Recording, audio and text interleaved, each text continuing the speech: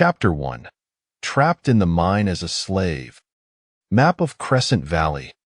P.S. Persist until the end for a surprise.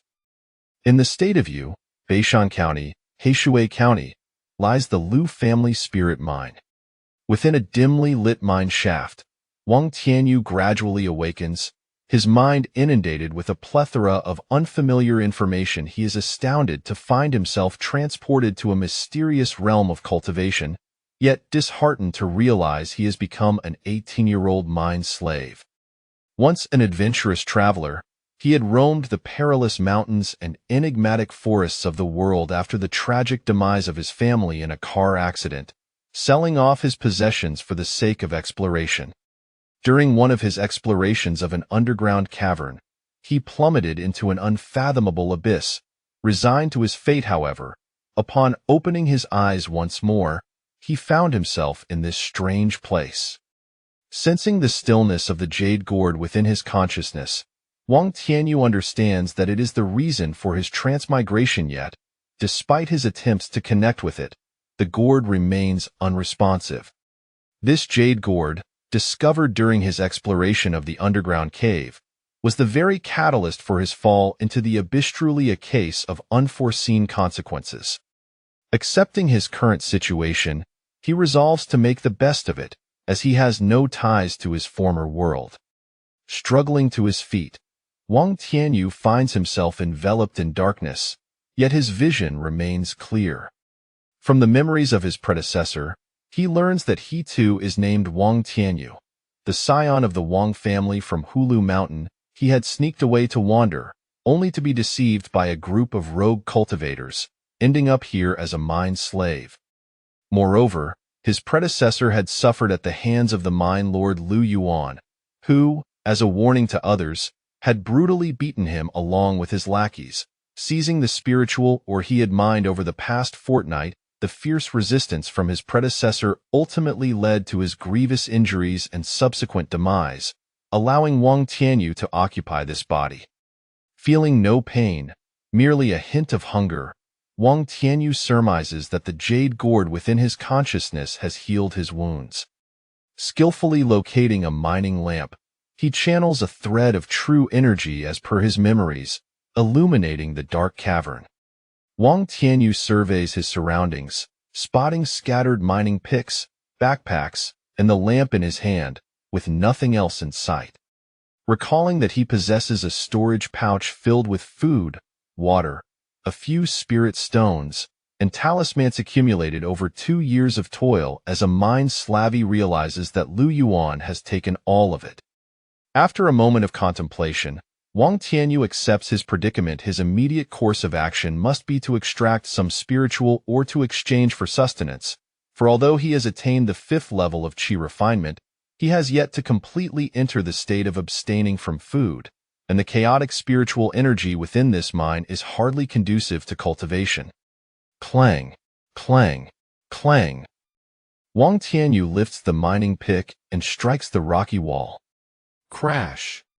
A golden ore drops to the ground, and Wang Tianyu, with a face full of delight, picks it up for examination. In his memories, he recalls it is known as golden crystal ore, a material suitable for crafting mid-tier magical artifacts. The Liu family, to which this mine belongs, is renowned for their expertise in weapon forging throughout Heishui County. Just as he prepares to toss the golden crystal ore into his backpack and continue mining, the jade gourd within his consciousness suddenly trembles, and a message appears in his mind. It suggests that the gourd desires to consume the golden crystal ore. Wang Tianyu feels a surge of excitement at having established contact with the gourd, yet he remains uncertain about how to facilitate its consumption. Can he truly command the gourd to devour the ore? Consume. Swish. At the very moment the thought crosses his mind, the golden crystal ore vanishes from his grasp. Does controlling the gourd to consume the golden crystal ore require the expenditure of true energy and spiritual consciousness? He distinctly senses that as the golden crystal ore is absorbed by the gourd, a fragment of his spiritual consciousness and true energy is depleted. However, To his astonishment, moments later, the gourd tips, releasing a stream of golden energy from its spout. Is this golden spiritual energy? Wang Tianyu instantly recognizes the nature of this energy. The golden crystal ore, consumed by the gourd, has reverted to its primal form of golden spiritual energy. Does this mean that as long as he has sufficient spiritual ore, he can cultivate here? Buzz. The gourd affirms Wang Tianyu's thoughts. This revelation fills him with elation indeed. There is hope yet. With his mixed elemental roots of gold, wood, and fire, he can harness the golden spiritual energy for his cultivation. Ecstatic, Wang Tianyu quickly assumes a meditative posture, following the cultivation method of the golden flame technique from his memories to absorb the energy. After a short while, however, his excitement wanes as he feels a mere trickle of true energy accumulating in his dantian. The spiritual energy released by the gourd is far too sparse for prolonged cultivation. Suddenly, the gourd quivers, and Wang Tianyu, previously listless, finds his eyes widening in shock and excitement. The gourd has transmitted a message. It requires the consumption of more spiritual materials to generate additional spiritual energy, and furthermore, he needs more materials to unlock the gourd's spatial capabilities. Indeed, a personal space. Wang Tianyu can hardly contain his exhilaration. Then, a thought strikes him. Since the gourd can consume the golden crystal ore at his behest, could it also assist him in mining? Consume. With this notion in mind, Wang Tianyu directs his spiritual consciousness to envelop the stone wall before him. In no time, a sizable cavity appears, as if carved by a sharp instrument, as the gourd devours the stone. Instantly, the gourd produces an abundance of spiritual energy, far exceeding what it had before. The recently consumed stone wall contained at least dozens of golden crystal ores, enough to yield a multitude of spiritual energy for his cultivation. It pains me so. Before Wang Tianyu can celebrate his fortune, an excruciating pain suddenly pierces through his consciousness, prompting him to scream out in agony as he collapses. Time passes, and when Wang Tianyu awakens, he feels a throbbing pain in his head and an emptiness in his dantian, instantly grasping the cause. Although he had successfully commanded the gourd to consume a sizable section of the stone wall, it had drained his spiritual consciousness and true energy entirely. His spiritual consciousness stems from his soul and essence. Controlling the gourd to consume materials not only depletes spiritual energy but also his soul's power.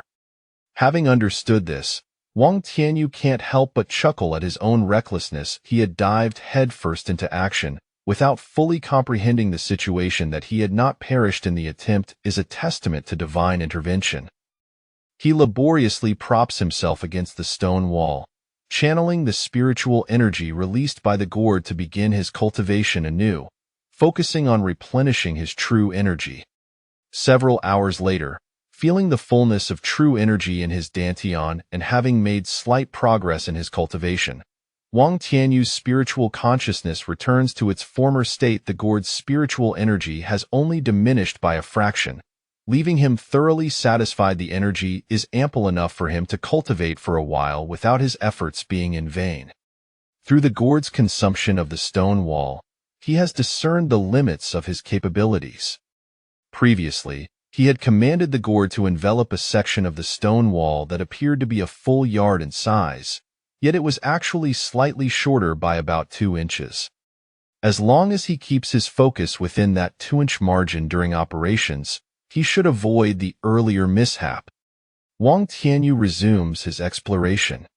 Consume. This time, he commands the gourd to devour a half-yard section of the stone wall. Indeed. Upon comparison, Wang Tianyu realizes that his spiritual consciousness and dantian's true energy have only been reduced by nearly half. With this newfound knowledge, he feels a sense of clarity. Sensing the rich spiritual energy within the gourd, he quickly sits cross-legged, resuming his cultivation to replenish his true energy and vitality. The efficiency of this extraction through the gourd is exponentially superior to his previous method of mining with a pickaxe. Moreover, it continuously provides him with the spiritual energy necessary for cultivation. P.S. A word of caution for those who have stumbled upon this book. 1. The protagonist is rather inept yet adventurous. Meandering through the narrative, it may take 200 chapters before he returns to support his family. If you prefer familial themes, feel free to skip to chapter 200 or patiently continue reading. 2. The early chapters may seem overly indulgent around chapter 100. The author will address certain narrative inconsistencies that have drawn criticism, particularly those involving interactions with women. If this displeases you, you may simply skip those sections during writing. It was approached with a modern narrative style, and although some aspects could not be significantly altered, I ask for your understanding. 3. If you find yourself unenthusiastic, please consider leaving a 4 or 5-star review to encourage the author in their pursuit of originality. It is a virtue. 4. Please be kind in your critiques. While I welcome constructive feedback on the book's shortcomings, I am aware of its flaws. Thoughtful suggestions will be met with a willingness to amend if something cannot be changed. I will clarify. Personal attacks, however, are unwarranted. 5. For those who wish to continue reading after considering these points, you are truly devoted readers, equipped with the essential skill of patience. This is a lengthy, slow-burning tale of cultivation, intricately revealing a mysterious world of spiritual practice. Additionally, any acknowledgments at the end of certain chapters do not consume chapter word count. Each chapter exceeds 2,000 words, often reaching 4,000 or 5,000. Hence, there is no intentional padding for word count. Chapter 2. The Gourd Space. Days have swiftly passed. Finally, I have achieved the 5th level of chi refinement. Now, I must take a moment to consolidate my energy before striving for a breakthrough to the 6th level. After concluding his meditation and feeling the abundant true energy within his dantian, Wang Tianyu's spirits soar. During these days, aside from the initial struggle against hunger and thirst, during which he exchanged a piece of golden crystal ore for food and water, he has devoted the remainder of his time to incessantly utilizing the jade gourd to excavate golden crystal. The mine shaft has deepened by over 4 yards, averaging nearly a yard of progress each day. He has consumed a substantial quantity of golden crystal ore. The efficiency of this mining is astonishing. It surpasses manual labor by hundreds of times. Wang Tianyu has also acquired ample spiritual energy for cultivation, having previously experienced a regression in his cultivation level. He has recently regained his former prowess and even achieved the consummation of the 5th layer of chi refinement. All of this brings Wang Tianyu immense satisfaction, as he senses the remaining spiritual energy within the jade gourd. There is still a significant amount left. Devour. With a mere thought, the remaining spiritual energy is swiftly consumed by the jade gourd, leaving it empty just as Wang Tianyu is about to utilize the gourd again to excavate the golden crystal mine. A sudden hum resonates. The jade gourd within his sea of consciousness trembles violently, drawing Wang Tianyu's attention. What is happening? He extends his consciousness towards the gourd. Whoosh! As soon as his consciousness makes contact with the gourd, he feels dizzy and, upon regaining clarity, discovers himself in an unfamiliar space. The space is not vast, resembling a hemispherical area with a diameter of around 10 zhang above him. A gray vortex of about a zhang in size swirls, while he stands upon black soil not far from him. In the center of the space, there appears a small pond resembling the mouth of a well, and then silence envelopes him. No sounds or objects are present. Wang Tianyu gazes once more at the only dynamic entity in this space, the gray vortex. Though he is unsure of where this vortex leads, he can vaguely sense that it seems to connect to a perilous realm above, indicating the existence of a mysterious space beyond his reach.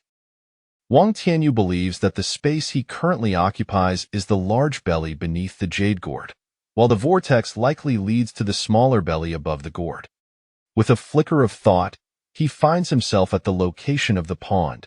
as if conjuring the object out of thin air by concentrating, he can instantaneously transport himself within this space. The pond contains a shallow pool of emerald green liquid, exuding a rich spiritual aura. Spiritual energy liquid? Wang Tianyu gazes in astonishment at the verdant liquid. This spiritual energy liquid, known as innate spiritual liquid, can only be produced under certain high-grade spiritual veins or special conditions. Such liquid can be used for weapon forging, pill concocting, and even crafting spiritual cuisine. Most importantly, it can be utilized directly for cultivation, eliminating the drawbacks of pill toxicity and resistance that arise from excessive consumption of medicinal pills. It can be a lifeline in urgent situations, replenishing one's true qi when it is nearly depleted, such as during a desperate escape or tribulation.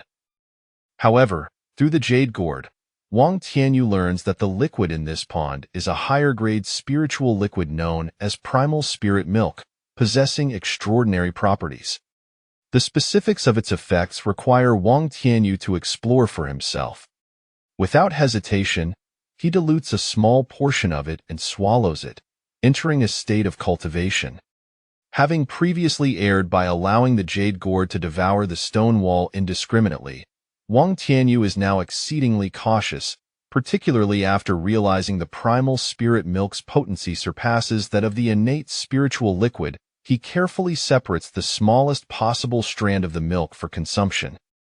Even this minuscule portion fills him with an overwhelming surge of spiritual power, causing his meridians to swell and leaving him feeling somewhat unwell. Alarmed, he quickly channels all his strength to circulate the Jin Yin Ju to transform this spiritual energy.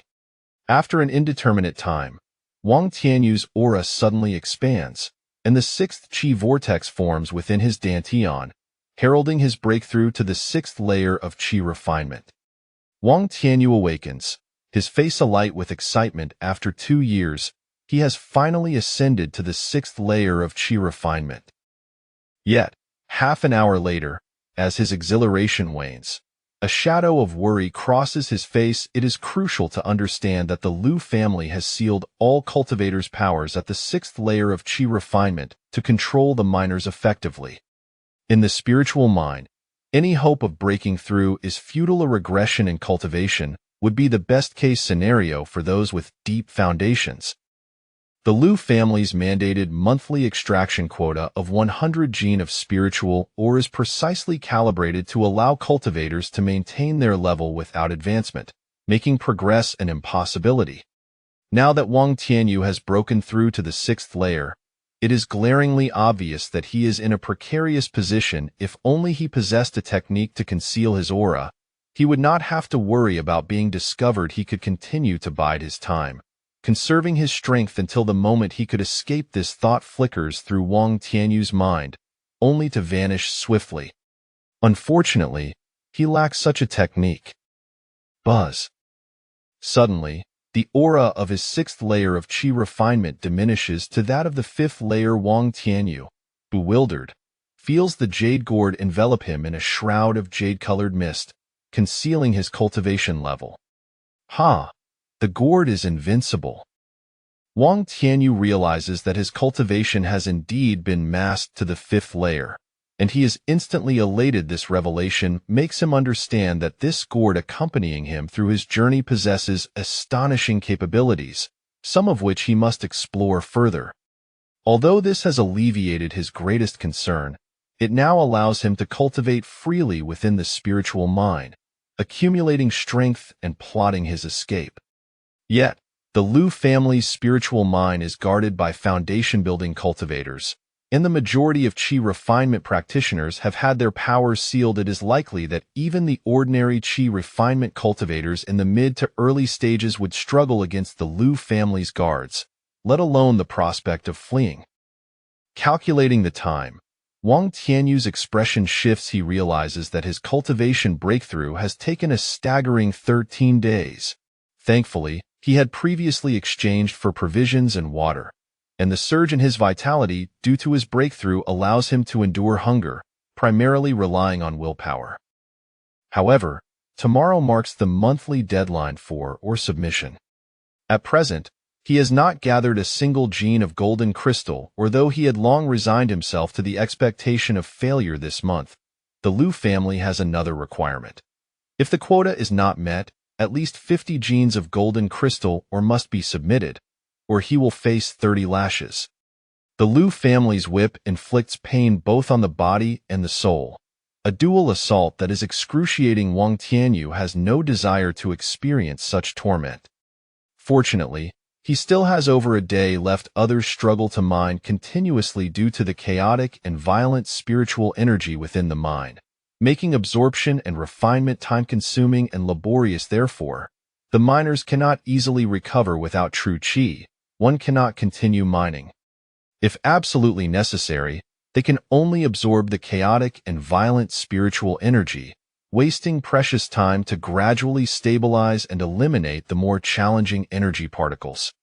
However, Wang Tianyu, equipped with the innate spiritual liquid from the gourd space, has no fear of depleting his true qi, allowing him to mine continuously, albeit with some fatigue.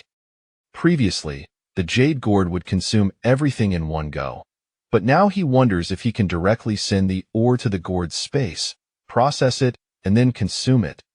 Time is of the essence. He hastily communes with the jade gourd to test this out, sweeping his consciousness towards the stone wall of the mine ahead. Whoosh! A half-zhang segment of the stone wall vanishes from view, appearing instead within the gourd space. Indeed, it works. Wang Tianyu exclaims, spotting the newly arrived half-zhang stone on the black earth with excitement, and he waves his hand. Decompose into golden crystal ore and consume the excess. With a flicker of his thought, the half-zhang stone rapidly disintegrates, yielding over 30 pieces of golden crystal ore of various sizes, totaling more than 100 genes. The surplus stone debris is consumed, maximizing resource utilization. He selects 25 genes of golden crystal ore to place in his backpack, ready for tomorrow's submission. Since he had some ore taken from him in the first half of the month, he must remain inconspicuous. 25 genes is already the maximum an ordinary person could mine, and considering the ore submitted in the first half of the month, he is assured of exceeding 50 genes this month. Having resolved the issue of his or quota, Wang Tianyu resumes cultivating to replenish his expended true qi and consciousness. Several hours later, fully restored, Wang Tianyu continues to mine, knowing that he merely needs to expend true qi and consciousness. This not only allows him to extract ore but also strengthens the solidity of his true qi and enhances his formidable consciousness.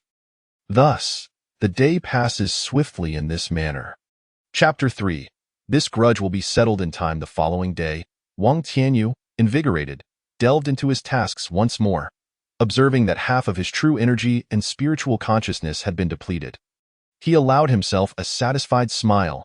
However, his appearance was disheveled, clothing tattered, hair unkempt, and his expression numb as he meandered back to the main mining tunnel.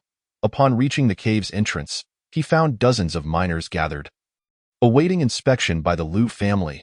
The atmosphere was suffused with silence, punctuated by the continuous arrival of more miners. Suddenly, Wang Tianyu felt a probing consciousness scanning over him. Following this sensation, his expression darkened as he recognized the culprits, Liu Yuan and his gang of mining bullies. Witnessing their brazen, mocking gazes directed at him, he feigned fear, lowering his head in silence. It was not an act of cowardice, but rather a recognition of his own limitations. Confronting them directly would serve only to amplify his helplessness. It was wiser to bide his time, to remain inconspicuous and await the opportunity for revenge.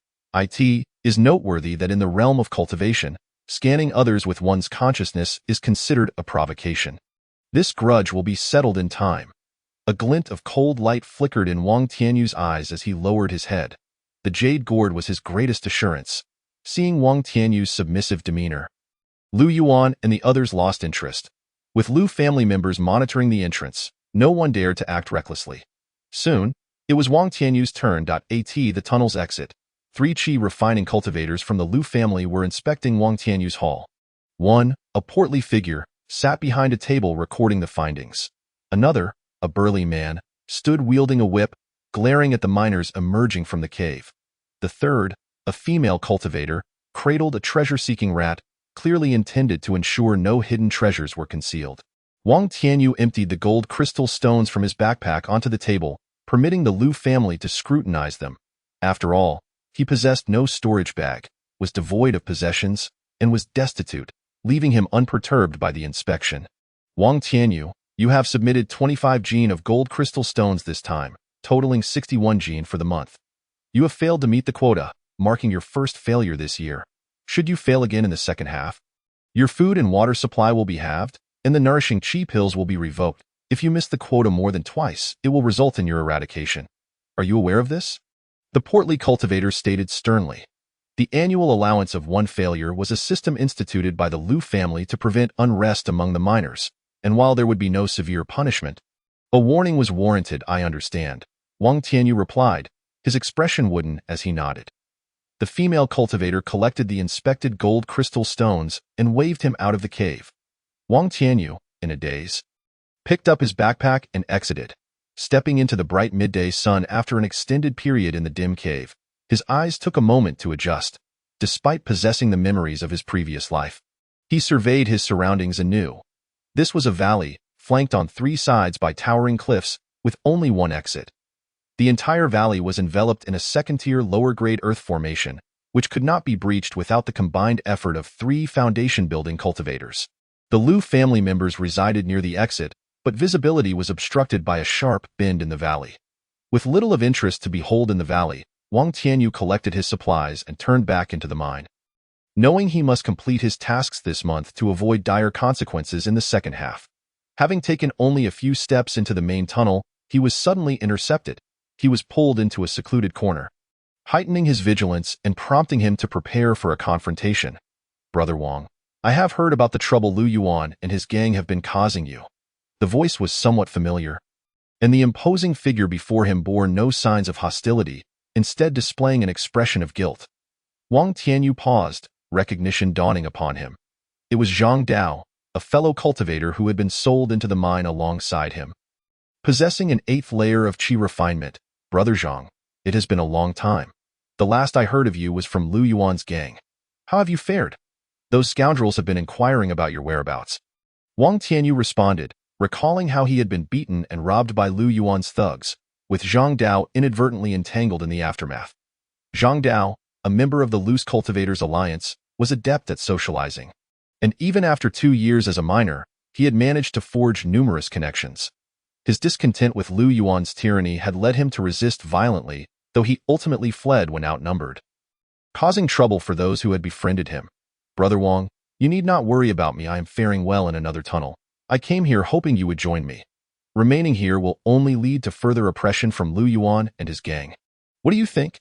Zhang Dao, feeling guilty for Wang Tianyu's plight, issued an invitation. Brother Zhang, beneath this mine, it is all the same. Who knows when we will see the light of day again? Wang Tianyu shook his head. Politely declining, Zhang Dao sighed, understanding the truth in Wang Tianyu's words. The mine had numerous branches, each harboring various factions and mining bullies. He had only just begun to establish himself and was uncertain of his future. Thus he refrained from pressing the matter, intending to stabilize his position before discussing it further.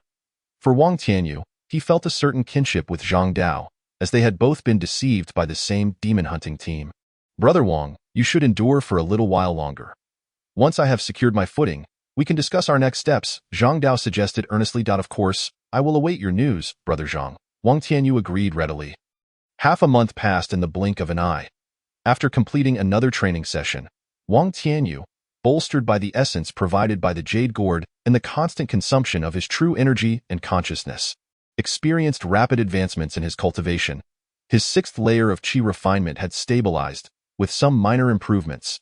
Just as he was about to commence work, his expression abruptly shifted. Thud, thud, thud. In his spiritual perception, he discerned the unmistakable sound of footsteps approaching from the depths of the tunnel.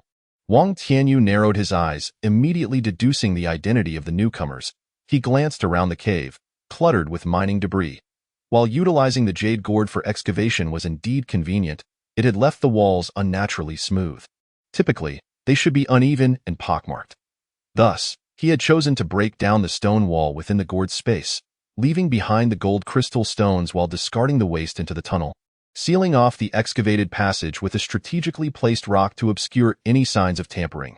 Hastily, he stored over 20 gene of gold crystal stones into his backpack, awaiting the arrival of the intruders. Wang Tianyu watched as a bright light appeared in the distance, growing nearer, revealing 3 shadowy figures. As they approached, he recognized their faces, and his expression darkened. These 3 were the very lackeys who had robbed him alongside the mining bully Lu Yuan last month, with Chun Wu, a bald middle-aged man, leading the charge.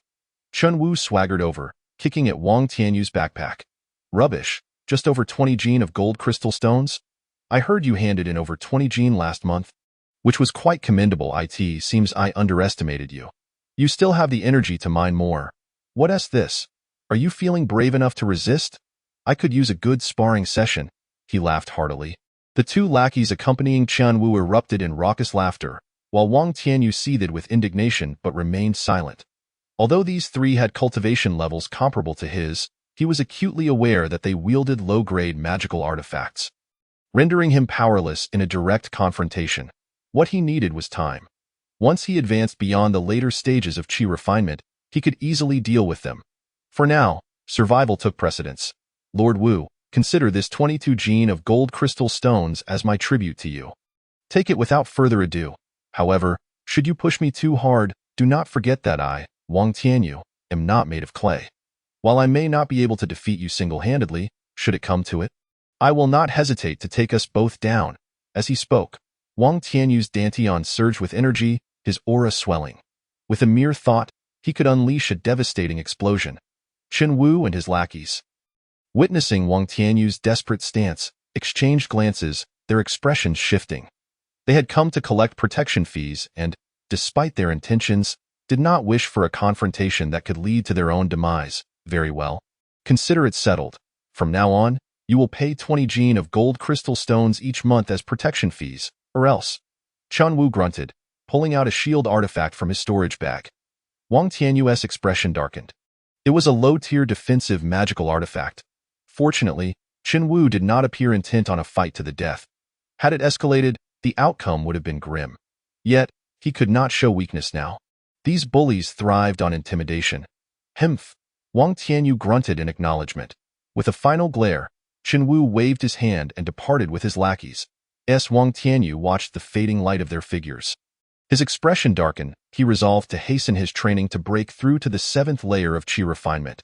Yet before that, he needed to arm himself. Being without weapons was exceedingly uncomfortable. Chapter 4. The Mine Trading Fair at the end of each month. A gathering organized by a group of miner slaves occurs within the depths of the mine, where they engage in a trade fair, exchanging their goods and resources. In this subterranean realm, gold crystal ore serves as the primary currency, alongside other essential items such as qi-boosting pills, spirit stones, magical artifacts, and food, all of which hold significant value, albeit secondary to the gold crystal ore. After all, as miner slaves, they are tasked with monthly duties. And prior to their capture, they have been thoroughly stripped of their possessions, leaving them impoverished. The only items available for trade are the cultivation techniques and knowledge of various arts they possess. However, within the mine, such knowledge is often deemed the least valuable. In the past, Wang Tianyu had participated in these trading fairs, primarily exchanging for qi-boosting pills, initially harboring hopes of making breakthroughs to seize an opportunity for escape. Yet, over time, he realized the futility of such efforts. This time, he prepared several hundred pounds of gold crystal ore as a contingency, intending to purchase low-tier magical artifacts. Rumor had it that members of the Lu family were involved in the sale of such artifacts within the mine. Otherwise, who else would possess the capability to forge them? Wang Tianyu navigated through the winding paths until he arrived at an abandoned tunnel, the designated location for the monthly trading fair. Participants gathered here voluntarily, as there were few lucrative opportunities, and even the mine overlords were disinterested in participating. The only semblance of profit lay in the sale of magical artifacts, a business exclusively held by the Lu family. And no one dared to intrude upon it. Upon his arrival, he found dozens of individuals already congregated, each maintaining a considerable distance from one another, shrouded in secrecy, for no one dared to probe the identities of others with their spiritual sense. He scanned the area, searching for vendors of magical artifacts. Most of the attendees were practitioners exchanging cultivation techniques and knowledge of various arts for ore, chi-boosting pills, food, and other essentials. He paid them no mind. His sole intent was to procure a magical artifact for self-defense, while the knowledge of techniques could be pursued at a later time. Eventually, he reached the end of the tunnel and spotted a few magical artifacts laid out on the ground. A young cultivator sat cross-legged, eyes closed in meditation, seemingly indifferent to the lack of inquiries regarding prices, which made Wang Tianyu's presence all the more conspicuous. Observing the 5 magical artifacts before him, a small knife, a small sword, a small shield, a wolf-tooth club, and a tiny needle, he noted their diminutive sizes. The knife, sword, and club were relatively small, while the needle was so slender that it resembled a mere toothpick. Without spiritual sense, an ordinary person might not even notice them. They were simply too tiny. After pondering for a moment, he decided to inquire about the prices before making a choice, although he had a preference for the small sword. "Esteemed friend, may I inquire about the prices of these 5 magical artifacts?" The young cultivator opened his eyes and glanced at Wang Tianyu, recognizing his concealed demeanor and adherence to the unspoken rules. He refrained from probing with his spiritual sense and coldly replied with the information. "They are all low-tier first-grade magical artifacts. The small knife and small sword are priced at 100 pounds of gold crystal or 20 chi-boosting pills. Special techniques will suffice. The small shield is 150 pounds of gold crystal or 30 chi-boosting pills, or similar special techniques. The wolf-tooth club is priced at 170 pounds of gold crystal or 45 chi-boosting pills, or special techniques. The needle is 200 pounds of gold crystal or 60 chi-boosting pills, or special techniques."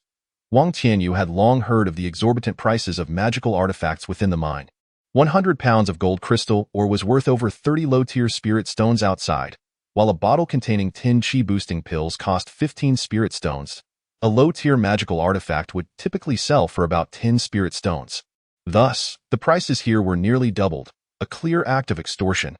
"I'll take the small sword," he declared, cutting straight to the point and selecting his target, ready to pay the 100 pounds of gold crystal ore.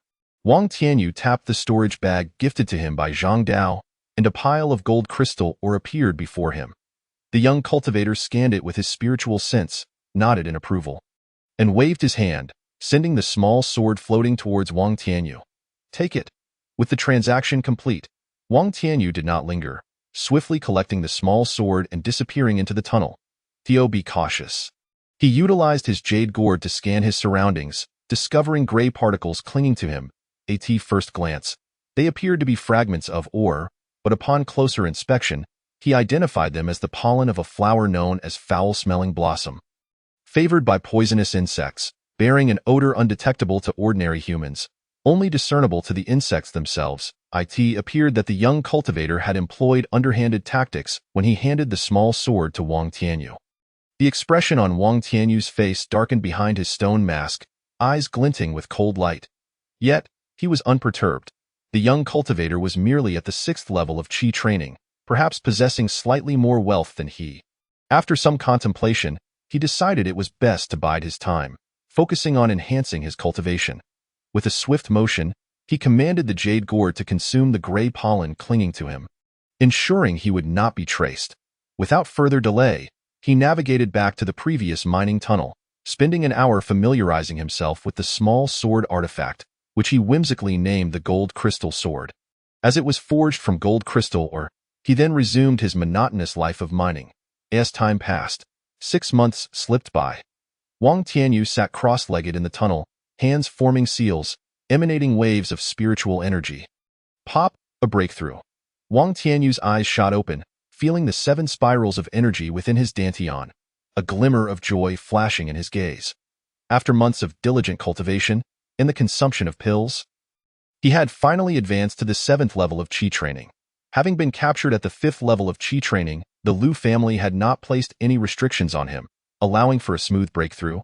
With 3 spirit roots, at the age of 19, his progress in the cultivation realm was neither the fastest nor the slowest, but comparable to that of a 2 spirit root practitioner, illustrating the extraordinary speed at which he could cultivate given ample resources. While being trapped in this mine was unfortunate for Wang Tianyu, it also afforded him a peculiar fortune. He could voraciously absorb the resources of the mine for his own benefit. aside from a lack of personal freedom. He even entertained thoughts of enduring this existence indefinitely. Unfortunately, Lu Yuan and Qin Wu, along with their ilk, afforded him little time to advance further. In recent months, the exploitation of scattered practitioners like him by the mine overlord Lu Yuan had intensified. Initially, the monthly or contribution was merely £20, but by the half-year mark, it had escalated to £30. Each month, they were required to submit £100 of or to the Lu family, in addition to an extra £30 to Lu Yuan and his fellows, far exceeding the limits of a minor slave. Last month, over a dozen minor slaves failed to meet the monthly quota of £100. Lu Yuan and his associates sought to take advantage of the approaching year-end, when many practitioners had yet to utilize their singular opportunity to forego the £100 of or. Engaging in rampant extortion. During this half-year period, Wang Tianyu had discreetly traded some techniques and knowledge of various arts with fellow practitioners who could not gather sufficient or, capitalizing on Lu Yuan's crazed exploitation. His most significant acquisition had been the knowledge of basic artifact crafting from a practitioner with a forging legacy, enabling him to forge low-tier first-grade magical artifacts. Over the past 6 months, he had diligently studied the crafting methods for 3 types of artifacts: knives, swords, and shields. Memorizing the processes thoroughly, he had attempted crafting several times. Although he encountered numerous failures, he nonetheless gained invaluable experience. Chapter 5. Reaping the Lu family's profits. Breaking through to the 7th level of Qi training ignited Wang Tianyu's passion for cultivation. However, having just achieved this milestone, he recognized the need to solidify his foundation and refrain from reckless practices. Following his breakthrough, he resumed his daily mining routine, both to provide for the jade gourd's consumption and to sustain his own cultivation. The continuous absorption of spiritual resources was essential for the jade gourd to produce more primal spirit milk. Thanks to his diligent mining efforts, the jade gourd was able to devour substantial quantities of spiritual resources, yielding a drop of primal spirit milk each day. His needs were modest. A mere trace of this spiritual liquid sufficed for his cultivation, with the remainder accumulating in the spiritual pond. Occasionally, he would indulge his curiosity by utilizing fireball techniques for artifact crafting. Though he had never succeeded due to the limitations of his circumstances, the practice remained beneficial. Moreover, with an abundance of cultivation resources at his disposal, Wang Tianyu had amassed over 1,000 pounds of gold crystal ore, refraining from allowing the gourd to consume it. This ore, worth more than 300 spirit stones, represented a contingency plan for him to cash in upon his eventual escape. His daily enjoyment stemmed from the depths he had mined. Over the past 6 months, he had progressed over 200 zhang forward, digging at a downward angled as for how far he remained from the surface. He was uncertain and did not concern himself with it. This lifestyle continued for several days. Clang! As Wang Tianyu utilized the jade gourd to unearth a half-zhang-sized stone block, the block vanished, revealing not the stone wall, but a layer of yellowish light membrane. Wang Tianyu stared at the light membrane in confusion, pondering why the ore had seemingly disappeared, obstructed by a layer of luminous barrier. Could it be? As he contemplated the yellow light membrane, a sudden thought crossed his mind. This must be the boundary light shield of the Lu family's second-tier low-grade thick earth formation. He deduced, realizing he had reached the edge of the formation. Could the jade gourd absorb the formation's energy? With that thought in mind, he summoned the jade gourd to envelop the yellow light membrane before him. Devour! Pop! The thick earth formation ruptured, creating an opening the size of a bowl, releasing a surge of spiritual pressure. The surrounding light membrane swiftly closed in, attempting to repair the damaged formation. It worked. Upon observing the unfolding situation, Wang Tianyu's face brightened with delight. He had expended merely 1/3 of his spiritual consciousness and true energy to breach the formidable earth formation, and although the resulting breach was no larger than a bowl's opening, it nonetheless indicated the efficacy of his method. Yet, within moments, the small aperture vanished, and the luminous membrane restored itself to its original state. 18 Uncle, the formation has once again been compromised by the spirit-devouring ants. He reported in a nearby building at the bend of the canyon's exit. A charming young girl of 18 years gazed at the minuscule breach resembling a pinprick in the ethereal manifestation of the formation before her, and called out, "Rongxia, stop making such a fuss all the time.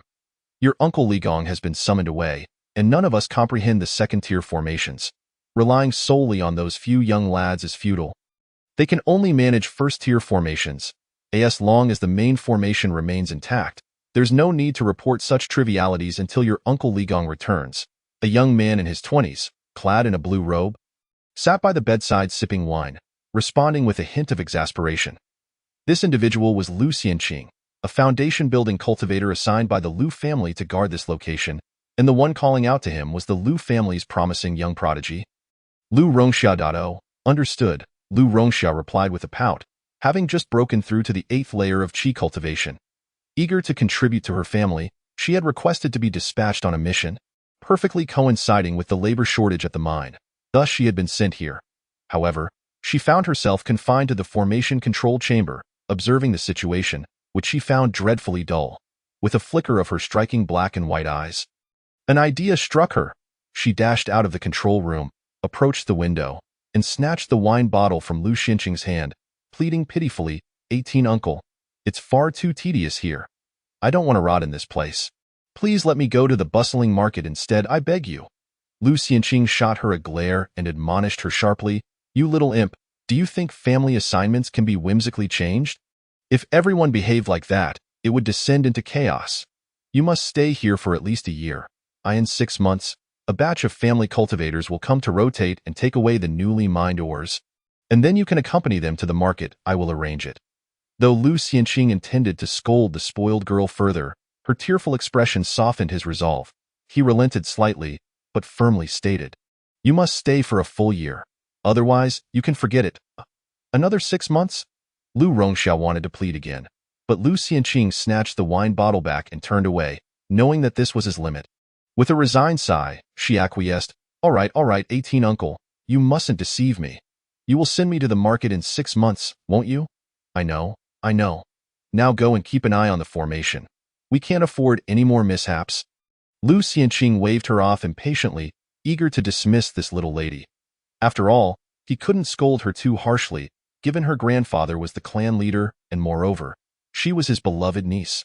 Reluctantly, Lu Rongxia returned to the formation control room, while Wang Tianyu turned his attention to the situation following the jade gourd's absorption of the formation's energy. To his astonishment, this energy manifested as a tangible essence that the jade gourd could directly consume for its own use. Just moments prior, it had produced 2 drops of primordial spirit milk, far exceeding the yield of a day's labor in mining, and it required less spiritual consciousness and true energy. This revelation inspired him with a notion of reaping benefits. Of course, one could not focus solely on one location for such endeavors. Otherwise, it would be glaringly obvious. Hence, he began to horizontally extend the channel in the direction of the luminous membrane, consuming a wave of formation energy every few dozen yards. Creating a breach the size of a bowl, Lu Rongxia, monitoring from the control room, soon lost interest, merely documenting the occurrences on a jade slip. The frequency of spirit-devouring ant attacks on the formation had increased recently, resulting in a significant rise in the expenditure of spirit stones. Although informing 18 Uncle Lu Xianqing yielded no heed, as the monitor, she felt obliged to keep records and diligently replace the spirit stones. Unbeknownst to Wang Tianyu, his tactic of shifting locations aligned perfectly with the behavior of the spirit-devouring ants outside the formation. The Lu family had strategically placed the formation's boundary here because a mere few dozen yards beyond lay the spirit-devouring ant nest. Teeming with winding tunnels, the Lu family's gold crystal or vein was also a target for these ants. Despite several attempts to eradicate them, the Lu family had met with failure and subsequently abandoned the extermination plan. Instead, they established a second-tier inferior earth formation in a region yet to be disturbed by the ants, seizing a portion of the rich or vein. The Lu family's rationale for capturing unfamiliar cultivators was to expedite the mining process to its conclusion.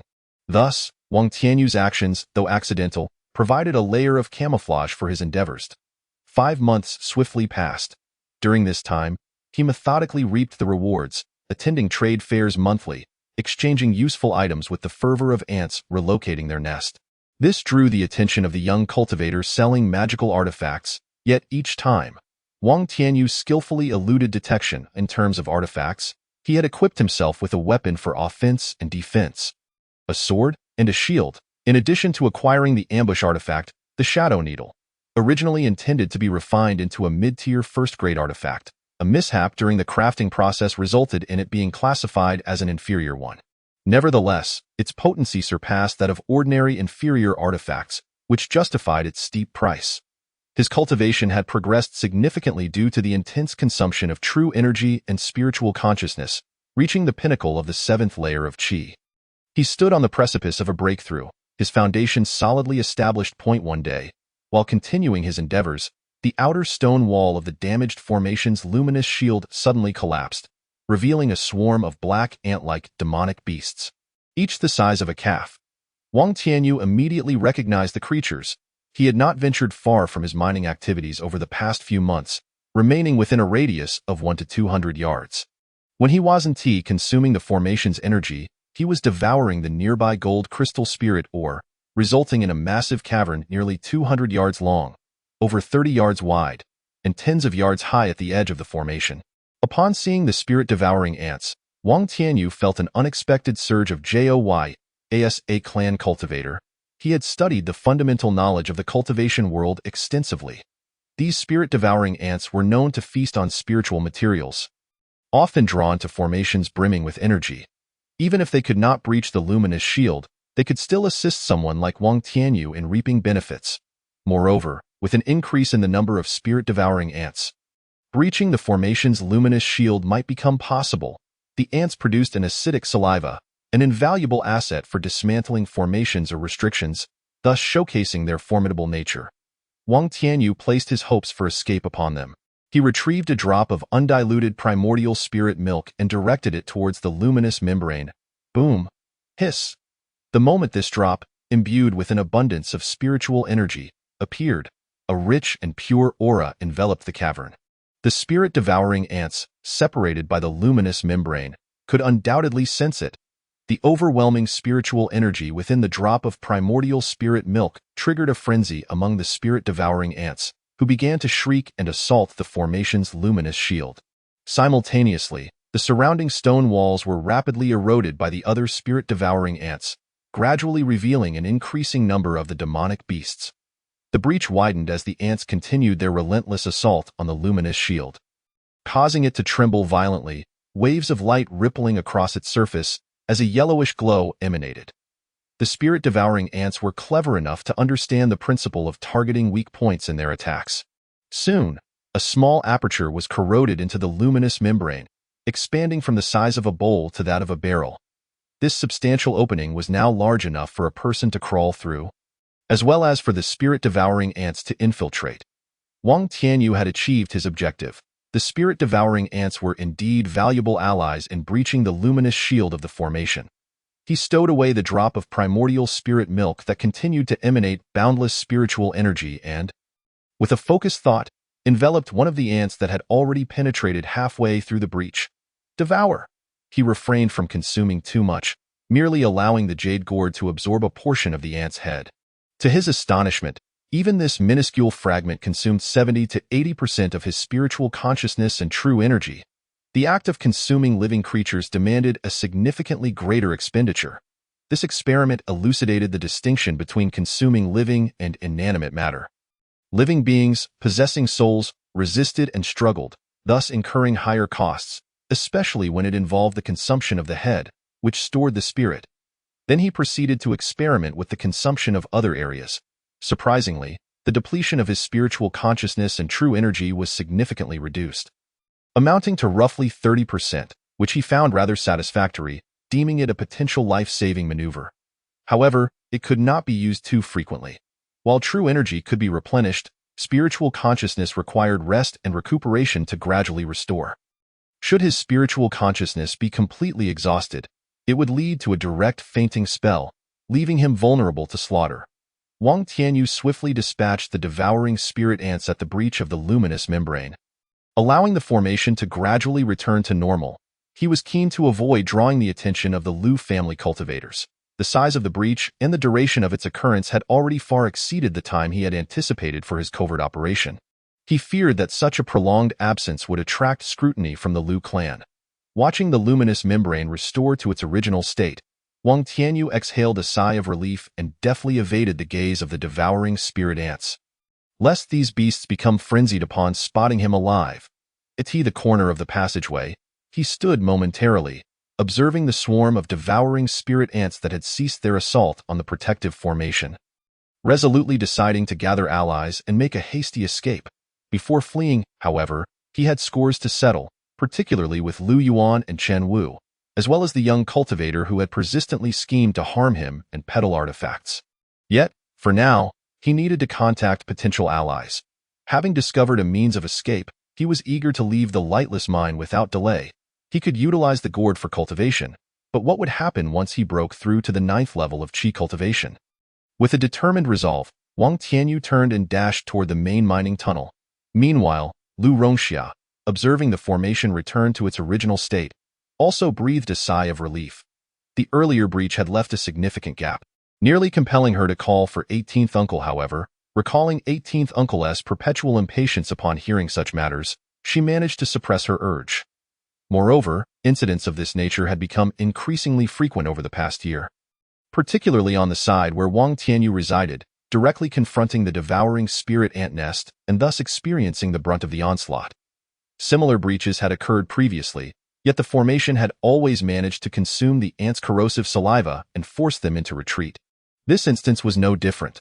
Ultimately, the formation's defensive capabilities proved superior.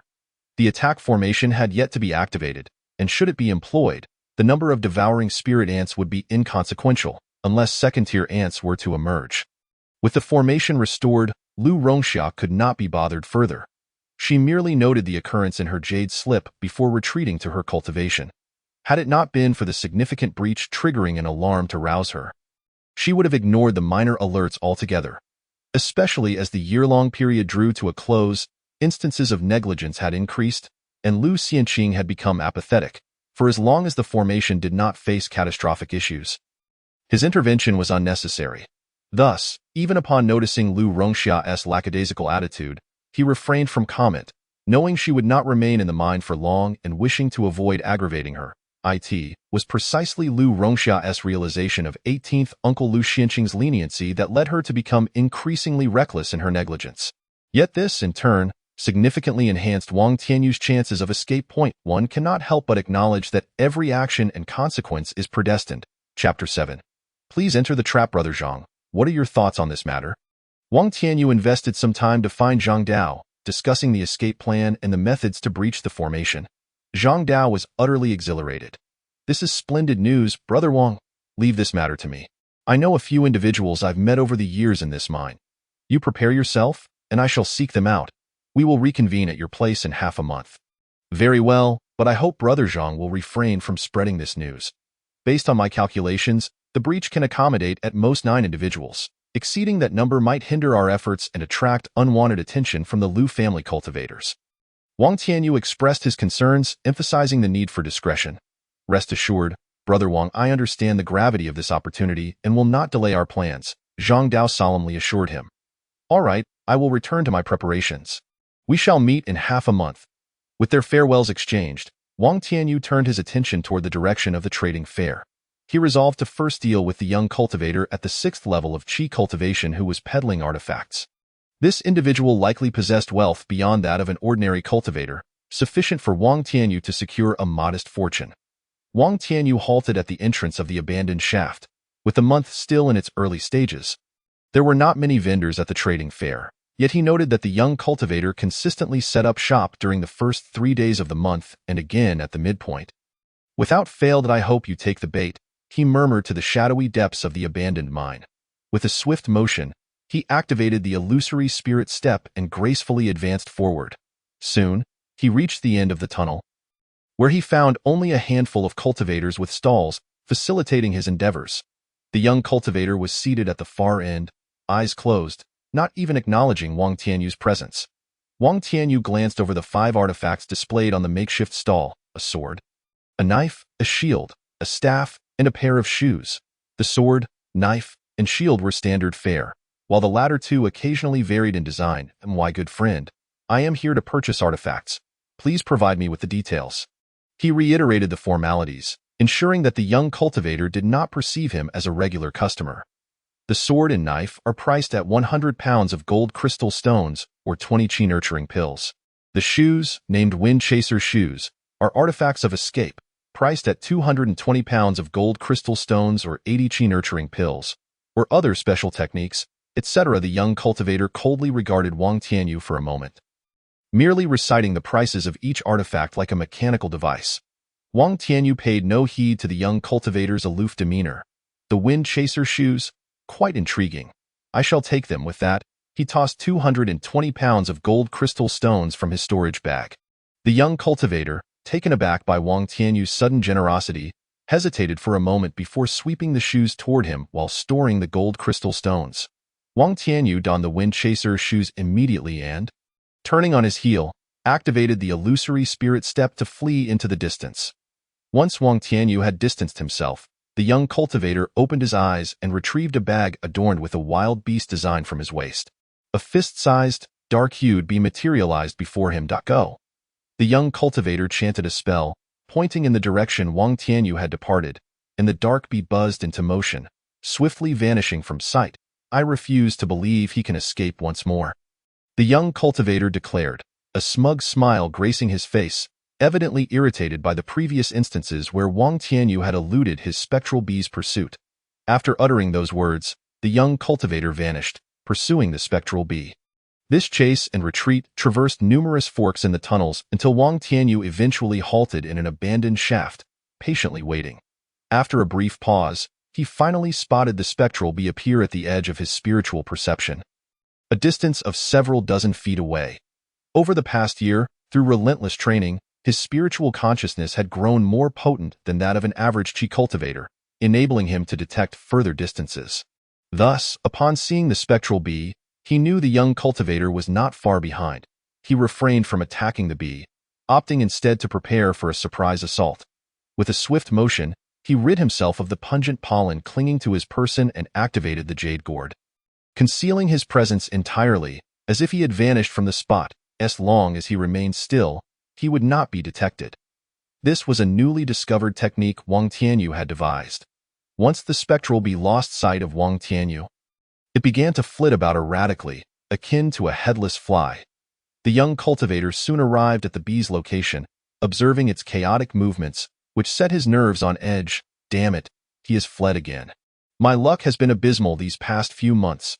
Aside from a single successful transaction, most have evaded capture. What a stroke of misfortune! The young cultivator vented his frustrations with a tirade of curses, signaling for the spectral bee to return to his spirit beast bag, and turned to leave. At that moment, just a mere yard from him, Wang Tianyu seized the opportunity as the young cultivator turned around, decisively launching the shadow needle. Buzz! The shadow needle shot forth instantaneously towards the young cultivator's head, yet alas, it was thwarted by a layer of golden light surrounding him. Having heard the buzzing sound, the young cultivator immediately sensed something amiss and swiftly activated the diamond talisman he held in hand, narrowly intercepting the shadow needle at the last moment. The shadow needle? The young cultivator gasped. Recognizing the artifact that had been employed against him, he cast a dark and fierce glare at Wang Tianyu, realization dawning upon him. So it is you. I wondered why I had been failing so frequently these past 6 months. It turns out you were behind all those facades. Very well. At that moment, the young cultivator comprehended that he had been outsmarted. Previously, the cultivators he encountered had managed to evade his pursuit, but this time, someone had lured him into revealing himself, and he understood perfectly well what this indicated. It was merely a matter of plundering and killing for treasures, much like he himself had done. Enraged, the young cultivator slapped his spirit beast bag, and a swarm of spectral bees, numbering in the hundreds, materialized behind him, sending a chill down the spine of anyone who beheld them. The spectral bee was a notorious poisonous creature. Its stinger contained a lethal toxin that could either kill or severely injure its target, and its wings produced a unique sound wave that could attack the soul. Go. The young cultivator commanded the spectral bees to assail Wang Tianyu. Yet Wang Tianyu remained unperturbed, his gaze fixed upon the young cultivator with a chilling intensity, as though regarding a lifeless being. Devour? Ah! The young monk suddenly found a portion of flesh missing from his throat, the intense pain causing him to lose his composure. Wang Tianyu would not let such an opportunity slip by. With a swift motion, the shadow needle, akin to an assassin lurking in darkness, pierced through the young monk's temple, eliciting a drop of blood. The young monk was incredulous, unable to fathom how he had fallen victim to such a treacherous ambush. The flesh at his throat seemed to vanish into thin air, leaving behind an eerie mystery. Overwhelmed by confusion and the bizarre nature of his demise, the young monk was irrevocably drawn into the realm of shadows. As the swarm of shadow bees lost their master's control, chaos ensued. Wang Tianyu directed his consciousness towards the tumultuous swarm, and in an instant, they vanished from sight. Not through the activation of a devouring skill, but rather by being confined within a spatial realm. This newfound ability of the Jade Gourd allowed him to directly pull weak creatures or items into its space, where he could manipulate their existence at will. For living beings like the young monk, should they resist, he would be unable to pull them in unless his cultivation vastly surpassed theirs. Otherwise, he could only resort to his devouring skill, inflicting a wound to disorient them before delivering a decisive strike to obliterate them. This technique had become second nature to him over the past few months, rarely employed yet consistently effective. Chapter 8. Assessing gains with vengeance served, Wang Tianyu exhaled a sigh of relief, yet he did not forget to assess his spoils. With a wave of his hand, 3 bags from the young monk flew into his grasp. He then cast a fireball spell upon the young monk's lifeless body before departing. Boom! After Wang Tianyu's exit, a fierce blaze erupted in the passageway, and soon the area was left charred and indistinguishable, erasing all traces of the monk's presence. Upon returning to his own tunnel, Wang Tianyu scrutinized the 3 bags, occasionally scanning with the Jade Gourd to ensure there were no traps. Among the 3 bags, one was a spirit beast pouch while the other 2 were storage pouches. With the young monk deceased, Wang Tianyu easily dispelled the remnants of his consciousness attached to the bags. As he examined the contents of the storage and spirit beast pouches, he discovered that the young monk was indeed more affluent than the average cultivator. He found a staggering 73 spirit stones. There were dozens of low-tier magical weapons, and even a mid-tier magical weapon, which included a sword, a shield, and a flying lotus platform. Additionally, he came across a multitude of jade slips containing various techniques, manuals, and spells collected by the young monk. There were also a number of golden crystal and over a dozen spirit talismans, the most potent being mid-tier, encompassing attack, defense, and evasion techniques, along with some spirit herbs and seeds. Reflecting on the items left by the young monk, Wang Tianyu felt a sense of satisfaction in his decisive action, which had prevented the monk from retaliating. Had the monk been given the chance to utilize these magical artifacts and talismans, he could have stalled Wang Tianyu for a considerable time, and the consequences of such a stalemate were not a gamble he was willing to take. After this encounter, Wang Tianyu no longer underestimated the capabilities of cultivators. In dealing with Lu Yuan and Chen Wu, he resolved to approach them with the ferocity akin to a lion hunting a rabbit, ensuring he would not falter in his endeavors. He organized the items of value from the young monk, setting them aside while storing the remainder in the gourd space for future USE.AS. For the spirit beast pouch, it contained only a severely weakened queen bee and some bee eggs. As the other shadow bees had been confined within the spatial realm, now was the opportune moment to subjugate this swarm of shadow bees, as the queen was devoid of guardians, with her master deceased. The queen bee could not recognize a new master, for such creatures typically recognized only one throughout their lives. The death of the young monk had instilled a sense of urgency in the queen, compelling her to lay a batch of eggs despite her weakened state, an endeavor that typically took her a year to accomplish. In this desperate act, she had managed to produce over a dozen eggs, striving to extend the lineage of the shadow bees. Witnessing this, Wang Tianyu showed no mercy, promptly drawing the queen into the gourd space, and subsequently annihilated the controlled swarm, absorbing them into the gourd. For the remaining bee eggs, he dripped a drop of diluted essence into each, enhancing their vitality before imprinting his consciousness upon them. This time, the recognition of a new master was remarkably successful.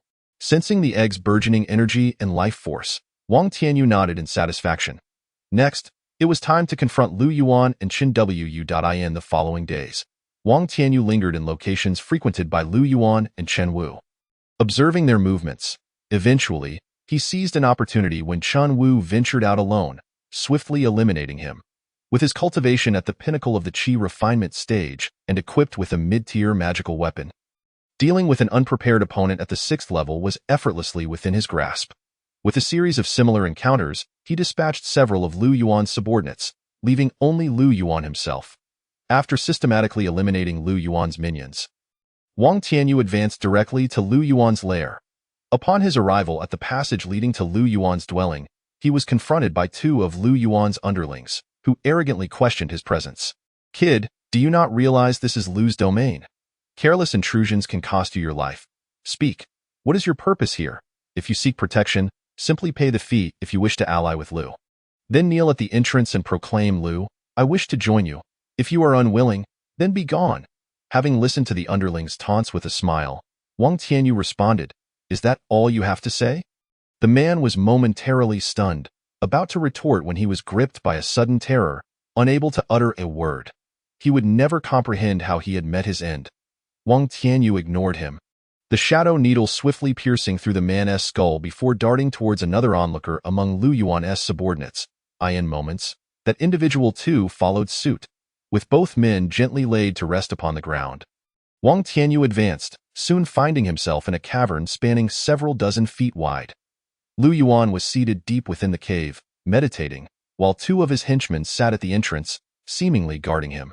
With a swift flick, the shadow needle preemptively struck, instantly vanquishing the two 6th-level Qi refinement cultivators. Wang Tianyu had become increasingly adept at wielding the shadow needle, rendering other magical artifacts unnecessary. Clang, after dispatching the guardians, the shadow needle soared towards Lu Yuan's head.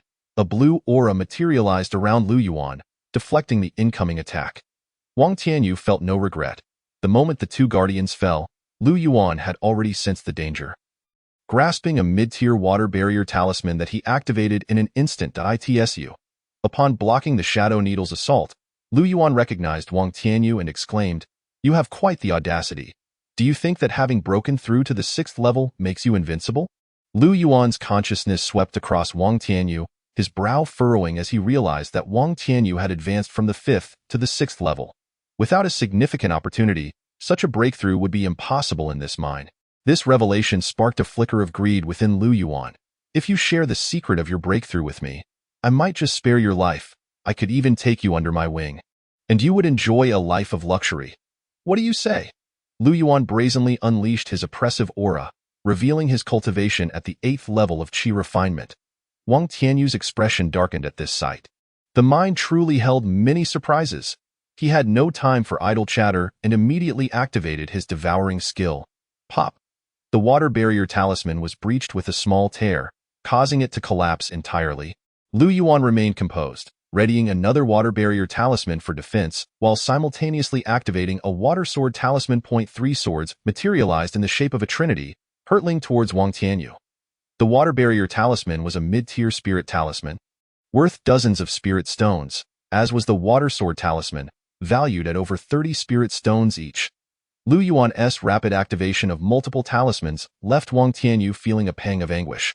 For these were his resources. The prior destruction of the water barrier had consumed less than a tenth of his energy and consciousness. With Lu Yuan at the 8th level, surpassing him, Wang Tianyu understood he could not afford a prolonged confrontation. He needed to conclude this swiftly. After devising a strategy, he utilized the mid-tier shield acquired from the young monk to counter the water swords, employing his illusory step to shift directions and dart towards Lu Yuan. Seeing this, Lu Yuan sneered, drawing forth a large blade from his storage pouch to launch an attack against Wang Tianyu. Chapter 9. Vengeance Achieved, Lu Family Strikes. The Great Sword is also a first-tier mid-grade magical artifact. Thus, Wang Tianyu managed to block this strike with his shield, yet it drained 2/10 of his vital energy. One can only imagine that Lu Yuan must have exerted himself fully in this attack as well. After several exchanges between the two, Wang Tianyu finally closed the distance to within 3 zhang of Lu Yuan. Lu Yuan, believing that Wang Tianyu intended to engage him in close combat, was perplexed by Wang Tianyu's audacity to confront a cultivator at the 8th level of Qi refinement. Nonetheless, out of caution, Lu Yuan began to maneuver, aiming to exhaust Wang Tianyu's vital energy. From the outset, he had been calculating the depletion of Wang Tianyu's vital energy, as a cultivator at the 8th level of Qi refinement himself. After exchanging several powerful moves, he had already expended over 40% of his own energy. He could hardly believe that Wang Tianyu, who was 2 levels below him, could still have any reserves left. His strategy was simple, to wear down his opponent. However, unbeknownst to him, Wang Tianyu indeed had only about 20% of his vital energy remaining. Though he was at the peak of the 7th level of qi refinement, the gap between him and Lu Yuan had not yet widened to an insurmountable extent. Moreover, with the aid of Yuanling Shen milk, he had no fear of a war of attrition.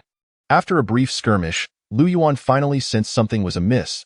As a dignified cultivator at the 8th level of qi refinement, he had already depleted 70% of his vital energy, yet his adversary continued to unleash the first-tier mid-grade spell. The giant sword technique, which was exceedingly taxing on one's energy, he consumed a qi recovery pill, which would restore energy rapidly for those at the mid-level of qi refinement, though its effects were significantly diminished for someone at the late stage like himself. Yet, he had no choice. In this mind, obtaining a mid-tier spirit pill was a stroke of good fortune.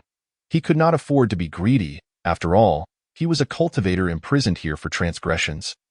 And had it not been for his lineage in the Lu family, he would have received even less favorable treatment. Indeed, Lu Yuan was a member of the Lu family, having been confined here to atone for his misdeeds. His cultivation had not been sealed, as he was also intended to serve as a spy, embedded within the mine to gather intelligence on the miners, in order to prepare the Lu family against any potential uprisings. Furthermore, he had received the consent of the foundational elder in this place. Should he reach the 9th level of qi refinement, he would be allowed to return to the family. This was precisely why he exerted himself to the utmost against the miners. Typically, he only took interest in particularly troublesome individuals, sending his underlings, such as Qin Wu, to collect protection fees from the rest. This explained his indifference to Qin Wu and others' recent disappearances. He was well aware that his subordinates would seek their own gains. And whether they were extorting the miners was of no concern to him. The lives of the miners were of no consequence to him. His subordinates needed to be rewarded for their efforts. Lest they cease to serve him. At that moment, Wang Tianyu observed Lu Yuan consuming the spirit pill and realized that Lu Yuan's vital energy was waning. Currently, his own energy was abundant, though his spiritual awareness had diminished by 30%. He could not afford to continue depleting it. Fire rain technique. Go. Giant sword technique. Go. Binding technique. Ha! Wang Tianyu unleashed 3 powerful spells in quick succession, combining attacks with restraints, forcing Lu Yuan into a solely defensive position. He then rapidly consumed the diluted Yuanling Shen milk to replenish his vital energy. Continuing his offensive, he unleashed another 3 first-tier mid-grade spells upon Lu Yuan like a torrential storm. Lu Yuan was left gaping in shock, exerting every ounce of strength to defend himself. He could only watch as Wang Tianyu relentlessly consumed something, resurrecting himself in place to unleash a frenzied barrage of spells. While his protective talismans were rapidly depleting, Wang Tianyu, however, was unperturbed by Lu Yuan's thoughts. He had discovered a method to exploit this situation, rendering Lu Yuan solely reliant on defense, unable to retaliate, as all his energy was devoted to maintaining his defenses. Yet, he did not need to consume pills to gradually restore his spiritual energy, for the Yuanling Shen milk granted him infinite possibilities for output, provided it remained within the limits of his meridians. Thus, he became akin to a machine for casting spells, consuming the spiritual liquid, unleashing 3 more powerful spells, consuming more spiritual liquid, continuing with 3 more powerful spells. It was only when Wang Tianyu sensed that his meridians could no longer bear the strain that he ceased such frenzied output. Meanwhile, Lu Yuan was left utterly bewildered. After enduring Wang Tianyu's final wave of relentless assaults, even his frantic consumption of spirit pills could not prevent his vital energy from nearing depletion. Unlike Wang Tianyu, he lacked the means for timely replenishment, now in a precarious state, teetering on the brink of exhaustion. He gazed at Wang Tianyu, his face pale and expression filled with terror, perceiving that this opponent was nothing short of monstrous. Where could he possibly have obtained such a miraculous item that allowed him to instantly restore his vital energy and unleash 4 waves of powerful spells? It must be some fortuitous encounter that not only enabled him to break through to the 6th level of qi refinement, but also allowed him to replenish his vital energy instantaneously. Yes, it had to be so. Lu Yuan's mind screamed in madness, but alas, all he witnessed was Wang Tianyu appearing before him like a specter, his sword piercing towards him, shattering his protective aura. All he saw was a headless corpse before him. And then his consciousness succumbed to darkness. Observing the demise of Lu Yuan, Wang Tianyu could not afford to revel in joy.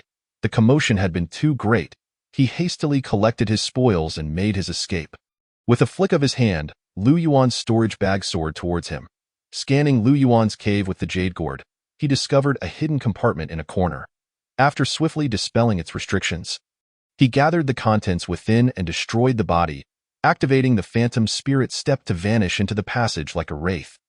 Moments later, miners drawn by the commotion began to gather, only to find Lu Yuan and his underlings missing, leaving only traces of battle within the cavern. Even members of the Lu family were attracted to investigate, but with no conclusive findings, they ultimately regarded it as a common vendetta. Yet, they intensified their surveillance in secret, activating numerous hidden operatives. However, after exacting his revenge, Wang Tianyu had no intention of taking further action. He returned directly to his mining spot. Not bad. Lu Yuan's wealth far surpassed that of the previous young cultivator.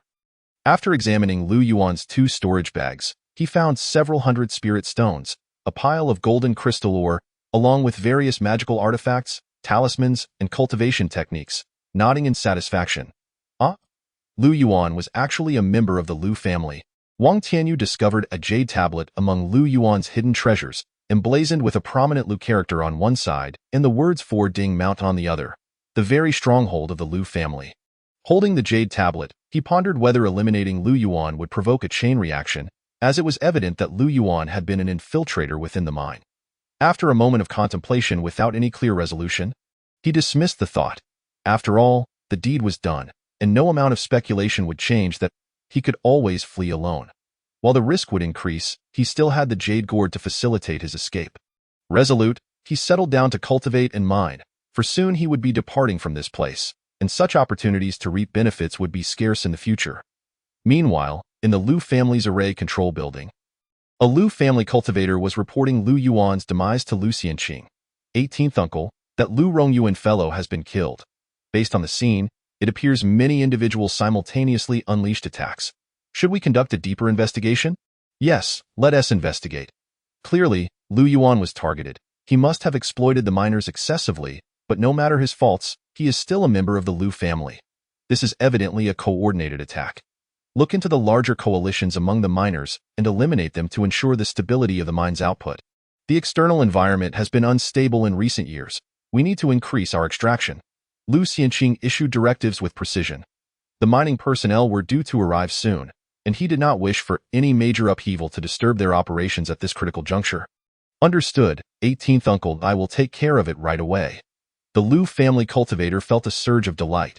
The young cultivator who had previously assisted him had vanished without a trace, and this was the perfect opportunity to investigate. After receiving the orders, he promptly took his leave. Soon after, the Lu family's stationed cultivators began to mobilize and enter the mine, targeting the large mining gangs. The leaders of these factions were publicly executed as a warning. Such coalition behavior would not be tolerated in the mine. Chapter 10. Breaking the array. Escaping time swiftly passed, and half a month had elapsed. Although the Lu family's campaign against the large gangs gradually subsided, the atmosphere within the mine remained tense. Approaching the end of the month, many miners were unable to meet their quotas, destined to fail in their tasks. However, these matters were of no concern to Wang Tianyu. He had sealed off his own passage with mining debris, and given its somewhat remote location, even if someone stumbled upon it, they would quickly depart, as the ore here had been thoroughly excavated by him, leaving only several zhang of rubble. Today, however, was different. A group of individuals arrived discreetly, observing the clearly abandoned mine tunnel with furrowed brows. They all turned their gazes toward a burly man at the forefront. One robust middle-aged man inquired, "Zhang Daoyu? Where is Wang Daoyu? There seems to be no one here." This group consisted of 8 individuals summoned by Zhang Daoyu. "Do not worry, Zhang Xian Daoyu. We arranged to gather today. Wang Daoyu will surely arrive. Let us wait a moment." Zhang Xian and the other 6 exchanged glances, nodding in agreement with Zhang Dao's words. Consequently, they settled down in a circle, patiently awaiting the passage of time. Before long, 2 hours had slipped away, and some began to grow impatient. Were it not for Zhang Dao's constant soothing words and the lingering hope of escape, someone might have already fled. Suddenly, a cacophony of falling earth and stones from the cave's end startled Zhang Dao and the 8 companions.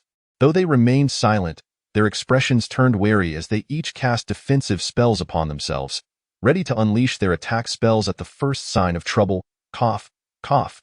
It's become a bit too tight in here. A voice echoed through the dark tunnel, heightening the tension among those concealed in the shadows. Yet, Zhang Dao felt a surge of relief, realizing that Wang Tianyu had not deceived him after all. It was indeed Wang Tianyu. Following the tumultuous events of exterminating Lu Yuan and his associates, he had taken precautions and sealed the mine tightly. While the destruction was simple, reopening it posed a challenge. Fortunately, with his peak cultivation at the 7th level of Qi training, he found it manageable. That you, Brother Wang Tianyu? Zhang Dao did not speak aloud but used telepathy to inquire. Brother Zhang, you've arrived. Wang Tianyu replied vocally, brushing off the dust from his clothes. With a sweep of his consciousness, he noticed Zhang Dao and the 7 vigilant individuals beside him. Fellow Taoists, since you are all invited by Brother Zhang, it signifies that your characters have been acknowledged by him. I shall not waste words. Let us enter and see for ourselves. Wait a moment, Wang Daoist, right? Brother Zhang mentioned you to us, but since we are not well acquainted, it may not be prudent to simply enter. The robust middle-aged man, Zhang Xian, interjected suddenly. Zhang Xian Daoist, I understand your concerns. My apologies for my recklessness. Wang Tianyu interrupted Zhang Dao, offering an apology to the group before proposing a method to gain their trust. Brother Zhang, let us proceed this way. I will remain here while each of you enter one by one to observe. Afterward, we will enter together. How does that sound?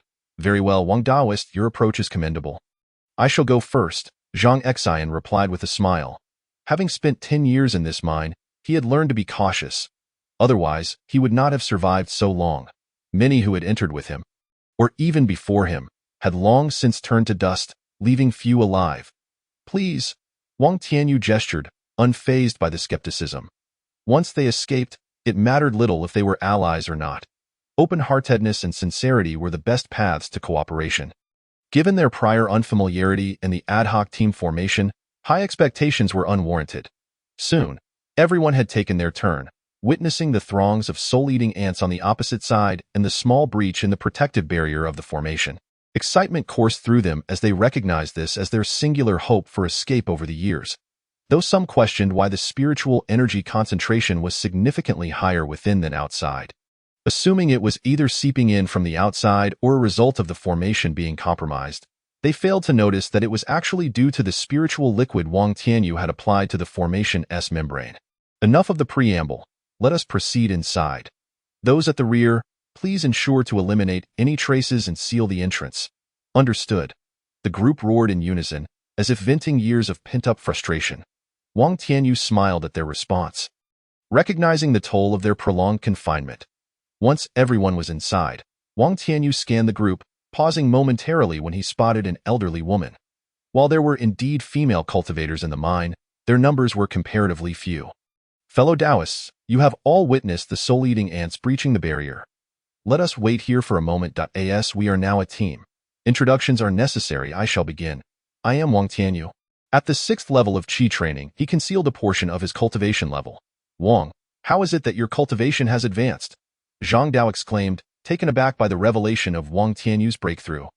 I killed Lu Yuan and seized some elixirs and spiritual stones from him. I have also just recently made a breakthrough. Now, let us continue with our introductions. Brother Zhang, it is your turn. Wang Tianyu wished to steer the conversation away from this topic. Ah, yes, I am Zhang Dao, and you all know me. I am at the 8th level of Qi training. Zhang Dao was stunned by Wang Tianyu's words, realizing that the ambush against Feng Bao was orchestrated by him just half a month prior. The others were similarly struck by the revelation, their previous doubts dissipating as they acknowledged Wang Tianyu's formidable nature, leading them to cooperate with their own introductions. Let me go next. You may call me Ghost Granny or simply Granny. I am at the 8th level of Qi training. An elderly woman, appearing in her 50s, stated as she glanced at Wang Tianyu and Zhang Dao. Long Yuan, at the 6th level of Qi training. A dark-faced man introduced himself. Zhang Yuanwu, at the 7th level of Qi training. A bald man in a yellow hemp robe followed suit. Lu Song, Wu Zhou, Qiu Yanzhou, at the 5th level of Qi training.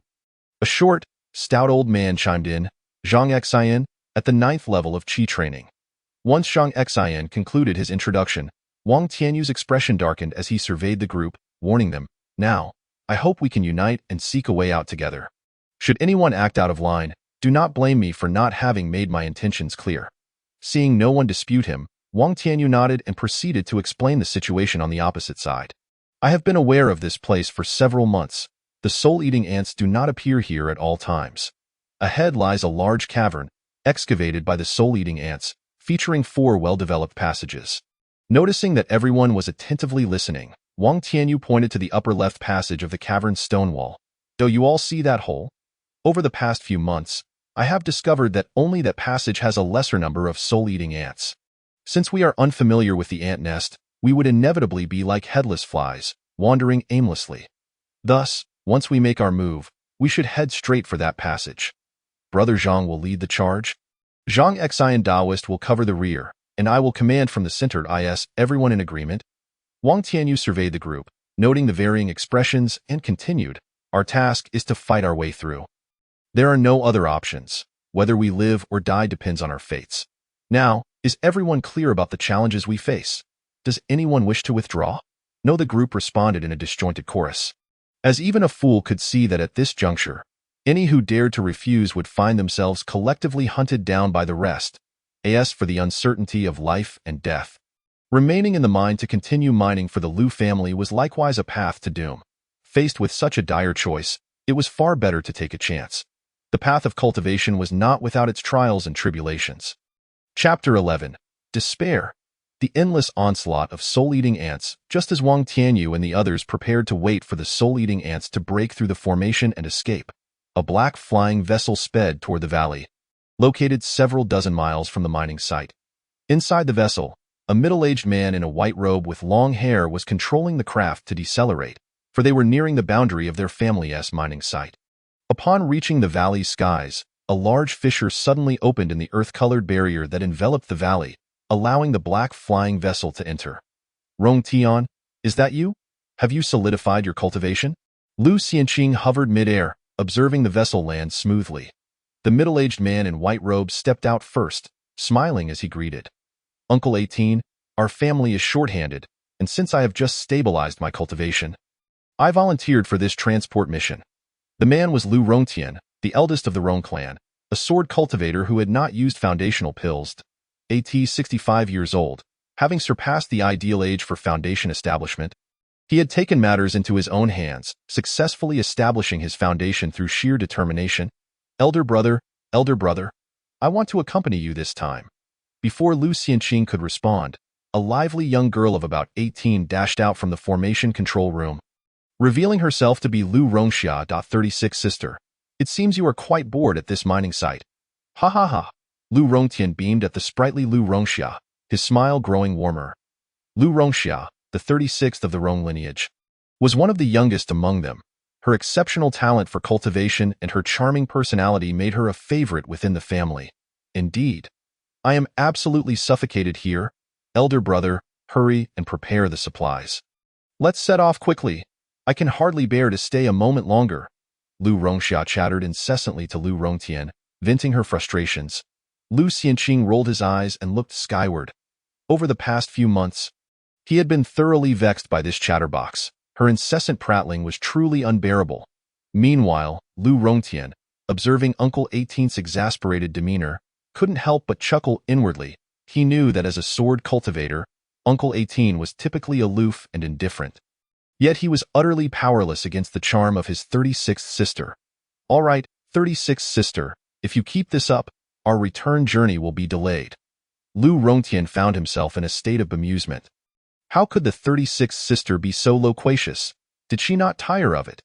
Her parents and grandfather were all taciturn individuals, yet she seemed to have diverged from that lineage. Of course, he dared not voice such thoughts, lest the formidable 18th uncle before him take offense and brandish his sword. Little girl, if you do not cease your chatter, I shall extend your stay by another year. Now, be quiet. Lu Xianqing feigned anger as he reprimanded Lu Rongxia. With a mischievous grimace, Lu Rongxia darted back to the array control room, peeking outside intermittently, revealing that her focus was far from the monitoring array. She was particularly accustomed to the small breaches that had appeared in the array over the past year. As long as no significant issues arose, she could hardly be bothered to inform 18th uncle. Lu Rongxia's mind was wholly consumed with thoughts of when her elder brother would set forth. Wang Daoyu, the spirit-eating ant has breached an opening as wide as a barrel. Should we not act swiftly? In the depths below, at the edge of the grand array, the stout and diminutive Qiu Yinzhou inquired anxiously, wielding a magical sword as he gazed at the opening. "Do not rush. We need to widen it further. Otherwise, when we eradicate the spirit-eating ants, only about 5 of us will be able to pass before the array recovers." Wang Tianyu replied calmly, observing the breach. Having distributed some low-tier magical artifacts among the group, he had ensured that each individual was equipped, thus increasing their chances of escape and garnering their admiration. "What if the Lu family's cultivators discover the breach in the array?" a burly man asked, his brow furrowed in concern. "Fear not, my friend. I have monitored the situation for quite some time and have seen no signs of activity from the Lu family cultivators. It appears they have grown accustomed to such occurrences. As long as the breach is not substantial and lasts no longer than 15 minutes, they will not take heed." Wang Tianyu patiently addressed the group's concerns. "Ah, that makes sense." The others nodded in understanding, finally grasping Wang Tianyu's ingenious plan to exploit the spirit-eating ants to breach the protective array for their escape. "Now, let us prepare. We must gather some gold crystal ore or spiritual items to lure the spirit-eating ants into a frenzy. We must not delay, or we may indeed attract the attention of the Lu family cultivators." Wang Tianyu produced a piece of gold crystal, tossing it toward the membrane's breach, then swiftly positioned himself nearby, occasionally attacking to provoke the spirit-eating ants. The gold crystal, smeared with a touch of his spirit essence, landed on the inner side of the breach, compelling the swarm of spirit-eating ants to expand the opening to reach it. As their flat bodies could not fit through the current size, the others followed suit, presenting themselves near the breach to divert and enrage the ant swarm. Indeed, the moment the 9 cultivators revealed themselves, the spirit-eating ants, driven by their predatory instincts, surged forward from afar, assaulting the breach and its surroundings with fervor. With the momentum on their side, the hole in the array's membrane rapidly expanded to the size of a large barrel. "Quickly, attack the spirit-eating ants and clear the opening. We must charge through. Great sword technique. Go. Water arrow technique. Go. Earth spike technique. Go." Another large breach has formed, and it is currently under heavy assault. On the surface, Lu Rongxia, feeling somewhat bored, strolled back from outside. Having just observed from the window as large quantities of spirit ore were being loaded onto a ship, she was soon to leave this dreadful place. Upon entering the array control room, she noticed a section had been breached and was continuously expanding. Since she was departing soon, she decided to stand her final watch. With a decisive gesture, Lu Rongxia chanted an incantation, channeling her spiritual energy toward the array's illusory form. The controlled array promptly directed energy to mend the breach. In the depths below, just as Wang Tianyu issued his command, the prepared individuals hurled their most powerful spells toward the breach. This concerted effort from the 9 cultivators swiftly obliterated the spirit-eating ants at the breach. Suddenly, Wang Tianyu noticed the speed of the array's repair had accelerated, causing his heart to sink. The prolonged presence of the breach had likely alerted the Lu family cultivators, who were now attempting to restore the array. "Quickly, we must advance. Zhang Dao will attack left. Zhang Xian, take your group to the right. Gui Pa, follow me forward. Zhang Yuanwu and Long Yingyuan, stand in the middle to provide support. Move!" At that moment, the spirit-eating ants outside the breach had been cleared, and seizing this opportunity, Wang Tianyu swiftly issued the escape order. The group followed suit, leaping through the breach one after the other. As the last one, Long Yingyuan, made his jump, the breach barely allowed him to squeeze through. Fortunately, his unique ability to compress his form enabled him to make it through. Watching the breach gradually close behind them, everyone felt a surge of exhilaration. They had escaped the Lu family's mining array's confinement. Whether they could survive the onslaught of the spirit-eating ants henceforth depended on their individual fortunes. In the array control room above ground, Lu Rongxia gazed at the mended breach with satisfaction, applauding her efforts. "Rongxia, it's time to go. Elder brother is about to depart." Lu Rongtian called from beside the flying vessel. Coming, Lu Rongxia exclaimed, her heart racing at the thought of departure. And she joyfully leaped from the loft window, sprinting toward the ship. "Be careful on the road and take good care of this girl. Just drop her off at Hongfeng Valley's market," Lu Xianqing remarked, shaking his head at the unruly Lu Rongxia as he instructed Lu Rongtian. "Indeed, 18th uncle, rest assured," Lu Rongtian replied with a nod. "Go on," Lu Xianqing urged, manipulating the grand array to open a breach and gesturing for Lu Rongtian to depart swiftly. With a bow, Lu Rongtian leaped onto the vessel, which gradually ascended, passing through the breach and accelerating away into the distance. Meanwhile, in the depths below, Wang Tianyu and his companions, having escaped the grand array, found themselves in a precarious situation. Each individual followed Wang Tianyu's earlier arrangement. Zhang Dao led one person to the left, Zhang Xian another to the right, while Long Yingyuan and Zhang Yuanwu provided mobile support. They unleashed their most potent spells in a desperate attempt to fend off the relentless swarm of spirit-eating ants. However, the rapid consumption of their spiritual energy was alarming. The sheer number of attacking spirit-eating ants was overwhelming. "What should we do?" Gui Pe, the loose immortal, anxiously inquired, observing the relentless tide of spirit-eating ants surging from every direction. "Calm down, everyone. Steady yourselves," Wang Tianyu replied, surveying the dire situation. They were trapped at the breach.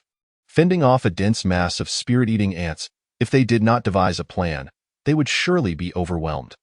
Wang Tianyu, aware of the rapid depletion of their energy, pondered for a moment before retrieving 9 stone bottles filled with spirit essence diluted with mountain spring water. While it would not instantly replenish their energy, it would restore 50% of it, sufficient for their needs. He had prepared this in advance for emergencies, ready to distribute the 8 remaining bottles to his companions. "Everyone, drink the essence swiftly. Just take a sip, don't overindulge." The group promptly caught the stone bottles Wang Tianyu tossed, opening them without hesitation. A rich aura of spiritual energy emanated, enveloping them in comfort, and they instantly understood Wang Tianyu's intent. Taking a sip to restore 50% of their energy. With renewed confidence, they felt more assured in their ability to break through. Meanwhile, the spirit-eating ants, having sensed the aroma of the spirit essence, surged forward like sharks drawn to blood, charging toward the group in a frenzy, attempting to seize the bottles. Wang Tianyu realized this could not continue. He needed a new strategy. Since the spirit-eating ants are so fond of spirit liquid, "I'll give them some to distract them," he thought, and without hesitation, he produced 2 more bottles of spirit essence and tossed them to either side. The moment the bottles fell, the spirit-eating ants formation was thrown into chaos. Each ant rushing toward the falling essence, inadvertently creating a path for Wang Tianyu and his group. "Quickly, let us move," Wang Tianyu urged, leading the charge while fending off sporadic attacks from the spirit-eating ants. The others recognized the urgency and followed Wang Tianyu closely, relentlessly striking down the attacking spirit-eating ants. A cultivator named Lu Song, at the 6th level of qi refining, was caught off guard during the advance and was suddenly ambushed from behind by a 7th-level spirit-eating ant, letting out a startled cry before being dragged into the swarm, silenced forever. Chapter 12. An anomaly at the breach. Everyone, pay attention. We are mere strides from the breach. Stay close. The death of Lu Song only intensified the group's fear and determination. Wang Tianyu hastily reassured them. They could not falter now, or they would be trapped amidst the swarm of spirit-eating ants, facing certain doom. "Help! Save me!" A cultivator named Wu Zhou, at the 5th level of qi refinement, was bitten on the leg by a swarm of spirit-devouring ants. Soon, a horde of these ants surged forth, voraciously gnawing at him, and within moments, silence fell. Wang Tianyu and his companions found themselves powerless to halt their advance to rescue him. Any pause would spell doom for them all. Thus, each individual pressed onward, their expressions grave, fully aware that once ensnared by the spirit-devouring ants, no one would come to their aid. They could only rely on themselves. Moreover, more and more swarms of these ants continued to pour forth from the numerous openings in the stone walls. "Damn it! Have we stirred a nest of ants?" Zhang Dao exclaimed, his voice tinged with a hint of panic at the horrifying scene before him. "Fellow cultivators, there is no other way now. We must make for the opening in the left stone wall. Other than this, no spirit-devouring ants have appeared thus far." After quickly surveying the cavern situation, Wang Tianyu became even more resolute that his initial decision had been correct and instructed everyone to follow him. The other openings were inundated with swarming spirit-devouring ants, while only the leftmost opening, less than half a meter high, had initially seen only a few scattered ants emerging, and now not a single one was in sight. "All right, we shall heed Wang Dao's guidance," Zhang Xian concurred, understanding that Wang Tianyu was indeed right. He too had been monitoring the initially chosen opening, which, as Wang Tianyu had said, was now devoid of spirit-devouring ants. "Fellow cultivators, save me!" Zhang Xian's plea was barely uttered when a black-faced man, Long Yingyuan, was ambushed by a spirit-devouring ant at the 7th level of qi refinement, which clamped down on his neck. Unfortunately, before anyone could react to rescue him, Long Yingyuan's defensive shield was shattered by the oncoming swarm of spirit-devouring ants. And he met a tragic end. In the blink of an eye, the group of 9 had dwindled to 6, Wang Tianyu, Zhang Dao, Zhang Xian, Gui Pasanren, Zhang Yuanwu, and Qiu Yinzhou remained. Everyone, steady yourselves, do not panic. Defend your surroundings and follow my lead, Wang Tianyu urged, feeling a sense of urgency himself. If this continued, by the time they reached the opening, there might not be many of them left. This was just the beginning. Qiu Yinzhou, walking near the center, was now frantically scanning the area ahead. The opening was merely 3 or 4 meters away, and with a burst of speed, he believed he could reach it. Terrified, he did not wish to die, especially after witnessing Long Yingyuan's demise at the hands of a 7th-level spirit-devouring ant. His mental state was on the verge of collapse. Thus, adhering to the notion that if his companions did not survive, neither would he, Qiu Yinzhou let out a wild cry and surged forth towards the opening Wang Tianyu had indicated. Fool! Everyone else, do not move recklessly. Gather around me, Wang Tianyu exclaimed, seeing them edging closer to the opening. Unaware that Qiu Yinzhou intended to fly solo, clearly hoping to divert attention onto them. Do not come over. Fellow cultivators, please save me. Unfortunately, as Wang Tianyu's words fell, Qiu Yinzhou had barely leaped a short distance when several 7th-level spirit-devouring ants, concealed within the swarm, pounced and clamped down on his leg, dragging him down. Frightened, Qiu Yinzhou hastily cried out for help while simultaneously casting defensive spells upon himself, hoping to buy time. Fellow cultivators, quickly gather around me. Do not act alone. There are numerous high-ranking soldier ants lurking within the swarm. Wang Tianyu disregarded Qiu Yinzhou's cries for aid and instead commanded the others to swiftly cluster around him, to avoid being isolated and ambushed by the high-ranking soldier ants. Everyone recognized the wisdom in Wang Tianyu's words, and upon witnessing Qiu Yinzhou's dire situation, they dared not entertain any further reckless thoughts and promptly gathered around him. Meanwhile, they did not cease casting various offensive spells to eliminate the relentless spirit-devouring ants attacking them. These spirit-devouring ants lacked any magical offensive capabilities, but they could not be allowed to approach. Otherwise, they would attack with their formidable pincers, which possessed the ability to break enchantments, rendering the group's current defenses inadequate against the ants' close-range assaults. Help! Help! I do not wish to die. Wang Dao, Zhang Dao, please save me. I beg you.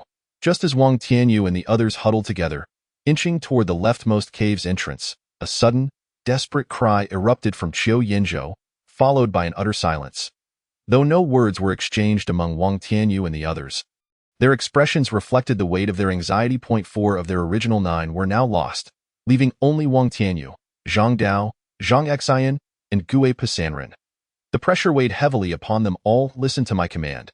Zhang Xian, Gui Pa, and Zhang Dao, you 3 will unleash large-scale area of effect spells in the other 3 directions to halt the advance of the spirit-devouring ants. I will direct from the center, and Zhang Yuanwu shall provide mobile support. Is that understood? Wang Tianyu realized that continuing in this manner was futile. A plan was necessary. Understood, came the simultaneous response from the group. All right, on my signal, now. Wang Tianyu executed a golden rain spell, summoning a barrage of metallic spheres that hurtled towards the swarm behind them. Any spirit-devouring ant struck by the weighty spheres was either maimed or utterly obliterated. Wang Tianyu's area of effect spell, unleashed at full force with his 7th-level qi refinement prowess, swiftly decimated a significant portion of the lower-ranked spirit-devouring ants, leaving only those of the 6th level and above with some resistance. The spells of the others also took effect, momentarily halting the encroaching swarm. Quickly, take this opportunity to follow me. The group turned to follow Wang Tianyu, advancing several feet closer to the cave's entrance. Unfortunately, the remaining 6th and 7th level spirit-devouring ants soon intercepted their advance, plunging Wang Tianyu and his companions into a fierce battle. Among them, Zhang Yuanwu, at the 7th level of qi refinement, was caught off guard and pursued by 3 7th-level soldier ants, soon having his defensive barrier shattered, only to be devoured by the relentless swarm. The sight of Zhang Yuanwu's grim fate sent chills through the remaining members. Now only Wang Tianyu, Zhang Dao, Zhang Xian and Gue Per remained. As they fought desperately, Zhang Xian cried out, "Fellow cultivators, we cannot remain in this passive state. Do any of you have a plan? If not, we shall have to part ways and leave our fates to chance." His face bore the marks of urgency and anxiety, for the situation was dire. Without a solution, none of them stood a chance of escaping. Wang Tianyu pondered for a moment, his expression resolute. "Fellow cultivators, when the time comes, each of you should pour out the remaining spirit liquid towards the distance. I do not believe these spirit-devouring ants, which feast upon spiritual substances, will not take the bait. Do not hold back. Follow my orders." With that, Wang Tianyu hurled the remaining half-bottle of spirit liquid behind him. The released liquid immediately exuded a rich aura of spiritual energy, drawing numerous spirit-devouring ants towards it, inciting chaos within their ranks. Upon witnessing Wang Tianyu's plan succeed, the others inhaled sharply and promptly followed suit, scattering their own spirit liquids in every direction. Instantly, the swarm of spirit-devouring ants around them dispersed, converging towards the spilled liquid. "Run!" Wang Tianyu and his three companions were elated. The path to the leftmost cave entrance had cleared, and they quickly rushed towards it. However, Gue Per, who had entered the cave a step ahead, suddenly let out a blood-curdling scream, her tattered body flying back out. The sight horrified Wang Tianyu and the others, halting their advance at the entrance. In the next moment, a fearsome beast, covered in yellow scales with a sharp beak, emerged in their mind's eye. "The burrowing beast!" Zhang Xian exclaimed, recognizing the creature's imposing presence, which boasted a 9th-level qi refinement prowess. The three of them turned pale and hastily retreated from the cave entrance, distancing themselves. "It's over. It's over." Zhang Dao's voice trembled with a hint of tears. They were now reduced to just 3. Had their powers not been suppressed, they would have been unafraid of the burrowing beast. But the grim reality was that they could only muster the strength of the 6th level of qi refinement.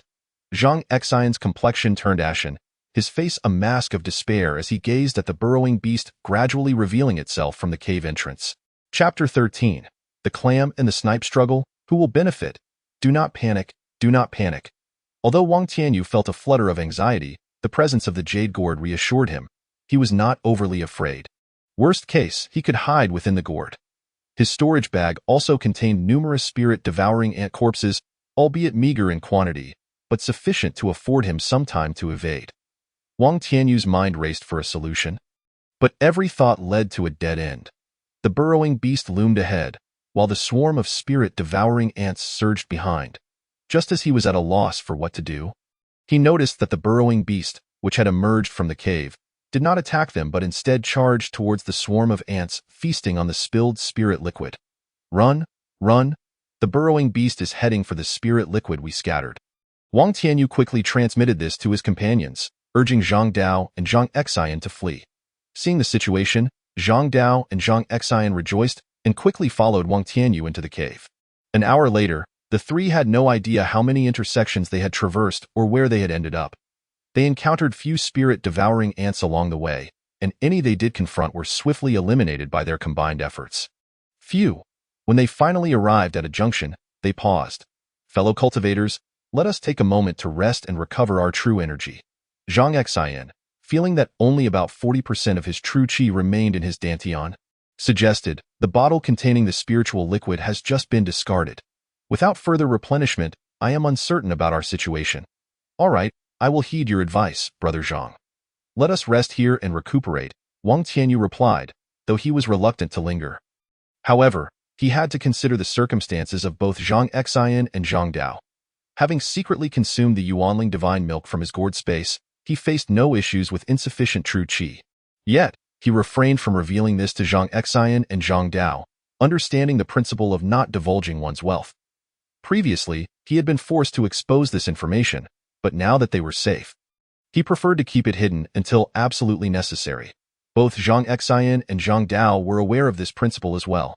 Although they suspected that Wang Tianyu still possessed a considerable amount of spiritual liquid, they hesitated to inquire, since he had already provided each of them with 10 drops, 80 drops in total for the 8 of them.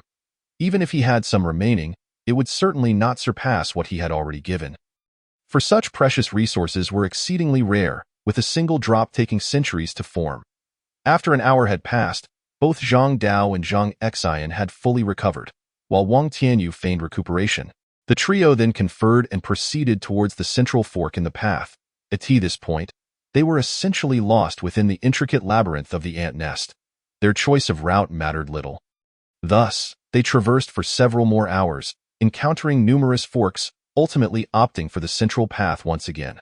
Suddenly, a cacophony of battle erupted ahead, startling the three into a swift retreat, seeking refuge atop the tunnel's ceiling. They focused their senses and observed for a moment, discovering that the sounds of conflict were incessant, originating from a distance unknown. Brother Zhang, what do you think? Should we retreat? Wang Tianyu pondered aloud, feeling somewhat troubled. They had meandered through the ant nest for half a day without finding an exit. Turning back would be a waste of time, yet advancing further posed potential dangers. He wished to press on, but he was uncertain if Zhang Dao and Zhang Xian were willing to take the risk. Zhang Xian and Zhang Dao understood Wang Tianyu's intentions. Having come this far, even if a tiger's den lay ahead, they felt compelled to explore it. Otherwise, they would remain lost in the ant nest indefinitely. Let us move forward, they exclaimed in unison. Wang Tianyu regarded them deeply. Very well, since you both have chosen to press on, let us proceed. The three descended from their perch and swiftly advanced towards the source of the commotion. As they drew nearer to the site of the battle, the sounds of conflict grew louder. Accompanied by the occasional roar of demonic beasts, they halted, for they could see scattered groups of devouring spirit ants ahead, which caused them to hesitate. Suddenly, a piercing, soul-shaking sound wave reverberated through the air. Causing a wave of dizziness to wash over the three, they exchanged alarmed glances. All three were at the late stage of qi refinement. Although Zhang Dao and Zhang Xian's true qi had been sealed to the 6th level, their spiritual cultivation remained intact. The beast capable of inducing such disorientation must either possess a soul-attacking ability or be on the brink of breaking through to the 2nd tier, akin to a foundational stage cultivator among humans. One of the beasts ahead is breaking through, Zhang Xian mused, his gaze fixed on the direction from which the battle sounds emanated. It must be that burrowing beast. Wang Tianyu stroked his chin, formulating a hypothesis without definitively clarifying whether the beast breaking through was indeed the burrowing beast, or if it was the one causing the chaos within this devouring spirit ant nest. Only the burrowing beast had the potential to wreak such destruction. Zhang Dao shared his thoughts, speculating that they might be contending over some rare resource. With such a vast vein of golden crystal, there must be gold sparkstone, and perhaps even the legendary gold essence stone or gold essence divine milk. They could very well be fighting over these treasures. Indeed, Zhang Xian interjected, the gold essence divine milk could greatly assist cultivators in their pursuit of the golden core stage. If the devouring spirit ant queen were to obtain it, she might very well be using the divine milk to break through, thereby attracting the burrowing beast. It must be so. In the struggle between the clam and the snipe, the fisherman stands to gain.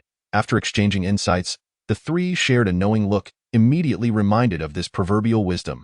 We proceed. Wang Tianyu growled. The gold essence divine milk held significant value for him. Even though he was still distant from the golden core stage, who would ever reject a treasure? Let us do it. Zhang Xian and Zhang Dao readily agreed. Very well, if we have the chance to seize the gold essence divine milk. Regardless of how much remains, I must have the first choice, Wang Tianyu asserted with unwavering determination, as if refusing to negotiate. Agreed, I have no objections. Although I cannot use the gold essence divine milk, it may serve well as a trade for something I do need later on, Zhang Dao replied without hesitation, though he still made his own stipulation. All right, I too have no objections. We shall proceed as you suggest. However, should other valuable items appear, Zhang Dao and I shall have the right of first choice. Zhang Xian hesitated, knowing that as a water element cultivator, the gold element treasures would be of little use to him unless sold or exchanged. Yet, as a 9th layer qi refinement practitioner, he needed to prepare for his foundational stage and saw merit in acquiring some gold essence divine milk to trade for a foundation establishment pill. Thus, he also laid down his conditions. I have no objections. Express my sincerity. I shall give each of you 2 drops of spiritual liquid. I only have 5 drops remaining, so this is my limit. Wang Tianyu resolved. Fearing complications, he decided to distribute 2 drops to each of them as a precaution. He was not worried about their ulterior motives, having taken measures to safeguard himself. and he had already indicated that his supply of spiritual liquid was dwindling. As for whether they believed him, he cared little. It remained uncertain whether they would survive this venture, and even if they did, the diluted spiritual liquid in his possession held far less value than the gold essence divine milk. "How admirable, Brother Wang!" Zhang Xian exclaimed, his face lighting up with joy at the unexpected generosity. He had not anticipated Wang Tianyu would be so magnanimous. With 2 drops of spiritual liquid as a boost, it would be sufficient to save his life in a critical moment. "Brother Wang." Zhang Dao patted him on the shoulder, their mutual understanding evident in their silence. Seeing their reactions, Wang Tianyu merely smiled lightly. "Without further ado, let us move." He then unleashed a spell towards the scattered, devouring spirit ants that had begun to appear in the distance. With a thunderous roar, the tunnel reverberated with a continuous series of explosions. While the sounds of battle in the distance persisted, causing the 2 factions to respond to one another, effectively drawing the devouring spirit ants into the fray. Chapter 14. Scheming against the burrowing beast. The ant nest exit through the combined efforts of Wang Tianyu and his companions. They swiftly vanquished the devouring spirit ants that obstructed their path. Most of the ants were likely engaged in a fierce struggle within the cave ahead, resisting the burrowing beast's onslaught. After considerable effort, the trio advanced to the tunnel's exit. Hiss! Concealed at the exit, Wang Tianyu and his companions peered outside, and upon discerning the situation, they collectively gasped in astonishment. Before them lay an immense cavern, several hundred zhang wide and high, filled with jagged rocks and teeming with devouring spirit ants. To the left, a burrowing beast was locked in combat with the swarm of ants. In the center of the cavern stood a stone pillar, around which lay a wide expanse of open ground, resembling an upside-down conical cup with a supporting pillar in the center. The pillar was encircled by a spiraling path leading directly to a glowing point at its summit. "That glowing spot is the exit of the ant nest," Zhang Xian exclaimed, his voice brimming with excitement. "Indeed, that luminescent area marks the exit," Zhang Dao concurred, equally exhilarated. Having been trapped within the mine for over a decade, one could hardly blame him for his elation. Furthermore, at over 50 years of age, he needed to hasten his foundation establishment. Otherwise, he might end up withered away in the qi refinement stage. At last, "We have found the exit," Zhang Dao exclaimed. Though he had not endured the mine's confinement for as long as Zhang Xian, he was nonetheless overjoyed at the prospect of freedom, especially since their group had originally comprised 9 individuals. And now only 3 remained, a testament to their arduous journey. The devouring spirit ant queen must be hiding within that cavern, surrounded by her minions. Although the burrowing beast is drawing their attention, traversing the several hundred zhang to reach the stone pillar will not be easy. Do you have any clever strategies? Although Wang Tianyu was also quite agitated, he did not forget to observe the terrain. Currently, the burrowing beast was obstructing the entrance of a cave, standing high on the left side, relentlessly battering the entrance while engaging in a fierce battle with countless soul-devouring ants. The burrowing beast was enveloped in a layer of crimson light, which was its defensive technique, the fire spirit shield. Through careful observation, Wang Tianyu discerned the 3 most frequently utilized techniques of the burrowing beast. Apart from its defensive ability, one was a technique that unleashed shockwaves of light. Each time it was employed, a momentary crimson light circle would erupt from the protrusion on the beast's forehead, radiating outwards in a circular fashion and wreaking havoc over a radius of several meters. Each instance resulted in numerous soul-devouring ants that besieged the burrowing beast being killed by the shockwaves. However, despite the advantage in numbers, a multitude of soul-devouring ants continued their relentless assault on the burrowing beast. This shockwave technique was none other than the burrowing beast's area of effect attack, the flame burst wave. Another technique was a crimson pillar of light. After the burrowing beast unleashed its area of effect shockwave, it would subsequently open its mouth and launch an attack in the direction of the cave entrance, harboring the soul-devouring ants, obliterating the swarm that was blocking the entrance. Indeed, wherever the crimson pillar reached, the obstructing soul-devouring ants would be evaporated by the intense heat, and those that were not completely engulfed by the beam seemed to be melted away by the extreme temperature, leaving only charred remnants scattered about. This crimson pillar was a manifestation of searing magma, the burrowing beast's innate technique, the crimson flame pillar. With these 3 techniques, the burrowing beast was a force to be reckoned with. As a beast at the 9th level of qi refinement, The soul-devouring ants that besieged it seemed to merely tickle it, posing no real threat whatsoever. Let us remain here for a while. The number of soul-devouring ants below is overwhelming. Far beyond our ability to contend with. It would be wiser to wait for both the soul-devouring ants and the burrowing beast to inflict mutual destruction before we make our escape. Zhang Xian remarked gravely after observing for a moment. Indeed, that is also my sentiment. With just the three of us, it is impossible to break through to the stone pillar. It would be prudent to follow Zhang Daoyu's suggestion and remain still, waiting for the burrowing beast and the soul-devouring ants to wear each other down before attempting to escape. Zhang Dao concurred wholeheartedly. After both expressed their views, they turned to Wang Tianyu in unison. Throughout this journey, Wang Tianyu had unwittingly become the pillar of support, given that he currently possessed the highest cultivation level and held the most influence. Should he harbor a differing opinion, it would not be dismissed lightly, as it could be a matter of life and death. Wang Tianyu did not respond immediately. He was weighing whether to take the risk and attempt to break through amidst the conflict between the burrowing beast and the soul-devouring ants, or to heed the advice of Zhang Xian and the others to remain passive and wait for mutual destruction. After a moment of observation, he noted a significant decrease in the number of soul-devouring ants emerging from the surrounding passages of the large cave below. This indicated that the worker ants and soldier ants still outside had dwindled, with the majority now concentrated here. Meanwhile, within the vast cave below, there remained at least 1,000 soul-devouring ants surrounding the burrowing beast, persistently launching their attacks. Even though the burrowing beast could take dozens or even hundreds of soul-devouring ants' lives with each attack, the remaining ants would still require considerable time to be eradicated. Moreover, the attacking ants were predominantly of lower ranks. Aside from a few mid-stage Qi refinement beasts, most were low-stage Qi refinement beasts. This meant that nearly 1,000 low-stage Qi refinement soul-devouring ants were still alive. Although ordinary soul-devouring ants lacked any formidable techniques and only wielded their pincers for close combat, the mid-stage soul-devouring ants could spit corrosive spirit liquid, while the late-stage ones could even engage in brief aerial assaults for ranged attacks. At this moment, the majority of mid to late-stage soul-devouring beasts were guarding the queen ant within the cave.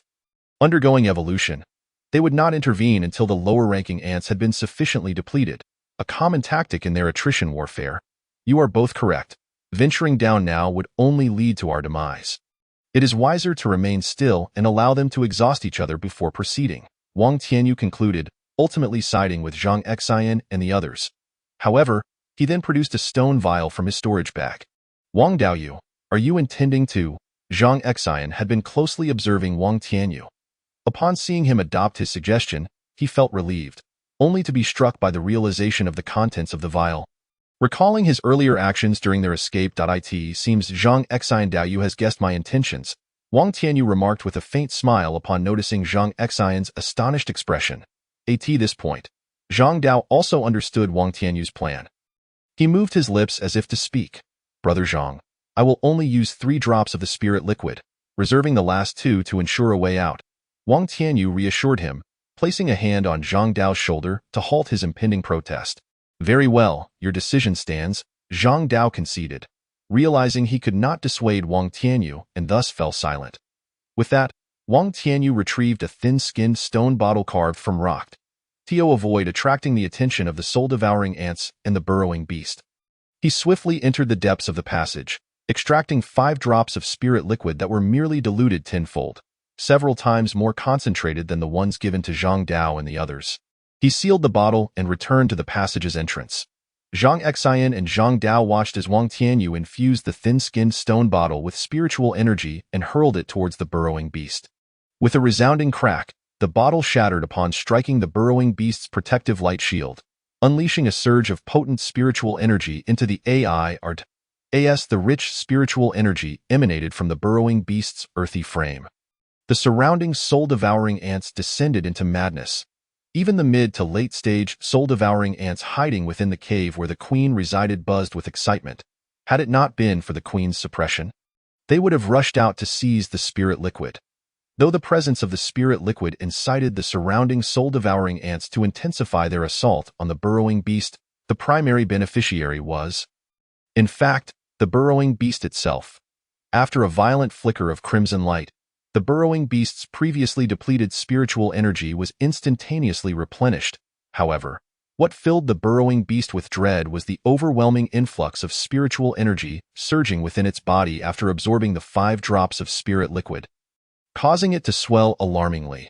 This was not the diluted liquid that Wang Tianyu had used earlier. It was only diluted tenfold, capable of instantly replenishing the energy of a cultivator at the 9th level of qi refinement. If it did not expend this immense spiritual energy immediately, it would face the grim fate of self-detonation. In a moment of crisis, the burrowing beast unleashed its most powerful technique, boom. The protrusion on the beast's head erupted with an even more intense crimson light circle. Its innate technique, the flame burst waved. The flame burst wave was released. A wave of light radiated outward in all directions, sweeping across the area. Boom. This was not the end. Immediately after the first burst, the burrowing beast unleashed a second flame burst wave, boom, and then a third, run, quickly, upon witnessing the overwhelming force of the flame burst wave, which was magnitude stronger than before. Wang Tianyu hastily urged Zhang Xian and Zhang Dao to retreat deeper into the passage. Zhang Xian and Zhang Dao felt the potency of the burrowing beast's explosive attack without needing to be told and instinctively bolted away. Bang! Whoosh, whoosh, whoosh, bang, bang, whoosh, whoosh, whoosh, just as the 3 of them dashed back several hundred meters into the passage. A series of explosive sounds echoed behind them, accompanied by blasts of wind surging into the corridor. Fortunately, the passage had a bend, which somewhat mitigated the force of the shockwave. Even so, the trio was still left with internal injuries, blood at the corners of their mouths. Once the barrage of explosive wind subsided, the passage was engulfed in smoke. Wang Tianyu employed a sweeping technique to disperse the dust, then turned to assess the condition of Zhang Xian and Zhang Dao. Are both of you all right? Fortunately, it's just a minor internal injury. A bit of rest will suffice. Zhang Xian replied with a wry smile. I'm in the same boat. Zhang Dao grinned, looking at Wang Tianyu with a mix of humor and exasperation. Brother Wang, you certainly miscalculated this time. Wang Tianyu understood what he meant and could only respond with a bitter smile. What was intended to incite the soul-devouring ants to frenzy and attack the burrowing beast had inadvertently provided it with a substantial boost in energy. For Wang Tianyu and his companions, even a drop of spirit liquid diluted tenfold could restore their spiritual energy several times over, let alone for a creature at the 9th level of qi refinement. Thus, the well-fortified burrowing beast retaliated with a series of explosive flame bursts, the power of which rivaled that of a half-step foundation establishment cultivator. Wang Tianyu was rendered speechless, oblivious to the fact that the 5 drops of spiritual liquid that had just struck the digger beast not only replenished its depleting spiritual power to the fullest, but also overwhelmed it with an influx of energy so immense that it could scarcely endure it, thus resulting in the earlier spectacle. The digger beast, unable to absorb the colossal spiritual energy, unleashed 3 fiery explosion waves in rapid succession to expend it.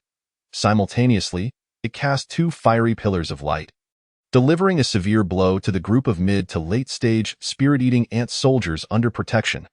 Typically, when he employed such high-powered techniques, a single casting would consume no less than 30% of his spiritual energy. Yet, after executing these 5 formidable techniques, the digger beast still appeared somewhat overstuffed. Boom, boom, boom. Once more, a triad of explosive waves erupted, this time not aimed at any present beings but rather a reflexive release born from its discomfort. As it sought to discharge the excessive spiritual energy coursing through it, lest it burst apart. Goodness, again, Zhang Dao exclaimed, immediately conjuring a defensive barrier.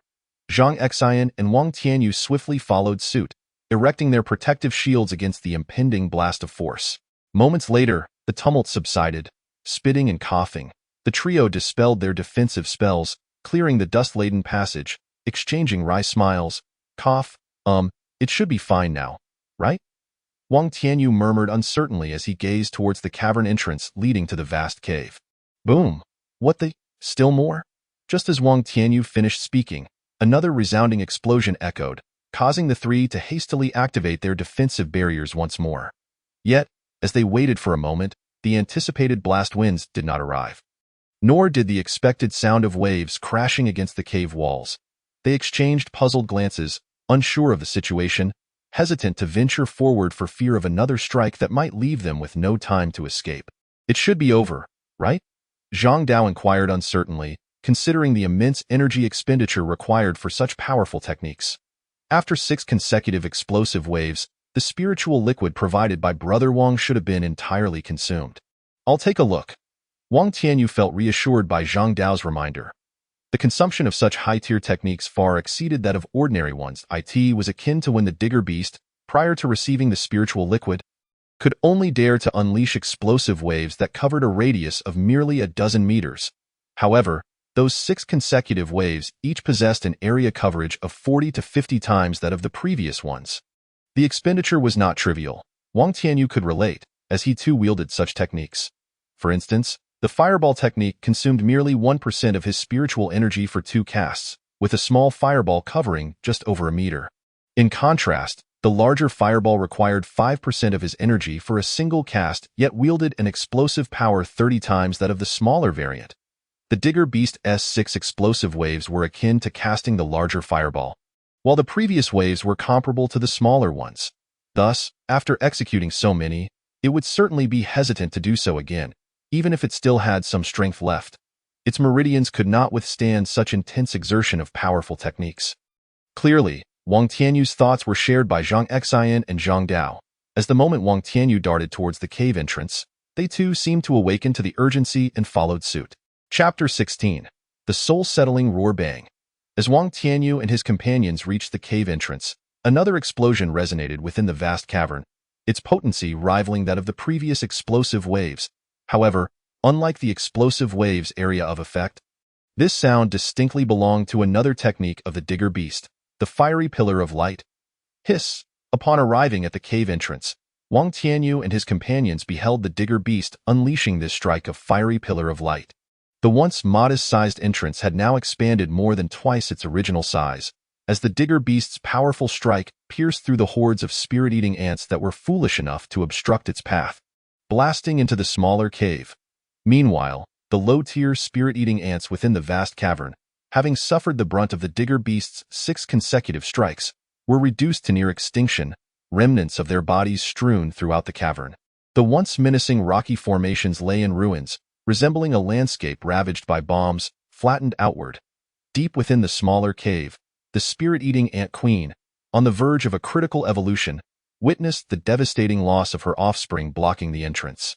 Silence! Upon seeing the Digger Beast greedily eyeing its entry into the smaller cave, the ant queen, filled with fury, unleashed her ultimate technique, the soul-settling roar. This technique, which had previously left Wang Tianyu and his companions dazed and disoriented, primarily targeted the spirit. Caught off guard, the trio was struck by the ant queen's soul-settling roar, their souls quaking violently, heads clutched in agony, only to be plunged into darkness, losing consciousness. Zhang Xian and Zhang Dao felt as if they were on the brink of despair. Yet Wang Tianyu was momentarily shielded by the faint gray light emanating from the gourd within his consciousness, protecting his spirit. Nevertheless, he feigned the effects of the attack. Regardless of how Wang Tianyu and his companions were affected by the ant queen's soul-settling roar, the Digger Beast roared in anguish, rolling upon the ground at the cave entrance. The Digger Beast, having faced the soul-settling roar directly, bore the brunt of its impact, despite its utmost efforts to maintain its consciousness and shield its spirit. Minimizing the damage inflicted by the roar, it could not entirely evade the harm dealt to its soul. At that moment, having previously unleashed 9 powerful techniques, the Digger Beast had already incurred some injuries to its meridians, which inadvertently slowed its response time when summoning its protective energy. Consequently, it was severely wounded by the Ant Queen's soul-settling roar. The Ant Queen, now filled with rage, had pinned her hopes on this evolution. After all, she possessed ample resources, including the precious golden essence milk and golden essence stones, making her advancement nearly a certainty. However, one crucial element was sorely lacking: time. Like all beasts, during evolution, she required a secure environment to break through. The Ant Queen had meticulously arranged for her young ones to be strengthened to the 9th level of chi refinement with golden essence milk. Thus she held absolute confidence in her success. Even with the Digger Beast persistently disturbing her evolution, she believed her young ones would provide a formidable last line of defense. Originally, The Ant Queen had calculated that, under their protection, she would have sufficient time to advance. Little did she expect that the digger beast had consumed some divine substance. It had unleashed 9 powerful techniques, decimating the majority of her young ones in the outer cavern. Even those guarding the smaller cave had suffered grievous losses due to the digger beast's 3 strikes of fiery pillar of light. Now, the digger beast posed a grave threat to her very existence. Should she continue her evolution, she would be rendered immobile, becoming an easy target. Yet to abandon her advancement meant forcibly interrupting the transformation of her energy, which would leave her severely injured. Silence. Faced with the imminent threat to her life, the Ant Queen ultimately chose to forcibly interrupt her energy transformation, prioritizing her survival with a splutter as she forcibly halted her evolution. She failed and sustained injuries, spewing forth a mouthful of dark green blood. Silence, silence. The remaining spirit-eating ants, having survived, cried out in concern for their queen. Silence. Stabilizing her chaotic energy, the massive Ant Queen rose, her deep-set compound eyes fixated on the digger beast, which had regained its composure and was slowly advancing towards her, emitting a deafening roar of fury. Roar. The digger beast, undeterred, retaliated. Despite the pain inflicted by the Ant Queen's soul-settling roar, it resolved to seize this opportunity to annihilate her. Previously, it had been the spirit-eating ants overwhelming it. Now, with their ranks nearly decimated, the moment was ripe for attack. The Ant Queen, having suffered injuries from her failed evolution, needed to stabilize her condition urgently. Otherwise, she risked a catastrophic collapse that could compromise her foundation. The Ant Queen was acutely aware of her dire situation. Her meridians were shattered, leaving her with less than a third of her usual strength. All while being in danger of exacerbating her injuries, she swallowed a mouthful of golden essence milk, aiming to stabilize her condition and repair her damaged meridians. Silence. At this pivotal moment, the Ant Queen commanded the remaining spirit-eating ants to swarm the digger beast. While she coldly observed, striving to recover, roar. The digger beast understood the Ant Queen's intentions. She sought merely to buy time for her recovery. It would not allow her such an easy opportunity. Buzz! The digger beast unleashed another explosive wave of energy from the protruding ridges atop its head, directly sending the attacking spirit-eating ants flying or killing them outright, further diminishing their numbers. Subsequently, the digger beast cast a probing strike of fiery pillar of light towards the Ant Queen. The Ant Queen, witnessing the approaching crimson beam, displayed a flicker of complex emotions in her deep-set eyes, yet made no attempt to evade, resulting in her head being vaporized instantly. The burrowing beast and the remaining lingering ants were momentarily stunned. And then, as if driven mad, the other lingering ants launched a reckless assault against the burrowing beast, disregarding their own lives. The burrowing beast was taken aback by the severity of the Ant Queen's injuries, which exceeded its expectations. It did not even attempt to evade, and thus fell victim to its own annihilation. In reality, the Ant Queen sought to resist, but alas, the moment she tapped into her internal spiritual energy, her injuries worsened, leaving her helplessly watching her own demise. Roar, roar, roar. Witnessing the Ant Queen's defeat at its hands, the burrowing beast let out an ecstatic roar towards the heavens, releasing years of pent-up frustration under the Ant Queen's oppression. Buzz! After vanquishing a formidable foe, the burrowing beast unleashed 2 fiery explosion spells, completely obliterating the remaining lingering ants. As for those that fled, it paid them no mind, preparing instead to claim its spoils and recuperate from its injuries. Having forcibly cast spells moments ago, its internal wounds had intensified, leaving it not much stronger than the Ant Queen. Even a slightly weaker opponent could spell its end. It needed to consume the golden flame divine milk to heal itself. Though it was of the fire attribute, the reason why heavenly materials and earthly treasures are so revered is their universal efficacy for all cultivators. However, the golden flame divine milk would be less effective for it than for those of the gold attribute. Thus its benefits would be considerably diminished. As for other trivial matters, the burrowing beast had no energy to spare. It urgently needed to stabilize its condition before it deteriorated further. Suddenly, as the burrowing beast crawled towards the small cave's depths where the golden flame divine milk lay hidden, a golden longsword pierced through its head. Roar. The burrowing beast's fist-sized eyes widened in disbelief, a flash of unwillingness flickering across them. Due to its severe injuries, it had failed to notice the lurking danger. ultimately becoming a pawn in another's game. Bang! The burrowing beast collapsed to the ground, slowly losing its vitality. Wang Tianyu's figure darted through the cave entrance, and upon witnessing the lifeless burrowing beast and the decapitated lingering ant queen nearby, a jubilant expression overtook his face. Indeed, what a bountiful harvest! Wang Tianyu swiftly maneuvered past the burrowing beast and delved deep into the small cave, where he beheld a mountain of golden crystal stones, golden flame stones, and a basin made of golden flame stone filled with golden flame divine milk. His spirit soared. Chapter 17. Mysterious spiritual plant. Earlier, after the ant queen unleashed her soul-suppressing roar, Wang Tianyu pretended to be attacked alongside Zhang Xian and Zhang Dao, feigning unconsciousness. However, as the burrowing beast entered the small cave, he quietly slipped outside, watching as the burrowing beast and the lingering ants inflicted mutual destruction upon each other, ultimately killing one another. Only then did he act decisively, seizing the opportunity to strike down the severely injured burrowing beast and claim its rich spoils. Gazing at the towering heap of golden crystal stones, Wang Tianyu wasted no time, activating his jade gourd to hastily consume 80% of them, leaving only 20% behind. He did not allow the golden flame stones to be devoured by the gourd, instead storing them in the gourd's space, knowing that they were materials for crafting second-tier spiritual artifacts, which he had no immediate use for but could not afford to waste.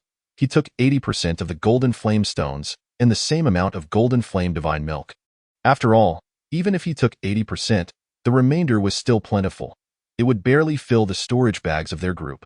Apart from these spiritual materials, Wang Tianyu continued to scour the lingering ant nest. This small cave was quite expansive, spanning nearly 100 feet and dotted with numerous smaller caverns along the surrounding walls. Wang Tianyu began his search from the leftmost cavern. Hiss! Are these lingering ant eggs? Upon entering the left cavern, Wang Tianyu was confronted by a dense mass of white, net-like, egg-like particles. Anyone suffering from a fear of clusters would surely be terrified by the overwhelming sight of the countless lingering ant eggs. Even Wang Tianyu felt a wave of nausea, though his limited knowledge of lingering ants did not deter him from collecting a portion of the eggs, knowing they could either be sold or hatched later. Exiting that cavern, he proceeded to the next one, which was filled with various heavenly materials and earthly treasures, such as black crystal stones, an evolved variant of golden flame stones, belonging to the water attribute and classified as second-tier refining materials. There were also golden essence stones, which were the essence of golden flame stones. Within the entire vein of golden crystal stones, 90% comprised golden flame stones, and golden essence stones were rare treasures that could only be born under specific conditions. Being the core gem of the golden crystal stone mine, if golden crystal stones were first-tier materials, then golden flame stones were second-tier, and golden essence stones, being the essence of golden flame stones, were classified as third-tier materials, coveted by golden core cultivators for crafting gold attribute treasures. Wang Tianyu found ample other materials, including clouding stones, pure gold, and secret silver, ranging from first to third tier. He only retained a selection of first-tier materials, taking away all the second and third-tier ones.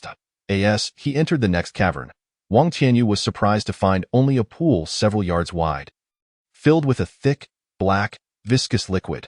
What astonished him more than the pool's contents was the spiritual plant blooming at its center.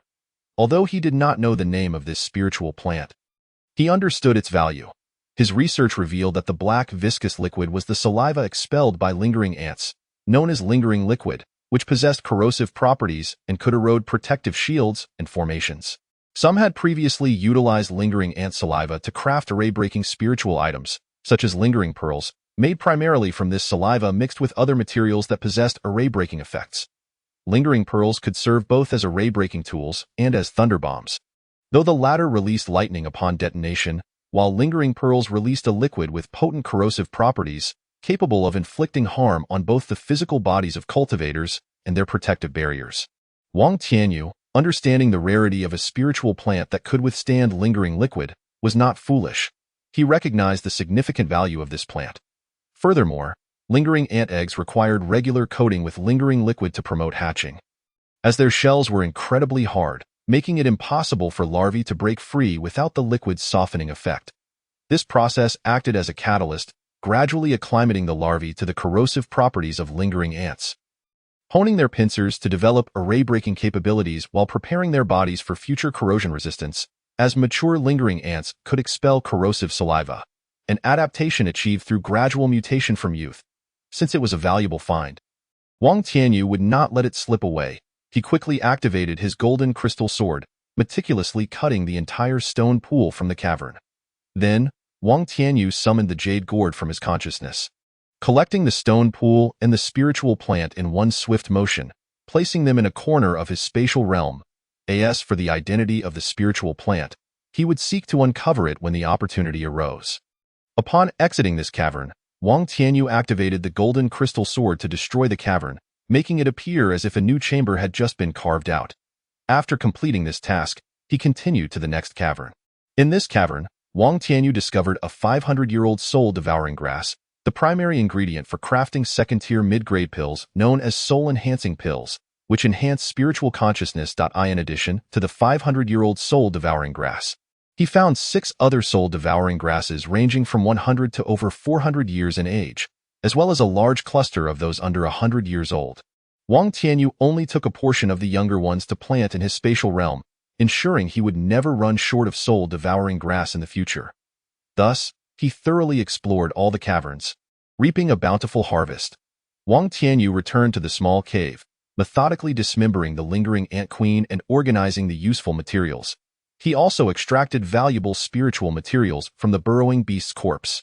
After completing these tasks, he took his share and, after a moment of contemplation, decided to take an additional third of the previously retained 20% of golden crystal stones, golden flame stones, and golden flame divine milk. He then ventured into the larger cave, collecting more useful materials from the lingering ants, glancing at the still unconscious Zhang Xian and Zhang Dao. With a leap, he ascended the stone pillars, swiftly climbing to the top and disappearing into the dazzling white light above. Half an hour later, Zhang Xian and Zhang Dao awakened leisurely, finding no trace of Wang Tianyu and the entire small cave enveloped in silence. They exchanged glances before swiftly exiting the passage towards the small cave. There was no sign of their companion, Wang. After spending a little over half an hour, the two scoured every chamber in the small cave, filling their storage bags with what belonged to them. Upon meeting in the small cave, they realized with dismay that they had not found Wang Tianyu. Their expressions soured. They feared he had discovered some invaluable treasure and fled alone. Forget it, forget it, Zhang Dao said, though a hint of irritation lingered over Wang Tianyu's abrupt departure. Still, he refrained from voicing it, knowing that Wang Tianyu had left them plenty. They had not come away empty-handed, even if they suspected that Wang Tianyu had taken a larger share. Perhaps even more valuable items without evidence. Mere speculation held little meaning. It was better to ascend and bask in the sunlight they had long desired. Humph, do not let me encounter him. Otherwise, as Zhang Dao swiftly darts out of the small cave. A glimmer of fierce light flashes in Zhang Xian's eyes. As for whether to eliminate Zhang Dao and seize his possessions, Zhang Xian is not so foolish as to act without understanding their predicament. It is far better to huddle together for warmth than to brave the unknown alone. Thus, he discards the fleeting thought of silencing Zhang Dao. Observing Zhang Dao approaching the stone pillar, Zhang Xian ceases to linger. His figure flickering for a moment before he arrives at the base of the pillar, promptly following Zhang Dao as they ascend. Zhang Dao has only been trapped in the mine for 3 years, while Zhang Xian has endured for over a decade. With hope finally in sight, Zhang Xian, filled with excitement, leaps into the white light, vanishing into the nest of the soul-eating ants. Chapter 18. The division of the outer and inner regions of the Shiduan mountain range. Fellow Taoists. It seems we have finally emerged, a familiar voice suddenly calls out as Zhang Dao and Zhang Xian exit the soul-eating ants' lair, causing them both to pause in surprise and glance towards its source. Wang brother!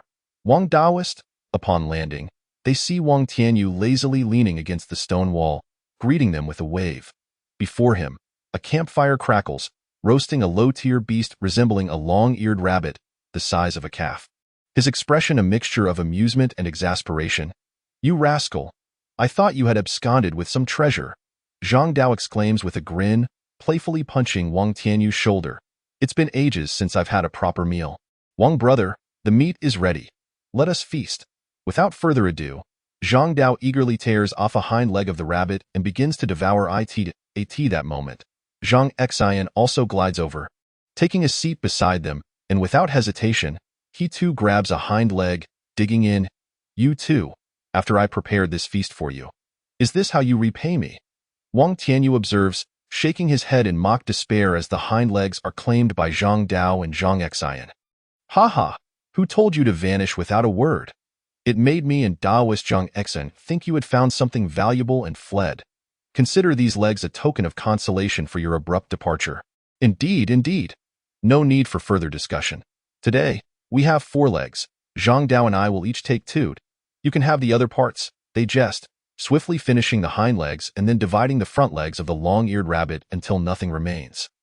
Wang Tianyu is left speechless. After satisfying their hunger, the 3 lean against the stone wall at the exit of the soul-eating ant's lair, silently watching the sun descend beyond the mountains, the sunset painting the sky crimson. A sight so exquisite compared to the darkness of the cave. Fellow Taoists, from my observations, we are situated within a vast valley. I have yet to ascertain the conditions outside, but to the northwest, there is a thick mist. There must be either a great river or a large lake there. I am not well versed in this terrain, so we should discuss our escape from this dense mountain forest.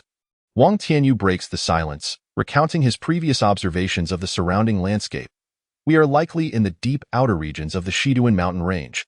Only the inner regions possess the continuous, towering terrain, Zhang Xian adds, pointing to the clusters of mountains in the southeast and southwest, sharing his knowledge of the land. Zhang Xian's feelings towards Wang Tianyu are complex.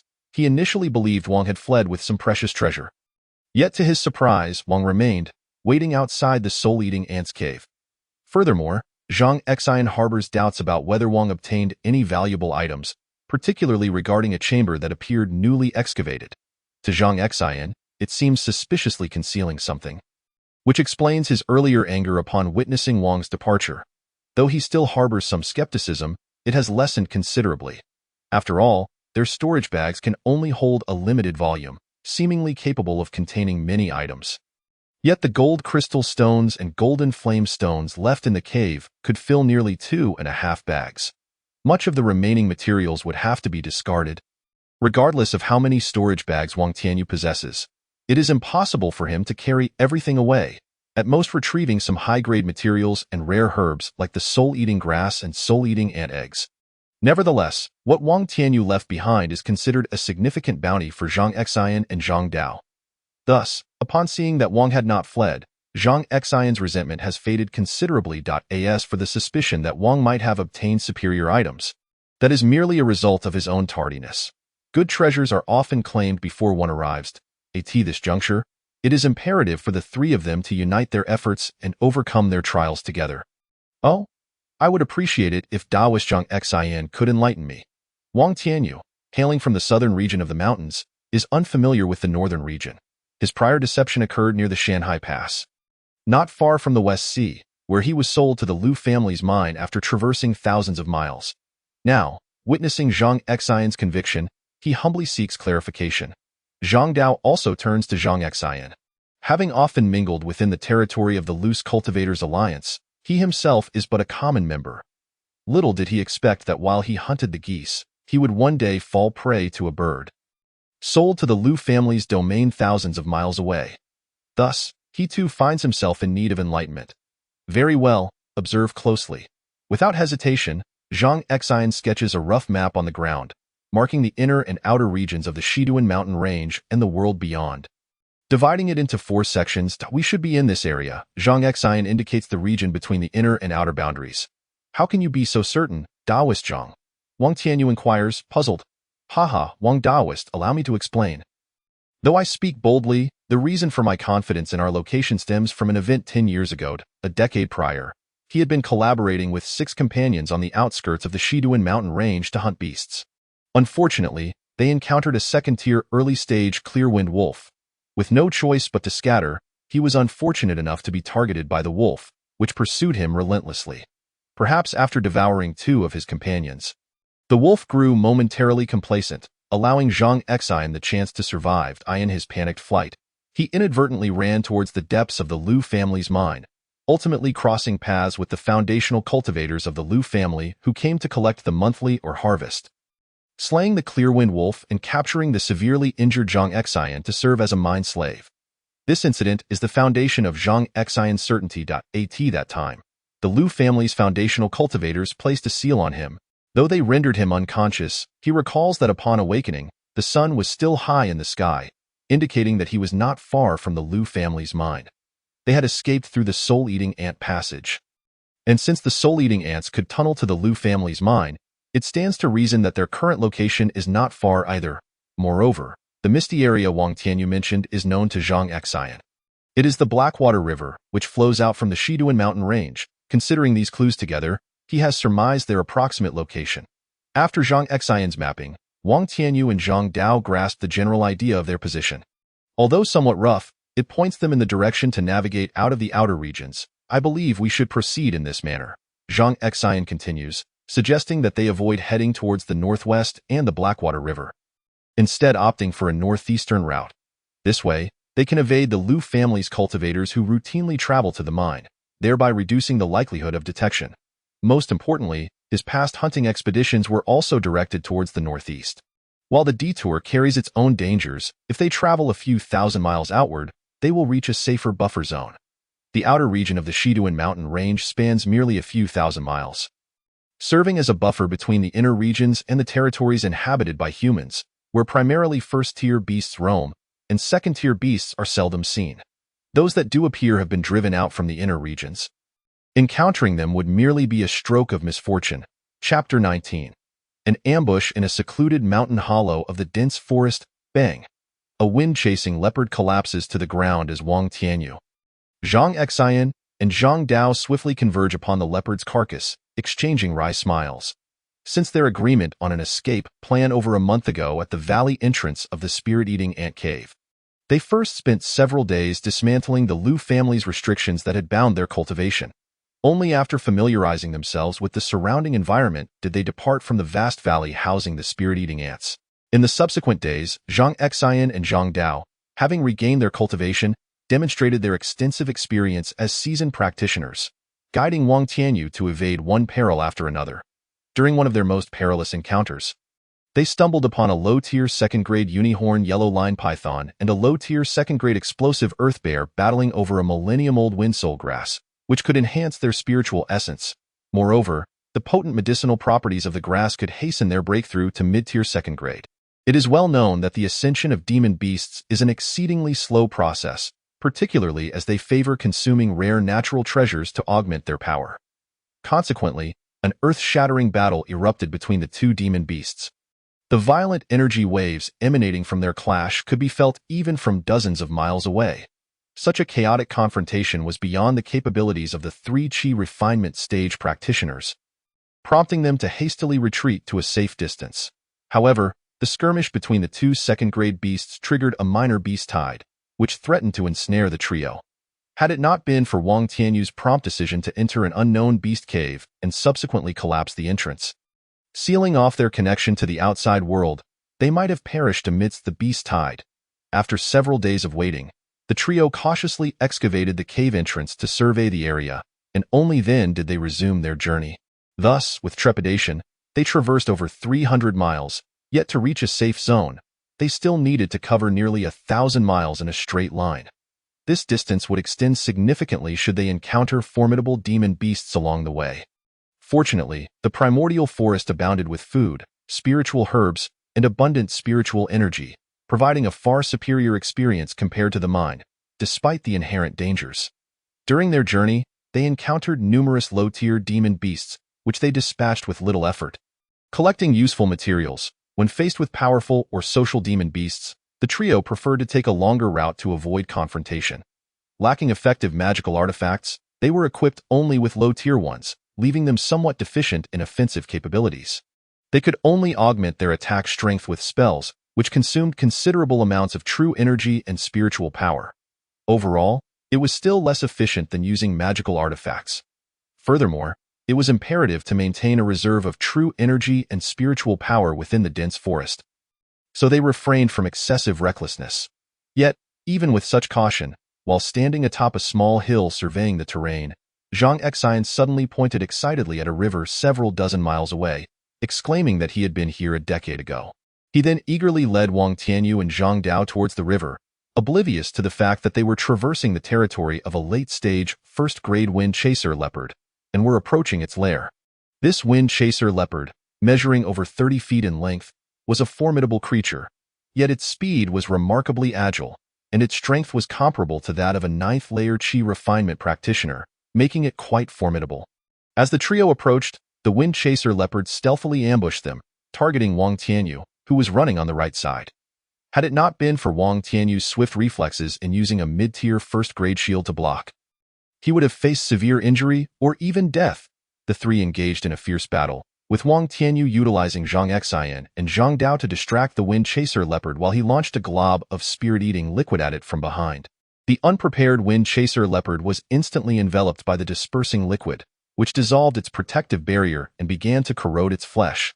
The intense pain caused the wind chaser leopard's speed to falter, allowing the trio to seize the opportunity and defeat it decisively. After silently processing the valuable materials from the wind chaser leopard, Zhang Xian's lips moved apologetically. "I'm sorry. This time, it was my rashness." He looked regretfully at Wang Tianyu and Zhang Dao. "There is no need for apologies, Brother Zhang. We all let our guard down.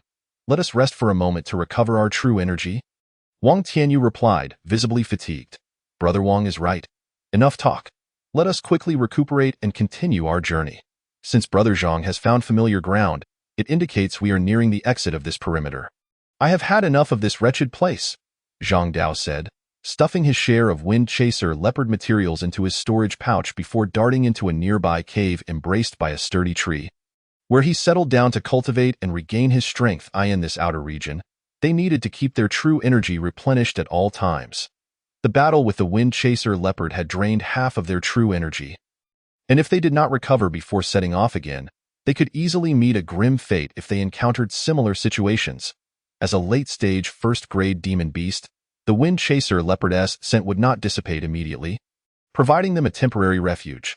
Seeing this, Wang Tianyu and Zhang Dao followed suit, entering the wind chaser leopard's cave and finding a smooth spot to sit and meditate. 2 hours later, they simultaneously opened their eyes, nodding at each other before surveying the cave.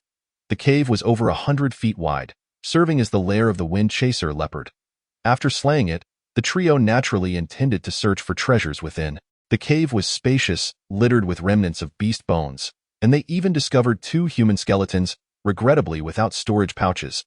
Ultimately, they found several centuries-old wind bell grass, one of the main ingredients for crafting a first-grade superior dust-clearing pill. The dust-clearing pill is renowned among late-stage Qi refinement practitioners for its ability to cleanse and strengthen the body, as well as assist in breaking through cultivation barriers, thus making it a highly sought-after elixir, especially for those stuck at a particular stage and unable to advance. After dividing the few wind bell grass among themselves and finding no other valuables, they wasted no time and continued on their journey. 2 months later, following Zhang Xian's recognition of familiar terrain, the trio accelerated their pace, skillfully navigating their way out of the perimeter. Not only did they acquire a wealth of valuable demon beast materials, but they also harvested numerous spiritual herbs, fruits, and plants. Overall, their bounty was abundant, with many items exceeding the capacity of their storage pouches, leading them to discard lesser goods and retain only the finest. Unfortunately, their storage pouches were rather limited. Ultimately, all the items deemed unnecessary by Zhang Dao and Zhang Xian were discreetly collected by Wang Tianyu using his jade gourd. One day, as Zhang Xian led the ascent of a small hill, he paused at the summit, trembling with emotion. Just as Wang Tianyu and Zhang Dao stood cautiously behind him, they suddenly witnessed Zhang Xian's tears streaming down his face as he murmured, "It has appeared." Upon hearing his words, Wang Tianyu and Zhang Dao were struck with a wave of excitement, their weary faces lighting up with hope. After over 100 days, nearly 4 months of perilous travel spanning over 2,000 miles, filled with countless dangers and the trio bearing numerous wounds, had they finally glimpsed the dawn? Chapter 20. Red Maple Valley Market. Zhang Xian's emotional outburst was provoked by the sight of the sprawling Red Mountain Range, rich with red maple trees, visible just beyond the hill. This mountain range was the Red Maple Mountain Range, a strategic outpost controlled by the human race, facilitating trade and rest for passing practitioners while also monitoring the movements of the demon race in the western Spine Mountain Range. The The site of the Red Maple Mountain Range signified safety. Beyond it lay 1,000 miles of human territory. More importantly, they could easily access the Red Maple Valley market to rest and sell off any unneeded spiritual materials.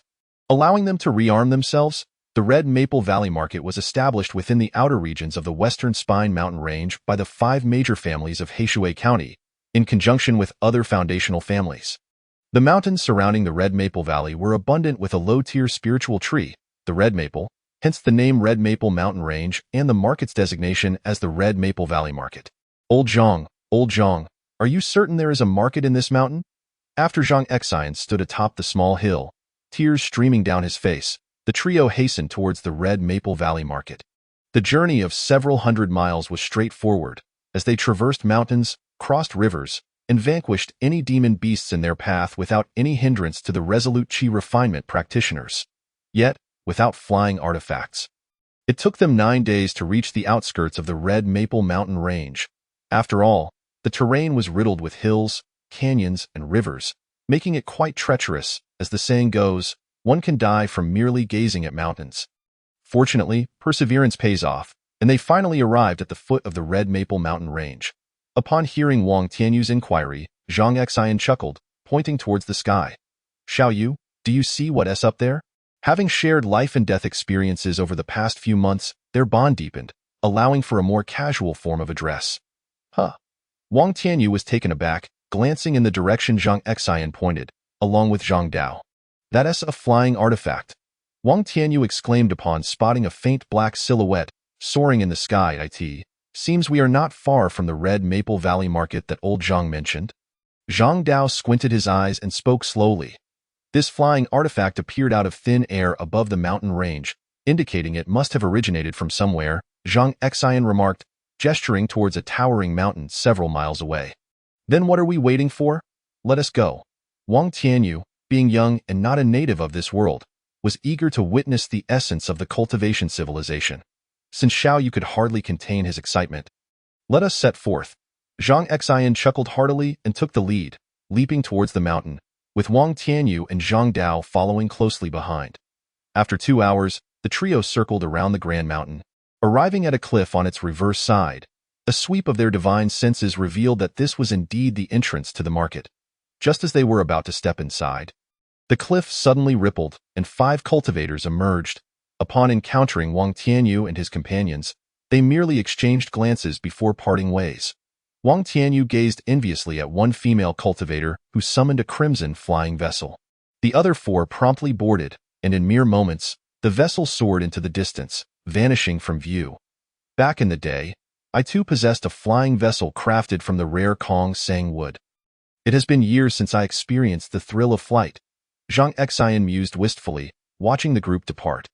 Let us venture in and see if there are any flying artifacts for sale. Zhang Dao, reminded of his own flying sword, felt a surge of impatience.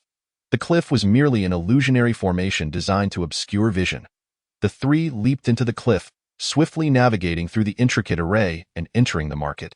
Before them lay a long, narrow canyon, several hundred zhang wide and a few thousand zhang long. Following the canyon inward, they encountered 5 streets lined with ancient structures of red brick and green tiles, most of which were 3-story buildings, accompanied by spacious courtyards. Observing the bustling crowd, it was evident that numerous cultivators thrived here. In just a short while, Wang Tianyu witnessed dozens of cultivators entering and exiting the market, indicating that the Red Maple Valley Market was far more prosperous than he had anticipated. He had expected a sparsely populated place in this remote area. Finally, I have returned. In those days, I was a frequent visitor to the Red Maple Valley Market. We formed a demon hunting team, spending years hunting demons and gathering spiritual herbs, seeking rare demon eggs and beast cubs to sell for spirit stones and elixirs. Zhang Xian reminisced as he reflected on the past decade. He noted that while the market remained unchanged, the people had changed drastically. 2 of his companions had perished at the claws of the Qingfeng wolf, while 2 others had vanished without a trace, leaving him to suffer as a mind slave. Everything had transformed. Let us find an end to rest, then we can sort through our unnecessary spiritual materials and replenish our supplies of elixirs. Talismans and artifacts, Zhang Xian suggested, shaking his head as he gazed at the bustling street nearby. Agreed. Let us proceed as you propose. Wang Tianyu and Zhang Dao concurred, recognizing their inferior familiarity with the area compared to Zhang Xian. Nodding, Zhang Xian guided them to the Red Maple Valley and while sharing insights about trustworthy shops and the pricing of various spiritual materials. Although he had been away for over a decade. In the realm of cultivation, 10 years was but a fleeting moment. Therefore, fluctuations in material prices were not overly dramatic, and with a little inquiry, one could easily ascertain the current rates. Soon, under Zhang Xian's guidance, they arrived at a 5-story building adorned with a sign reading Red Maple Valley Inn. Waiter, prepare us 3 rooms for a month's stay. This earth-digging mouse demon core should suffice for the lodging fees. Please also arrange a sumptuous feast for us, especially that spiritual fish dish and monkey wine, which I have not tasted in years. Additionally, provide each of us with 3 sets of clothing and shoes, and have them delivered directly to my room. Without waiting for the approaching waiter to speak, Zhang Xian tossed him a first-grade superior-grade demon core from the earth-digging mouse, instructing him to fulfill his requests. Certainly, honored guest. Please follow me to check in. Your meals and clothing will be delivered to your room shortly, the waiter, a second-layer chi cultivator, acknowledged, recognizing Zhang Xian as a valued customer. He promptly led the trio to the counter for check-in while signaling for preparations to be made for their meals and clothing. In no time, the 3 were settled into their rooms on the 4th floor, changed into the robes provided by the inn, and then gathered in Zhang Xian's room to indulge in the spiritual feast. After a hearty meal, Wang Tianyu let out a satisfied belch, reclining comfortably in his chair. Zhang Xian and Zhang Dao shared similar sentiments, relishing the long-awaited culinary delights. After a while, Zhang Xian spoke, let us remain in the Red Maple Valley market for a month to rest and compare prices for the items we wish to sell. We shall arm ourselves with the best artifacts, and then decide on our next course of action. A month's respite was not only to replenish their gear, but also to contemplate their future endeavors. Whether to continue forming a demon hunting team to venture into the Western Ridge Mountains or pursue other paths. Wang Tianyu and Zhang Dao had no objections and nodded in agreement. However, Zhang Dao had his own thoughts. As a member of the Loose Cultivator Alliance, he wished to explore the market to see if he could connect with others from the alliance. Zhang Dao openly shared his intentions with Wang Tianyu and Zhang Xian. Displaying no hesitation, Wang Tianyu had once contemplated parting ways after ensuring their safety, but the prospect of doing so soon after having forged a bond over the past half-year stirred a sense of melancholy. He also felt a pang of confusion about whether to return to the Wang family in the southern hills or to venture forth alone. Before long, the trio dispersed to their respective rooms. Lying in bed, Wang Tianyu pondered for a considerable time, ultimately deciding that it would be best to explore the world for a while. Resolute in his decision, he dismissed any further thoughts and drifted into a deep slumber. The following day, upon awakening, he knocked on Zhang Dao and Zhang Xian's doors, only to find that both had already ventured out. Thus, he abandoned the idea of summoning them. Reflecting on his needs, he realized he required a mask to conceal his identity. Recalling that he had previously collected concealing godgrass, he swiftly retrieved it from his storage bag and fashioned a wide-brimmed hat with thin curtains to shield his surroundings. He then crafted a mask from the same grass, securing it to his face with a string. Once adequately prepared, he set forth, leaping towards the commercial district of the market. Upon reaching the streets, he observed an increasing number of cultivators bustling in and out of the shops lining both sides. The Red Maple Valley Market was established through the collaboration of the 5 major forces of the Heishui River Basin and all foundational families in the vicinity, ensuring safety and prohibiting conflicts within the market. Violators faced the collective wrath of all foundational forces in the region. Wandering onto a main street, the market featured 2 horizontal and 5 vertical thoroughfares, with an array of shops offering various goods, from elixirs and artifacts to restaurants serving spiritual cuisine, shops selling talismans, establishments purchasing spiritual materials, and inns for cultivators to rest. Previously unnoticed while outside, the market now revealed itself to be teeming with life. Wang Tianyu contemplated his options and decided to visit the shops that acquired spiritual materials, inquiring about their buying prices. He had amassed a considerable amount of materials from the devouring spirit ants and other demon beasts, which were of little use to him, and thus he resolved to sell them for spirit stones. The market boasted hundreds of shops, with nearly 100 dedicated to acquiring spiritual materials, essentially representing all foundational forces in the Heishui River Basin. He approached the nearest shop, named Peng Family Spiritual Materials Shop.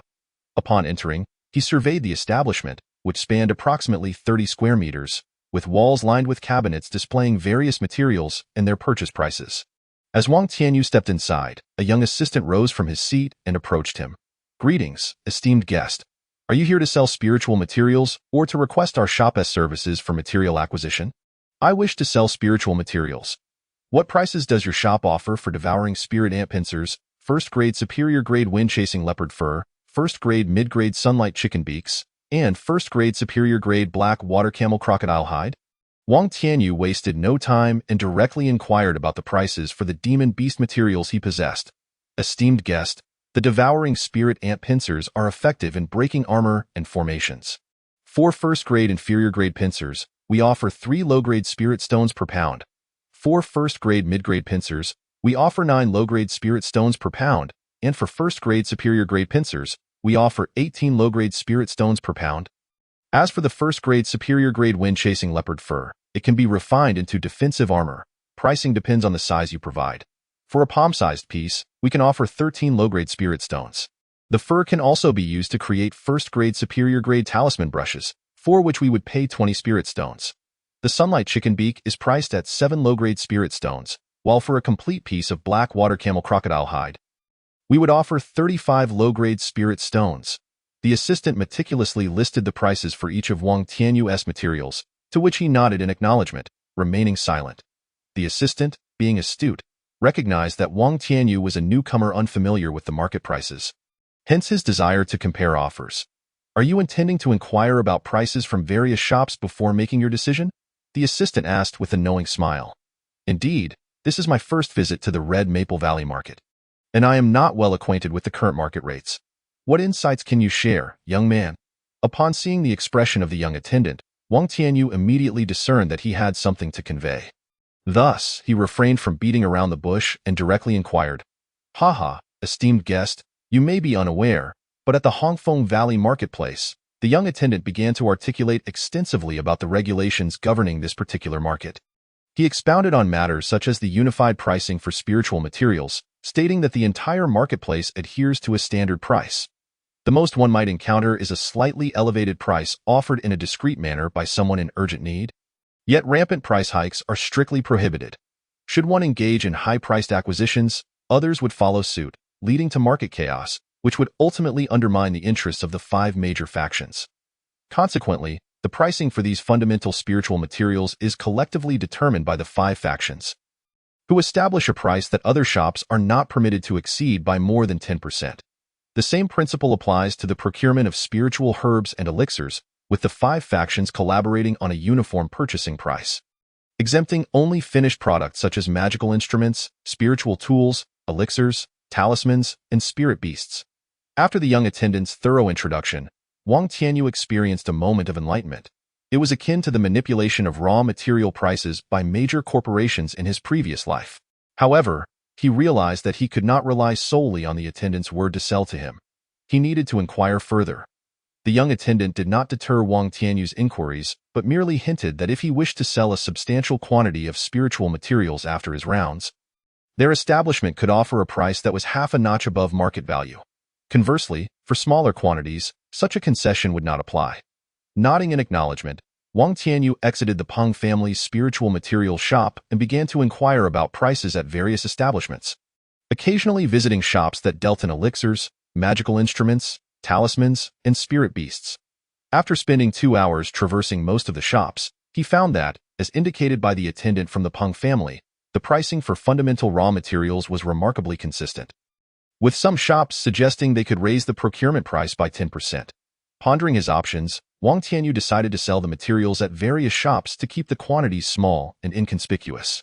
Ultimately, he sold off a batch of demon beast materials for over 1,700 low-grade spirit stones, marking a significant windfall. 4 cultivators at the Qi refinement stage, possessing several hundred low-grade spirit stones, is considered affluent. While most mid to low-tier cultivators toil daily for mere handfuls of spirit stones, he also managed to sell some of his unwanted items, such as the Yinming bees, which he had obtained from a young man selling magical instruments at the mine, whose eggs had hatched after the bees perished. However, upon inquiring at the market, he discovered that the name Yinming bee was somewhat misleading. as their capabilities were rather ordinary, prompting him to sell them for spirit stones. With a solid foundation of spirit stones, Wang Tianyu hurried to a shop that sold finished magical instruments. To save time, he had already gathered most of the necessary information in the Hongfeng Valley marketplace. The Lu family shop is renowned for its superior quality magical instruments. Although Wang Tianyu was reluctant to contribute spirit stones to the Lu family, who had enslaved him for over 3 years, he had no choice but to endure this for the sake of arming himself swiftly. The Lu family's instrument shop is known as Siding Pavilion, and every Lu family cultivator wears a red square ding embroidered on the left chest of their robes, which serves as their family emblem, much like the green gourd emblem of the Wang family. The Siding Pavilion is located at the intersection of 2 streets, a 7-story pagoda-like structure. Wang Tianyu quickly made his way to the entrance of the Siding Pavilion. Esteemed guest, are you interested in purchasing a magical instrument? Our Siding Pavilion's magical instruments are renowned throughout the Heishui River region, ensuring that you will find a satisfactory item. A young boy approached Wang Tianyu as he paused at the entrance, inquiring and introducing the shop. Lead the way, Wang Tianyu nodded, seemingly affirming the boy's words, his voice devoid of any fluctuation. Certainly, esteemed guest. May I ask if you are looking to purchase a mid-grade first-tier magical instrument or a high-grade one? If you have a specific type in mind, please share your requirements, and I will have someone assist you in finding it to save you the trouble of sifting through each item. The boy, a talkative Qi refinement stage cultivator at the 3rd level, inquired, sensing that Wang Tianyu was stronger than he did. I am not considering mid-grade instruments. I wish to procure high-grade ones. I need items for attack, defense, and travel. Select a few for me to examine, Wang Tianyu stated, already at the Qi refinement 7th level, anticipating a swift ascension to the 8th level with focus training, rendering mid-grade instruments unnecessary. Understood, I will notify the staff to prepare the goods. High-grade first-tier instruments are located on the 3rd floor. Allow me to escort you there, the boy exclaimed, elated by the prospect of a substantial commission from this transaction. As they ascended, the young attendant shared details about the Siding Pavilion's layout. The 1st and 2nd floors featured a variety of first-tier low-grade and mid-grade magical instruments, while the 3rd floor housed the high-grade first-tier instruments.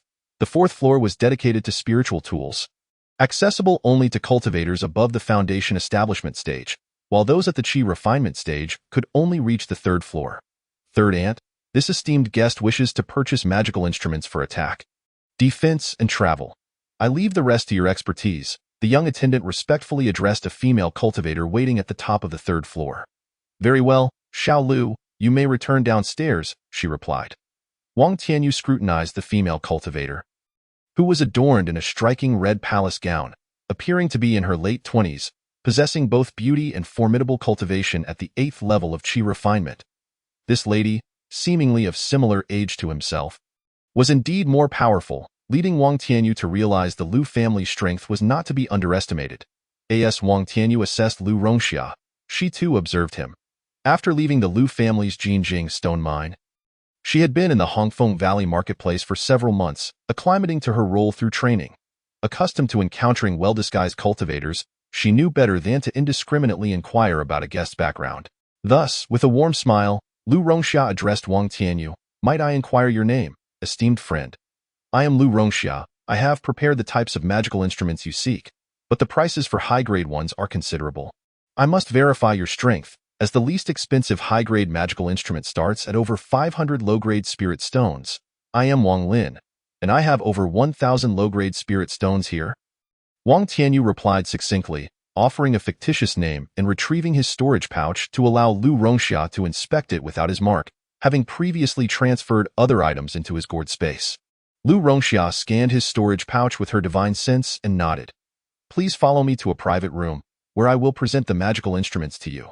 Very well, Wang Tianyu acquiesced, following Lu Rongxia to a private room where they took their seats. Lu Rongxia then tapped her storage pouch, and 6 wooden boxes of varying dimensions materialized on the table like streaks of light. Esteemed friend, please examine this. Lu Rongxia opened the first box on the left, revealing a small, inch-long green sword. She dispelled the magical restraints and infused it with her true energy. The sword rapidly expanded, ultimately transforming into a massive sword nearly a yard long, halting only when it reached its full size. This seemingly modest room was equipped with a spatial array, capable of resizing according to the dimensions of the items within. an extraordinary feature indeed. This is a first-tier high-grade Qingzhou sword, a wooden attribute flying sword. Renowned for its formidable attack power, crafted from 300-year-old green bamboo and enhanced with some resilient metal spiritual materials, its price is 530 low-grade spirit stones. Next, we have the first-tier high-grade Jinjing sword. A metal attribute flying sword with an attack power surpassing that of the Qingzhou sword by 10%. Made from high-grade Jinjing stones and infused with flame stones, it can unleash a lava-like heat upon activation. Priced at 580 low-grade spirit stones. Then we have the first-tier high-grade Jinjing shield, constructed primarily of Jinjing stones and reinforced with black iron and basalt. When activated, it can form a shield approximately 1 person high. And in its ultimate form, it can generate a wall of shield surrounding the user, priced at 680 low-grade spirit stones. Next is the first-tier high-grade Yunwu shield, made from cloud mist stones and augmented with illusion wood crystals and basalt. It offers a combination of invisibility, mist, and sturdy defense. Upon activation, it can release a white mist covering a radius of 10 yards, possessing a certain degree of illusionary effect, priced at 730 low-grade spirit stones. Then we have the first-tier high-grade Hua Yun boat, crafted from Hua Yun wood and supplemented with floating stones and some metal spiritual materials, achieving speeds comparable to a half-step Foundation establishment cultivator's full-speed flight. Priced at 820 low-grade spirit stones. Lastly, the first-tier high-grade Fu Hai boat, made from water ming crystals and reinforced with yellow jade rhinoceros leather. When activated, it envelopes the Fu Hai boat in a yellow jade protective light shield, offering a measure of protection and granting the user a brief moment of reaction time when attacked, priced at 988 low-grade spirit stones. What has been presented above are the exquisite magical artifacts that Wang Dayu desires for attacks, defenses, and swift journeys. I have prepared 2 options for each of these artifacts for your selection, and I am curious to know which ones appeal to you the most. I can assure you that the artifacts I have brought forth are of exceptional quality. While I can also procure top-tier artifacts, the most affordable among them still requires over 1,000 lower-grade spirit stones. Lu Rongxia gazed at Wang Tianyu with a smile, waiting for his response. In regard to Lu Rongxia's words, Wang Tianyu nodded. For the time being, he dared not contemplate top-tier artifacts. Even the total cost of these 3 types of artifacts surpasses 1,700 spirit stones, far exceeding the total sum of spirit stones he possesses. Unless he decides to sell some spiritual materials, the golden crystal stones, golden flame stones, and golden flame divine milk cannot be sold at the Lu family, lest his identity be exposed. The remaining valuable items include materials from the earth-digging beast and the soul-devouring ant queen, as well as treasures scavenged from the ant nest. I choose the golden crystal sword, the cloud mist shield, and the ocean-covering boat, Lu Daoyu. Wang Tianyu calculated his available treasures and discovered he had ample stock. By selling some second-tier spiritual materials, he could gather enough spirit stones and even have some left over. Very well, the golden crystal sword costs 580 spirit stones, the cloud mist shield 730 spirit stones, and the ocean-covering boat 988 spirit stones, totaling 2,298 lower-grade spirit stones. Additionally, I will personally include a storage bag with a Tinjiang capacity, valued at 130 spirit stones, as a complimentary gift for you. What do you think? Upon hearing Wang Tianyu's decision, Lu Rongxia's eyes brightened, and her charming face broke into a smile as she generously offered a spacious storage bag. Wang Tianyu was quite pleased with Lu Rongxia's gift, but he needed to sell some spiritual materials to cover the cost. As he was short on spirit stones, he hoped Lu Daoyu could offer a satisfactory price. Originally, he had intended to buy a large-capacity storage bag, for his current one was too small and filled up far too easily, proving quite inconvenient. Although he had the gourd space available for use at any time, he couldn't simply toss everything into it and no problem. Lu Rongxia readily agreed. Her anticipation piqued at what treasures Wang Tianyu might present. Chapter 23. The Black Dragon's Secret Realm. Wang Tianyu reached into his robe and produced a piece of second-tier spiritual material, clouding stone, a vial of soul-devouring liquid, and a 400-year-old soul-harvesting grass. Oh, the clouding stone! Lu Rongxia exclaimed as she seized the clouding stone from him. This fist-sized white stone, interspersed with hints of light red crystal, served as a material for crafting second-tier flexible spiritual tools, such as spiritual whips, flags, and robes, enhancing their softness and resilience. Her grandfather, Lu Liwei, was a second-tier top-tier artifact craftsman and had recently been searching for clouding stones to forge a complete set of second-tier array flags. Wang Tianyu's offering of this clouding stone was, therefore, a stroke of good fortune. Wang Daoyu, I will offer you 1,500 lower-grade spirit stones for this clouding stone, I assure you. That is a 10% premium over other shops. Generally, the price hovers around 1,300. You may inquire if you wish, Lu Rongxia said, her smile unwavering. This price indeed represented a significant markup, and had it not been for her grandfather's need, she certainly would not have offered such a premium. Very well, I accept Lu Daoyu's estimated price. What about the other two items? The first-tier top-grade soul-devouring liquid is a pity, as it is just shy of second-tier lower-grade quality. Nonetheless, this item is relatively rare. Today, Wang Daoyu has helped me immensely. I will offer 500 spirit stones for it.as for the 400-year-old soul harvesting grass. Its roots are perfectly preserved, vibrant with life, and likely harvested recently, meaning it can continue to thrive in several decades. It will mature for use in concocting second-tier mid-grade spirit-enhancing pills. I will offer 1,100 spirit stones for it. If Wang Daoyu has no objections, I will settle at this price. What say you? Lu Rongxia inquired, her gaze sparkling as she turned to Wang Tianyu for his response. Wang Tianyu shook his head and replied, I have no objections to Lu Daoyu's offer. Let it be so.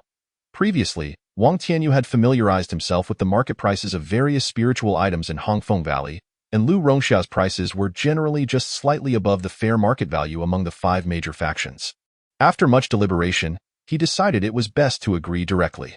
Thus, the total value of these 3 spiritual items amounts to 3,100 spirit stones, subtracting the 2,299 for the 3 top-grade artifacts.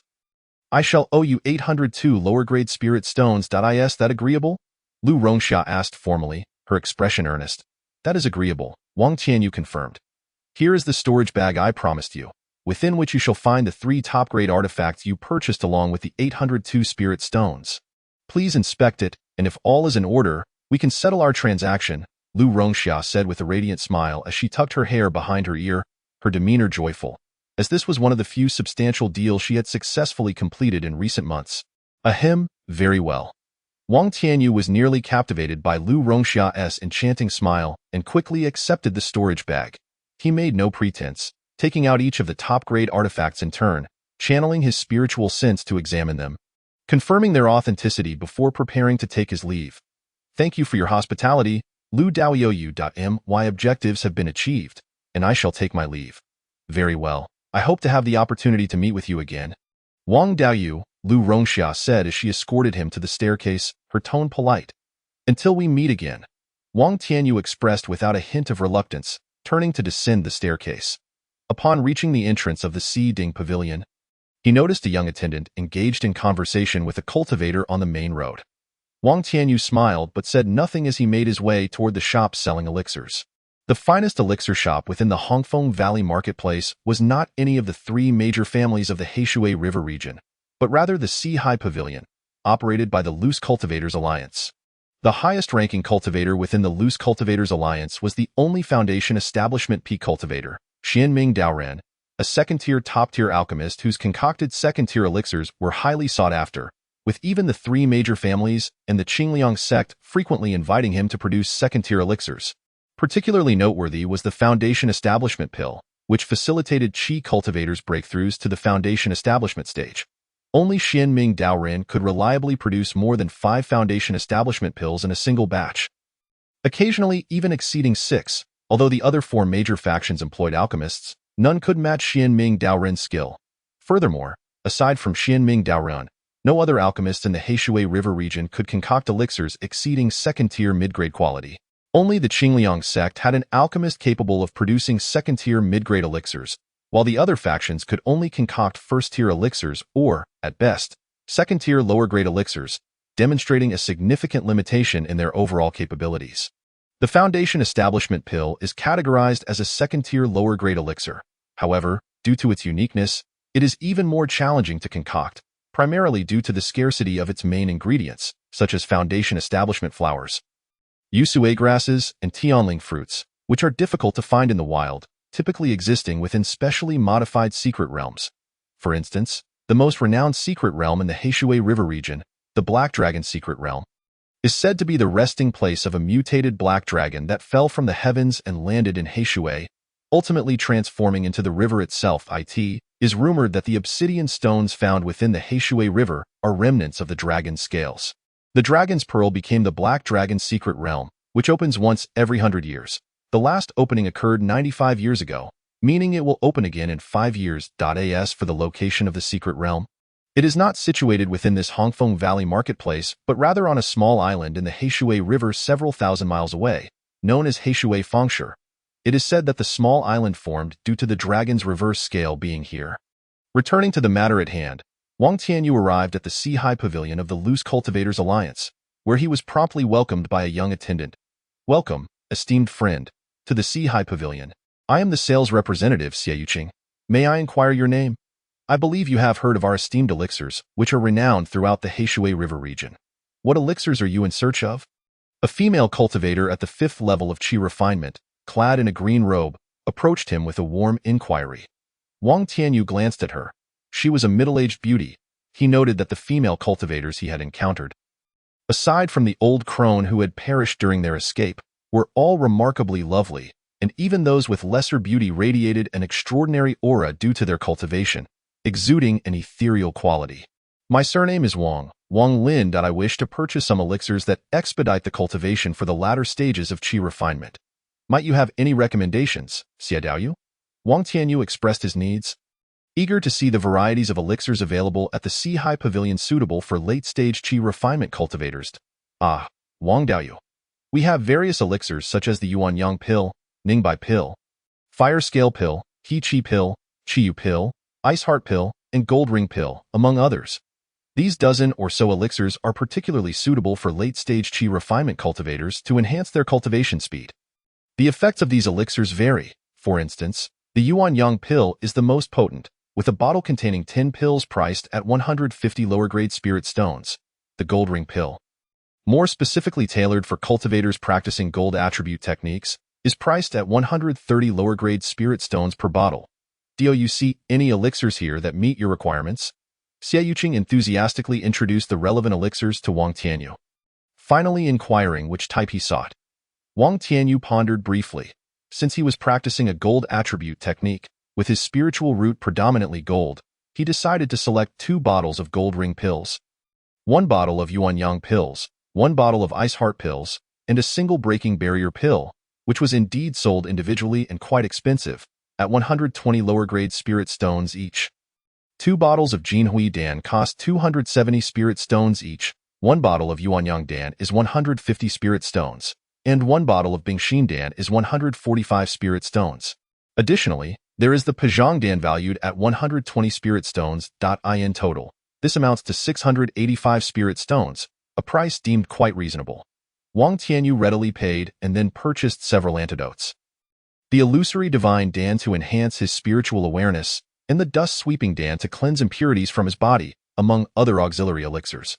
His total expenditure reached 930 spirit stones, which brought a bright smile to the beautiful hostess, Xiaoyuqing, who attended to Wang Tianyu, making her demeanor considerably more amiable. This transaction would at least earn her a commission of 50 spirit stones. After departing from the Sea-High Pavilion, Wang Tianyu proceeded to the Chen family talisman shop to acquire various talismans, such as offensive and evasion runes, as well as defensive spirit talismans, depleting the remaining 800 spirit stones he had earned from Lu Rongxia. Chapter 24. Selling off one's ancestral land without regret in the Heishui River region. The 5 major powers are the Lu family, renowned for their prowess in weapon forging; the Chen family, masters of talismans; the Wu family, experts in beast taming, who sell spirit beasts and spiritual cuisine; the Qingliang sect, adept in formations; and the Loose Cultivators Alliance, excelling in alchemy and also skilled in the cultivation of spiritual herbs and plants, boasting the largest number of alchemists and spiritual farmers. There are also several families with foundation establishment cultivators engaging in trade, each with their own specialties, such as swordsmanship, sword cultivators, vein exploration, treasure appraisal, beast taming, insect control, puppet manipulation, ghost summoning, qi observation, spiritual construction, silkworm rearing, weaving, magical robes, medicinal cuisine, affixing spells, poison crafting, astrology, spirit liquor, avian training, goo techniques, mineral refining, and medical skills. Each family has its own area of expertise in the myriad arts of cultivation, creating a vibrant tapestry of practices such as elixirs, weapons, formations, and herbs.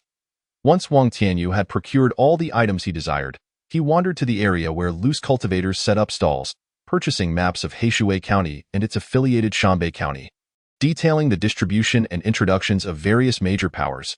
He also acquired jade slips containing knowledge of various alchemical, weapon-making, and formation practices circulating in the market, as well as seeds for various spiritual herbs and plants to facilitate future cultivation within his gourd space. Witnessing the stark price disparity between raw materials and finished products, he resolved to hone his alchemical and weapon forging skills whenever time permitted, especially alchemy. Given the existence of the gourd space, it would be a waste not to cultivate herbs, which would serve as excellent practice for his alchemical skills. As for the cauldrons required for alchemy and forging, Wang Tianyu had yet to decide whether to purchase one from the Liu family sightings pavilion. Aimlessly wandering into a plaza filled with stalls, he observed the various vendors, all set up by loose cultivators, with many cultivators browsing through the offerings. Wang Tianyu found himself intrigued, examining the wares at each stall, hoping to stumble upon a hidden gem. Unfortunately, after perusing more than half the stalls, he discovered that most were selling only basic materials and spirit materials, which held no value for him. Just as disappointment began to set in and he prepared to leave, he suddenly spotted a stall displaying a fist-sized three-legged cauldron, its purpose for either alchemy or forging unclear.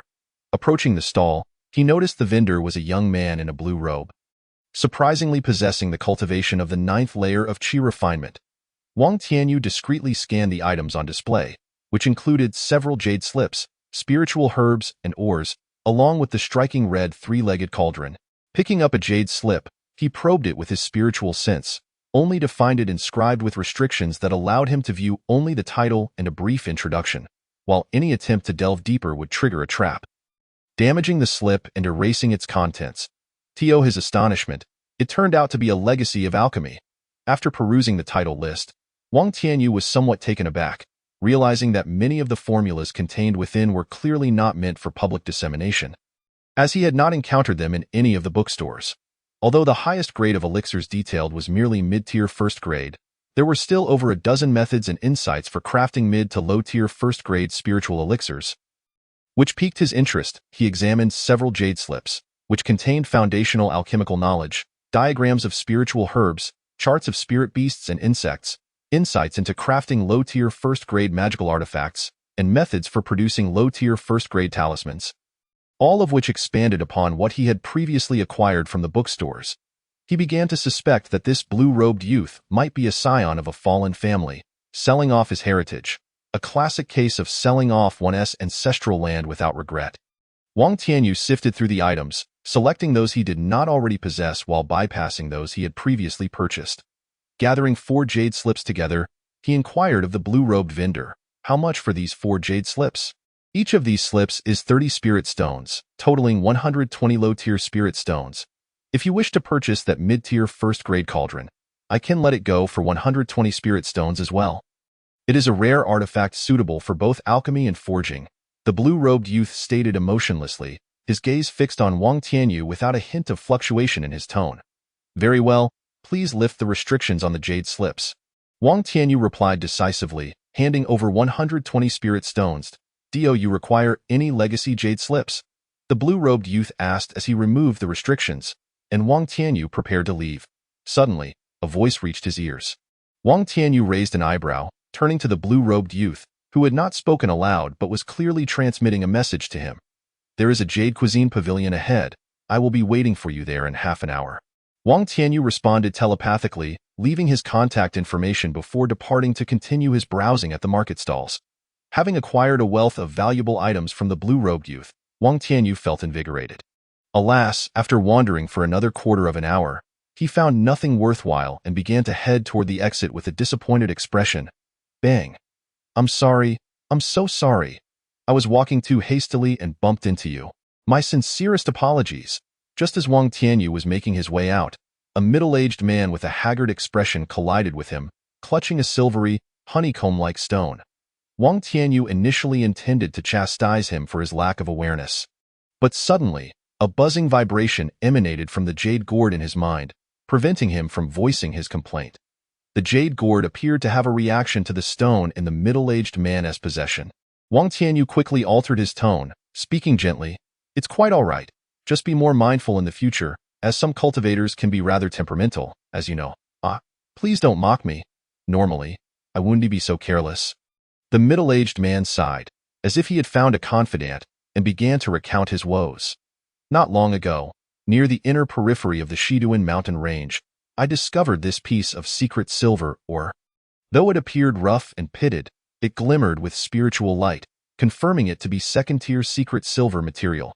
However, upon arriving at the market, it suddenly lost its luster and spiritual essence. I inquired around, but no one would purchase it, declaring it to be worthless. In my moment of elation and despair, I ended up in this situation. Alas, I had hoped to sell it for over 1,000 spirit stones. But now, no one wants to buy it. Since we are fated to meet, I shall gift it to you." With that, the middle-aged man, as if shedding a burden, thrust the secret silver ore into Wang Tianyu's hand and hurriedly departed. Disappearing swiftly into the crowd, Wang Tianyu was momentarily taken aback. He had intended to inquire whether the man was selling the secret silver ore, but instead, he had been given it for free. After this encounter, Wang Tianyu lost all interest in further browsing.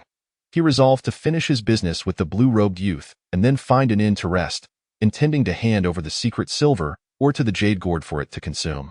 Uncertain of what might occur if the jade gourd ingested the secret silver ore, Wang Tianyu hesitated to let it do so just yet. However, following the incident with the young miner who had trailed him with foul pollen, he frequently employed his spiritual sense to scan his surroundings with the gourd, wary of any underhanded tactics. Indeed. He noticed that on his hand, where he had received the secret silver ore, as well as on his clothing, there were traces of a golden powdery substance, which one would not easily detect without careful scrutiny. He promptly utilized the gourd's devouring ability to consume the golden powder, not giving it much thought. As long as he remained cautious and the powder was gone, the middle-aged man would have no means to trouble him. Afterward, he made his way to the Jade Cuisine Pavilion, reserving a private room and ordering some spiritual dishes. The attendant brought in a few plates of delicacies and then exited, while Wang Tianyu closed his eyes, waiting for the blue-robed youth to arrive. Meanwhile, the middle-aged man, hurrying away from the stall area, returned to an inn room where 3 individuals awaited him. "Money, my friend, how did it go? Did you catch that fat sheep?" One of the men with a red beard and goat-like features inquired. "I tossed that piece of ore to him. Let me check the status of the tracking butterfly." The middle-aged man patted his spirit beast pouch, and a pink butterfly appeared before him. He executed a hand sign. But the tracking butterfly showed no change, merely fluttering around him. "What is going on? Did that kid notice my golden powder?" The middle-aged man's expression darkened upon observing the tracking butterfly's behavior. Meanwhile, after waiting for a quarter of an hour, Wang Tianyu finally heard a knock on the door. "Come in." Wang Tianyu opened his eyes, addressing the door. "Esteemed guest, here is the blood spirit fish dish you ordered. It is known for replenishing vital energy. The remaining jade frog dish will take a little longer. Please enjoy." Wang Tianyu waved his hand, signaling his understanding, and gestured for the attendant to leave. Ding! Suddenly, a sharp sound emanated from the storage bag, audible only to the bound user's consciousness, leaving outsiders oblivious. Chapter 25. The Inherited Jade Slip. Wang Tianyu retrieved the communication disk, executed a hand seal, and heard a male voice emanate. "Friend, I have arrived at the Jade Dining Tower." "Where are you?" "In the private room J3 on the 2nd floor." After responding, Wang Tianyu sat patiently awaiting his companion's arrival. Knock, knock, knock. The door to the private room echoed again. "I asked the friend inside. Please come in." Wang Tianyu recognized that the visitor was the young man in the blue robe, and thus extended an invitation. Creak. The young man in the blue robe pushed the door open and entered. "Please, take a seat, friend," Wang Tianyu said directly, not wishing to beat around the bush. Bang. The blue-robed youth was unceremonious, tossing a storage bag onto the table. Wang Tianyu's eyes brightened as he glanced at the youth with a questioning look. "What you seek is contained within. There are no restrictions on the jade slips, but should you choose to view them, you must purchase them. I will be straightforward." There are 5 jade slips in total. All of second-tier inheritance.I require no more than 500 spirit stones for each, a fixed price of 2,500 spirit stones in total. The Shuanglong Ding, a dual-purpose cauldron for alchemy and forging, is a second-tier low-grade furnace. Although it is second-hand, its value is not less than 3,000 spirit stones. I will offer it to you for 3,200 low-grade spirit stones. Even if you were to purchase a new one, whether solely for alchemy or forging, it would start at 3,000 spirit stones. This one is capable of both, and a new one would cost at least 5,000 spirit stones. If I weren't in urgent need, I would never part with it at such a low price, the blue-robed youth explained, his expression revealing a hint of complexity. The blue-robed youth's reaction further convinced Wang Tianyu that he was a typical case of someone selling off family treasures without a second thought. However, he was indifferent to the affairs of others, only concerned with his own gains. As for the 3,200 spirit stones for the furnace, it was somewhat steep, but not entirely unacceptable. Given that it was indeed a second-tier low-grade magical artifact, I will take a look first. If what you say is true, I will accept these 5 jade slips. Although Wang Tianyu did not wish to overtly flaunt his wealth, he was unwilling to pass up a good opportunity. Subsequently, Wang Tianyu examined the contents of the jade slips one by one, discovering that they contained 5 second-tier inheritance techniques ranging from low to high grade. They included second-tier high-grade alchemy inheritance, second-tier high-grade forging inheritance, second-tier mid-grade spirit plant cultivation inheritance, second-tier mid-grade talisman-making inheritance, and second-tier low-grade formation inheritance. After perusing the contents of the 5 jade slips, Wang Tianyu inhaled sharply, casting a glance at the blue-robed youth. This was undoubtedly a core inheritance of a family, one belonging to a foundation-building lineage. How could you be so certain that I possess sufficient spirit stones to acquire such significant inheritances? Wang Tianyu inquired, intrigued by the youth's unwavering confidence in his ability to purchase them, particularly since he had specifically communicated this to him. I have seen you at the 3rd floor of the 4 Cauldron Pavilion, where the magical artifacts easily cost hundreds or even thousands. I observed the enthusiastic send-off of the Liu family's female cultivator on the 2nd floor and deduced that you must have made a purchase of a high-grade magical artifact. The blue-robed youth stated candidly. Are you spying on me? Wang Tianyu's expression shifted, casting a cold stare at him. The blue-robed youth shook his head and replied, It was not my intention to surveil you. It was merely a fortuitous coincidence. I have been wandering the 4 Cauldron Pavilion for several days, not solely fixated on you. Was your stall at the square also a bait to lure me in? Wang Tianyu's expression softened slightly as he casually inquired. Indeed, you have been frequenting various shops in the market. Observant individuals have certainly taken note of that. I merely acted upon your behavior, the blue-robed youth remarked. His gaze meaningful. Wang Tianyu fell silent, his expression calming, though internally he chastised himself for not being cautious enough in this unfamiliar market, as a stranger wandering from shop to shop. If the blue-robed youth could notice him, others certainly could as well. Presumably, the middle-aged man who had tossed him the secret silver or had seen him as an easy target, hoping for a lucrative score. He realized he was still rather inexperienced. It seemed he could not leave for a while. After resolving his thoughts, Wang Tianyu coldly smiled and remarked nonchalantly, What is meant to come will eventually arrive. It simply depends on their aptitude. My willingness to attend this meeting indicates that I am unafraid of such matters, especially when it comes to inheritances that could bolster my family. I certainly cannot let this opportunity slip by. That is well then. Since you are determined, the 5 jade slips will cost 2,500 spirit stones, and the Shuanglong Ding will be 3,200 spirit stones, totaling 5,700 spirit stones. The blue-robed youth showed little concern for Wang Tianyu's words, as he suspected the latter might be a family representative gathering resources in the market, making him the ideal candidate to sell these inheritance jade slips and spirit artifacts. Only such representatives could amass a significant amount of spirit stones at once. He had completed this transaction 3 times already. This was Wang Tianyu's 4th. He was rapidly selling off the family's valuable items. This time, in pursuit of foundation building, it was a gamble, however. I do not possess that many spirit stones on me. After my previous purchases, I am left with only a little over 1,000 spirit stones. But I can offer other spiritual items as a substitute. As he spoke, Wang Tianyu produced 2 vials containing diluted Yuanling Shenru. Friend, you are parting with so many jade slips. I presume you seek to gather funds for foundation building pills? Wang Tianyu smiled knowingly at the blue-robed youth. Noticing the blue-robed youth's lack of denial or rebuttal, Wang Tianyu felt he had gauged the situation correctly. He pointed at the 2 vials containing the diluted and said, "Perhaps you could assess whether this liquid for replenishing spiritual energy could cover the remaining shortfall in spirit stones." Wang Tianyu had researched the prices of pills that replenished spiritual energy. A high-grade 9-pattern jade ginseng pill could restore a third of the spiritual energy for a 9th-layer chi-refining cultivator, but it required time for absorption. Each pill was priced at 70 spirit stones, which was quite reasonable for such a top-tier item, especially given its rarity.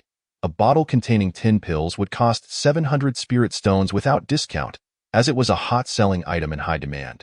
In contrast, his diluted could restore half of one's spiritual energy in just 1 sip, and each vial could provide 10 sips without the need for refinement, allowing for immediate absorption and transformation into spiritual energy, an invaluable lifesaver.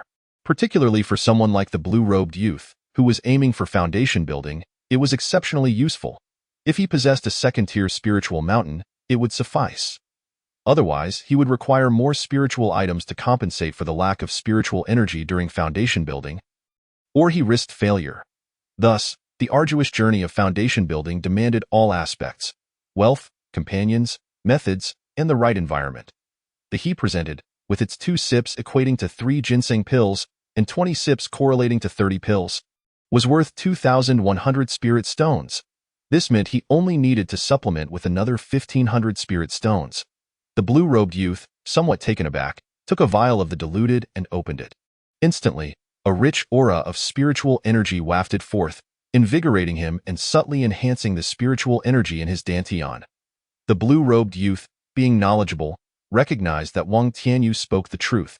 This liquid was indeed a miraculous item capable of instantly replenishing spiritual energy.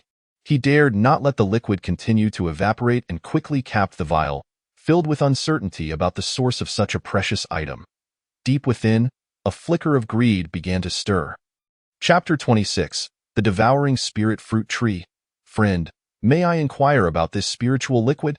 He hesitated, fearing to overstep bounds concerning such a rare item. If possible, he would certainly wish to procure more. Wang Tianyu understood his implication. He had plenty more on hand, but could not reveal all at once, so he merely shook his head with a wry smile and said, "Surely, you understand the rarity of such items." Seeing the blue-robed youth nod in acknowledgement, Wang Tianyu knew that if it were not precious, he would not be so inquisitive. Presently, the youth was solely interested in foundation-building pills. Wang Tianyu sighed. "While this item is indeed excellent, its quantity is limited. Were it not for my exceptional talent among our branch and my grandfather's affection for me, I would not have received these few diluted vials. The undiluted liquid can instantly replenish the true essence for foundation-building cultivators. My grandfather cherishes it dearly as it is a life-saving artifact for him. Unfortunately, such items are exceedingly rare." Wang Tianyu subtly hinted at the backing of his family, and his grandfather being a foundation-building cultivator. Before continuing to elaborate on its origins, "This liquid was sourced by my grandfather from deep within the Shidun mountain range, from a nest of devouring spirit ants. The quantity is scarce. Each drop is diluted into a vial. These 2 vials have cost me quite a bit." Feigning a pained smile, he explained, conveying an understanding of the youth's intentions while subtly suggesting that he could not provide any more. Then, shifting the topic, he produced a large vial containing the eggs of the devouring spirit ants. "Might I inquire if you require devouring spirit ant eggs?" This is an egg produced by a first-tier superior soul-devouring ant queen. Upon hatching, it will yield a first-tier inferior demon beast. With proper nurturing, it has the potential to provide a sustained supply of soul-devouring liquid in the future, a precious material for crafting spirit-breaking artifacts, which are seldom encountered. My friend, do not let such a splendid opportunity slip away." Wang Tianyu passionately elaborated, as if the young man in the blue robe would be lacking in discernment should he choose not to make a purchase. While Wang Tianyu's assertion was not entirely exaggerated, the soul-devouring ants were indeed quite rare. If they were too commonplace, spirit-breaking treasures would be inundated in the market. Thus, the eggs of soul-devouring ants hold considerable value. At the very least, if he sold this vial of eggs to the Wu family, it would certainly fetch over 1,000 spirit stones. After all, with careful rearing, they would yield an unending stream of profits for the family. "I think not, my friend. It would be wiser for you to keep them for yourself. As for these 2 vials of liquid, I shall accept your offer, and you need only reimburse me with 1,200 spirit stones." The young man in the blue robe replied, unmoved.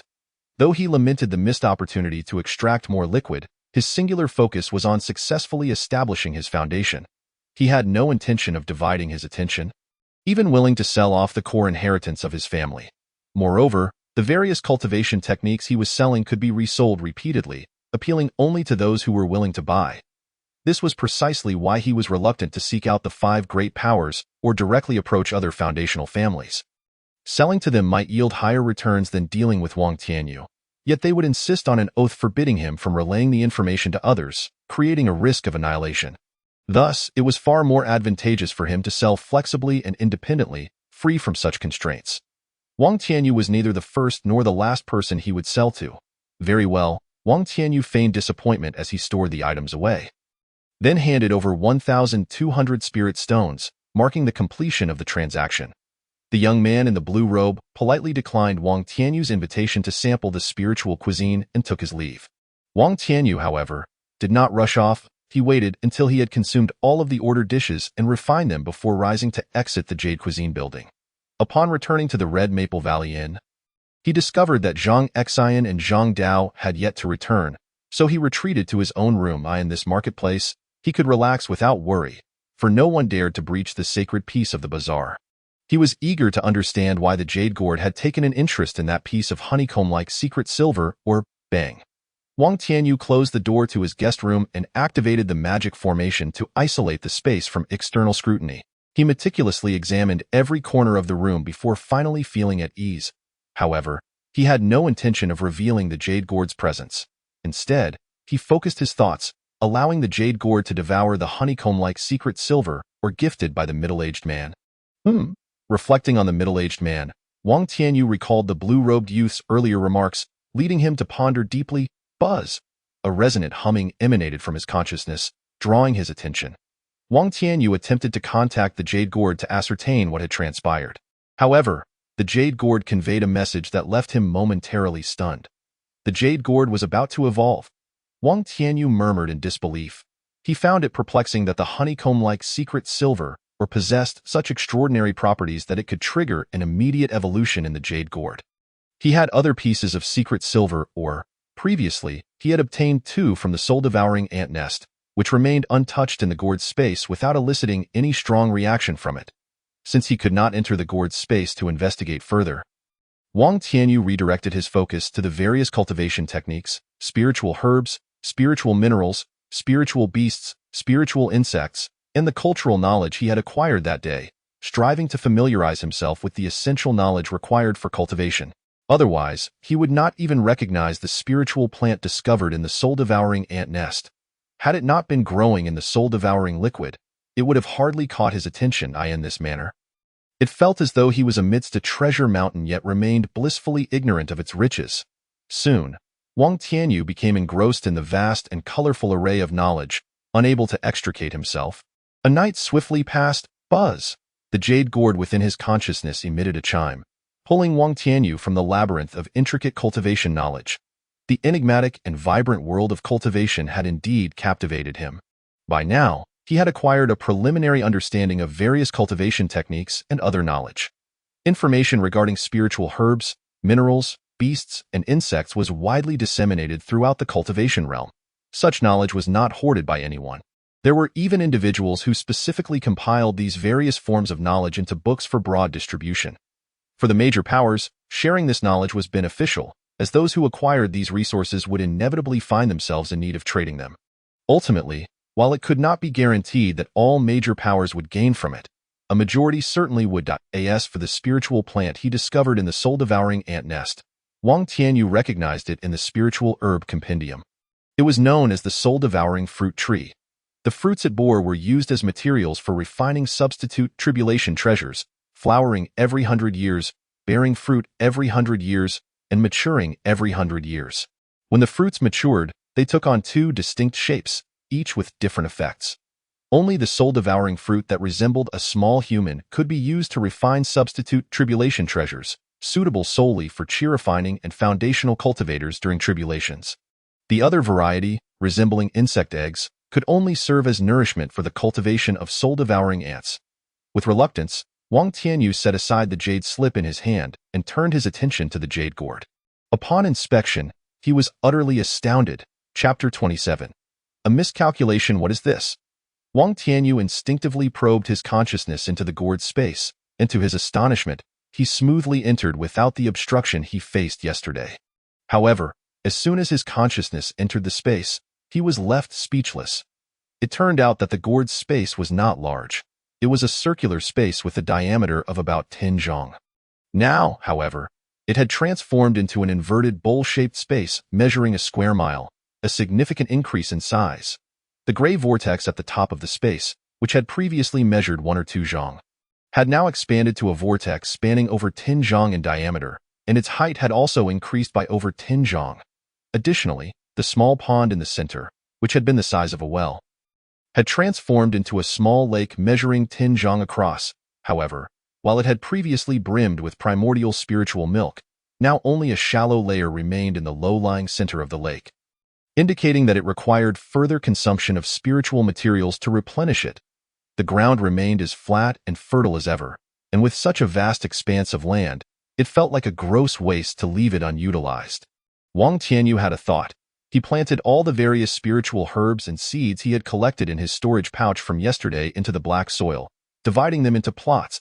He then irrigated the spiritual fields with undiluted primordial spiritual milk before shifting his attention to observe if there were any other changes in the space.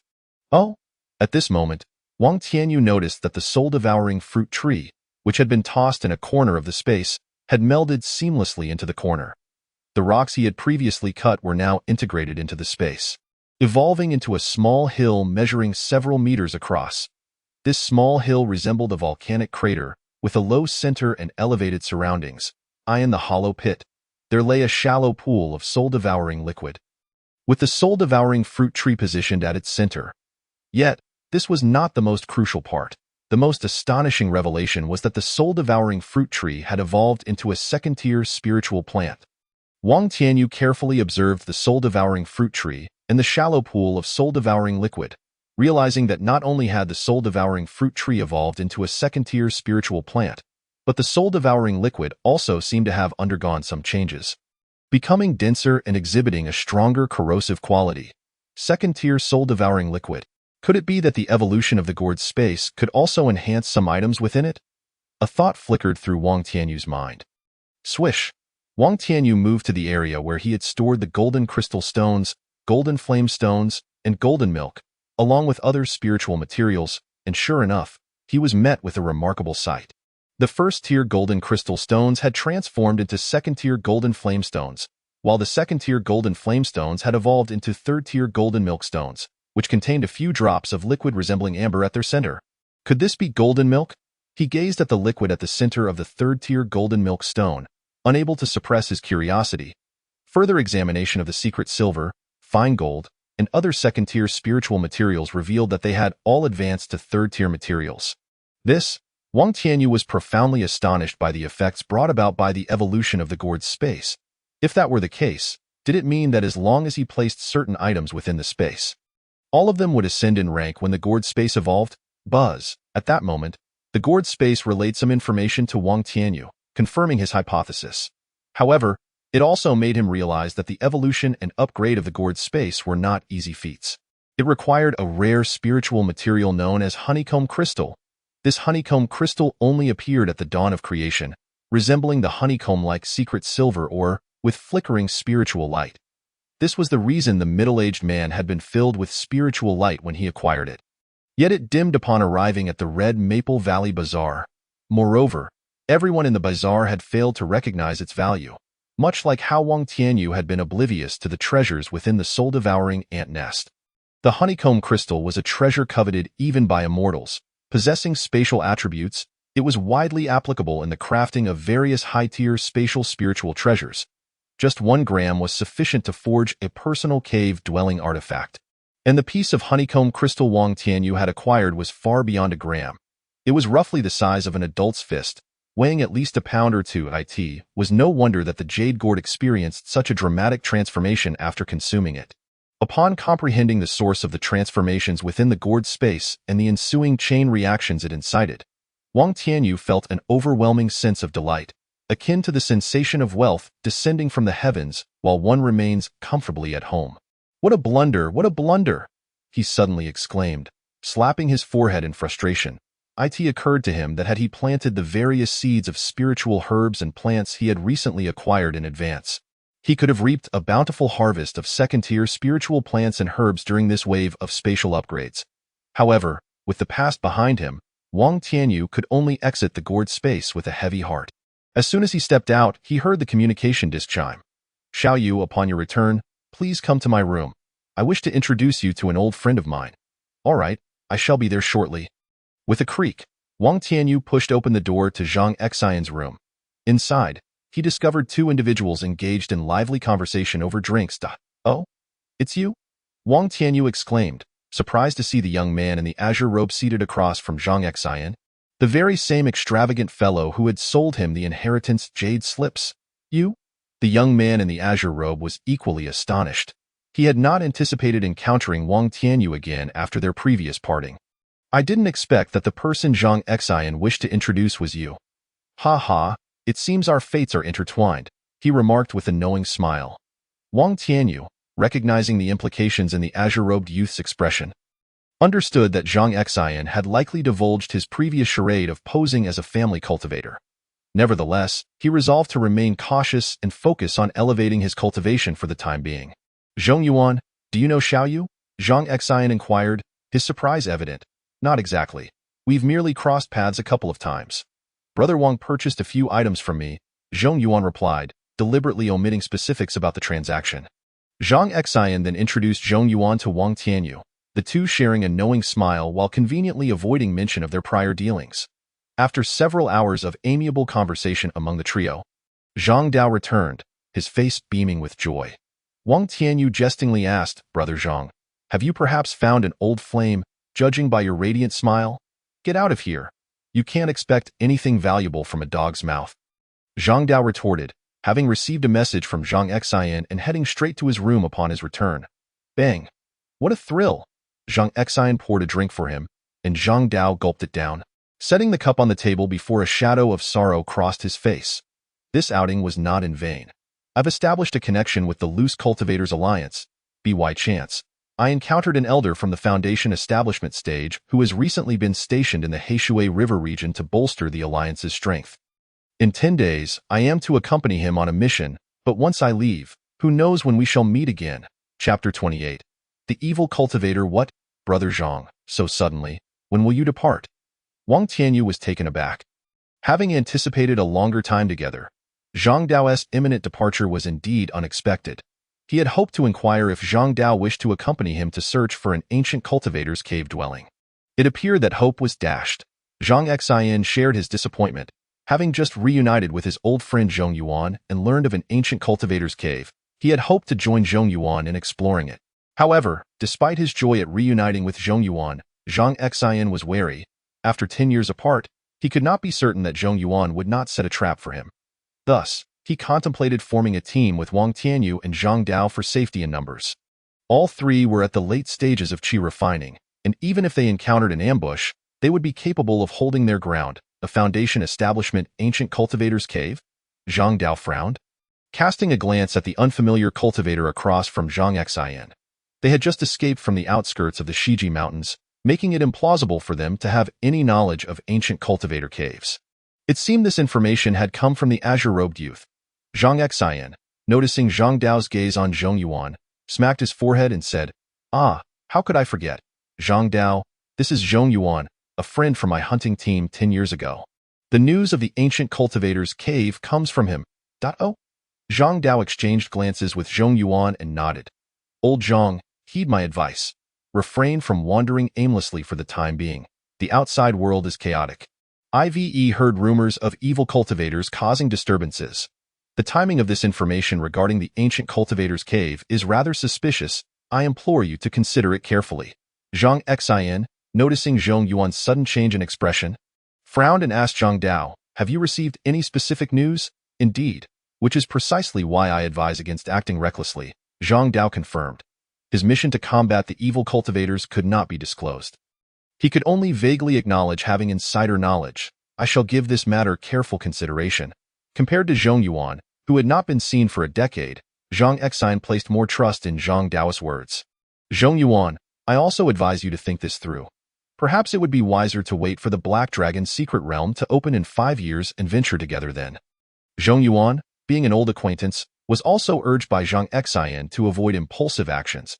He had mentioned that it was the infamous Xie Lao Guai who had invited him to explore the ancient cultivator's cave. Although Zhang Exine was somewhat familiar with Xie Lao Guai, he had not heard of any ill repute associated with him. Therefore, when he heard Xie Lao Guai's invitation, he contemplated joining after some thought. However, with Zhang Dao mentioning evil cultivators, he felt compelled to exercise caution. After all, having been absent from the cultivation world for over 10 years, people's hearts were inscrutable, and one could not be certain if prior judgments still held true. Since Brother Zhang is so confident, I shall set this matter aside for now. Initially, I was uncertain about Xie Lao Guai's sudden invitation, and had it not been for my encounter with Zhang Exine, I might have outright declined. Zhong Yuan was inherently decisive. He had not previously collaborated with Xie Lao Guai. Recently, during a trading meeting, he had received an unexpected invitation, leaving him in doubt and hesitant to commit. It was only upon encountering Zhang Exine, an old friend, that he had invited him to accompany him. Now, hearing Zhang Dao's warnings about evil cultivators, he felt no urge to take risks at present. He had reached the 9th level of qi refining, and having exhausted his cultivation, he lacked the courage to face life and death challenges alone. Only by obtaining a foundation establishment pill could he feel secure enough to attempt a breakthrough. Regrettably, such pills were not easily acquired, and he was eager to seize any opportunity to enhance his strength.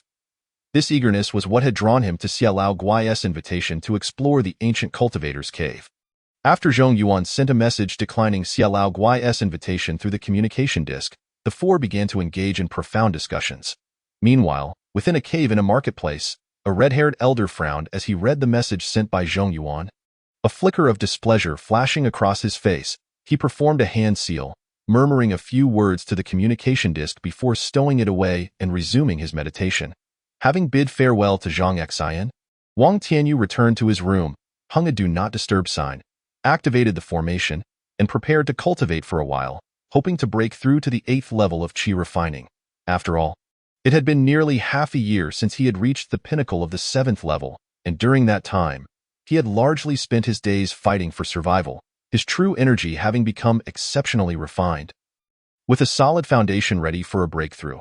While he possessed a barrier-breaking pill, given his current solid foundation, he did not require its enhancement to smoothly transition through the breakthrough. He intended to reserve the barrier-breaking pill for when he aimed to break through to the 9th level. 20 days swiftly passed. In his room, Wang Tianyu sat with his eyes tightly closed, surrounded by a dense aura of spiritual energy, which he continuously absorbed into his body. Suddenly, he formed a hand seal, rapidly altering its configuration. The surrounding spiritual energy began to converge at an accelerated pace, gradually forming a small vortex of spiritual energy.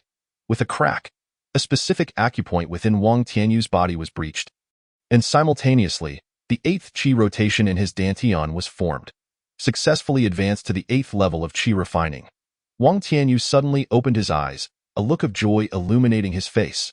However, having just broken through, he needed to consolidate his gains. He immediately increased his rate of spiritual energy absorption, causing the surrounding spiritual energy to become somewhat insufficient. Wang Tianyu remained undeterred. With a thought, a drop of diluted spiritual liquid appeared in his mouth and was swallowed down. A torrent of powerful spiritual energy surged within him, continuously supplying the 8th qi rotation in his dantian until it stabilized completely. Time passed without notice. Puff! Wang Tianyu concluded his cultivation, opening his eyes to reveal a glimmer of golden light. At long last, he had broken through to the 8th level of qi refining. Upon solidifying his cultivation, Wang Tianyu felt an overwhelming joy as he sensed the quantity of true energy within him had more than doubled. With a sweep of his divine consciousness, he collected 2 communication talismans from the entrance. Upon inspection, he realized they were left by Zhang Dao and Zhang Exine. He first listened to the earliest message from Zhang Dao. Xiaoyu, I noticed you were in seclusion, so I refrained from disturbing you. I am currently on a mission with an uncertain duration. May we meet again by fate in the future. Unexpectedly, 20 days had passed, and he had indeed missed the opportunity to bid farewell to Brother Zhang. Wang Tianyu shook his head in regret after listening to the message. He then heard the note from Zhang Xian. Xiao Yu? I see you are still in seclusion. I am out hunting monsters and gathering herbs with Zhong Yuan. Do not worry. They had gone hunting monsters. After a moment of contemplation, Wang Tianyu realized he too needed to get moving. Chapter 29. The new effect of Yuanling Divine Milk Whoosh. Wang Tianyu's figure appeared in the gourd space. He gazed in astonishment at the sprouted spiritual plants and herbs in the spiritual field. Hardly believing his eyes, rubbing them, he confirmed it was not an illusion and murmured, "How could they have grown so quickly?" He instantaneously teleported to a plot where the blazing sun grass was planted. The blazing sun grass, a top-tier spiritual herb of the first rank, bore a vivid red hue, and mature specimens sported 12 brilliant white flowers, serving as the primary ingredient in crafting top-tier Jinwu Dan, with a growth cycle of approximately 120 years. Yet, at this moment, a white flower bud had already emerged, indicating its medicinal age had reached 10 years. Other plants, such as the red phosphorus fruit tree for crafting Honglin Dan, had also grown to a height of one person, with branches extending and already reaching a decade of maturity. Wang Tianyu further inspected the Peiyuan fruit tree, Shihun grass, Ningbi fruit tree, and Qingshuang flower, all of which had achieved a medicinal age of 10 years. Could it be? Wang Tianyu teleported to the small lake in the center of the space, collected a dozen drops of Yuanling divine milk, and then returned to the blazing sun grass, applying a drop of the divine milk onto one of the plants and observing intently as the blazing sun grass came into contact with the Yuanling divine milk.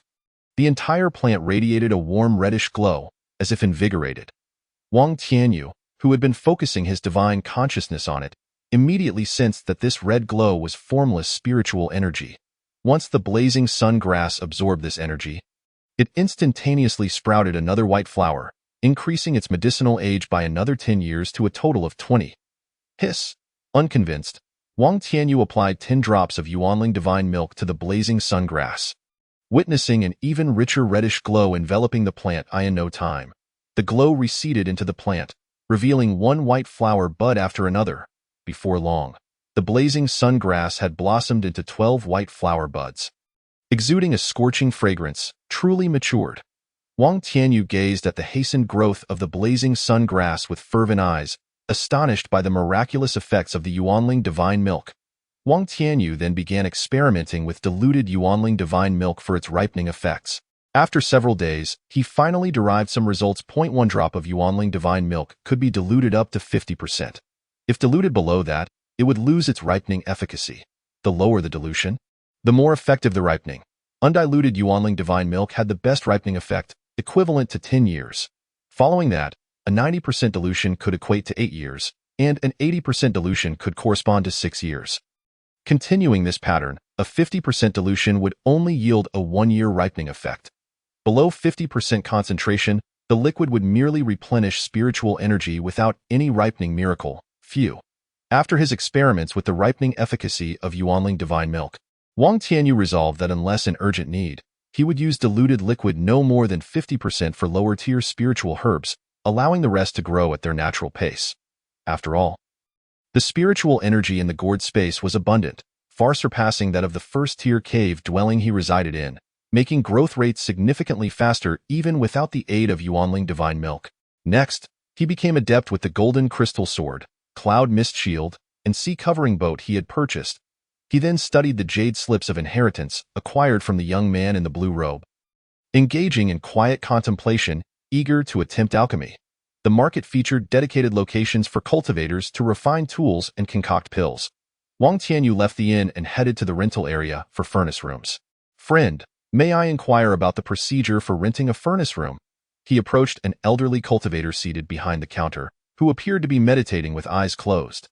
"This is the rental price list and the locations of the furnace rooms.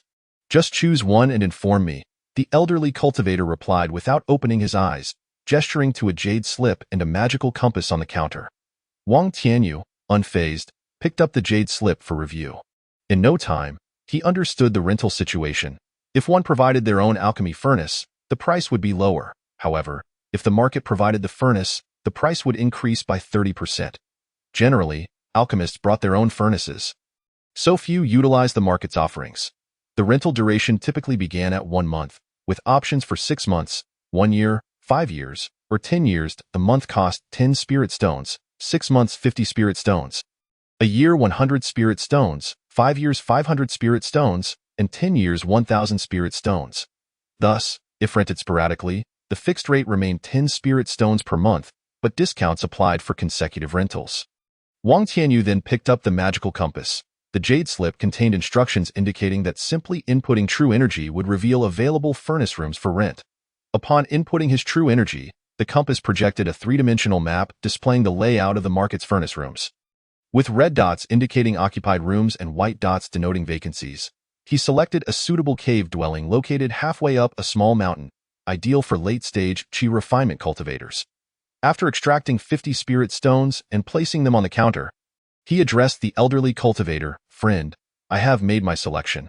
I wish to rent for 6 months. Here is the payment." The elderly cultivator opened his eyes, glanced at Wang Tianyu's chosen furnace room location, labeled Jia 13, then flicked his fingers at the magical compass. Buzz! The compass emitted a humming sound, and soon after, a black token emerged from it, inscribed with rent on one side and Jia 13 on the other. The position representing the Jia 13 furnace room on the compass transformed into a red dot, indicating it was now occupied. The elderly cultivator waved his hand, sweeping the 50 spirit stones into a storage pouch, and instructed Wang Tianyu, "Use the token to locate the cave dwelling. It is the control hub for the formation that governs entry and exit. Do not recklessly damage the cave's restrictions. There are no other limitations. Explore as you see fit." With that, the elderly cultivator resumed his meditation. Wang Tianyu opened his mouth, sensing that further inquiries would likely be met with indifference from the elderly cultivator. He could sense the aura of decay emanating from the elderly man, a clear indication that his life was nearing its end. Thus, he placed the token into his storage pouch, cupped his hands in respect, and maneuvered around the counter towards the corridor leading to the furnace rooms. It was only after Wang Tianyu had entered the corridor that the elderly cultivator opened his murky eyes and muttered, "Another overreaching fool, hoping to strike it rich overnight through alchemy?" Primarily, Wang Tianyu lacked the distinctive herbal fragrance typically associated with alchemists or the smoky aroma of artifact refiners. He was evidently a loose cultivator aspiring to explore the realms of alchemy and artifact forging. Such individuals were familiar to elderly cultivators, who had encountered many like him. He deducted 5 spirit stones from the 50 he had just stowed away in his storage bag, a satisfied smile gracing his lips. It was only when he sensed another approaching that he resumed his meditative posture, eyes closed in cultivation. Upon arriving at the Jia 13 furnace room, Wang Tianyu produced a token and infused it with his vital energy. The token emitted a dim, murky glow, suddenly unleashing a beam of dark light towards the protective barrier of the Jia 13 furnace room, which promptly receded to reveal a stone door. He pushed the stone door open and swiftly entered, the formation behind him sealing the passageway. Before him lay a spacious stone chamber of over 100 square feet, featuring a fire outlet, presumably the designated spot for placing the alchemical furnace. The entire cavern was remarkably clean and suffused with abundant spiritual energy, much to Wang Tianyu's satisfaction. He affixed his spiritual consciousness to a jade gourd, meticulously inspecting it before nodding in affirmation. Having found no issues, he was quite confident in this regard, having recently discovered a function of the jade gourd. When his consciousness enveloped it, he could see through any hidden methods within several dozen yards around him. He could even observe what his neighbor was doing, should he choose, though he found little curiosity in such matters. With no problems evident, Wang Tianyu felt reassured to take out the Twin Dragon's cauldron and place it over the fire outlet. Preparing to commence his alchemical endeavors. Chapter 30. A moment of doubt in alchemy, he first harvested the spirit rice that had ripened in his spatial realm, yielding several tens of thousands of pounds, and then prepared to ignite the furnace. This substantial quantity of spirit rice was ample for him to practice and become adept at crafting the basic spirit-repelling pill. After retrieving the jade slip inscribed with the method for concocting the spirit-repelling pill and reviewing it thoroughly, Wang Tianyu committed the refining steps to memory. The spirit-repelling pill, a low-grade first-tier elixir, was the simplest potion that could be concocted using spirit rice. Many novice alchemists began their journey with this particular pill. As for the type of spirit rice, any first-tier or higher spiritual plant would suffice. Wang Tianyu had no shortage of spirit rice. He had purchased over a dozen varieties, ranging from low-grade to mid-grade first tier. However, second-tier spirit rice seeds were notoriously difficult to acquire. This time, the spatial realm yielded enough diverse spirit rice for him to indulge. With a swift motion, he lifted the lid of the Twin Dragon's cauldron, poured in the spirit water to cleanse its interior, and then replaced the lid with a resounding boom. He placed the spirit carbon beneath the cauldron and ignited it with a fireball spell, initiating the nurturing of the cauldron. After all, it had been many years since this cauldron had been used. It could not be placed directly atop the ground fire but required gradual heating with spirit carbon. After nurturing for an hour, feeling the temperature was adequate and having grown somewhat familiar with the Twin Dragon's cauldron, Wang Tianyu opened the lid, added 100 pounds of spirit rice, and positioned the cauldron atop the ground fire platform. He opened the entrance to the ground fire, which soon erupted with searing flames. Wang Tianyu expertly controlled the fire, gradually increasing its intensity. Before long, as the temperature rose, the 100 pounds of spirit rice inside the Twin Dragon's cauldron began to be refined, ultimately transforming into essence. Wang Tianyu then performed a hand seal, directing his spiritual consciousness to the cauldron, initiating the fusion of the refined essence of the spirit rice. With a pop, the fusion failed, resulting in a mass of blackened residue. Wang Tianyu raised an eyebrow. Although he had mentally prepared himself for this, the failure still left him feeling discontented. Once more, he declared, and so it continued. Over the next month, Wang Tianyu experienced numerous failures, depleting his stock of spirit rice without successfully concocting a single spirit-repelling pill. The closest he managed was producing a single blackened waste pill. To his bemusement, he also inadvertently created a considerable amount of popcorn, which, surprisingly, was quite delectable. Sweet without the addition of artificial sweeteners, boasting a hint of spiritual energy, making for a delightful snack. However, after investing so much time, he found himself stuck. According to the inherited knowledge, he was either hitting a wall here or getting bogged down there. This left him disheartened. Did he truly lack the talent for alchemy? Wang Tianyu found himself engulfed in self-doubt. Now that his stock was depleted, and though low-grade spirit rice in his spatial realm was nearing maturity for harvest, he decided to take a break, reflecting on where the issues lay. Surely, lacking alchemical talent could not justify failing hundreds of times without a single success. Even a single successful spirit-repelling pill would offer him some solace. After much contemplation, he realized he consistently faltered during the fire control and pill condensation phases. Once the spirit rice was refined into essence, the fire's intensity needed to be maintained at a stable level. If it was too hot, the essence would scorch and evaporate, while if it was too cool, uneven temperatures would cause partial solidification, leading to the residue he encountered. As for the condensation, he had repeatedly failed to master the optimal moment for solidifying the essence into pill form, needing to swiftly execute the condensation technique and promptly extinguish the fire. Ultimately, Wang Tianyu concluded that he had perhaps been overly ambitious in using a second-tier spirit artifact for alchemy, especially one designed for dual purposes. The intricacies of a second-tier artifact demanded far more finesse than a first-tier one, and a dual-use cauldron was even more challenging to manipulate than a singularly focused second-tier alchemical furnace. After all, he had not yet solidified his foundational skills but aspired to leap to greatness, akin to attempting to operate a luxury car without mastering the fundamentals. It seemed he would need to procure a low-tier alchemical furnace. Otherwise, no matter how much spirit rice he wasted, he would never be able to produce the spirit-repelling pill. Wang Tianyu, having reflected thoroughly, found the irony amusing. His high-tier alchemical furnace, which cost nearly 500 spirit stones, had led to such a waste of spirit rice, alas. Although he had also purchased a mid-grade first-tier alchemical furnace from Zhongyuan, he felt apprehensive about this dual-purpose furnace. His alchemical skills were still quite rudimentary. It would be wiser to acquire a simpler, single-purpose alchemical furnace. Perhaps a change of scenery would do him good. After being in seclusion for so long, a stroll outside could provide some relief. With a mind eager for movement, Wang Tianyu tidied the Twin Dragon's cauldron and stored it away in the gourd space, until he established a foundation or became more adept at alchemy. The cauldron would remain unused, out of sight and out of mind. Half an hour later, Wang Tianyu emerged from Lu family's four-cauldron pavilion, this time greeted not by Lu Rongxia. After all, Wang Tianyu had purchased a mid-grade first-tier artifact, not a top-tier one. Thus the attendant was different. During his previous visit to procure an artifact, he had concealed his identity, but this time, he presented his true self. Upon learning of his desire to delve into alchemy, the attending cultivator from the Liu family recommended a mid-grade first-tier alchemical furnace named the Crimson Crystal Furnace, crafted from red glow crystals mixed with a touch of gold crystal and other spiritual materials. Now, the Crimson Crystal Furnace rested within his storage bag, valued at 320 spirit stones, a considerable expense for an artifact, as typical mid-grade first-tier artifacts were priced around 200 spirit stones. However, the specialized nature of alchemical furnaces, which were challenging to forge with a high failure rate, justified the higher price. Thus, he reluctantly made the purchase and replenished some spirit carbon as well. Subsequently, he moved to another location and acquired a mid-grade first-tier artifact furnace named the Azure Fire Furnace. Constructed from azure yellow stone combined with fire flame crystals and other auxiliary materials.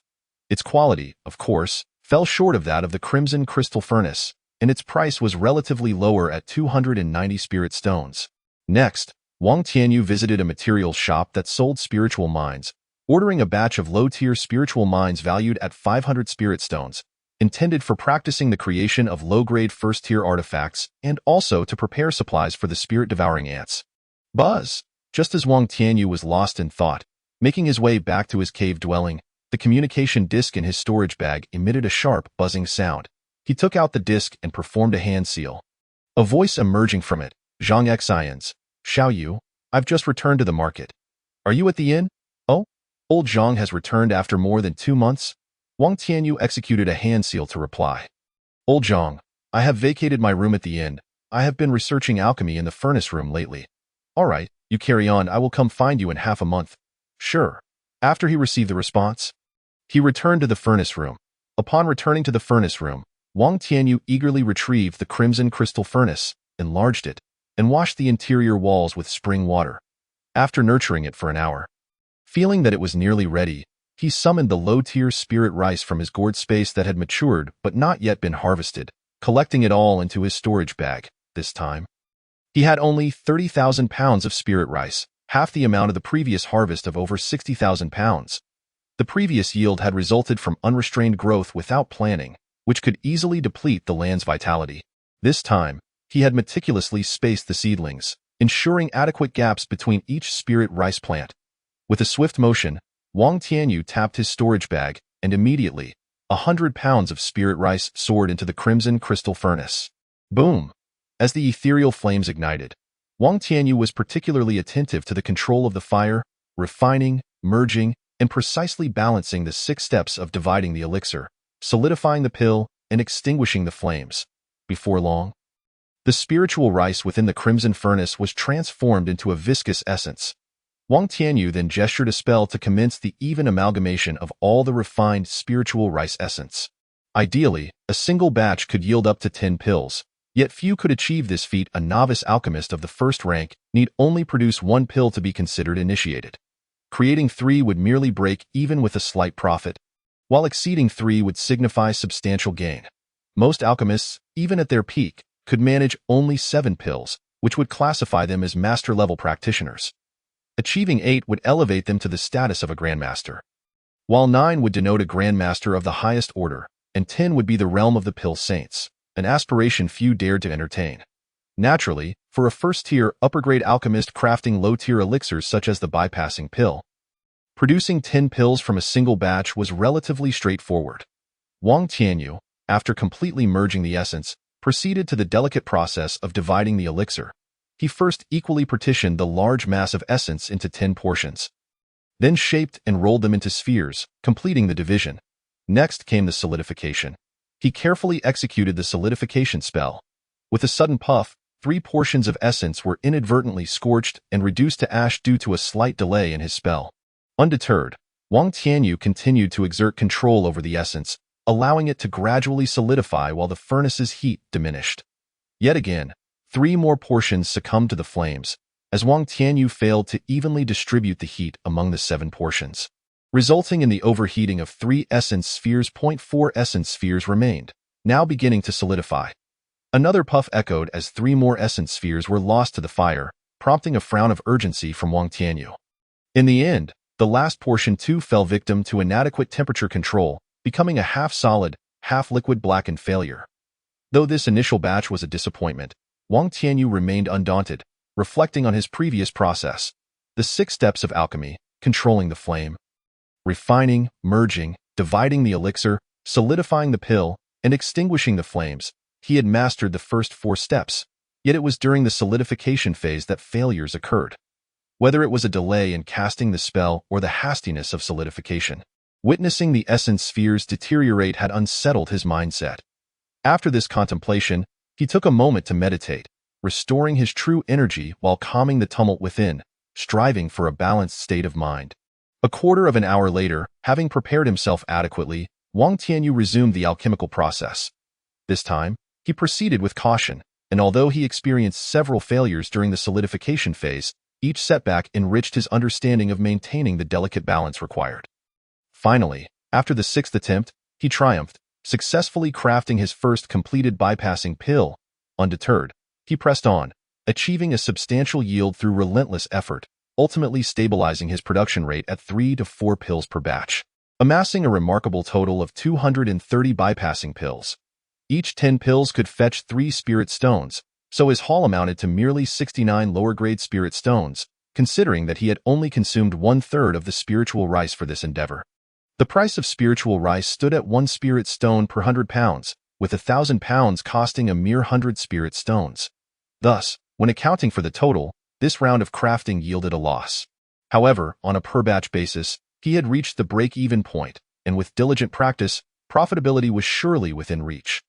While others might have hesitated to squander resources as Wang Tianyu had in his relentless pursuit of improvement, half a month later, he had adeptly elevated his yield of bypassing pills to 7 per batch, officially marking his entry as a novice-level alchemist. Naturally, this was limited to the low-tier bypassing pill. The standard for master-level alchemists required proficiency in crafting at least 10 different pills of the same tier, while grandmasters were expected to manage a minimum of 20, and great grandmasters at least 40. The pill saints, on the other hand, must be capable of producing over 100 distinct varieties. During this fortnight, to further enhance his alchemical skills, Wang Tianyu resorted to utilizing the essence of the primal spirit milk to accelerate the maturation of spiritual rice, resulting in 2 batches exceeding 70,000 pounds. With fervor, he engaged in alchemical work, achieving the esteemed level of 7 pills per batch. This staggering 70,000 pounds of spiritual rice, coupled with over 700 records of attempts, culminated in the production of over 3,800 bypassing pills, collectively worth approximately 1,240 lower-grade spirit stones. The disparity of several hundred spirit stones illustrated the significant profit margin between raw materials and finished products. Even at this basic tier of elixir, had he been crafting other types of pills with sufficient skill and stability in yield, the profits would have been astronomical. With a triumphant laugh, Wang Tianyu reveled in the fruits of his labor, feeling the burdens of his previous struggles lift away. Now, free from previous obsessions and with clarity of thought, he radiated an invigorated spirit. His achievements in alchemy were not his sole rewards.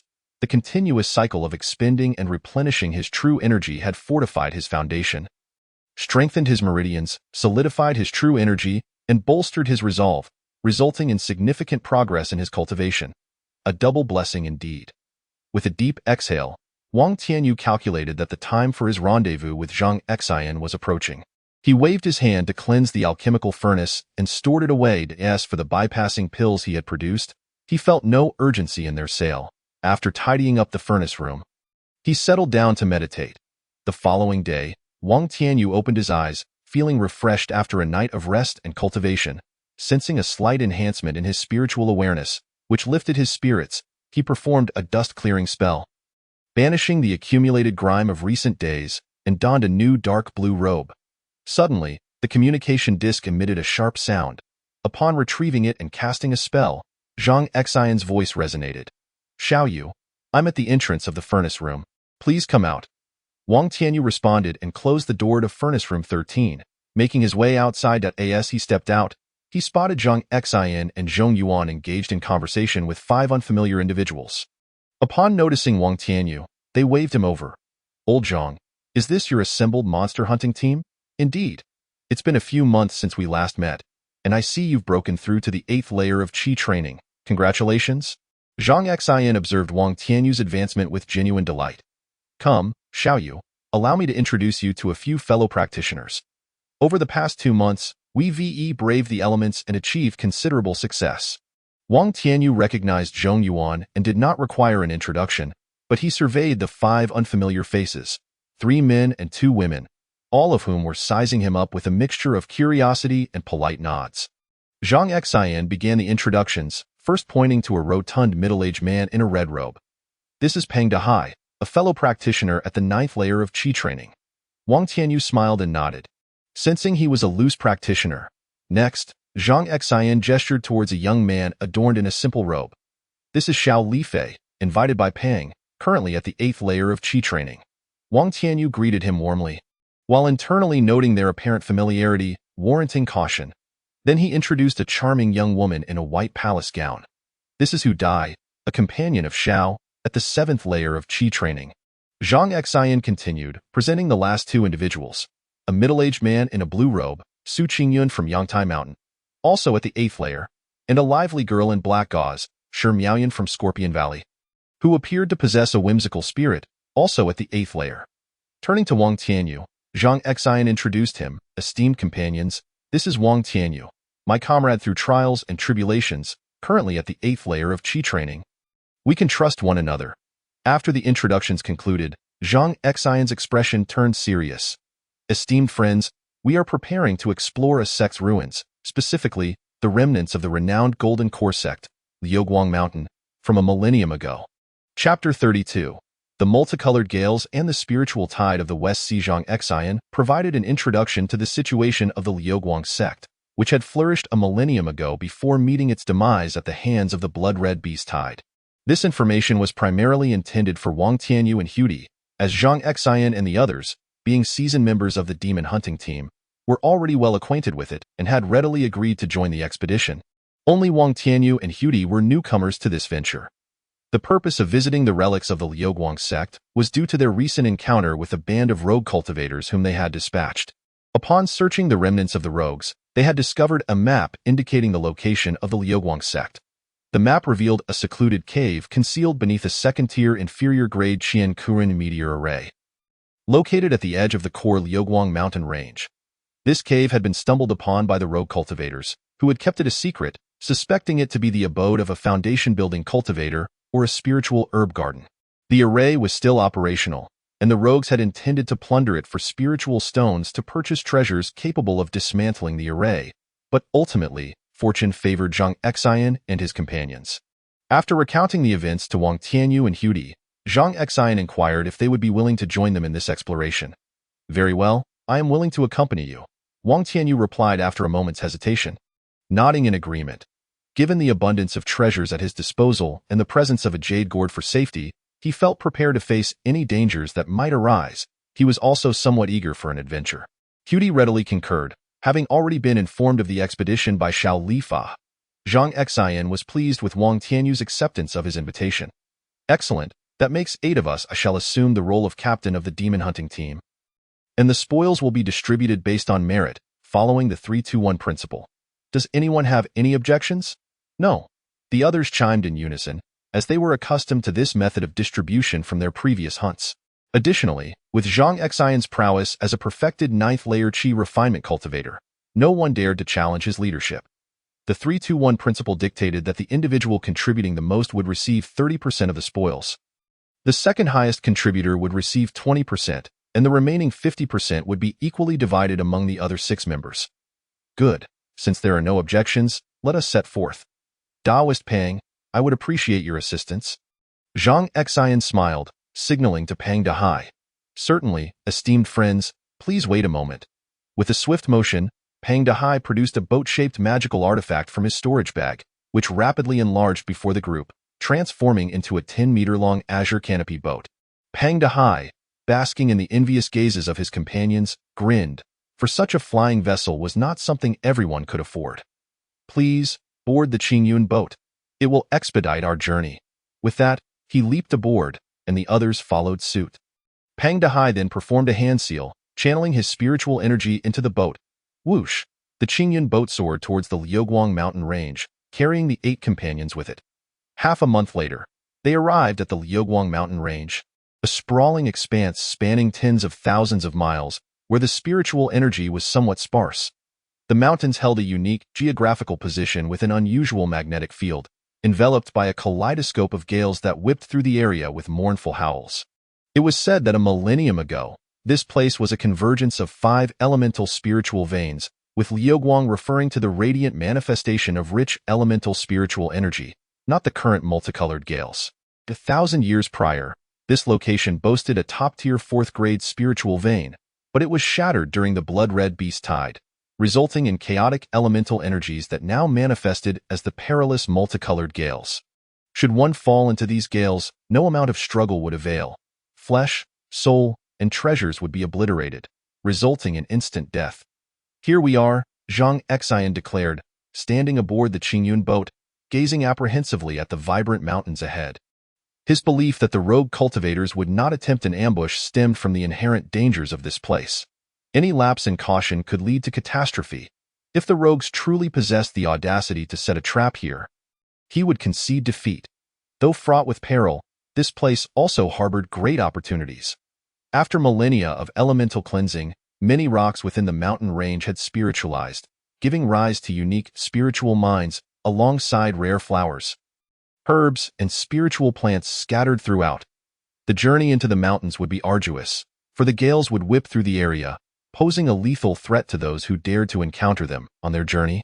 The group was acutely aware of the challenges they faced, yet no one chose to retreat. The multicolored gales typically loomed above the mountains, reaching heights of several dozen zhang.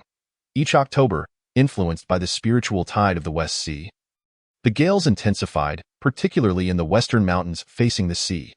This phenomenon resulted in the gales rising upward, thereby diminishing the likelihood of encountering multicolored gales at ground level, allowing cultivators a chance to enter the mountains.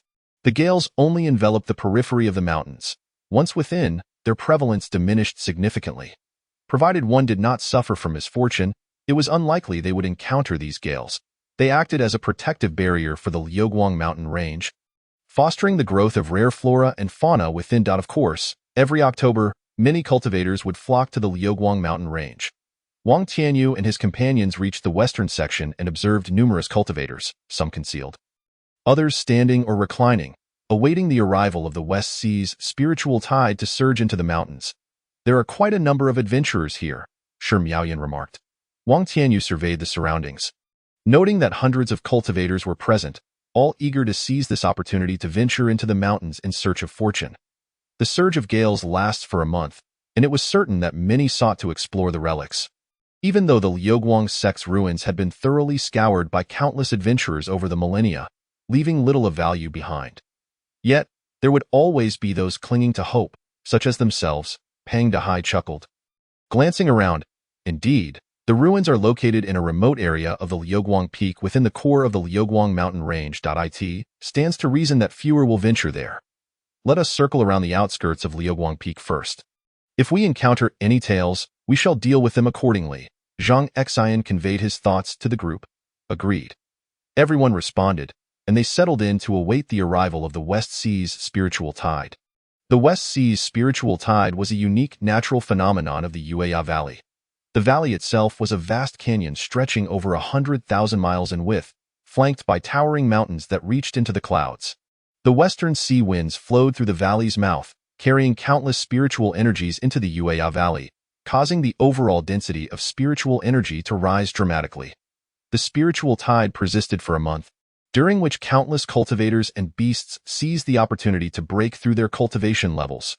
Whoosh! After 7 days of waiting, Wang Tianyu and his party found a suitable spot.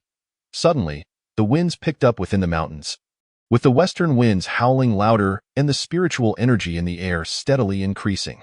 The multicolored gales on the western side of the Liuguang mountain range were lifted from the ground. Rising ever higher, whoosh whoosh whoosh, a dozen figures soared into the sky, heading towards the Liuguang mountain range, their speed surpassing that of Qi refinement cultivators using magical artifacts. Foundation-building cultivators have already entered. Our chance has come. Let us go, Zhang Xian exclaimed, envy flickering across his face as he witnessed the foundation-building cultivators vanish into the mountains. With a swift movement, he leaped onto his flying sword, darting towards the distant Liuguang mountain range. Wang Tianyu and the others were quick to prepare, following Zhang Xian's lead as they took flight. Not only Wang Tianyu's group, but also the hundreds of qi refinement cultivators preparing to enter the mountains began to move forward. At this moment, there were no conflicts of interest, and all seemed focused on their goal, flying ahead without causing any trouble. Chapter 33. The Spiritual Herb Garden. Once they entered the mountain range, the group sheathed their magical artifacts and proceeded cautiously on foot. They lacked the ability to fly freely as the foundation-building cultivators did. Although the multicolored gales had been lifted by the spiritual tide, there remained the risk of encountering danger. Should they collide with the gales while airborne, it would spell certain doom. Upon entering the mountains, the cultivators were even more cautious, well aware that numerous second-tier beasts lurked within. Wang Tianyu and his group halted on a small hill. Zhang Xian produced the map, and after comparing their surroundings, they identified that the ancient cultivator cave or spiritual herb garden lay to the northeast of Liuguang Peak. They would need to navigate along the perimeter of Liuguang Peak, though this would require traversing through some beast territories. Though many cultivators sought treasures or hunted beasts annually in the Liuguang mountain range, the vastness of the mountains ensured that not all beasts could be eradicated. Now, with hundreds of cultivators scattered across the expansive Liuguang mountain range, they had vanished like droplets in the ocean. As they journeyed, none could predict if they might encounter second-tier beasts, so everyone remained vigilant. After finalizing their route, Zhang Xian gazed towards the distant, undulating forests and mountains, accompanied by the cacophony of beast roars. His expression grave. Wang Tianyu and the others drew their magical artifacts, readying themselves for battle. In a dense forest, a resounding crash echoed. A first-tier superior-grade golden-horned rhinoceros beast collapsed lifelessly to the ground.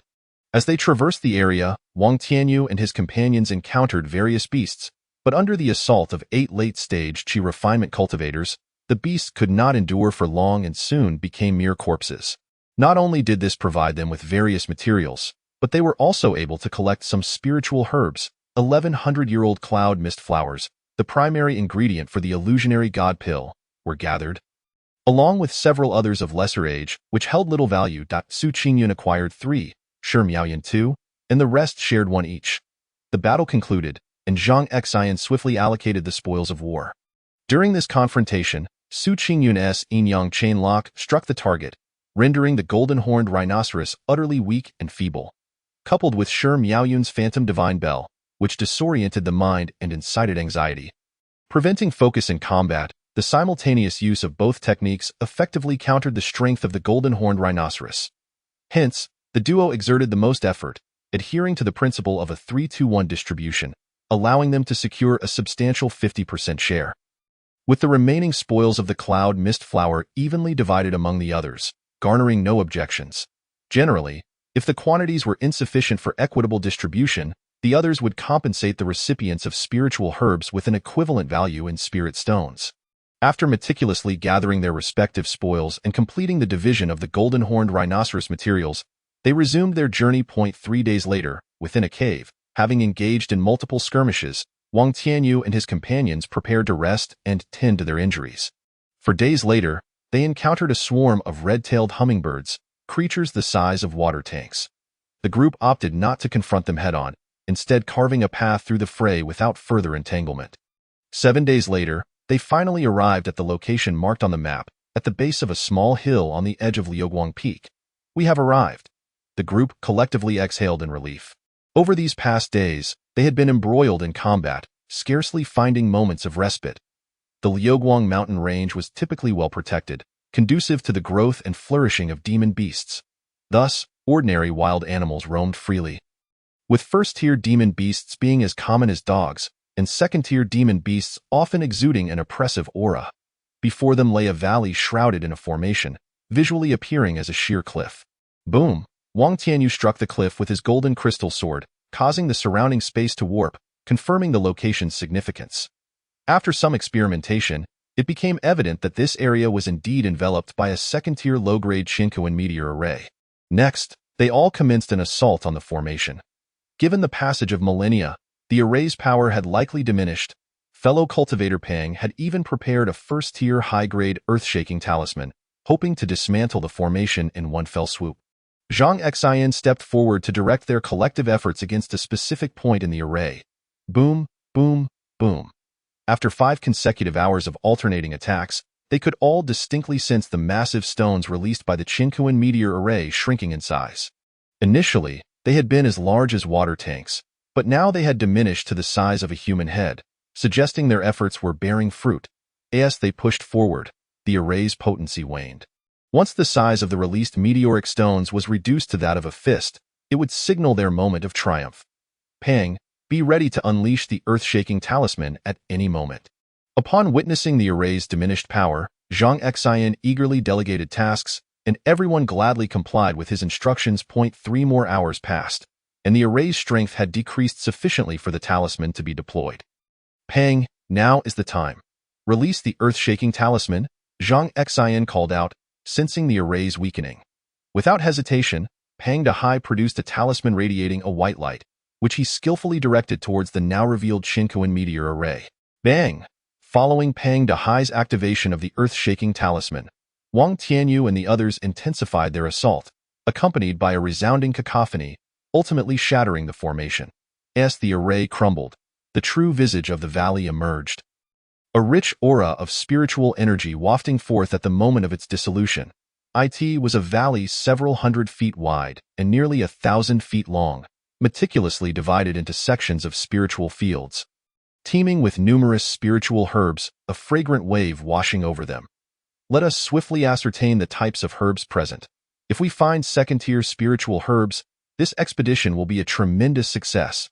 Zhang Xian commanded the group as they entered the valley to examine the spiritual herbs. While he busied himself at the entrance, dismantling the Qinkuan meteor array.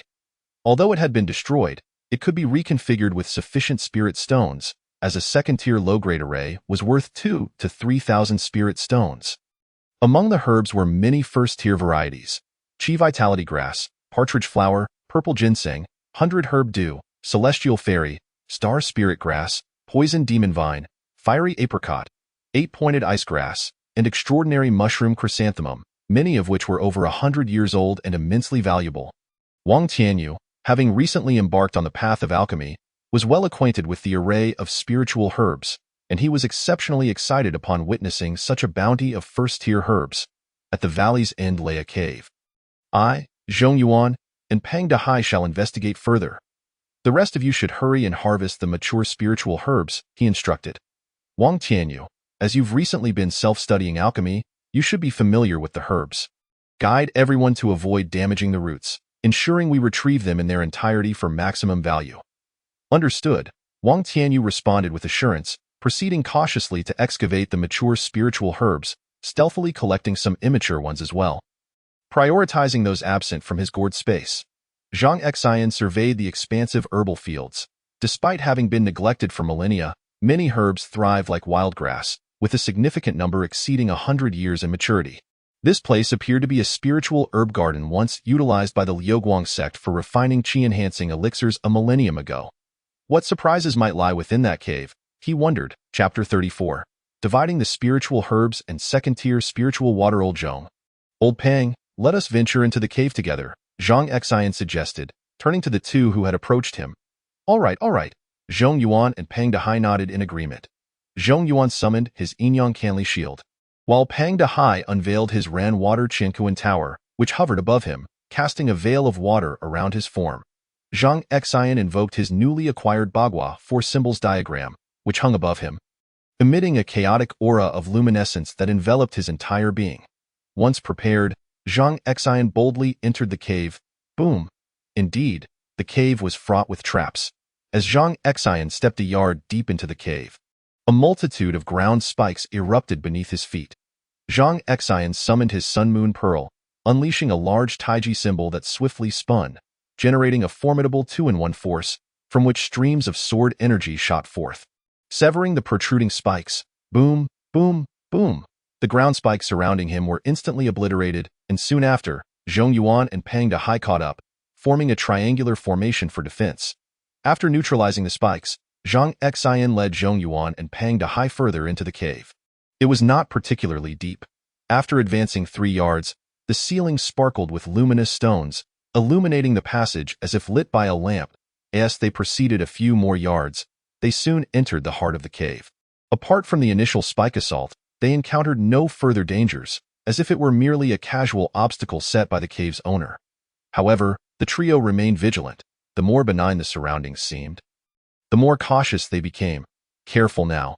Before them lay a cave roughly 2 acres in size, adorned with luminous stones embedded in the ceiling, casting a gentle white glow that rendered the entire space bright. In the cave's center sat a skeleton of a cultivator, the condition of the bones suggesting that he had suffered grave injuries before meeting his demise. At the waist of the skeletal figure hung a storage bag, prompting Zhang Xian and his companions to exchange excited glances. Zhang Xian retrieved his demon-subduing staff and tossed it towards the skeleton. Clatter! The moment the staff struck, the skeletal remains crumbled to the ground, scattering the bones, while the storage bag fell nearby. Old Zhong, why not use your Qinkuan Ganlei hammer to test it? Zhang Xian proposed, still feeling uneasy. Boom! Crackle! Zhong Yuan, unreserved, directed the Qinkuan Ganlei hammer to strike the remains, simultaneously unleashing a torrent of lightning. Zhang Xian had suggested Zhong Yuan use the hammer to check for any sinister entities lurking within, particularly spirit or ghostly beings, as they were most vulnerable to lightning. All clear. No findings, Zhong Yuan reported after a quarter hour, retracting the hammer. Zhang Xian nodded, about to speak when a flurry of footsteps echoed from the tunnel, causing him to halt and glance towards the entrance. Old Zhang, have you found anything valuable within the cave? Wang Tianyu's figure soon appeared, followed by the others. We haven't searched the cave thoroughly yet. We discovered this deceased cultivator and his belongings. I just had Zhong Yuan use lightning to check for any hidden spirits or ghosts. For now, it appears safe. However, one must remain cautious, as the cultivation world is rife with treacherous schemes. Zhang Xian elaborated, then posed a question to Wang Tianyu. Have the spiritual herbs been fully harvested outside? All done.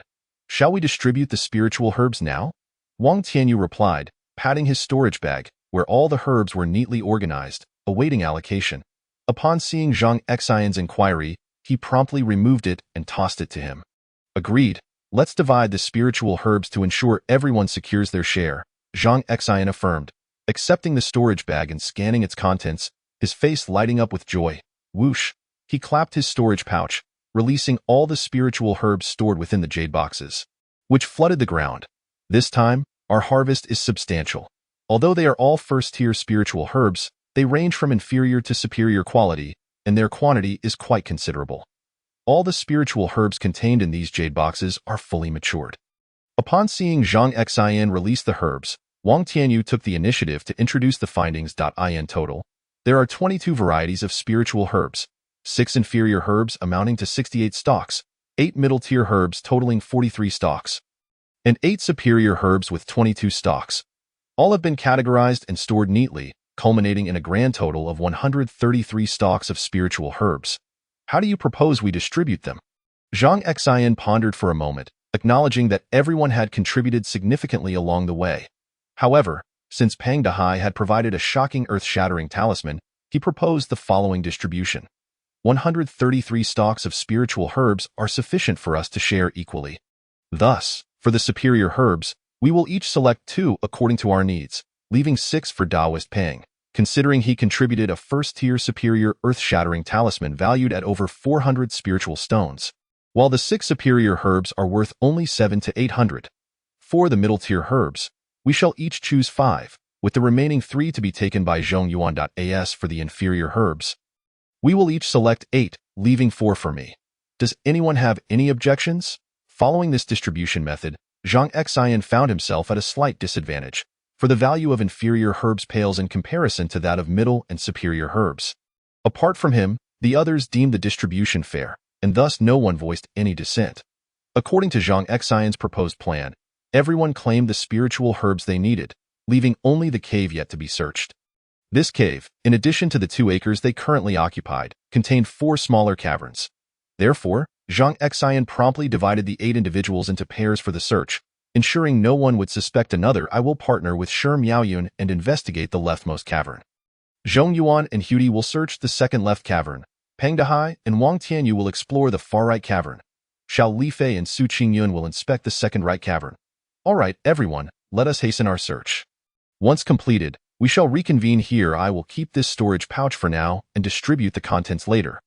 Zhang Xian secured the storage pouch left behind by the skeletal cultivator at his waist. The group dispersed according to their pairs, with Wang Tianyu and Peng Dehai approaching the far right cavern. The entrance was sealed with a stone door, inscribed with restrictions. After they combined their efforts to dispel the enchantments, they pushed open the door, and a rush of pure spiritual energy surged forth. In the center of the cavern lay a spiritual spring. To their astonishment, it was a second-tier spiritual spring. Ha! Perhaps we have stumbled upon something truly precious.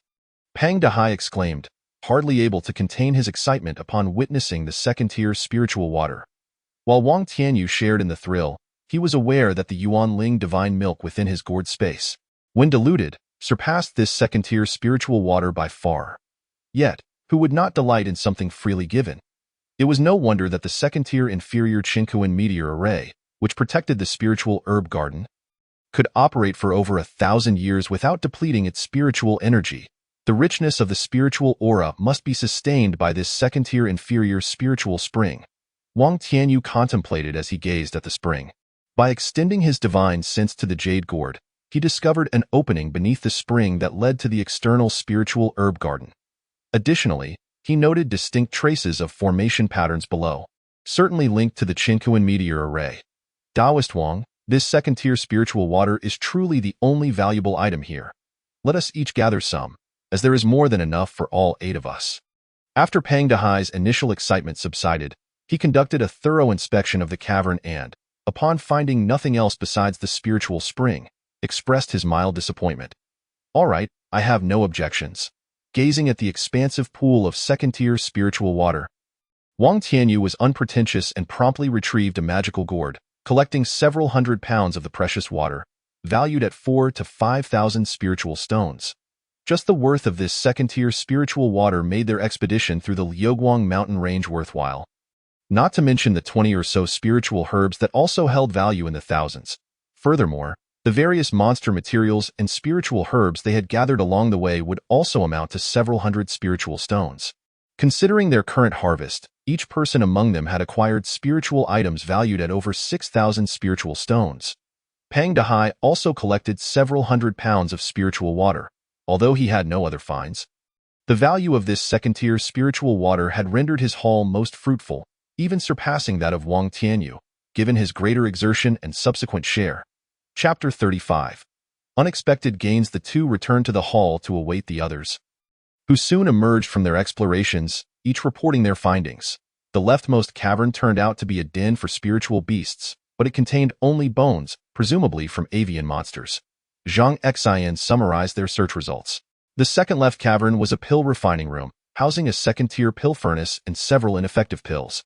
Zhong Yuan recounted their discoveries. The far right cavern housed a second-tier spiritual spring, brimming with ample second-tier spiritual water, likely interconnected with the array, allowing the external spiritual herbs to flourish. Wang and I each collected several hundred pounds of the spiritual water, and you may also take your share shortly. Peng Dehai conveyed the results of their investigation. Second-tier spiritual water? Good heavens, this trip has proven to be immensely rewarding. Upon hearing Peng Dehai's report, everyone erupted with excitement. Taoist Xiao, Taoist Su, what did you find on your end? Zhang Xian inquired with a smile, hoping for good news from Xiao Lifei and Su Qingyun, who had yet to speak. Exchanging knowing glances, Xiao Lifei replied, initially, I hoped to surprise everyone, but it seems our fortunes have doubled. Oh? Everyone's attention was instantly captivated by his words. Taoist Xiao, what treasures lie in your cavern? Pray, do share, lest we venture to see for ourselves. Shi Miaoyun, ever impatient, urged him on as she sensed potential benefits. Haha, the fair Shi Xianzi is ever so eager. Our cavern spans an area of 1 acre, and within it are numerous second-tier spiritual herbs. Among them is one particularly special specimen that I am sure will delight everyone. However, let us first retrieve the second-tier spiritual water. After teasing their companions, Xiao Lifei made his way toward the spiritual spring cavern, igniting the curiosity of the others, who were eager to follow. Yet, since Peng Dehai and Wang Tianyu had already collected their spiritual water, They chose to proceed toward the second right cavern, wishing to uncover the mystery that Xiao Lifei and Su Qingyun had hinted at. Upon entering the second right cavern, Wang Tianyu's divine sense swept across the space, instantly imprinting the entire scene in his mind. Indeed, as Xiao Lifei had described, it was filled with second-tier spiritual herbs, a total of 18 stalks, bathing the air in a captivating aroma. What left Wang Tianyu utterly astounded were the sight of a celestial spirit fruit tree bearing over a dozen fully ripened azure celestial spirit fruits. What are celestial spirit fruits, you may ask? They are one of the 3 primary ingredients for crafting foundation establishment pills. While most auxiliary herbs are relatively easy to find, the rarest is the foundation flower, followed closely by the celestial spirit fruits born from their trees. Little did they expect to encounter a celestial spirit fruit tree here. Peng Dehai stammered in excitement, having reached the age of 53 and spent over a decade at the 9th layer of qi refinement. He had yet to break through to the foundation establishment stage due to a lack of foundation establishment pills. Without such pills to assist in the breakthrough, most cultivators perish in their attempts. Thus, Peng Dehai had been too afraid to face the life and death juncture alone, originally planning to wait for the Black Dragon's secret realm to open in 4 years, seeking foundation establishment materials to sell to the 5 great factions in exchange for a single foundation establishment pill. He never expected to find one of the 3 primary ingredients for crafting such a pill here. Haha, the heavens have truly opened their eyes. I, Peng Dehai, am one step closer to achieving foundation establishment. Peng Dehai suddenly lost control of his emotions and shouted, "Old Peng, what is it? Good heavens! Celestial spirit fruits?" Zhang Xian, having collected the spiritual water, rushed over, and upon hearing Peng Dehai's exclamation, was prepared to jest, only to be struck dumb by the sight of the towering fruit tree in the center of the cavern, mirroring Peng Dehai's astonishment. 1, 2, 3, 4, 5. A total of 15 celestial spirit fruits, except for 1 person. Each of us shall receive 2. Cutie quietly counted the fruits on the tree, realizing they could not be evenly divided, leaving 1 person with only a single celestial spirit fruit, as the one with the lowest cultivation. Cutie feared that individual might be herself. In an instant, a strange silence fell over all present, for no one wished to receive less than a single celestial spirit fruit. After all, each additional fruit represented an increased opportunity for foundation establishment. Could it be that after all this, they would have to engage in a struggle to determine ownership? The expressions of everyone grew solemn, and they exchanged guarded glances, wary of any sudden movements that could incite internal conflict. Ladies and gentlemen, as Wang Tianyu observed the unfolding situation, a wave of elation washed over him. Initially, he had contemplated how to excavate the celestial spirit fruit tree, but now, having lost 1 fruit, even Zhang Xian had ceased to advocate for reconciliation. It appeared that the 2 remaining celestial spirit fruits would not be relinquished, providing Wang Tianyu with a perfect opportunity to claim the celestial spirit fruit tree for himself. He was confident that no one would dare to refuse him. With everyone's gaze fixed upon him, Wang Tianyu wasted no words and approached the celestial spirit fruit tree. Under the scrutiny of the assembly, he plucked a single celestial spirit fruit and stowed it away, then stepped aside. The crowd stood momentarily stunned by his actions. They were not fools and clearly understood his intentions. Xiaoyu, Zhang Xian could not contain himself and inquired whether Wang Tianyu was serious. If a rift were to arise within their ranks, with both he and Zhong Yuan, 2 fully realized qi practitioners, alongside Wang Tianyu, a practitioner at the 8th level, they formed an indomitable trio within their team. Surely, the celestial spirit fruits could not be denied to the 3 of them. Although Wang Tianyu's actions had alleviated the potential for infighting, it seemed rather inequitable for him. Wang Tianyu waved his hand to interrupt Zhang Xian, addressing the group with his thoughts. "Old Zhang, there are only 15 celestial spirit fruits in total, and inevitably, someone must sacrifice their interests. The celestial spirit fruit tree takes 500 years to mature, and none of us can afford to wait that long. However, if no one volunteers to concede, we will undoubtedly face internal strife. I believe everyone in our team is quite admirable, and I would hate to see us fall apart. Hence, I willingly relinquish 1 celestial spirit fruit. However, having done so, I shall claim ownership of this celestial spirit fruit tree, along with the surrounding spiritual herbs. After distribution, any surplus should rightfully belong to me. Do I have your consent?" "I have no objections. I support Taoist Wang's proposition," declared Peng Dehai, stepping forward as Wang Tianyu's words concluded. I too have no objections. That I agree. The others echoed their unconditional support for Wang Tianyu's terms. After all, in their view, the celestial spirit fruit was far more valuable than the other spiritual herbs. As for the celestial spirit fruit tree, while precious, it took 5 centuries to mature, and no one could afford to wait, unless it were sold to a foundational force. Thus, possessing a matured celestial spirit fruit was preferable. Very well, since all are in agreement, we shall proceed with this arrangement. Each person may step forward and collect 2 celestial spirit fruits. Anyone who dares to take more will face the collective wrath of the group, Wang Tianyu stated with a serene smile, clarifying the rules for collection. There were no objections from the assembly. Starting with Zhang Xian, each individual took turns to collect 2 fruits, subsequently depleting the 18 second-tier spiritual herbs. Wang Tianyu, having averaged the distribution of 2 herbs, discreetly claimed the 2 excess ones for himself.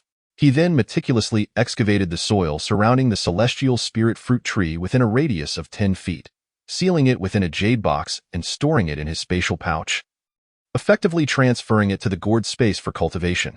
Although he was somewhat rough during the excavation, severing some roots, he later rejuvenated the tree by pouring a small bowl of undiluted essence of spirit milk.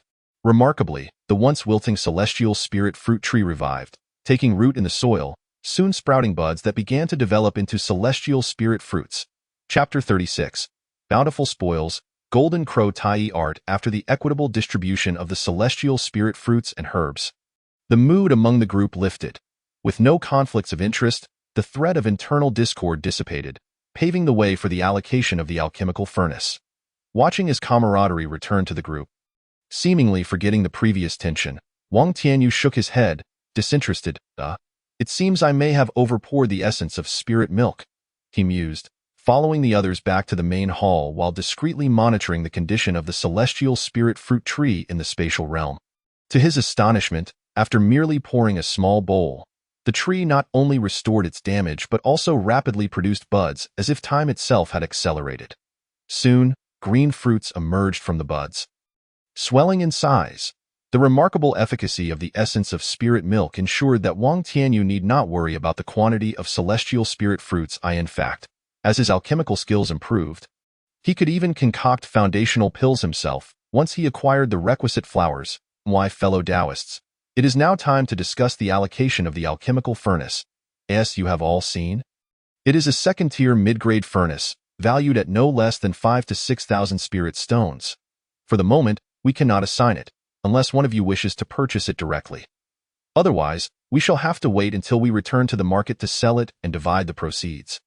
Zhang Xian announced as he led the group to the alchemical chamber, where a tall, red, 3-legged furnace stood prominently in the center. Ultimately, the consensus was to have Zhang Xian retain it for the time being, to be sold upon their return to the market. Wang Tianyu refrained from contesting this decision, as he had yet to master his second-tier inferior-grade double dragon cauldron. Thus, a second-tier mid-grade furnace was not something he could utilize at present, and he held little interest in it. The group then proceeded to the spiritual beast chamber, where they found only the bones of beasts, resembling some avian demonic creature as Zhang Xian had mentioned. At each chamber, Wang Tianyu discreetly employed his consciousness to scan with the jade gourd. Upon scanning, he unexpectedly uncovered something unusual. In the first 3 chambers, he had found nothing concealed, but to his astonishment, he discovered a hidden stone chamber within the left stone wall of this cave. Through the jade gourd, he was able to penetrate numerous restrictions and discern some furnishings within the stone chamber. The chamber was modest, measuring 3 feet in width and 1 foot in height. At its center lay a 1-foot-wide teleportation array, flanked by a stone table upon which rested a storage belt, an item reserved for golden core practitioners. He hesitated for a moment, choosing not to reveal his discovery to the group. Instead, he feigned nonchalance and approached the concealed stone wall, applying his consciousness to the jade gourd in an attempt to retrieve the storage belt. In a flash, the storage belt that had been lying on the stone table appeared within the gourd space, and Wang Tianyu felt a surge of joy. The contents of a storage belt were surely of great value. Upon returning to the hall, Zhang Xian produced the storage pouch of the deceased practitioner, pouring its contents onto the ground. A cascade of items tumbled forth, and Zhang Xian also retrieved the second-tier inferior-grade Shinkuan meteor array flags and control discs.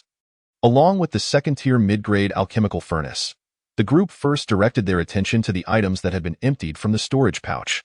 Over 100,000 spirit stones, dozens of jade slips, a multitude of jade boxes, several bottles of potions, a collection of spirit weapons, a boat, a sword, a shield, a robe, a staff, a pestle, a set of 9 needles, a bead, a seal, a jade plate, and various second and third-tier spiritual ores and materials.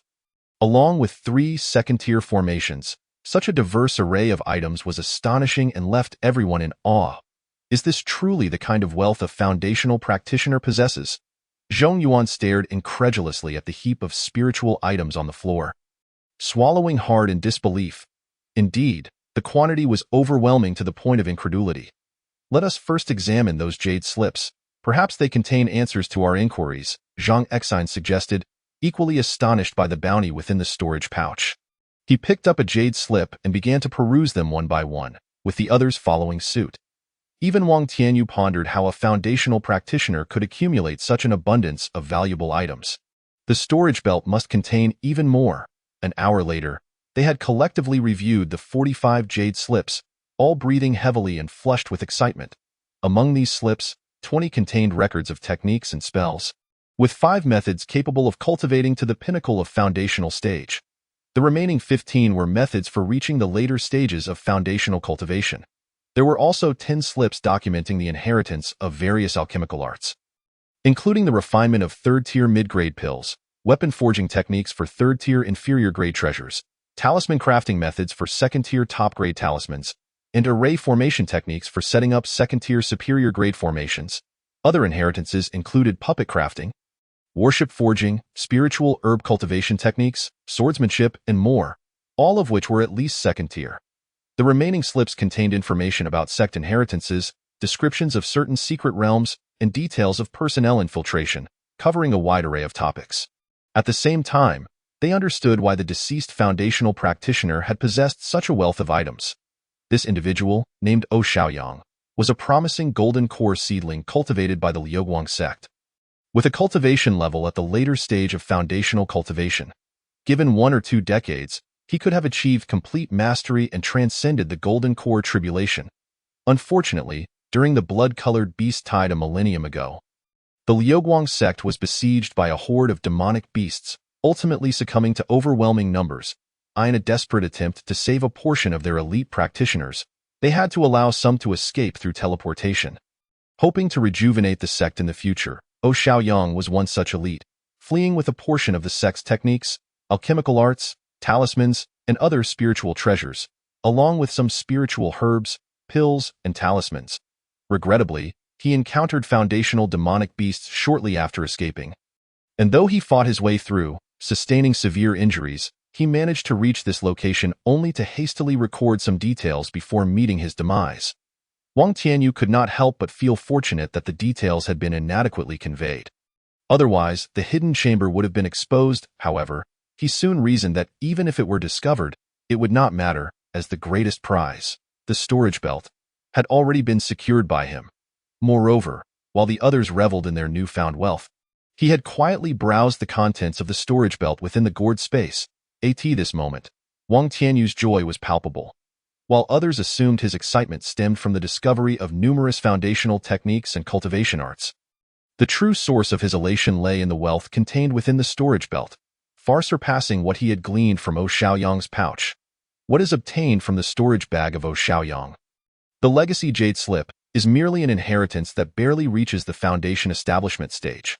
However, the techniques and divine abilities jade slips acquired from the storage belt in the secret chamber include 5 methods capable of cultivating to the nascent soul stage, while the remaining 15 can reach the golden core stage. The number of jade slips discovered is equivalent to those in O Xiaoyang's storage bag, and the foundational methods are identical. It's just that the latter methods are comprehensive. Similarly, the inheritance jade slips of various immortal arts are also more profound. For instance, the alchemy inheritance records the method for refining mid-grade 4th-tier elixirs. The weapon refinement inheritance details the crafting of low-grade 4th-tier spiritual treasures. The talisman crafting inheritance documents the creation of top-grade 3rd-tier talismans. And the formation inheritance outlines the arrangement of superior 3rd-tier grand formations. Other arts, such as puppet crafting, worship refining, spiritual plant cultivation, and swordsmanship, are all at least mid-grade third-tier inheritances. These are significantly superior to the various inheritances found in Xiaoyang's storage bag. The key point is that all of these belong to him alone, while others mistakenly believe they have reaped immense benefits, unaware that the greatest advantage lies with him. Among the remaining jade slips, some introduce sect inheritances, while others present details about secret realms and personnel infiltration, covering a multitude of aspects. The golden flame technique he cultivates is a relatively common method collected by his family, limited to the mid-stage of foundation establishment, and thereafter has been lost. Yet, from this batch of technique jade slips, he finds an exceptional method capable of cultivating to the late nascent soul stage, the Golden Crow Tai method. It is particularly suited for cultivators with metal, fire, and with spiritual roots, aligning perfectly with his innate qualities. Moreover, each major realm possesses a unique technique that harmonizes with the corresponding cultivation method, i.e. the Qi refinement stage. One may cultivate the innate Yi with Qi, which can instantaneously heal even severe injuries, serving as an extraordinary life-saving technique. In the foundation establishment stage, the Golden Crow transformation technique serves as an escape method. In the Golden Core stage, the Purple Flame Blood Explosion technique allows one to forcibly expend essence to enhance strength temporarily, providing an opportunity for cross-dire slaying, and in the nascent soul stage, the Golden Wing Fire Severance technique forms a pair of wings behind the practitioner, enabling remote strangulation attacks on enemies. He resolves to immediately switch to the Golden Crow Tai method upon breaking through the foundation establishment stage. Chapter 37. Division. Anomaly. These four divine abilities can be utilized at any stage, with boundless applications. They can preserve life, facilitate escape, enable cross-dire combat, or slay foes, truly ranking among the top-tier techniques, deserving of their status as one of the core methods of the Liuguang sect. Among these jade slips, there are 5 main cultivation methods for the 5 elements: metal, wood, water, fire, and earth, pertaining to the nascent soul stage, while the Golden Core stage methods also include those focusing on wind, thunder, and ice. Not to mention the knowledge of various arts of cultivation, all suitable for the mid-Golden Core stage. Additionally, there are numerous introductions to mysterious realms and major factions within the cultivation world. The most crucial discovery through these jade slips is that the Liuguang sect is not merely a Golden Core sect, but was once a hegemonic sect that produced transformation stage cultivators. After the 5 Elements Aurora sect was destroyed, it was rebuilt in Shenwei continent, having developed for over 1,000 years before being obliterated in the Blood Beast Tide. This is rather tragic. However, this does not concern Wang Tianyu and his companions. They swiftly make copies of these jade slips, each obtaining a substantial cache of foundation establishment methods and arts inheritance, which they can store away, whether for their family sects or for sale, proving to be immensely valuable. Upon opening the jade boxes, they discover that over half contain various spiritual herbs aged around 500 years, all necessary for foundation establishment cultivators. The remaining portion seals some second and third-tier talismans or talisman treasures. Each member receives 3 of the 500-year-old spiritual herbs, while the excess can be exchanged for other resources. There are a total of 10 talismans, including offensive, defensive, evasion, concealment, and thunder-dispelling types, spanning both second and third tiers. Furthermore, there are 3 talisman treasures, one inscribed with a golden sword rune, another with a brick rune, and the last with a thorny vine rune, comprising 2 offensive types and 1 defensive type. Wang Tianyu opts to forego the 3 talisman treasures in exchange for a third-tier low-grade Sunlei talisman, suitable for fleeing and self-preservation, and a third-tier low-grade concealment talisman, usable while in motion to obscure his form and aura, thereby safeguarding his life and aiding in escape. He does not compete with others for the remaining talismans. Among the 10 spiritual artifacts, he selects the Jade Disc, capable of being a mobile formation disc, which comprises a second-tier mid-grade offensive and defensive formation, the Li Fire Illusion Thunder formation. The other spiritual artifacts are quickly claimed by his companions. Zhang Xian takes the boat-shaped artifact and shield, Zhong Yuan claims the bead, and Pang Dehai takes several bottles of elixirs, primarily second-tier spiritual pills for foundation establishment cultivators. The most disheartening revelation is the absence of foundation establishment pills. This is what truly disappoints everyone. How could the Liuguang sect allow such a valuable resource to escape, neglecting to carry any foundation establishment pills? Reluctantly, They divide the elixirs and then distribute the second-tier spiritual minerals and materials among themselves.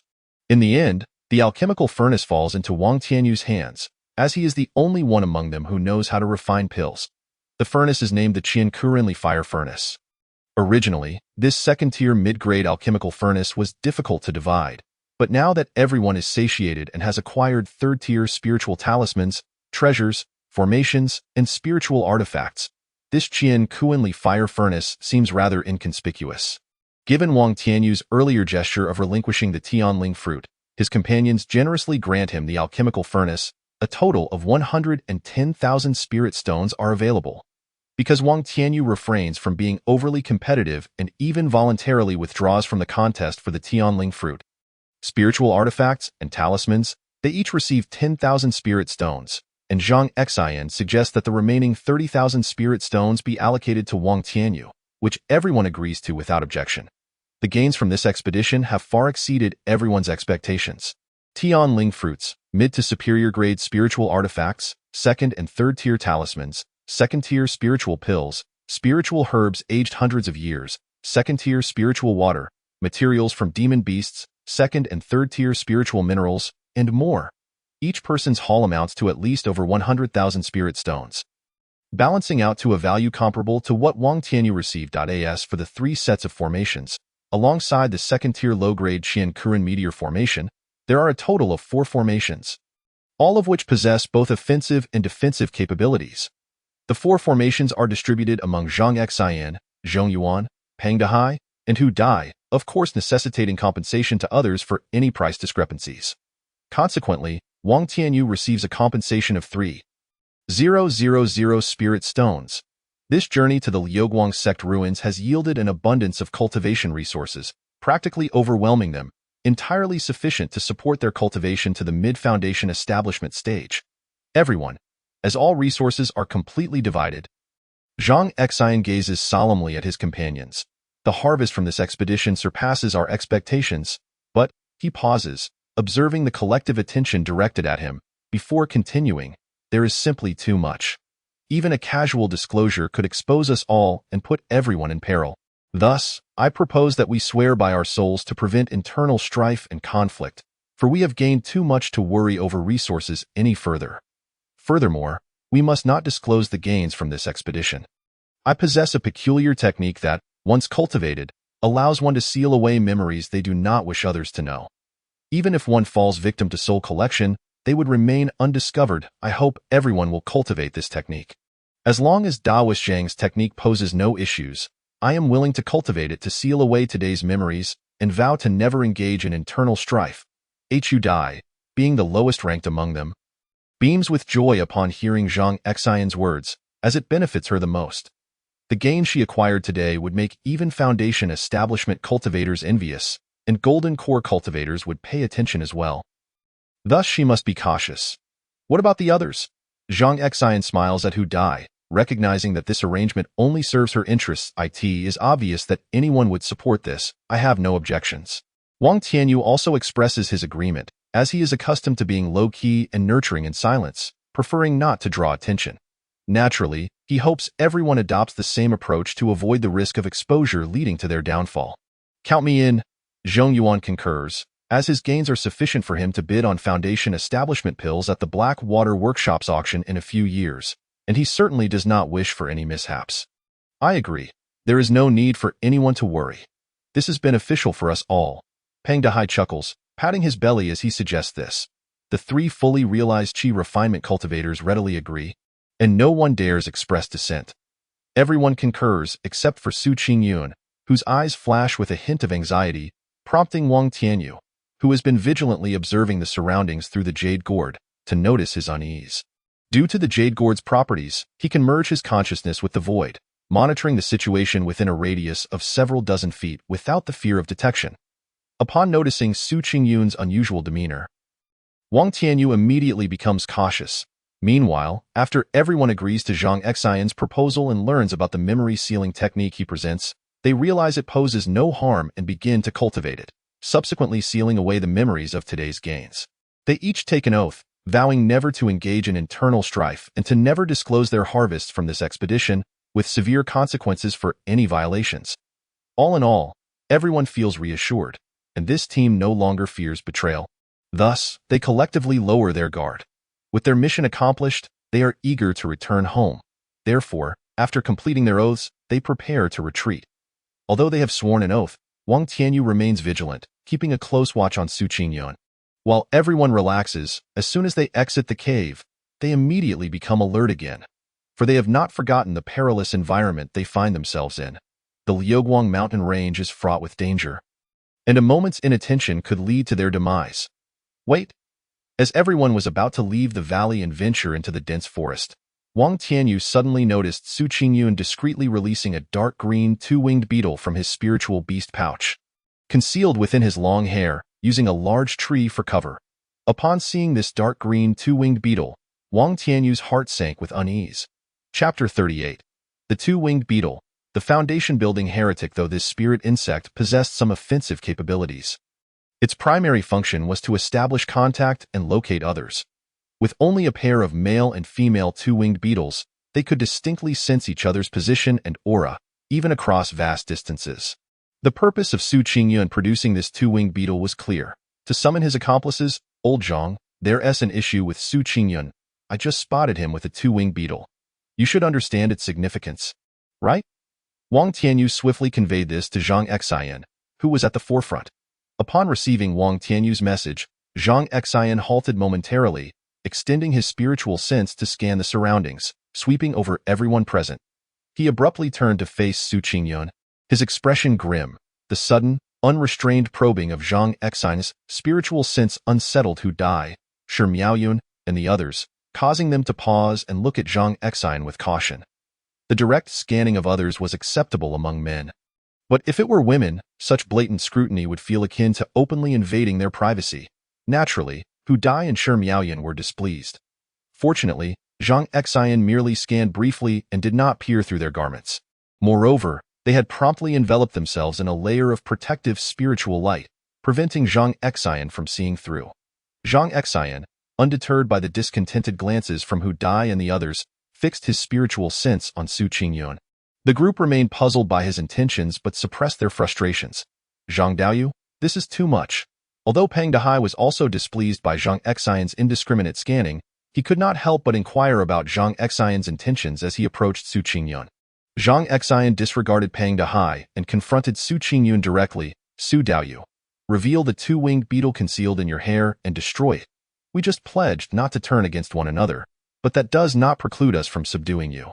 Furthermore, your actions violate our oath and jeopardize our safety. What? The two-winged beetle? Upon hearing Zhang Xian's words, the others immediately grasped the implications of his earlier actions. Those who had cultivated to the late stage of qi refining were either well-grounded or seasoned veterans.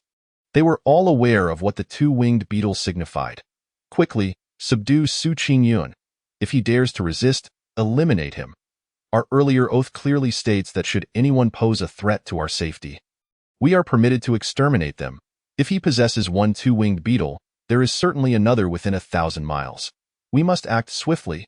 Pang Dehai, being a seasoned veteran, understood that since Su Qingyun had revealed one two-winged beetle, his accomplices must be nearby, possibly approaching them as they spoke. Haha, now that you have uncovered me, I shall cease my pretense. Had it not been for your acquisition of the Liuguang sect's medicinal garden map last time, I would have annihilated all of you then. However, it is not too late this time. You cannot escape. Our leader is a foundation-building cultivator. Su Qingyun mocked, fending off the onslaught of the group. Wang Tianyu and the others' expressions changed drastically upon hearing this. Particularly Zhang Xian and Pang Dehai, who had not anticipated that Su Qingyun was a hidden heretic spy, lurking among them and waiting for an opportunity to hunt them down. Realizing they could not afford to linger, knowing they were no match for a foundation-building cultivator, and that such a cultivator would undoubtedly have subordinates to command, Wang Tianyu activated his jade gourd, concealing his actions to prevent detection while locking onto the hidden area between Su Qingyun's legs. Siphon! Ah! As soon as Su Qingyun finished speaking, he suddenly clutched the area between his legs, blood seeping through his fingers, startling everyone and causing them to look around in alarm, searching for the source of the sudden attack. However, Wang Tianyu blended into the crowd without revealing himself, while Zhang Xian's demon-slaying staff, Zhong Yuan's Qian Kuren Zhenlei hammer, and Pang Dehai's golden light file seized the opportunity to strike Su Qingyun directly. The three late-stage qi refining cultivators unleashed their fury, and Su Qingyun was caught off guard, resulting in his immediate demise. How dare you kill my subordinate? Surrender at once, or when I catch you, I will ensure you suffer excruciating torment. Just as Zhang Xian and the others had slain Su Qingyun, they were startled by a voice that echoed from a distance, causing their expressions to shift dramatically. A foundation-building cultivator, run, scatter. Before Zhang Xian could finish, everyone fled in the opposite direction of the approaching presence. Wang Tianyu followed suit, but in the moment of turning, he stealthily collected Su Qingyun's storage pouch and the abandoned golden aura crown. Yin Yang linked locks and gung metal sword staff into his spatial realm. It's that middle-aged cultivator who previously gifted me the Fengming crystal. He certainly has some ulterior motives. As he finished gathering the items, he distinctly felt 6 powerful auras rapidly approaching from afar, all of which belonged to late-stage qi refining cultivators, with one particularly formidable presence emanating a foundation-building aura. Most critically, he recognized one aura, the middle-aged, weathered cultivator he had encountered at the Hongfeng Valley's marketplace. He was indeed one of the heretics. Wang Tianyu briefly scanned the 6 individuals, 5 men and 1 woman, with the foundation-building cultivator appearing as a youthful figure in his 20s, while an elderly man with a long red beard stood out, possessing the pinnacle of qi refining. Not daring to linger, Wang Tianyu quickly assessed the direction in which the others were fleeing. Identifying a less populated area to dart towards, split up and pursue. Each of you choose one. The 3 late-stage qi refining cultivators will be handled by the red-bearded elder. Zhou Wei and I will take care of the rest, while the others, being qi refining 7th and 8th layers, may pursue whomever they wish. After fleeing for several moments, the foundation-building cultivator arrived on the scene, barely glancing at Su Qingyun's corpse, and immediately instructed his subordinates. Then vanished in a flash, chasing after Pang Dehai. Wang Tianyu, having run several miles, discovered that the middle-aged cultivator was relentlessly pursuing him. Recognizing he could handle the situation, he continued to flee for another 10 miles before stopping behind a small hill. Brandishing his golden crystal sword and cloud mist shield, preparing for the approaching middle-aged cultivator, clang. As the middle-aged cultivator closed in, Wang Tianyu swiftly directed the golden crystal sword to strike. The middle-aged cultivator summoned a blue pagoda to block the sword, then activated a spiritual talisman. It was a water attribute area attack talisman.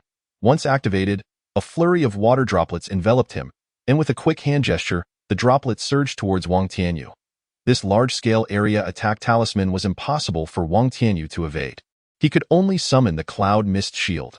The Cloud Mist Shield, which provided a degree of invisibility, mist, and solidity, released a thick blanket of white mist upon activation, covering a Tinjiang radius and possessing a certain illusory effect, capable of confusing the spiritual senses of peers. As he activated the Cloud Mist Shield, a dense white fog materialized within a Tinjiang range, and Wang Tianyu quickly darted into the gourd's spatial realm. Chapter 39. The Great Escape. As Wang Tianyu observed the external situation from within the spatial realm, he saw the water droplets splatter onto the ground, instantly corroding small craters the size of infant heads. With noxious white smoke wafting up, this smoke was highly toxic. Inhaling it caused the soul to tremble violently, and the body to feel numb and stiff. The toxic vapor not only harmed the soul but also affected the body. Even a brief contact with his spiritual sense inflicted severe pain upon his soul, prompting him to sever that strand of spiritual connection and remain still within the gourd's space. He threw out a storm talisman, which could conjure a tempest filled with dense wind blades, a first-tier high-quality talisman he had purchased at the Hongfeng Valley marketplace, perfectly suited for this situation. The noxious smoke was swiftly dispersed, and the white mist generated by the Cloud Mist Shield gradually dissipated. Wang Tianyu emerged back into the external world. On the other side, thud, thud, thud, as the storm talisman unleashed a tempest, scattering the myriad wind blades that impeded the middle-aged man's advance. The sound of impact resonated as the dense blades struck the blue pagoda shielding him. Go. Wang Tianyu hurled a white jade array plate forward, which expanded in the wind and rapidly landed, transforming into a half-zhang large array plate. 5 red and blue striped flag soared from the plate, swiftly embedding into the ground around them. Buzz! Upon Wang Tianyu's activation, the white jade array plate instantly formed a second-tier mid-grade Lihua illusion thunder array within a 100-jong radius, enveloping both himself and the middle-aged man. Fire and thunder illusion. Standing at the center of the array plate, Wang Tianyu rapidly altered his hand seals, and soon, dense flames began to swirl around the array plate, while bolts of lightning rained down from above, shrouding the array in a thick mist, rendering visibility nearly impossible. Boom! Upon discovering himself ensnared within a formidable array, the middle-aged man's countenance shifted dramatically. He immediately cast forth a bell-shaped artifact, which resonated with a series of chimes, sending ripples of sound waves emanating from his core. The relentless assaults of fiery sparks and lightning were momentarily dissipated by the sonic waves. However, the onslaught of flames and lightning was overwhelmingly dense and shrouded in the thick fog. His spiritual awareness was obscured, rendering him incapable of discerning the direction of the attacks. He could only reactively strike the great bell, harnessing the sound waves to counter the incoming threats. Yet, the array was a second-tier mid-grade formation. Even with Wang Tianyu's prowess, he could not fully unleash its potential, making it beyond the capabilities of the middle-aged man to withstand. Before long, the middle-aged man began to feel the strain on his magical energy. In haste, he consumed a yuan recovery pill to rejuvenate his mana. Nevertheless, Wang Tianyu was not one to allow him the luxury of time. Devour, sword, come forth. In his eagerness for a swift resolution, he immediately infused his consciousness into a jade gourd, targeting the neck of the middle-aged man. In an instant, a ghastly wound appeared on the man's neck, as though severed by an unseen force. The middle-aged man emitted a blood-curdling scream, taken aback by Wang Tianyu's bizarre method. In that fleeting moment of distraction, the golden crystal sword, under Wang Tianyu's command, manifested before him. Clang, clang, clang. Seasoned by countless battles, the middle-aged man sensed the impending danger, enduring the excruciating pain in his neck as he desperately channeled his true energy into a blue pagoda. Concurrently, the pagoda unleashed a barrage of water arrows in retaliation. Seeing his ambush thwarted, Wang Tianyu unleashed his devouring technique once more. Devour. Despicable. Shameless. You shan't escape my grasp. If you do, I shall ensure you suffer 1,000 cuts and have your soul extinguished. The middle-aged man's vital parts were consumed by the jade gourd, the searing agony disrupting his focus, causing his control over the blue pagoda and the bell to falter. Clang, clang, clang.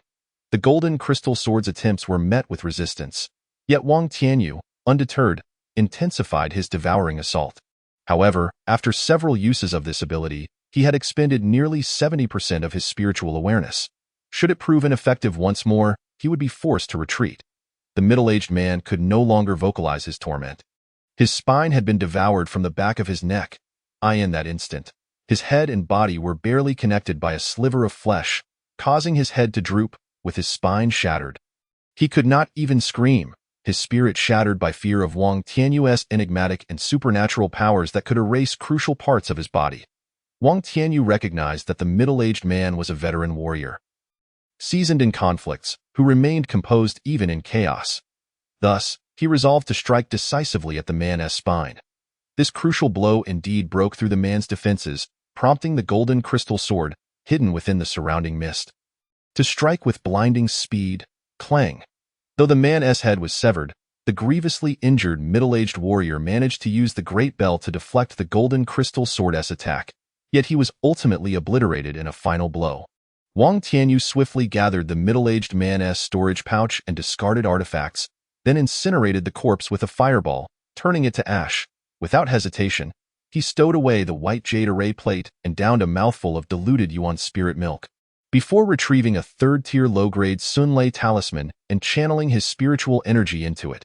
With his cultivation at the 8th level of qi refining, even if he expended all his energy, he could barely activate it. To fully unleash its power, he would require far more spiritual energy. However, Wang Tianyu had a secret advantage. Lacking sufficient energy, he supplemented it with the diluted yuan spirit milk. After consuming it twice, he finally activated the Sunlei talisman, enveloped in a veil of wind and thunder, hurtling towards the outskirts of the Liuguang mountain range. Wow!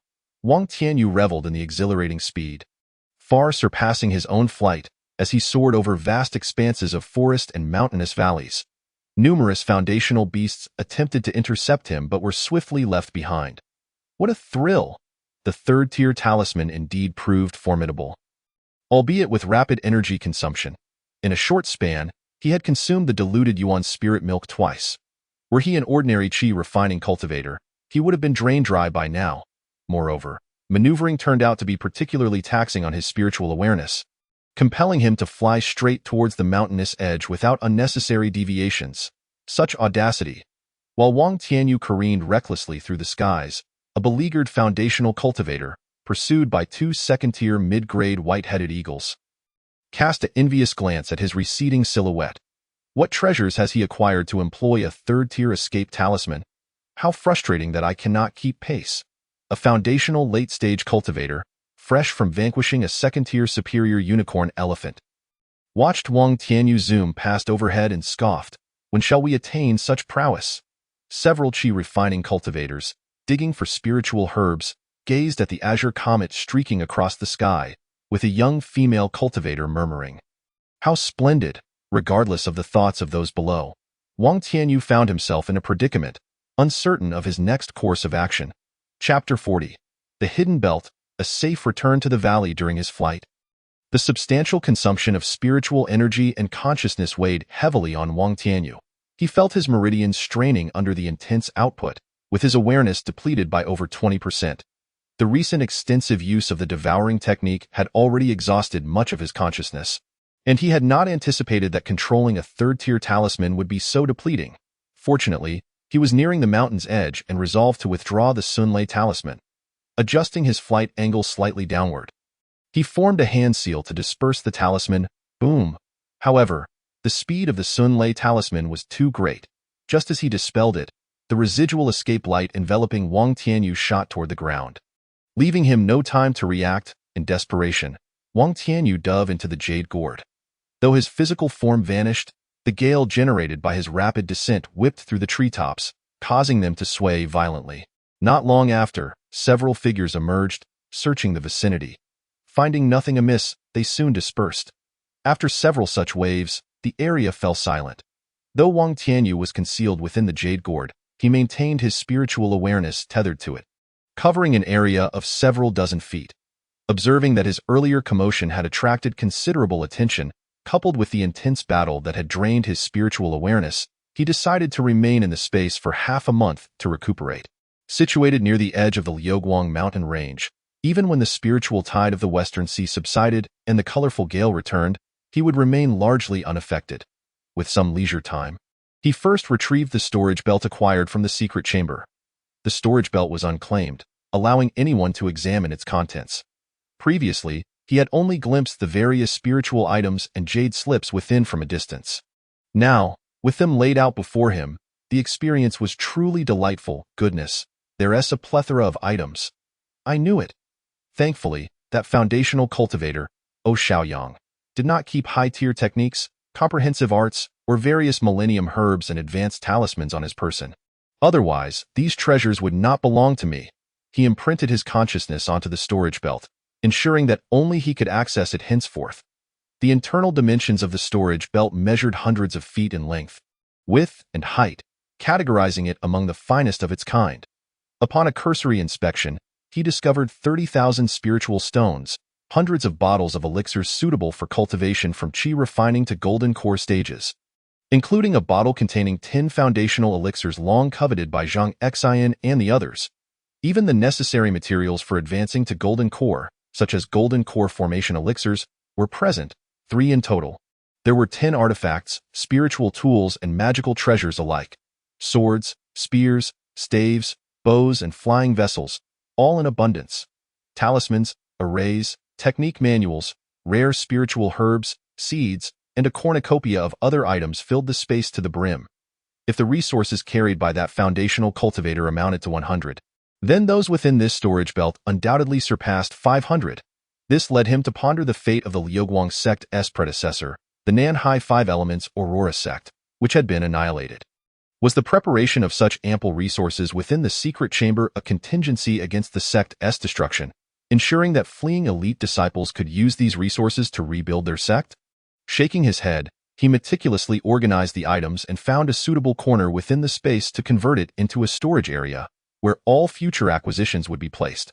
Furthermore, Wang Tianyu thoroughly examined Su Qingyun's storage pouch, the pouch of the recently slain middle-aged man, as well as several of their magical artifacts, aside from the various spirit elixirs, magical tools, talismans, and medicinal herbs that Su Qingyun had distributed within the cave.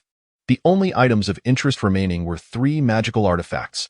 Gazing at the third-tier low-grade defensive wooden talisman, he pondered that had Su Qingyun possessed such means, he might have summoned the talisman to fend off the attack, thus avoiding his demise. Without dwelling on Su Qingyun, Wang Tianyu was particularly eager to explore the contents of the middle-aged man's storage pouch, especially since the man had previously contributed a piece of honey void crystal to him. Regrettably, after a thorough search, he was met with disappointment upon discovering the absence of the honey void crystal among the items. He examined the remaining spirit stones, elixirs, and jade slips. Is this a portion of the map to the Black Dragon's secret realm? Lihua Plain, Dragonhorn Mountain, Black Mist Marsh, and Black Dragon Pool? There's mention of a black egg within the Black Dragon Pool. The contents of the middle-aged man's storage pouch, though not of significant utility to the recently prosperous Wang Tianyu, still piqued his interest, especially the map depicting the terrain of the Black Dragon's secret realm, which invigorated his spirits. Over the past few months, he had heard quite a bit about the Black Dragon's secret realm. Intrigued by the locations marked on the map, he studied them closely, with particular focus on the black egg and the Black Dragon Pool. He was curious about the nature of the spirit beast that the egg might belong to, as it had remained undiscovered for millennia since its revelation in the Black Dragon's secret realm. The black egg had never hatched, leading many to believe it was a lifeless shell. Moreover, access to the Black Dragon's secret realm was restricted to Qi refinement cultivators. Any Foundation establishment cultivators who ventured inside would face collapse. Even Golden Core or nascent soul cultivators attempting to create avatars to explore the realm found themselves unable to breach the protective barriers surrounding the black egg. Consequently, over time, interest in the black egg dwindled, leaving it untouched and unhatched. He had once contemplated entering the Black Dragon's secret realm, but after acquiring a vial containing 10 Foundation establishment pills, his desire to venture there diminished significantly.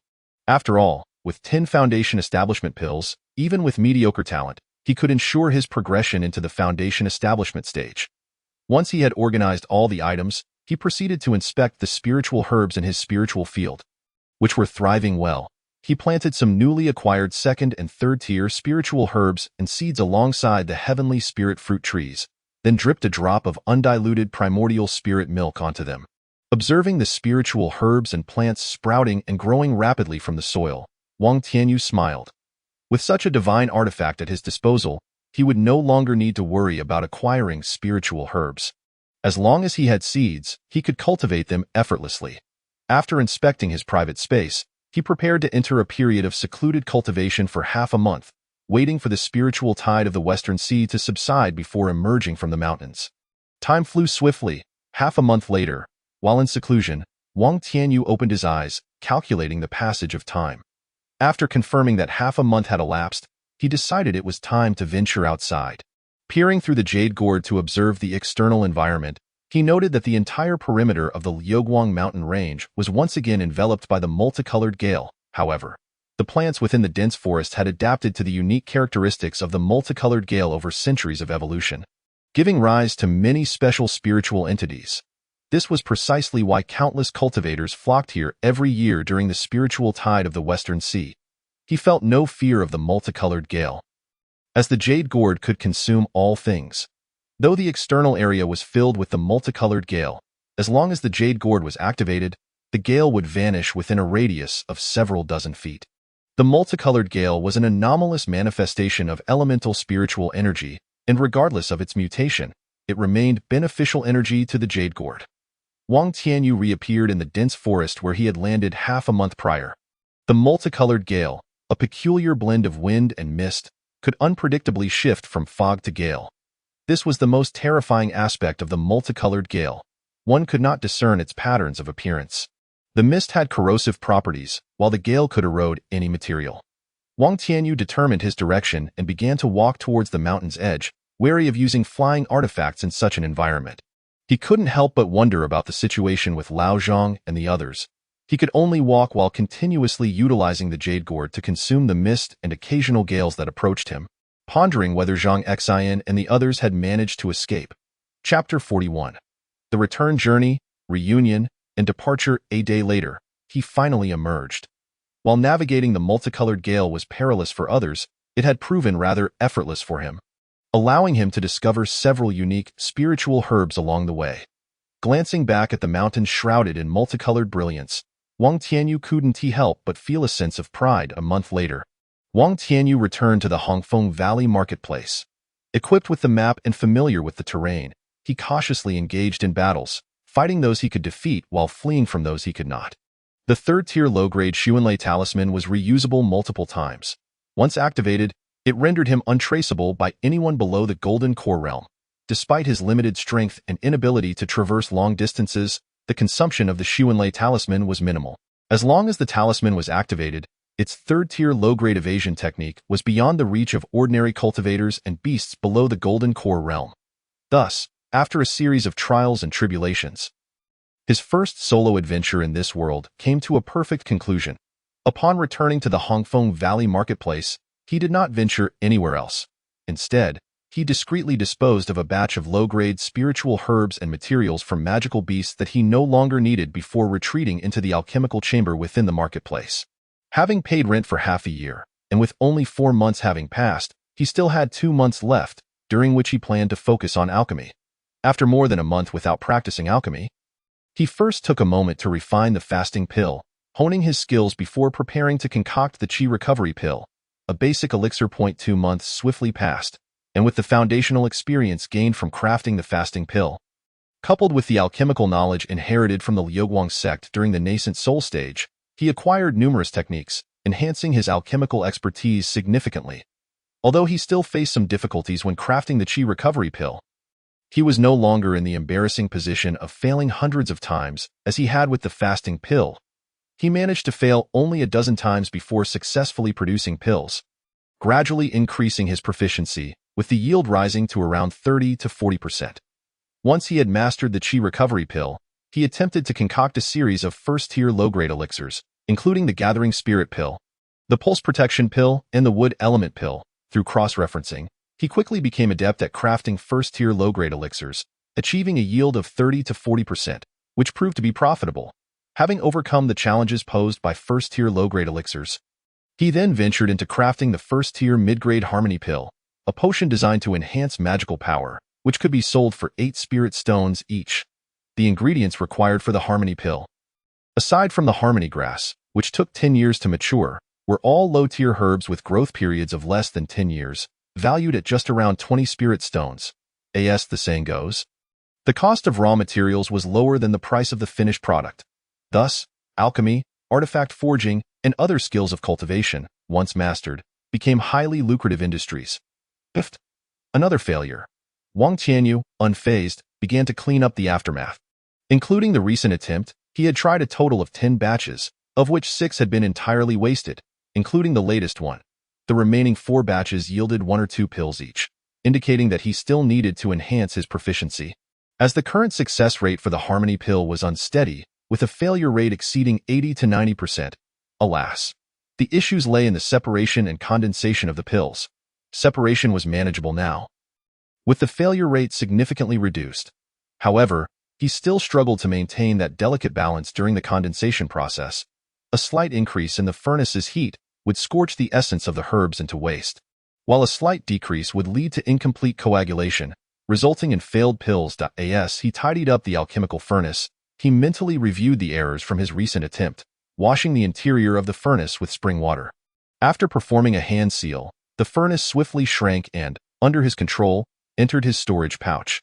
With the 6-month lease nearing its end and his supply of spiritual herbs depleted, he needed to hasten the maturation of another batch. However, after 2 months of seclusion, he was unaware of the external circumstances. It was time to venture out for a stroll.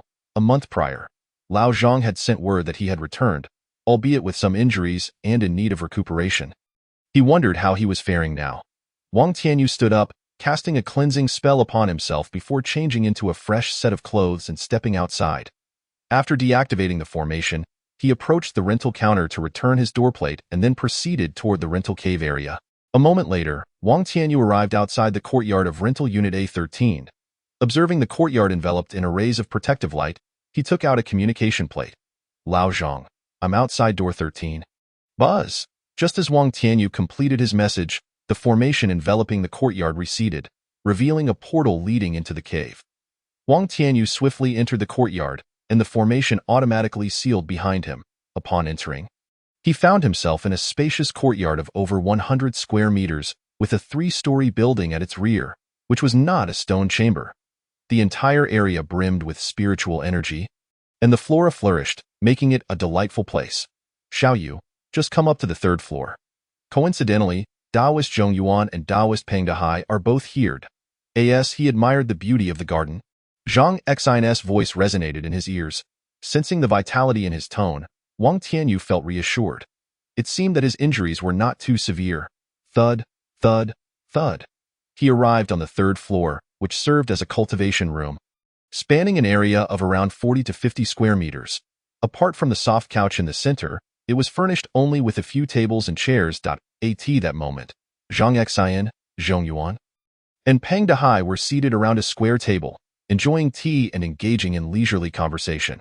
Old Zhang, Old Zhong, Old Peng, seeing you safe brings me great relief. I wonder how the other fellow cultivators are faring? After greeting the three, Wang Tianyu directly took a seat on an empty chair and inquired. All is well, all is well. Aside from that traitor Su Qingyun, we managed to escape the Liuguang mountain range and return safely. Taoist Xiao Lifeng was gravely injured while rescuing Taoist Hudi and has since returned to the Xiao family in Duanyan Mountain. Taoist Hudi accompanied him, while Taoist Shi Miaoyan has retreated to the Poison Scorpion Valley for seclusion. Only the 3 of us remain. Zhang Xin succinctly recounted their circumstances before inquiring about Wang Tianyu's situation. Have you been refining pills in the furnace room for the past 2 months? Indeed, I have now acquired the ability to concoct mid-grade first-tier elixirs. The rental period for the furnace room has expired, and I have exhausted my supply of spiritual herbs, so I thought I'd come out and see you all. Wang Tianyu replied, displaying the low-grade and mid-grade elixirs he had crafted for Zhang Xin and the others to examine. Congratulations, congratulations, little you. With such skills, your cultivation path will surely be much smoother than ours. At the very least, you can earn cultivation resources through pill refining, unlike us, who possess little skill and can only resort to fighting.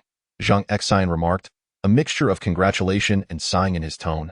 Among cultivators, most lack diverse skills and could only accumulate resources through combat, making their paths considerably more arduous compared to someone like Wang Tianyu, who possessed the rare talent of pill and weapon refinement. Tianyu, your alchemical skills have progressed remarkably. In just half a year, you can already refine mid-grade first-tier spiritual pills. It seems that once you reach maturity, we will benefit from your proximity, and we shall no longer lack for spiritual elixirs. Zhong Yuan commented, a trace of envy flashing across his face while he offered praise. If only you could refine second-tier spiritual pills, it would be splendid. Once we locate the Foundation Establishment Flower in the Black Dragon's secret realm and gather the auxiliary herbs, we could produce Foundation Establishment pills ourselves, Peng Dehai chimed in. During our expedition to the Liuguang mountain range, we all acquired substantial cultivation resources, rendering the need for desperate battles in secret realms unnecessary. Our primary purpose for heading to the Heishui market is to await the auction following the closure of the secret realm, where there will likely be 5 to 10 Foundation Establishment pills available for bidding. Wang Tianyu retorted with a roll of his eyes, slightly annoyed. Stop dreaming. My ability to refine mid-grade first-tier spiritual pills has already consumed thousands of spiritual stones. The process is incredibly resource-intensive. Besides, even if the Foundation Establishment Flower were to be procured, it would likely be intercepted by the 5 major powers before it could reach me. So, have you all decided to head to the Heishui market? Zhang Xin, Zhong Yuan, and Peng Dehai were all at the pinnacle of the qi refinement stage, currently having no need for seclusion, so it was entirely reasonable for them to set off for the Heishui market. Indeed, with over 4 years until the secret realm opens, we plan to embark on our journey to the Heishui market, hunting demonic beasts along the way while awaiting the auction after the secret realm's opening. Without Foundation Establishment pills, none of us can confidently attempt to break through in seclusion. We wonder if you, little you, would like to join us? Wang Tianyu contemplated for a moment. The Heishui market was the largest marketplace in the Heishui River region, far more prosperous than Honghe Valley. Since he intended to find a place for quiet cultivation over the next year or two to advance his cultivation to the 9th layer of qi refinement and further hone his alchemical skills, he could engage in both pursuits anywhere. After a brief reflection, he agreed to accompany them. Very well, there is no time like the present. Since little you has consented, and you have no preparations to make, let us set off directly for the Heishui market. With old Pang's Qingyun boat, we shall arrive in 3 days. Upon hearing Wang Tianyu's agreement, Zhang Xian promptly suggested. Wang Tianyu, Zhong Yuan, and Pang Dehai had little to pack. All their belongings were already with them, ready for immediate departure. Chapter 42. 3 families, 1 sect, and 1 dispersed group. 3 days later, boom. Following Zhang Xian, the 3 arrived at the bank of a mighty river over 100 miles wide. This was the Heishui River. Due to its depth and the black obsidian scattered across its riverbed from upstream, the water appeared black from a distance, giving rise to the river's name. Black obsidian is a low-grade building material of little value in spiritual stones, attracting little interest from anyone save those who make a living from it. Gazing at this majestic river, Wang Tianyu's expression remained calm, though his heart was stirred with astonishment. Standing on the riverbank, even with his keen eyesight, he could not discern the opposite shore, which attested to the river's vastness. Throughout the journey, he had traversed mountains and rivers, witnessing many breathtaking sights unseen in his previous life. Towering cliffs and cascading waterfalls thousands of feet high. Perilous peaks far exceeding the height of Mount Everest. Bizarrely shaped and increasingly large demonic beasts. Swarms of monstrous insects. Towering trees that could embrace hundreds of people, and countless rare flowers and herbs. Such wonders were found within lofty mountain ranges, where ordinary humans could not survive, thus becoming the domain of demonic beasts. He also observed the sprawling plains dotted with dense towns, colossal cities, and fields of laboring farmers, which expanded his horizons and unveiled the civilization of the cultivation world. Simultaneously, through casual conversation along the way, he learned of each person's experiences after dispersing in the Liuguang mountain range. Zhang Xian had been pursued by a qi refinement great perfection cultivator. After a fierce struggle, he managed to slay the opponent using a spiritual artifact, for which he was grateful to Wang Tianyu for providing the diluted Yuanling divine milk that had left behind spiritual liquid. Otherwise, even with Zhang Xian's cultivation at the great perfection stage, he would have struggled to activate the spiritual artifact multiple times. Of course, that qi refinement great perfection cultivator was no pushover. He was a formidable opponent who had inflicted considerable injury upon Zhang Xian before being defeated. Zhong Yuan, on the other hand, had been pursued by the red-bearded old Taoist who had previously invited him to the ancient cultivator's cave in the market. He too had benefited from the diluted spiritual liquid sold by Wang Tianyu, which allowed him to activate the spiritual artifact and eliminate his pursuer. As for Pang Dehai, he had the misfortune of being chased by a Foundation establishment evil cultivator. Were it not for his Qingyun boat's ultimate move, Roaring Tornado, he would not have escaped. This revelation also informed Wang Tianyu that the Qingyun boat was indeed a top-tier magical vessel, worth over 1,000 spiritual stones. This prompted Wang Tianyu to regard Pang Dehai with newfound respect. He hadn't anticipated the extent of his wealth. Pang Dehai understood why Wang Tianyu was looking at him that way. Anyone aware of his possession of a top-tier magical vessel would react similarly. As a mere loose cultivator without power or influence, possessing a top-tier magical vessel would naturally invite speculation. However, fortune favored him. He had discovered an ancient cultivator's cave and not only acquired over 10,000 spiritual stones, but also obtained this exquisite magical vessel. The Qingyun boat. The Qingyun boat's capabilities extended beyond mere defense and speed. It possessed an offensive mode known as Roaring Tornado. When activated, the entire vessel would be enveloped in azure mist, swirling like a tornado, and its flight speed would exceed its normal pace by more than double. However, triggering this ultimate state consumed an enormous amount of spiritual stones. Generally, Pang Dehai would only deploy this ultimate move when faced with a life-threatening crisis. It was not something he would use casually.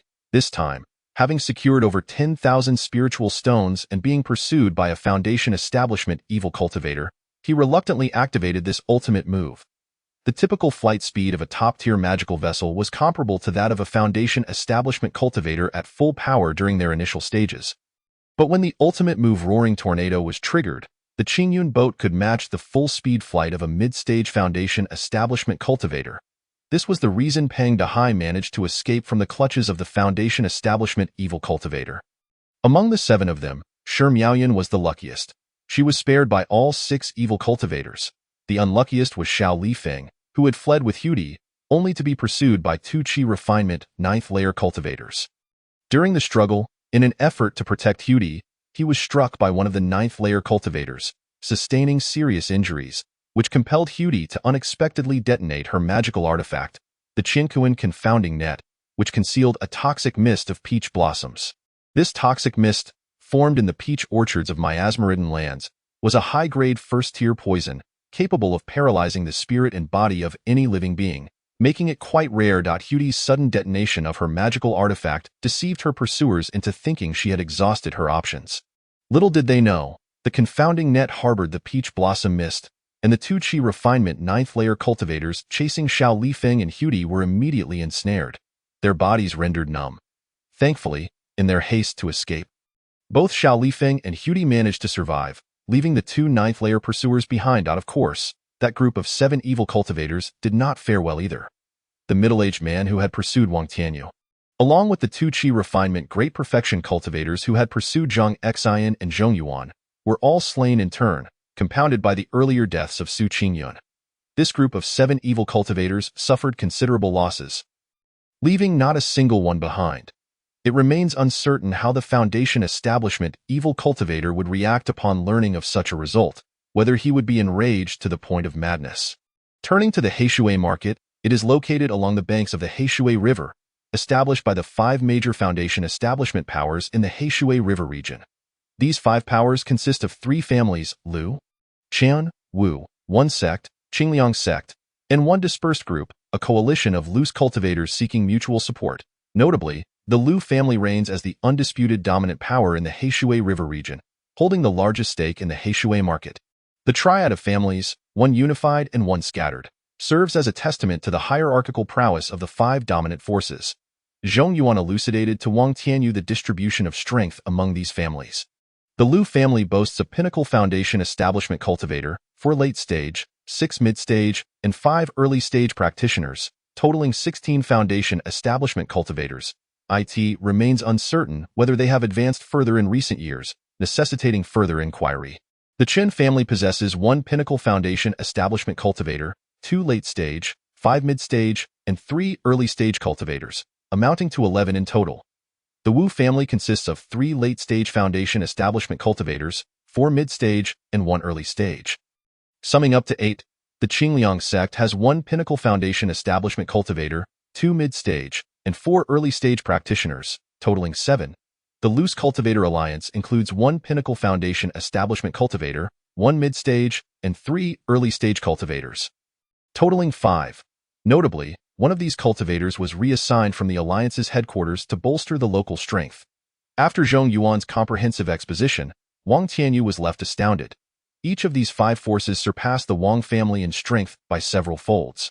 Wang Tianyu hailed from the Wang family of Helushan in the southern mountains, a lineage established by his grandfather, Wang Dingshan, merely 30 years ago, comprising over 20 cultivators in total. As the eldest grandson, he embarked on his journey with a cultivation level of Qi refining 4th layer, achieving a breakthrough to the 5th layer after a year of travel, only to be captured and enslaved in a mine.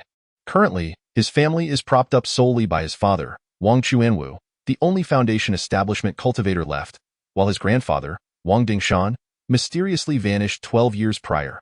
Apart from his father, his mother, Lu Wan, stands as the next highest cultivator at Qi refining 9th layer. Currently in seclusion, striving to break through to Foundation establishment without the aid of a Foundation establishment pill. Reflecting on this, Wang Tianyu's expression darkened. Xiao Yu, what troubles you? Zhang Xian, who had been attentively listening to Zhong Yuan's account, inquired, having spent a decade largely absent from the cultivation world and thus valuing this information, yet noticing Wang Tianyu's unusual demeanor. Oh, it is nothing. Just some past memories that are best left unmentioned. Wang Tianyu replied, reluctant to reveal his identity and background while away from home to avoid inciting conflicts that could jeopardize his family's safety. Very well, it appears Zhong Yuan has conveyed all that needed to be said. So shall we proceed to the market? Zhang Xian, noticing Wang Tianyu's desire to avoid the subject, shifted the conversation toward the market. Chapter 43. Blackwater Island, Black Water Market. After traversing over 30 miles across the river, the four of them, with spiritual energy cloaking their eyes, beheld a misty realm ahead, Blackwater Island, the site of the Black Water Market. This island is concealed by a second-tier high-grade concealing sea array. Follow me, Zhang Xian instructed, leaping toward the array and vanishing into thin air. Wang Tianyu recognized this as Zhang Xian entering the array's realm, and without further thought, he followed suit with Zhong Yuan and Peng Dahai. Upon piercing through a veil of mist, they were greeted by a small island shaped like a shuttle, stretching over 10 miles in length and more than 5 miles in width. The island's center.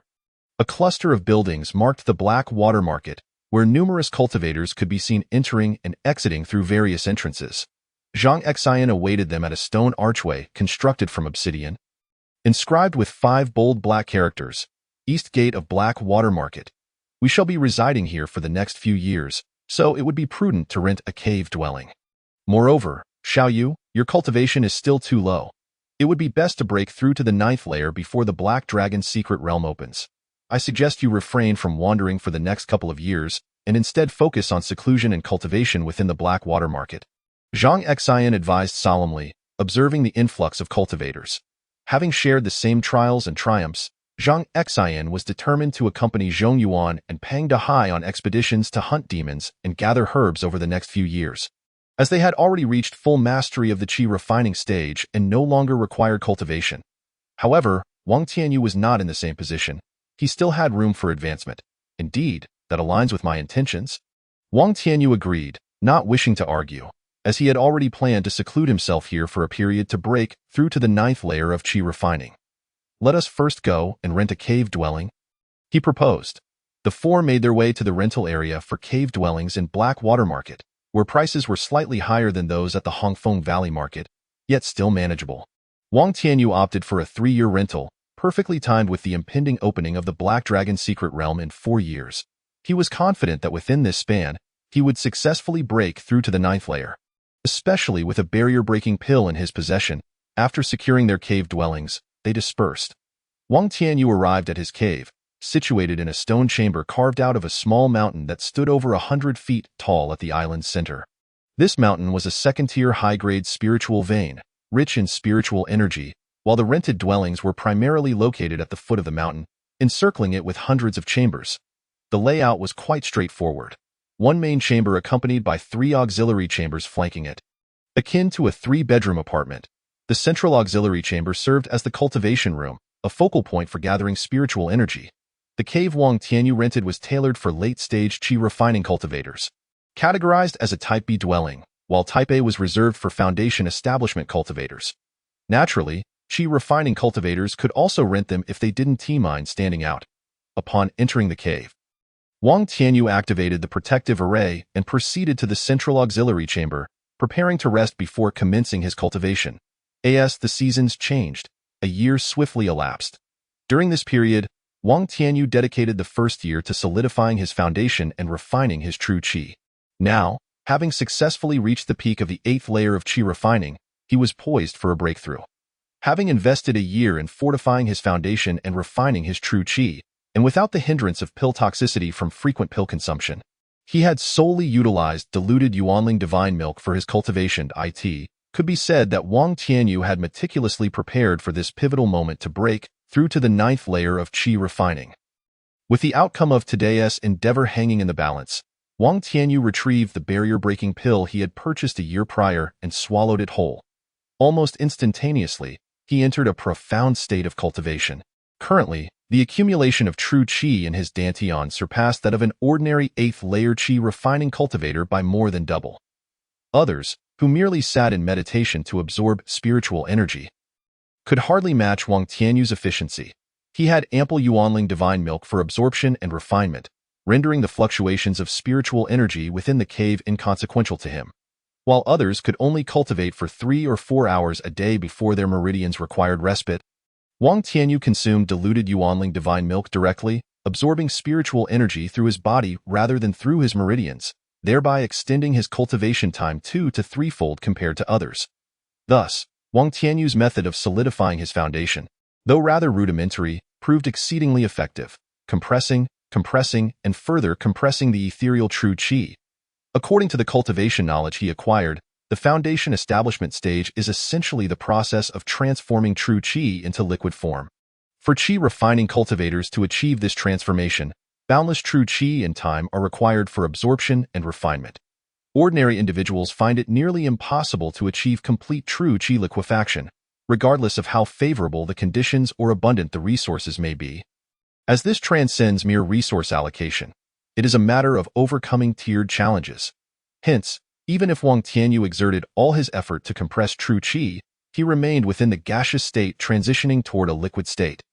As his 8th layer cultivation level could not surpass the threshold of liquefaction, the key elements to breaking through to the 9th layer of qi refining and entering foundation establishment are essence, qi, and spirit.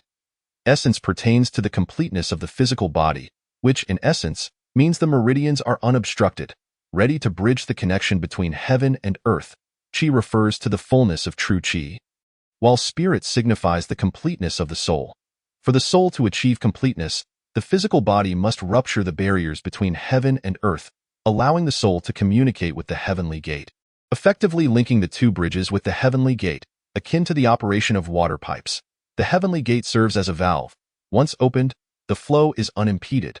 Currently, Wang Tianyu, being merely at the 8th layer of qi refining, has yet to reach the completeness of essence, qi, and spirit, rendering true qi liquefaction unattainable. Unless he acquires some heavenly materials or earthly treasures, achieving this is not feasible through mere effort. The barrier-breaking pill dissolved within him. An enigmatic force and spiritual energy surged forth, swiftly transforming into true qi. Under Wang Tianyu's precise control, this energy fused with the waves of true qi, crashing toward the fortified acupoints like a relentless tide. Within the acupoint, a formidable gate stood resolutely, as the mysterious force relentlessly mingled with boundless true qi. Assaulting the gate, it seemed as though the gate was melting away like iron meeting sulfuric acid. Boom! Time slipped away in an indeterminate blur until Wang Tianyu's seated form trembled, a flicker of joy illuminating his face. After a protracted moment, as the tumultuous true qi, under his guidance, circled several times before returning to his dantian, he exhaled with relief and exclaimed, "At long last, I have broken through." Sensing the formation of a 9th qi vortex within his dantian, the true qi within him surged to a level surpassing that of an ordinary 8th layer qi refining cultivator. Wang Tianyu erupted into laughter, his joy uncontainable. After nearly 15 years of arduous cultivation, he had finally reached the 9th layer of qi refining. Having been tested as possessing the golden, wood, and fire spiritual roots at the age of 5, he commenced his cultivation journey, and now, not yet 20 years old, he had achieved the 9th layer. In contrast, his father, Wang Chuanwu, with dual spiritual roots, only reached the 9th layer at 25 and established his foundation at 30. When Wang Tianyu left home, he was merely at the 2nd layer of foundation establishment. To attain the 9th layer before turning 20 is an achievement that rivals even those with heavenly spiritual roots. Having now successfully transcended the 9th layer of qi refinement, the next step is to solidify my foundation and attain perfection in my essence, energy, and spirit. The journey ahead will require meticulous effort, as there remains a span of 3 years until the Black Dragon's secret realm opens. This time is more than sufficient for me to refine my cultivation to the pinnacle of the 9th layer of qi refinement. It is also time to relax and explore other arts of cultivation. Wang Tianyu stretched his body, feeling an overwhelming sense of relaxation after breaking through the 9th layer of qi refinement. No longer burdened by the previous urgency, Chapter 44. The stirring of the jade gourd. When it comes to the myriad arts of cultivation, alchemy undoubtedly takes precedence. He planned to utilize the forthcoming 3 years to diligently hone his skills and accumulate experience in the art of pill-making. The inheritance he received from the Liuguang sect is exceptionally rich in alchemical knowledge, which is one of the reasons he was able to swiftly concoct a first-tier mid-grade spirit pill upon returning to the Hongfeng Valley market. At times, mere experience is insufficient. One must also possess skill. The alchemical knowledge acquired by the Liuguang sect far surpasses the foundational teachings he previously purchased from Zhongyuan during the foundation establishment period. Various alchemical techniques and critical points are meticulously detailed, which explains why Wang Tianyu was able to gain insights despite only having squandered 10 opportunities. The Heishui market lacks a fire chamber. As it is situated within a large river, where the abundant moisture is detrimental to the fire element, to engage in alchemy, one requires spirit carbon for the furnace, and thus he needed to purchase some from the market. After a year of seclusion, it would be refreshing to venture out. With a flick of his fingers, he activated the array and exited his cave, taking the opportunity to send a message to Zhang Xian through a communication plate, inquiring whether he was present in the market. After waiting a moment without a reply, Wang Tianyu deduced that Zhang Xian was not in the market, so he decided to attend to his own matters. The communication plate can transmit messages only within a 100-mile radius. Beyond that, it is unable to receive signals. He purchased over 10,000 pounds of spirit carbon from a shop, valued at 500 spirit stones, enough to concoct dozens of spirit pills. Next, he arrived at the bustling market square, a rectangular area spanning over 100 feet in length and several dozen feet in width, adorned with hundreds of stalls. Noticing that some stalls remained unleased and recalling that he still had several spirit pills to dispose of, he grew interested and paid 5 spirit stones to rent a stall for a day. Setting up his stall, he laid out a cloth on the ground and displayed various materials, including his surplus chi recovery pills, spirit gathering pills, pulse protection pills, wood essence pills, and harmony pills, first-tier mid to lower-grade spirit pills, inviting customers to partake. "Friend, are you an alchemist?" inquired a neighboring stall owner, a middle-aged man clad in a black robe. With a 6-layer chi refinement cultivation, his square face appeared amiable, and Wang Tianyu smiled in response, replying, "Indeed, though I can currently only refine lower-tier spirit pills, I am still somewhat unskilled with the mid-tier. I envy you, young friend, for possessing such a craft at your age. Pray tell, what are the prices of your spirit pills? If they are reasonable, I would be inclined to purchase some to support your endeavor." The black-robed man exclaimed, admiration evident in his tone. Although he could not ascertain Wang Tianyu's precise cultivation level, he sensed that Wang Tianyu's aura surpassed his own, indicating a practitioner of late chi refinement. This realization led him to lament his own progress. As he gazed at the array of bottles on Wang Tianyu's stall, he thought of his son, who had just begun his journey in chi refinement. If the prices were reasonable, he could acquire some for the boy's use. Wang Tianyu glanced at the black-robed man's stall, which was filled with low-tier ores. Remembering the alchemical legacy he had acquired, he thought it prudent to purchase some lower-tier ores as a precaution, in case he ever wished to experiment with crafting artifacts. Thus, he addressed the black-robed man, "For lower-tier spirit pills, most apothecaries sell a bottle of 10 for 4 spirit stones. I offer a bottle of 10 for only 3 spirit stones. As for the quality of the pills, my friend, you can examine them yourself. Rest assured, they are of excellent standard." With that, Wang Tianyu handed a bottle of chi recovery pills to the black-robed man, allowing him to inspect the quality of the pills within. The black-robed man accepted the bottle without hesitation, uncorking it and inspecting a few of the pills. Tio assessed the quality of a spirit pill.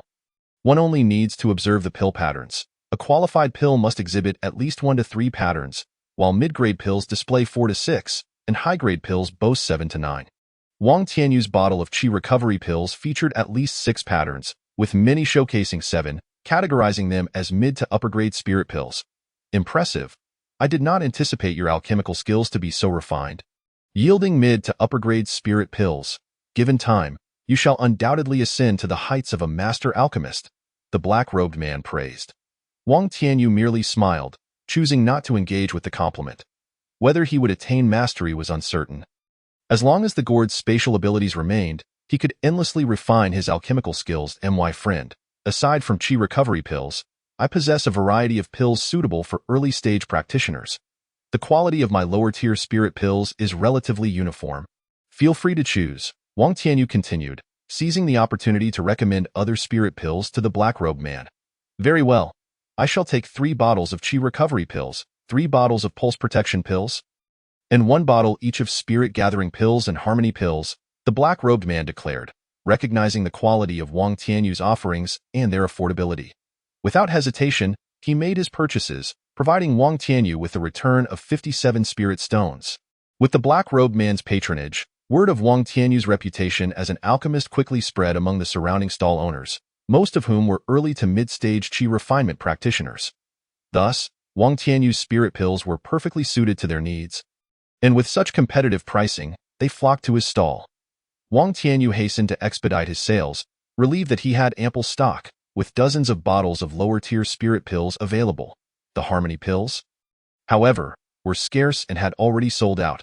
Within moments, he had sold every last bottle of lower-tier spirit pills, netting him over 500 spirit stones, much to his delight. Crafting pills from materials worth only a few spirit stones had yielded nearly double the profit. Alchemy indeed proved to be a lucrative venture. With most items sold, he decided to gather the remaining scattered materials and prepare to leave. And my friend, you have conducted business far more comfortably than we have. In just this short time, you have sold out completely. Whereas we toil all day without assurance of a sale, you must return often. With your affordable spirit pills, we will surely support your endeavors. The black-robed man remarked, admiration and envy mingling in his tone. Ha ha, today, you have supported me, so I shall return the favor. I happen to have an interest in artifact crafting, and I will purchase all the lower-tier ores you have on display. Name your price. Wang Tianyu, in high spirits, disregarded the black-robed man's subtle envy and waved his hand, ready to acquire the hundreds of pounds of lower-tier ores from the stall. The black-robed man was elated.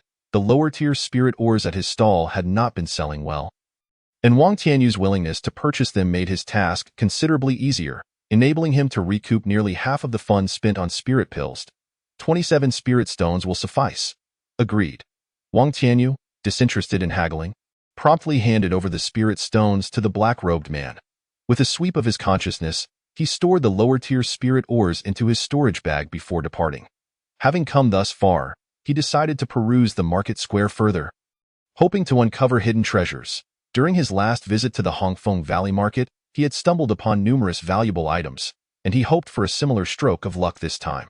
Half an hour later, Wang Tianyu surveyed the remaining corners of the market square with disappointment. He had thoroughly inspected each stall, only to find low-tier materials, low-tier talismans, artifacts, ores, and spirit herbs, none of which piqued his interest. This left him disheartened. It seemed that hunting for hidden treasures was not as simple as one might hope.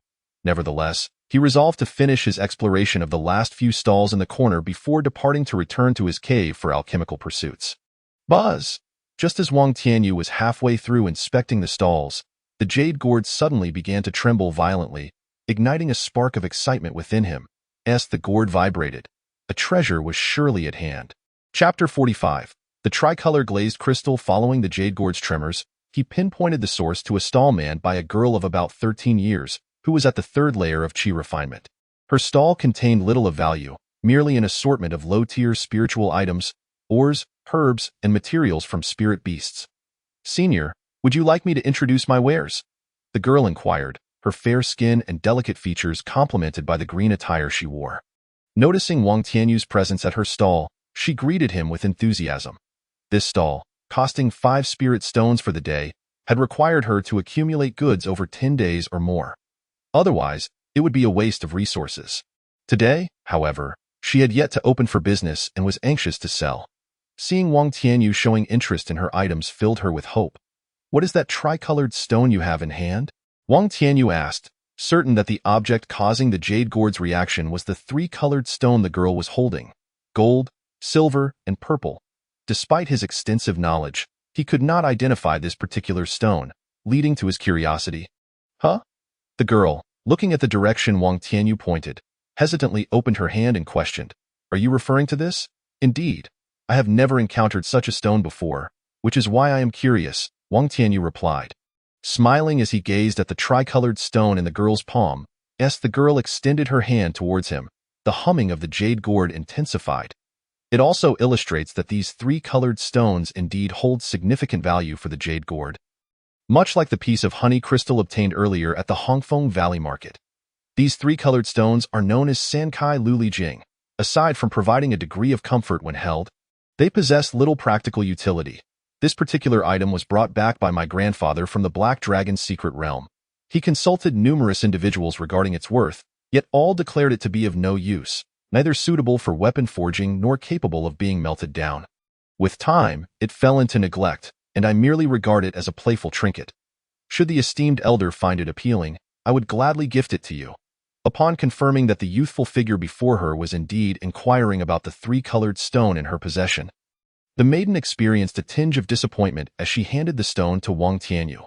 Wang Tianyu mused, "Does this scene seem vaguely familiar? The middle-aged, weathered man from the Hongfeng Valley Market? Never mind. How could I accept your offering without recompense? How about 5 spirit stones? I have an insatiable curiosity and collect unfamiliar spiritual items. If you possess more such treasures, I would be willing to purchase them." Wang Tianyu's lips twitched as he endeavored to maintain a neutral expression, internally lamenting the ignorance surrounding him. It is indeed alarming how a lack of knowledge can blind one to the treasures at their feet. Were it not for the jade gourd, I might find myself as oblivious as this young girl, failing to recognize a gem when I stumble upon one. Huh? The esteemed elder is willing to offer 5 spirit stones? The maiden found it hard to believe.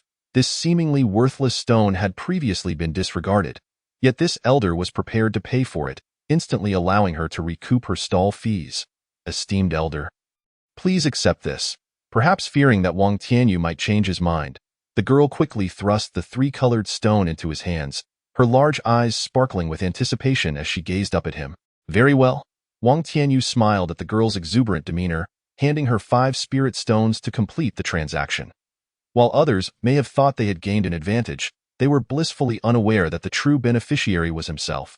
Esteemed elder, I happen to have another 3-colored stone. Would you be interested? Upon witnessing Wang Tianyu's genuine offer of spirit stones, the maiden's face lit up. She clapped her hands on her storage pouch. Retrieving a 3-colored stone the size of an infant's head, her eyes wide with eagerness. Wang Tianyu regarded this stone, which was several times larger than the one he held, with a sense of incredulity. You don't happen to have a whole collection of these 3-colored stones, do you? He inquired, somewhat uncertain. The stone he possessed had already caused the jade gourd to tremble uncontrollably, yet now, this larger stone was eliciting a piercing hum from the gourd. It was as if the heavenly treasures could be procured in bulk. The jade gourd's frantic response was even more intense than when he had discovered the honey crystal, akin to winning a small lottery and then suddenly hitting the jackpot of 5 million. No, these are the only 2 3-colored stones I have. Both were discovered by my grandfather over a century ago during his trial in the Black Dragon secret realm, serendipitously found in the Black Dragon pool. Unfortunately, they hold little value. Even golden core cultivators have examined them and found no use beyond being impervious to water and fire and resistant to blades and spears. Aside from these 2, I have not heard of anyone else possessing such stones. The maiden, perceiving Wang Tianyu's reluctance to buy, quickly waved her hand in explanation. Forget it. I shall part with one for merely 1 spirit stone. This item has proven useless even to golden core cultivators. Aside from enriching my collection, it serves no purpose for me. I have enough with the one I keep, if you wish to sell. I can only offer 1 spirit stone. It is better than having nothing. Seeing that their conversation had begun to attract the attention of nearby stall owners, Wang Tianyu furrowed his brow, feigning indifference as he replied. All right, I agree. Esteemed elder, here you go. The maiden, beaming with joy, offered the infant-sized 3-colored stone with both hands to Wang Tianyu. He, with a smile, handed her a spirit stone, curiosity getting the better of him as he inquired. Why is it that I feel nothing when holding this? You mentioned it brings comfort. Indeed, I find it quite pleasant, though others do not share that sentiment. Esteemed elder, do ensure that this transaction is final. The girl, gleefully stowing away the spirit stone, cast a wary glance at Wang Tianyu, fearing he might reconsider. Am I to feel as though I've been taken advantage of? Perhaps I should return the stone and request my spirit stone back. Wang Tianyu teased, deliberately concocting a pretext to amuse her. In truth, after probing the 2 3-colored stones with his consciousness through the jade gourd, he discovered that both contained a liquid core, somewhat solidified, yet undeniably liquid. Could this liquid be of use to the jade gourd? How could the golden core cultivators have overlooked it? Questions bubbled within him. Faced with Wang Tianyu's inquiry, the maiden appeared somewhat troubled. Friend, since we have already exchanged money for goods, the transaction is complete. If everyone were to change their mind post-purchase, it would lead to chaos, would you not agree? Just as the maiden was at a loss for how to politely refuse, a robust young man clad in black attire approached, positioning himself before her and countering, Brother, you have returned. The maiden's face lit up with delight upon seeing the young man. Linger, I knew you would come to set up your stall after not seeing you in the cave for a while. You toil for 10 days or more to peddle these items, yet earn so little spirit stones. You should focus on your cultivation. I will provide you with the resources you need." The young man affectionately ruffled the girl's hair. A hint of reproach in his tone. "Oh, I understand, I understand." The maiden shielded her ears, feigning ignorance, while the young man, resigned, ruffled her hair once more before turning to Wang Tianyu. Wang Tianyu scrutinized the young man, who appeared to be in his 30s with a cultivation level at the 9th tier of qi refinement, a commendable age indeed. "Do you recognize these three-colored stones?" Perhaps sensing Wang Tianyu bore no ill intent, he refrained from probing deeper into the matter of his teasing his sister, instead displaying curiosity regarding Wang Tianyu's acquisition of the stones from her. "I cannot claim to be well-versed in all matters. Yet I have my share of experience. It was precisely because I did not recognize them that my curiosity compelled me to purchase them. The world is vast, and the variety of heavenly materials and treasures is immense. What may be unfamiliar to us could be deemed precious by higher-tier cultivators. Thus, I collect any spiritual items I encounter that elude my understanding, trusting you comprehend my perspective." Wang Tianyu portrayed himself as a treasure seeker, a type of cultivator driven by curiosity, acquiring items to sell to those in need or simply for the joy of collecting, with the hope that one day they would yield substantial returns. Once, there was a cultivator who delighted in collecting oddities. One day, a friend discovered that a glowing stone he had collected was, in fact, a 5th-tier light stone, usable only by transformation stage cultivators. He sold it for a fortune, propelling himself into the nascent soul stage, earning the title Treasure Seeker True Monarch. This true monarch was active thousands of years ago, and it was through him that the profession of treasure hunting began to flourish.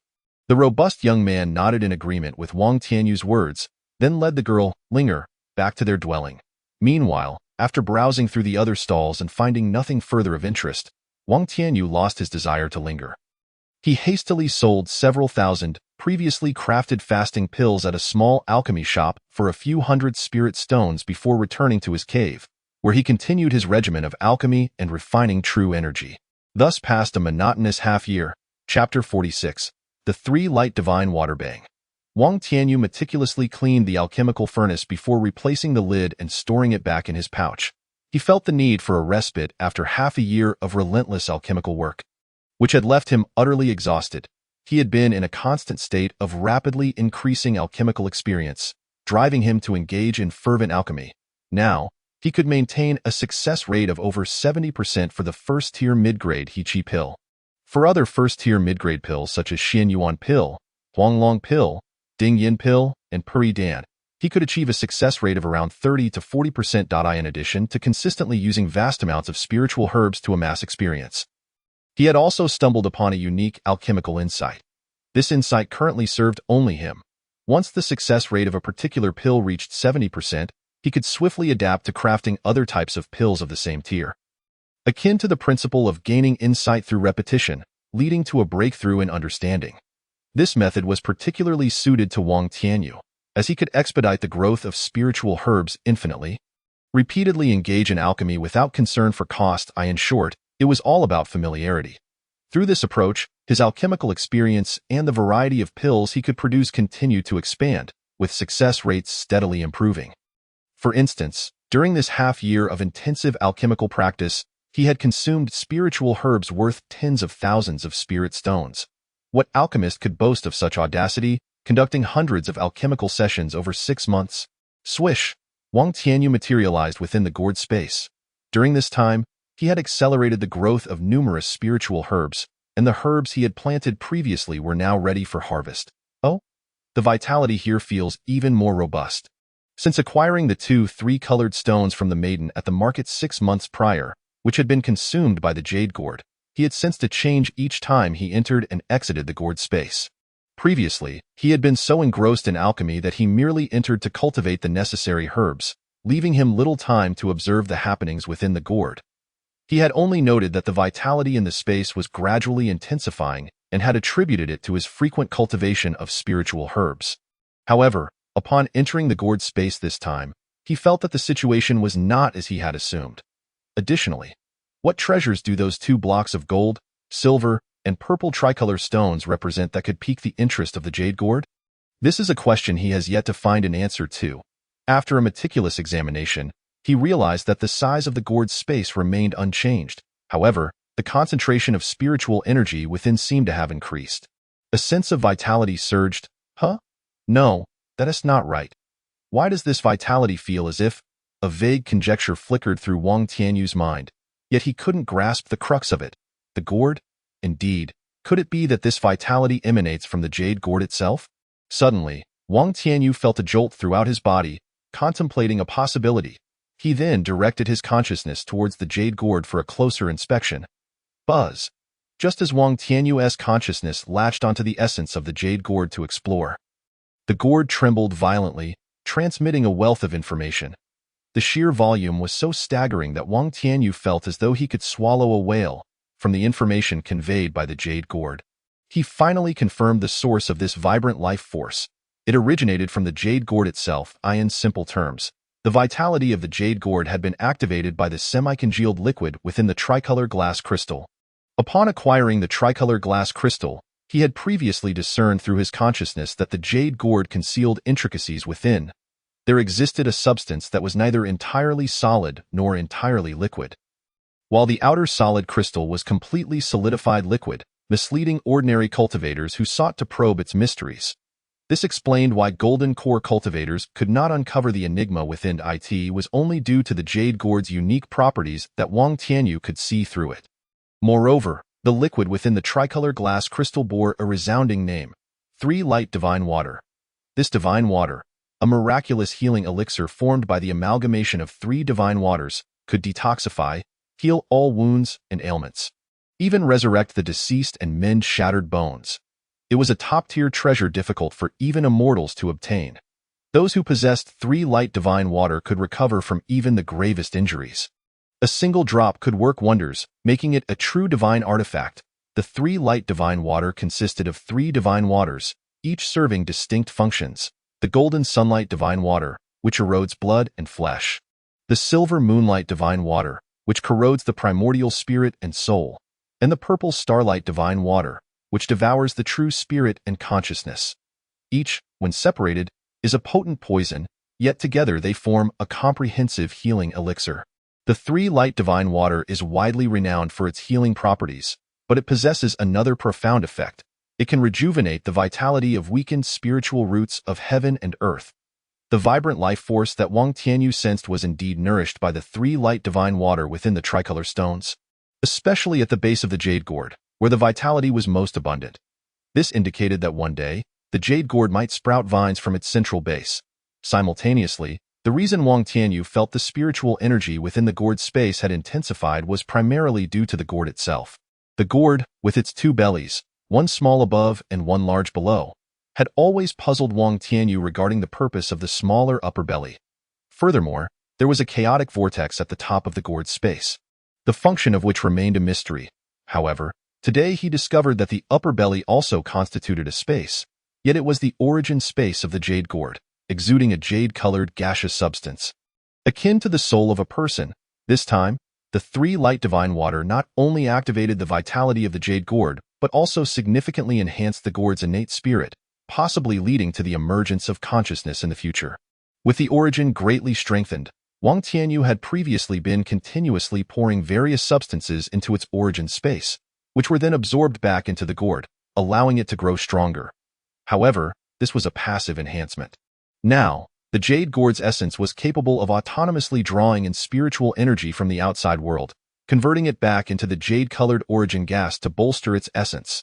The chaotic vortex at the top of the gourd's space functioned as a transformation device, continuously breaking down and converting the origin gas into primordial spirit milk, nourishing the gourd's space. The dense spiritual energy within the gourd's space originated from the evaporation of the primordial spirit milk in a small pond. Absorbing spiritual energy transformed it into origin gas, which then became primordial spirit milk, which subsequently evaporated into spiritual energy. Now, the jade gourd had formed a closed-loop cycle. As long as the external spiritual energy persisted, this cycle would remain unbroken. Once the origin of the jade gourd expanded to a certain extent, it would sprout lush green vines and leaves from its base, taking root in the void and drawing nourishment from the mysterious, unknown space to be why that time. The jade gourd would become less reliant on external spiritual energy, and its essence would enter a phase of accelerated growth. After digesting the information transmitted by the jade gourd, Wang Tianyu felt an overwhelming joy. The jade gourd was now intertwined with his fate. Its strength directly correlated with the assistance it could provide him. After inspecting the spiritual plants within the gourd space, Wang Tianyu exited with satisfaction. Chapter 47. The War of Races. A few months prior, old Zhang had sent a message saying he was returning to the market, urging me to come out and find him. I had been immersed in alchemy for these past months, unaware of whether he had ventured out to hunt demons. After exiting the gourd space, Wang Tianyu took out the communication disc and sent a message to Zhang Xian, inquiring if he was still in the market. Buzz. Just as he finished sending the message, there was a response from the communication disc. He performed a hand gesture to activate it, and Zhang Xian's voice came through. Xiaoyu, you've emerged from seclusion? If you've come out, swing by my place. I have something to discuss with you. Without overthinking, Wang Tianyu replied that he would head over and then open the array to leave his cave. The cave they had rented together had always been clustered closely together. Upon stepping out, he noticed that Zhang Xian's cave array was already open. He stepped inside. Xiaoyu, it seems you've reaped considerable rewards over the past year. Your cultivation has broken through to the 9th layer of qi refinement, and your alchemical skills have also advanced significantly. Zhang Xian, seated in the hall, welcomed him with a smile as he sensed the aura of the 9th layer radiating from Wang Tianyu and invited him to sit down for tea. Half a year ago, I broke through, expending a barrier-breaking pill in the process. It was a rush, and I have spent these past 6 months continuously refining pills to solidify my foundation. This tea has an invigorating aroma. Let me see how effective it is at such a high price. Wang Tianyu did not hesitate, sitting down and lifting the teacup to take sip. As the tea flowed down his throat, a refreshing sensation enveloped his spirit, as if lifting a veil from the clouds, enhancing his mental clarity and strength. The intricacies he had previously struggled with while refining pills seemed to unravel as thoughts surged forth. Hiss! He looked at Zhang Xian, who was beaming at him, and asked, Old Zhang, this washing spirit tea is quite impressive. Where did you procure it? I'd like to get a few tales for myself. With this tea, I feel breakthroughs in alchemy will be a breeze. Zhang Xian grimaced slightly, rolling his eyes at Wang Tianyu as he explained. This tea is not so easily obtained. I got it from old Pang. He went to the river mouth market a few months ago for an auction, and this washing spirit tea was what he won there. He got a total of 5 taels, kept 2 for himself, and distributed 1 tael each to me and Zhong Yuan. Your share will be delivered to you when we meet. Wang Tianyu understood the situation regarding the washing spirit tea. This washing spirit tea only effective the first time?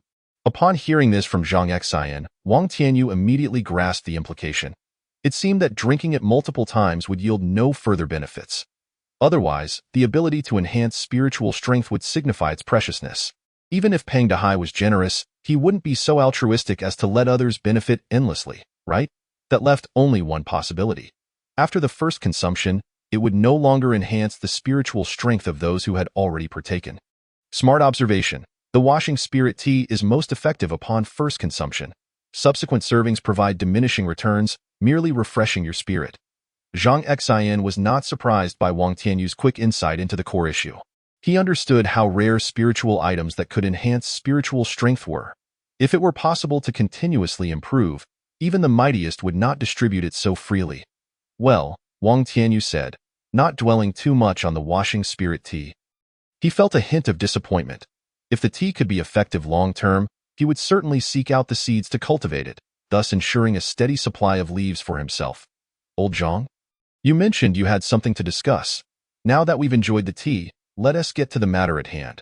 Wang Tianyu downed the rest of the washing spirit tea, looking at him with keen interest.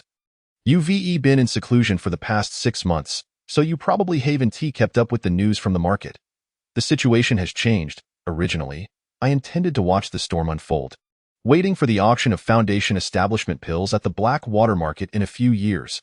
However, the 5 major factions have now united, announcing that to obtain bidding qualifications for the Foundation establishment pills, one must respond to their summons and go to the River-Mouth Black Moon Marsh to hunt the Red-Mouthed Crane clan. Achieving military merit will grant one the right to participate in the Black Dragon Secret Realm trial.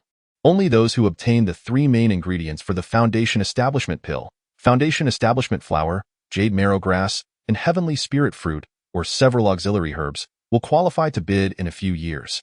Consequently, this effectively restricts the pool of potential bidders. Ordinary loose cultivators now have no hope of participating in the auction, even if they possess sufficient spirit stones. Zhang Xian's expression soured, his face clouded with frustration as he exhaled deeply. Divulging the tidings he had gathered, "Oh, the 5 major forces are formidable indeed." Wang Tianyu exclaimed, astonished by the revelation. It appears to be a cunning scheme. If one does not participate in the call to arms by the 5 major forces to earn merit, entry into the Black Dragon's secret realm becomes unattainable. Without access to the Black Dragon's secret realm, the elusive foundational spirit medicine remains beyond reach, and without it, participation in the foundational pill auction is rendered impossible. Consequently, any rogue cultivator with aspirations for foundation establishment will be compelled to heed the summons to join the campaign against the red-beaked Crane clan in this racial conflict. The survival rate remains uncertain, and those who endure will still face trials within the perilous Black Dragon's secret realm, which is no less treacherous than the Haiku Heiua Marsh.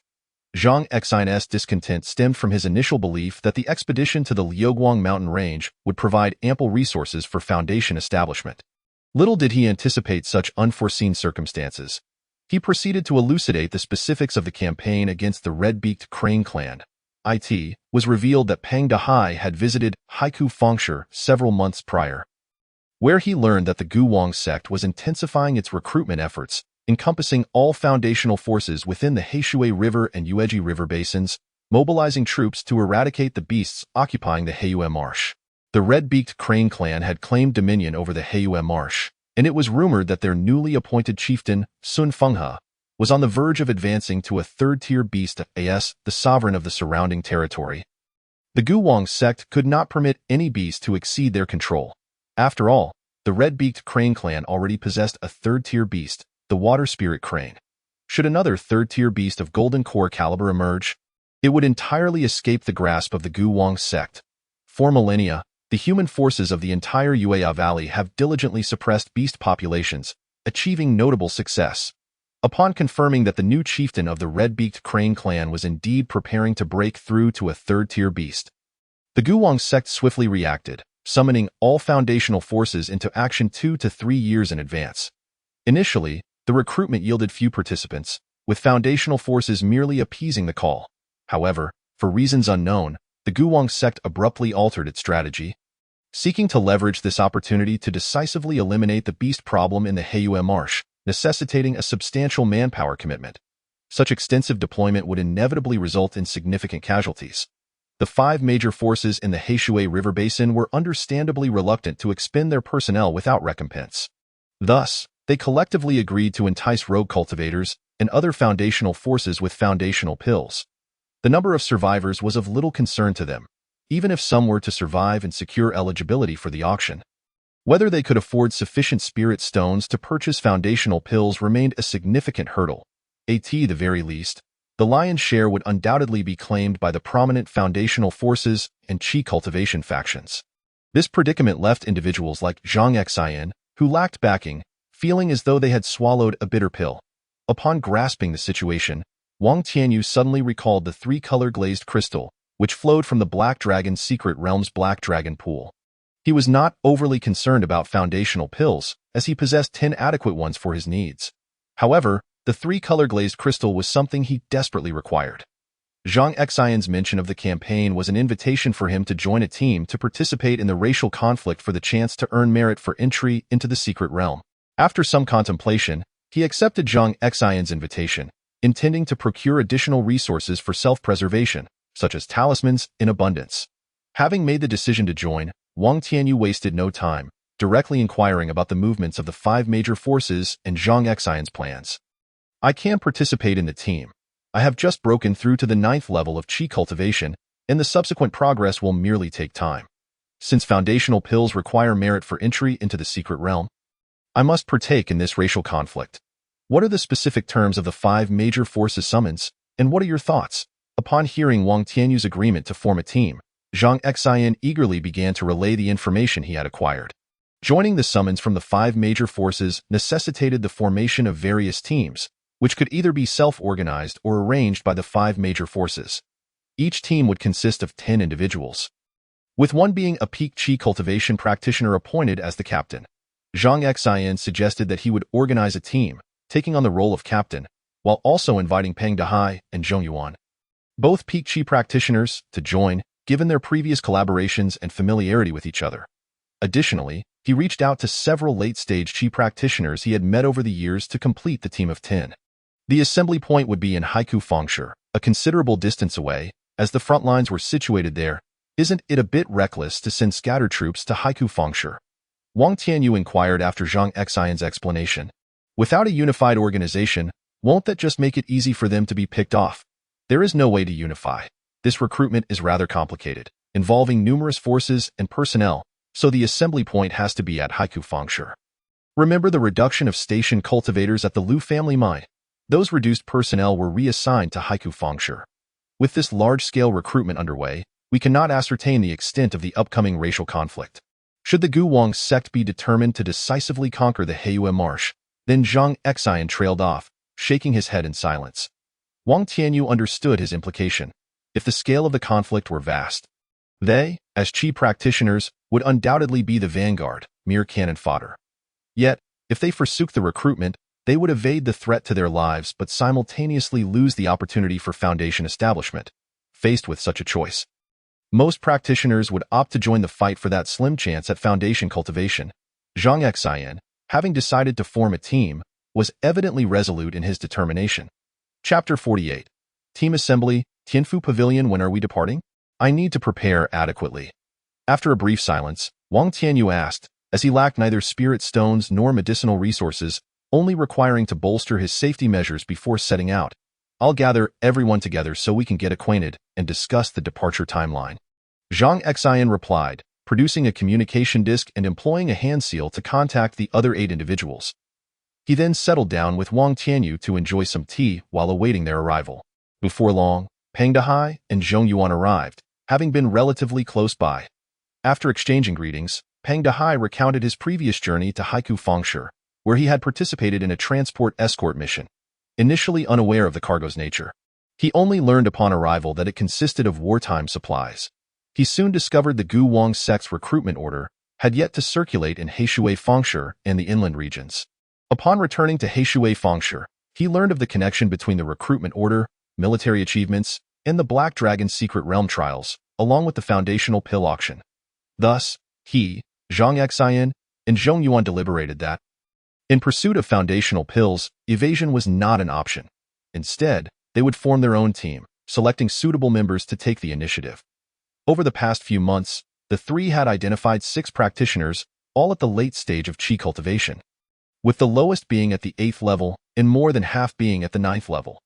Out of the 6, 3 were peak Qi practitioners, representing half of the 9th level contingent, establishing their team as exceptionally formidable.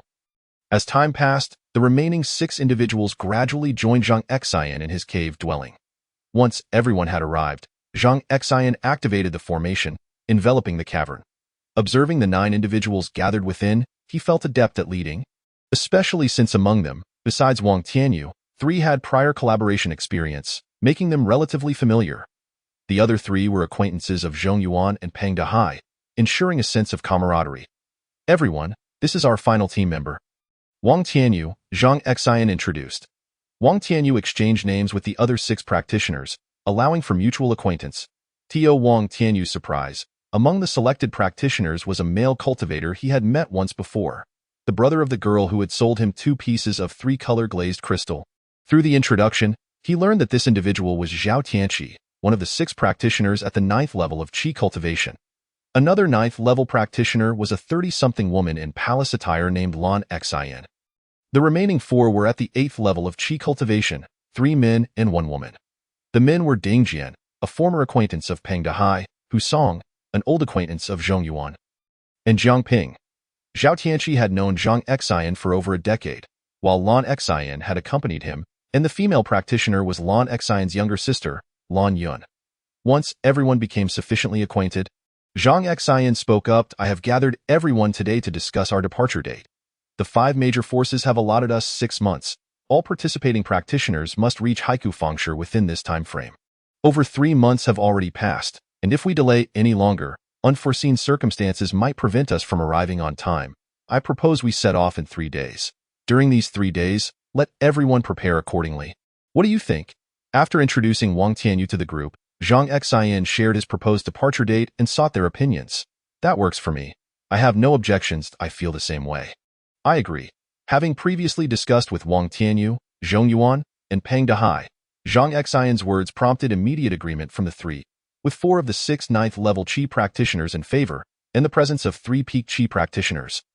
The remaining members had no objections and promptly voiced their support. Very well, we shall gather at the northern gate of Heishui Fengshe in 3 days. Everyone is dismissed to prepare. Zhang Xian decisively made the call, determining the departure time. Soon after, the crowd dispersed, and Wang Tianyu also bid farewell to stroll through the Fang market. He intended to sell off the spiritual pills he had refined, as they held little utility for him.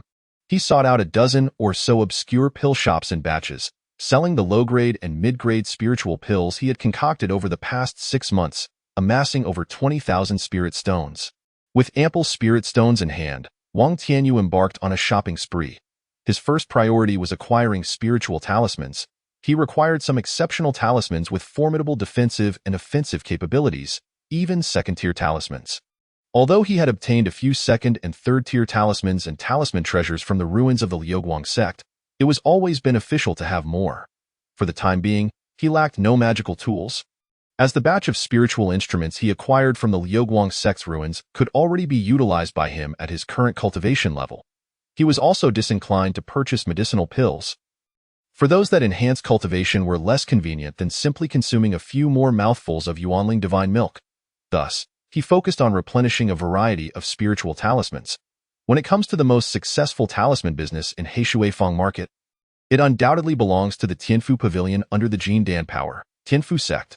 The Tianfu sect is a talisman cultivation sect, comparable in strength to the Guwang sect, both being major powers with 2 Jin Dan cultivators overseeing them. After making inquiries, Wang Tianyu arrived at Tianfu Pavilion. Esteemed senior, what talismans do you require? Upon entering Tianfu Pavilion, a female cultivator at the 3rd layer of Qi refinement approached him, inquiring softly, I seek some upper-grade first-tier talismans. Premium talismans and second-tier talismans, primarily for attack, defense, and evasion.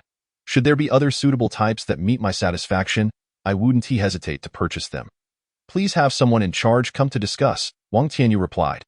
Donning a newly acquired high-grade magical mask that could obscure the divine sense of mid-foundation stage cultivators, while his cultivation level was concealed to the 7th layer of Qi refinement using a jade gourd. Creating an illusion. Very well, esteemed senior, please follow me to the 2nd floor. The 1st floor only has common goods, unworthy of your discerning eye. The female cultivator, seemingly unaware of whom she was transmitting her thoughts to, flattered Wang Tianyu while leading him upstairs. Xiaoyu, this is the esteemed friend seeking to purchase premium talismans? Upon reaching the 2nd floor, a mature beauty in a white dress with a pink bodice approached and inquired. Yun Shishu, this is the esteemed senior, the female cultivator respectfully replied. Yun Mainyang's eyes sparkled as she smiled at Wang Tianyu, saying, I am honored to meet you, esteemed friend. May I ask how you are addressed? Xiaoyu just informed me that you are in need of high-tier talismans. When it comes to talisman crafting in Shanbei County, no one dares to rival our Tianfu sect, even among those few Yuaning forces. However, these high-tier talismans do not come cheap. What do you think? Yun Mainyang's implication was unmistakable. The talismans were available, but she required a demonstration of his purchasing power. My name is Wang Lin. Please take a look. Yun Daoyu. Wang Tianyu understood her meaning well and wasted no time, directly tossing her a storage bag. Yun Mainyang received it with a smile, probing with her divine sense. Her charming face suddenly expressed astonishment as she stared at Wang Tianyu, exclaiming, esteemed friend, where on earth did you acquire such a bounty of spiritual herbs? Wang Tianyu was well aware of her thoughts. The storage bag he had just handed over contained not a single spirit stone, but rather an assortment of recently matured upper-grade spiritual herbs, primarily low-grade mid-tier with a few upper-grade ones. With his imminent departure to the Hiku Fang market, he lacked the time to refine more pills. Thus, he had whimsically decided to utilize these herbs for bartering. Naturally, this was only a portion, just a few hundred plants. Calculated at the market price, This batch of spiritual herbs was worth at least 16,000 spirit stones, which undoubtedly left Yun Mainyang astounded. Ordinary Qi refinement cultivators typically invested their wealth in magical tools, and it was quite challenging for any Qi refinement cultivator to part with several hundred or thousand spirit stones. Many who acquired spirit stones would exchange them for pills, talismans, or magical tools, as only by enhancing their own strength could they truly possess their own foundation. Esteemed friend, you may exchange talismans based on the value of the spiritual herbs in this storage bag. Attacks, defenses, evasion, and special talismans are all acceptable, with a focus on premium and second-tier talismans. Wang Tianyu deftly sidestepped the more sensitive topic, recognizing that Yun Mainyang's question had crossed a line. I beg your pardon. Esteemed friend, please wait a moment. Xiaoyu, take Wang Daoyu to room A1 and prepare a pot of fine tea. Yun Mainyang, realizing her previous comments had been somewhat inappropriate, quickly apologized to Wang Tianyu and instructed the female cultivator who had brought him up to escort him to the room while she went to fetch the talismans. Esteemed senior, please follow me. The female cultivator, named Xiaoyu, lowered her head, hesitant to involve herself in their conversation, and obediently led Wang Tianyu to the private room, where she brewed a pot of spiritual tea. Wang Tianyu remained motionless, simply sitting there with his eyes closed, awaiting Yun Mainyang's arrival. One must be cautious. Who knows what might be in that pot of tea? He had already let slip a fortune once, so he needed to exercise greater caution. A moment later, Yun Mainyang pushed open the door to the private room, glancing at the untouched cups, unconcerned, and cheerfully said, Wang Daoyu, I have brought 10 high-tier talismans to introduce to you. Please go ahead. Wang Tianyu gestured gracefully for her to continue. Yun Mainyang nodded, producing 10 wooden boxes from her storage bag. With a wave of her hand, the boxes sprang open, revealing a dazzling array of colorful talismans, their spiritual light shimmering. Wang Tianyu scanned the contents, recognizing some of the talismans' functions while remaining unfamiliar with others. Pointing to the first wooden box on the left, which contained a talisman adorned with a dragon motif, Yun Mainyang introduced, Wang Daoyu, all 10 of these talismans are at least premium grade. This first talisman on the left is a defensive talisman called the Wood Dragon Talisman. When activated, it can summon a wooden dragon to encircle the user. As long as your vital energy is sufficient, it can last for at least a quarter of an hour, capable of withstanding a full-force attack from a foundation-stage cultivator without issue. Excellent talisman. What is its price? Wang Tianyu nodded in satisfaction, directly inquiring about the cost. This first-tier premium Wood Dragon Talisman is valued at 810 spirit stones. Yun Mainyang replied with a charming smile. Please elaborate on the other talismans. Wang Tianyu remained non-committal regarding the price, maintaining an impassive demeanor while feeling relatively satisfied with the cost. The prices of talismans are not as high as those of magical tools or medicinal pills, as they are consumables meant for single use, whereas magical tools can endure for a long time, and medicinal pills enhance one's cultivation. As such, the price disparity is significant. However, certain special talismans command higher prices. Moreover, this was merely the first talisman. The other talismans had yet to be introduced, so Wang Tianyu was not in a rush to make a decision. This one is an attack-type talisman called the Fire Rain Talisman. When activated, it creates an area of fire rain within a Tinjiang radius centered on the user, resembling falling fire meteors. However, caution is advised to avoid harming oneself while targeting enemies, as it has considerable power. Its effect lasts only for a few moments, capable of launching 3 waves of fire rain before exhausting its strength, valued at 730 spirit stones. This one is an evasion talisman called the Thunder Evasion Talisman. When activated, it allows the user to travel at a speed comparable to that of a foundation-stage cultivator for a brief duration, lasting the time of an incense stick. Among evasion talismans, it is considered relatively durable and is valued at 1,050 spirit stones. This one is a concealment talisman called the Sky Concealment Talisman. When activated, it creates a 1-meter radius spatial bubble for hiding, lasting for half an hour, making it an excellent tool for escape and concealment, valued at 1,250 spirit stones. This one is an explosive talisman, which, when activated, allows the user to double their spiritual power instantaneously.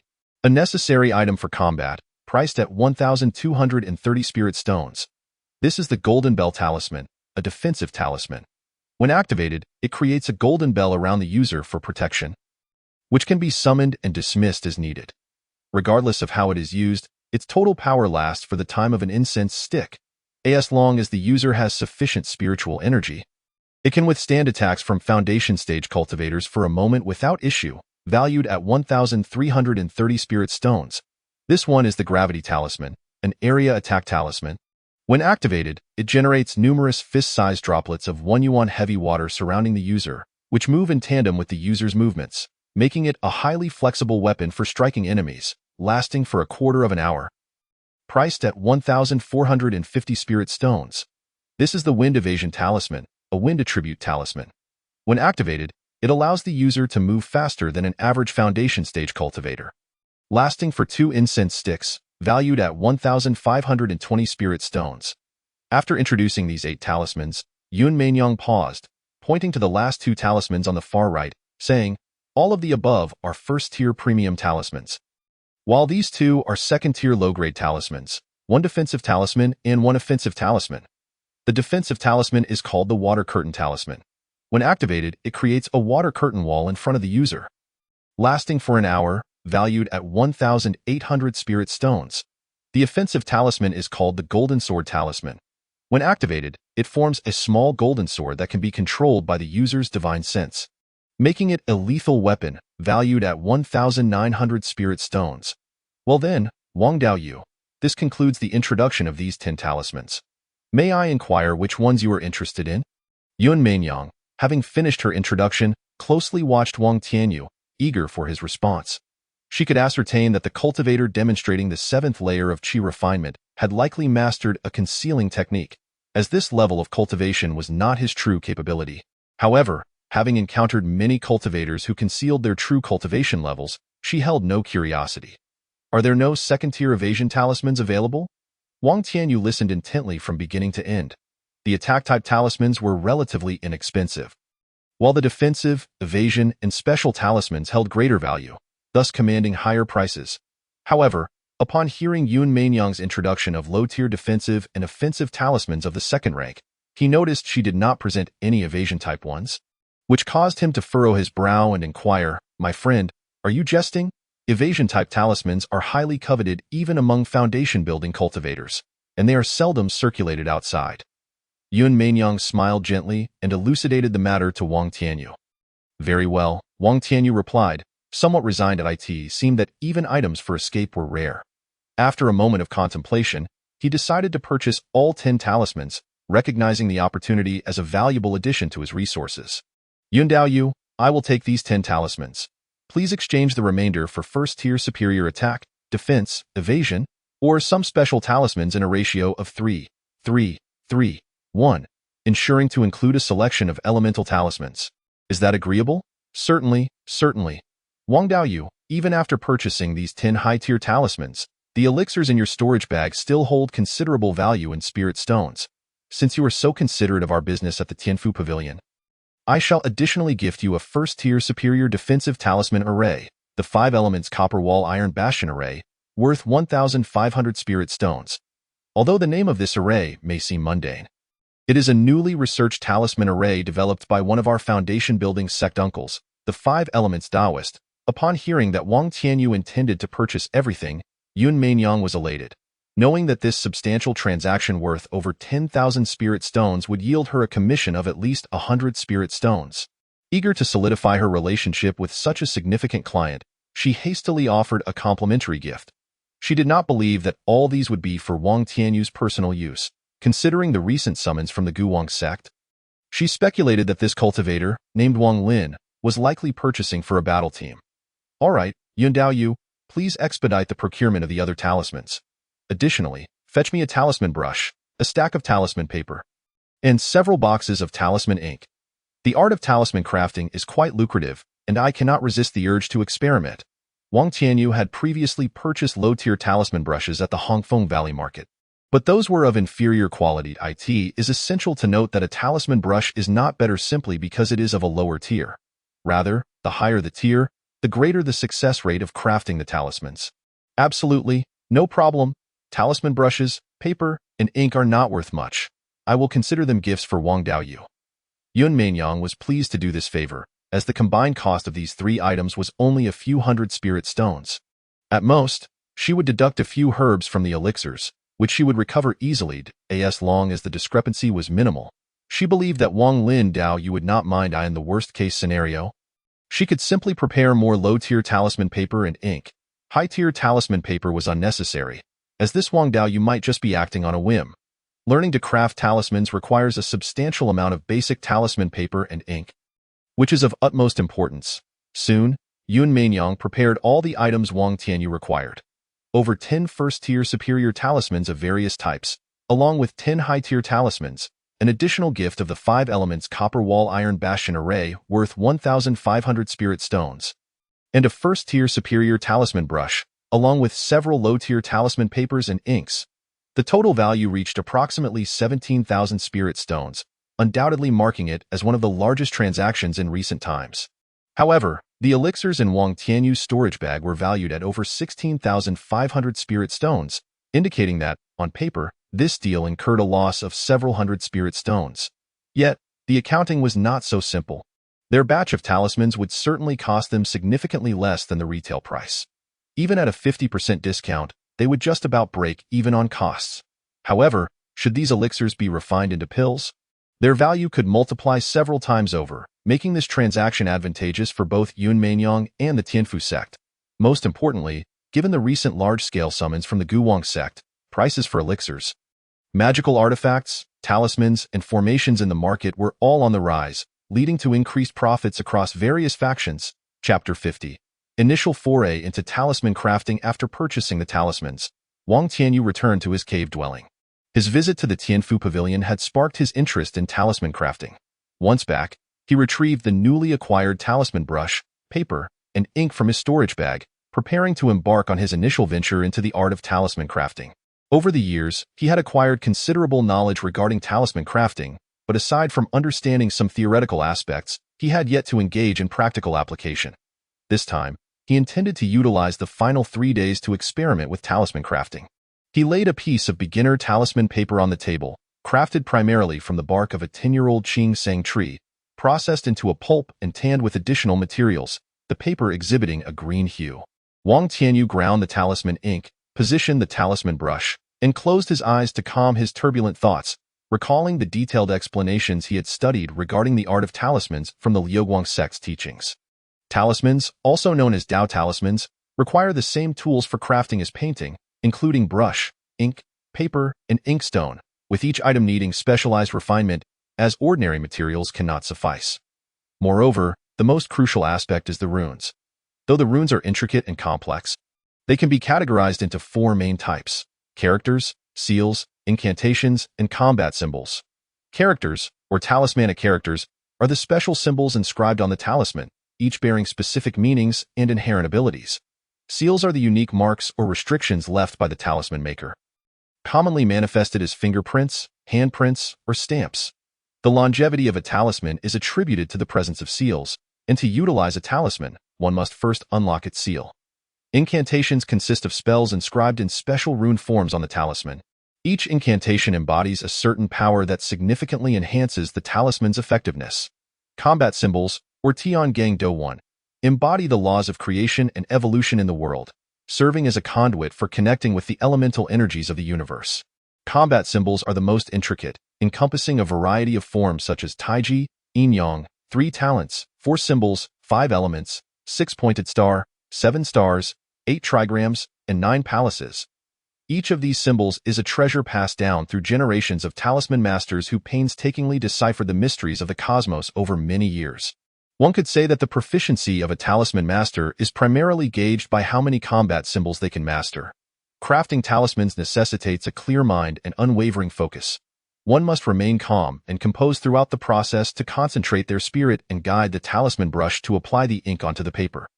The art of talisman crafting emphasizes tranquility of mind, agility of hands and eyes. The entire process must flow seamlessly, akin to a stream, thus demanding high levels of dexterity, perception, and willpower from the talisman practitioner. Similar to the process of refining pills, if one cannot harmonize their spirit and form and capture that fleeting moment of balance, they will be incapable of completing a talisman. After revisiting all the explanations on talisman crafting multiple times, Wang Tianyu began his endeavor. He aimed to create a fireball talisman, one of the simplest elemental talismans for novice talisman crafters. The Fireball Talisman can start simple, requiring only the drawing of a rune representing fire. As long as it is drawn in one breath, it signifies a successful initial foray into crafting. For first-tier inferior talismans, the maximum number of runes is limited to 9.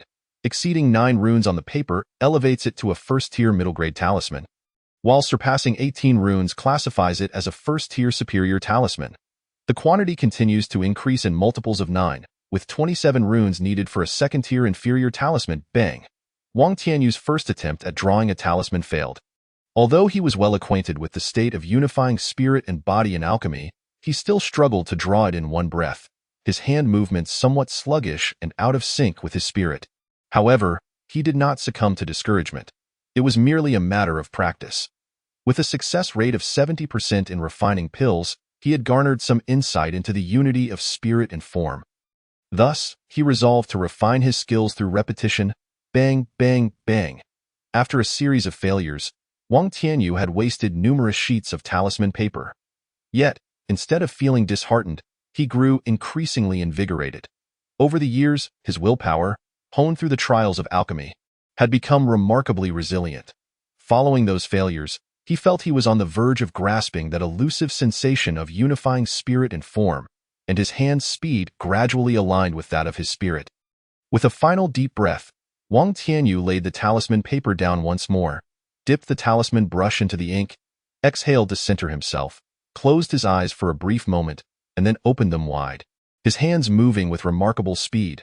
Buzz! In an instant, Wang Tianyu inscribed a rune on the talisman paper. The moment he completed the drawing, the green talisman paper seemed to activate, radiating a burst of red light, which gradually faded away, settling into tranquility. Success! Wang Tianyu set down the brush, elated as he picked up the freshly crafted Fireball Talisman. After inspecting it, he infused it with spirit energy, causing the talisman to glow a vibrant red, signifying it was a qualified beginner talisman. Whoosh! Wang Tianyu vanished from his cave dwelling, reappearing within the gourd space. He then promptly activated the Fireball Talisman, hurling it toward the spatial barrier. Boom! Upon activation, a fireball the size of a fist materialized out of thin air, exploding against the spatial barrier under Wang Tianyu's mental guidance, producing a resounding blast. Not bad, not bad. Although the power is somewhat lacking, at least it was successful. Wang Tianyu beamed with delight as he observed the fireball detonating against the spatial barrier. Whoosh! Upon returning to the chamber, Wang Tianyu resumed his fervent practice of drawing talismans. Although he experienced occasional setbacks, he successfully crafted 3 out of 10 talisman papers. A single rune Fireball Talisman holds little value.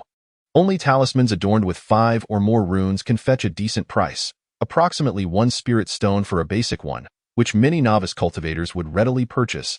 A first-tier inferior Fireball Talisman with 9 runes may sell for around 10 spirit stones, while a mid-tier one could command 30 to 40, and an upper tier could reach into the hundreds. Thus, the art of talisman making remains a work in progress, requiring further diligence. Bang bang.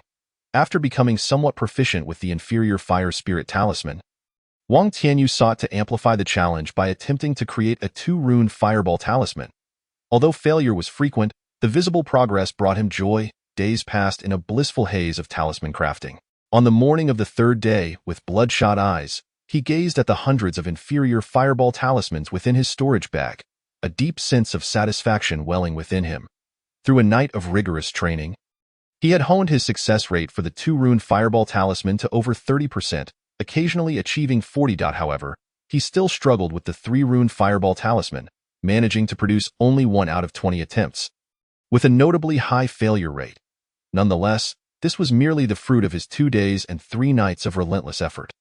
Wang Tianyu firmly believed that given time to delve deeper into the art of talisman drawing, he could swiftly craft Fireball Talismans adorned with 5 or more runes. Exhaling deeply, Wang Tianyu paused his frenzied drawing. With a wave of his hand, he returned the items on the table to his storage bag. After a night of consumption, only 3 stacks of basic talisman paper remained, out of the 5 stacks he had originally purchased, each containing 100 sheets.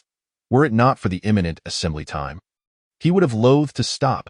He forced himself to calm his mind and sat cross-legged on the bed to meditate and restore his spirit. Half an hour later, he gradually concluded his meditation.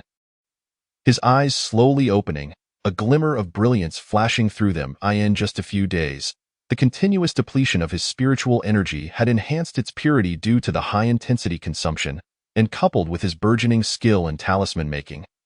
He was indeed experiencing a double blessing. It was time to set off. After ensuring that nothing was amiss, Wang Tianyu activated the formation to vacate the cave dwelling and proceeded towards the previously agreed-upon location. Chapter 51. The Trisolar Sword Formation demonstrates strength. Upon arriving at the northern gate of Heishui Fengshi, Wang Tianyu found the others already gathered. Noticing his arrival, Zhang Xin scanned the group and rallied their spirits, declaring, "Fellow Taoists, you are all reliable friends I have come to know over the years here, and our purpose in coming to Heishui Feng is united: to enter the Black Dragon's secret realm in pursuit of a glimmer of hope for Foundation establishment.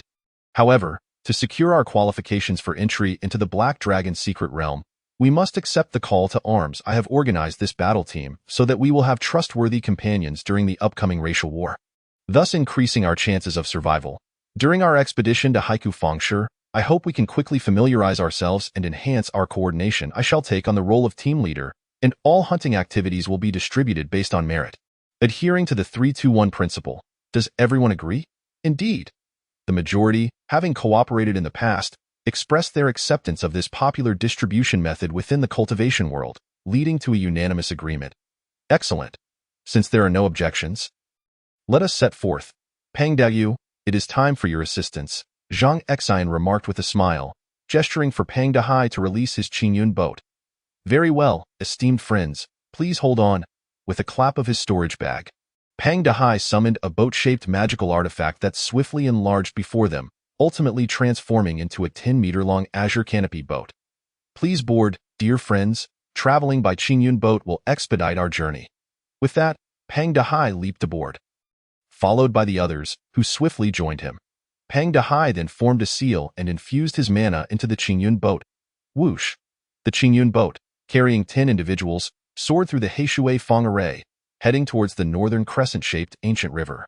Heishui Fengshi was located over 10,000 miles from Heishui Fengshi, and aside from passing through regions suitable for human habitation, they would traverse numerous wildernesses teeming with beasts. 10 days later, as the group sailed over a vast and sprawling grassland, Pang Dahai suddenly called out, "Be cautious! Ahead, 2 Chaofeng owls are on a collision course with us." Everyone turned to see 2 first-tier superior flying beasts, the Chaofeng owls, swiftly approaching from miles away, their speed remarkable. In the blink of an eye, they closed the distance to within 10 miles. These creatures were notoriously troublesome due to their incredible speed, allowing them to attack while evading capture. "Let me handle this." Everyone form a perimeter. Zhao Tianqi stepped forward, declaring. With a series of hand seals, he summoned a flying sword from his storage bag, directing it towards the 2 Chaofeng owls speeding towards their vessel. As it neared one of the owls, the flying sword suddenly split into 3, adopting a trisolar formation, and shot upwards towards the owl's abdomen. Clang, clang, clang. The Chaofeng owl, sensing the 3 swords approaching its soft underbelly, flapped its wings and deftly twisted its body, raising its abdomen and positioning its iron feathers downward. The flying swords struck its robust feathers, successfully avoiding the owl's vulnerable spot. Such a clever beast. Its agility is impressive, Wang Tianyu observed, nodding in approval as he witnessed the Chaofeng owl deftly evade Zhao Tianqi's attack.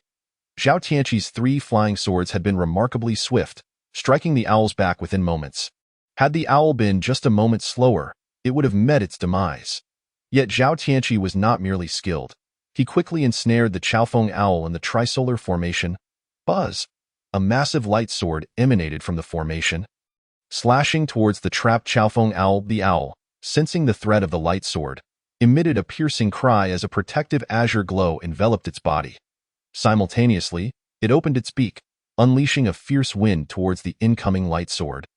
The gust filled with countless wind blades that soon collided with the sword. Boom! Although the wind blades momentarily delayed the sword's advance, they ultimately could not halt it. The light sword struck the protective azure glow with a resounding explosion. The Chaofeng owl was violently struck, causing its protective barrier to cave in and its body to sink slightly, but it managed to withstand the blow, albeit suffering internal injuries. Now, just as everyone assumed the assault had concluded. Zhao Tianqi smirked, his hands moving swiftly as he called out, "Transform!" In an instant, the three swords, which had been maintaining the trisolar formation against the Chaofeng owl, vanished into thin air. "Turn!" Zhao Tianqi commanded again, his movements executed in the blink of an eye. With this decisive maneuver, the power of the light sword surged dramatically, spinning violently. The previously adequate protective azure glow around the Chaofeng owl shattered, and its massive form was instantly pierced through. The Chaofeng owl emitted a wretched cry before being vanquished, leaving behind only a long sword with a three-pronged blade. "Impressive, Zhao Dagyu. Your trisolar combined technique is quite remarkable." Wang Tianyu could not help but exclaim in admiration. "Ha ha, Tianqi's trisolar shadow sword formation has reached maturity.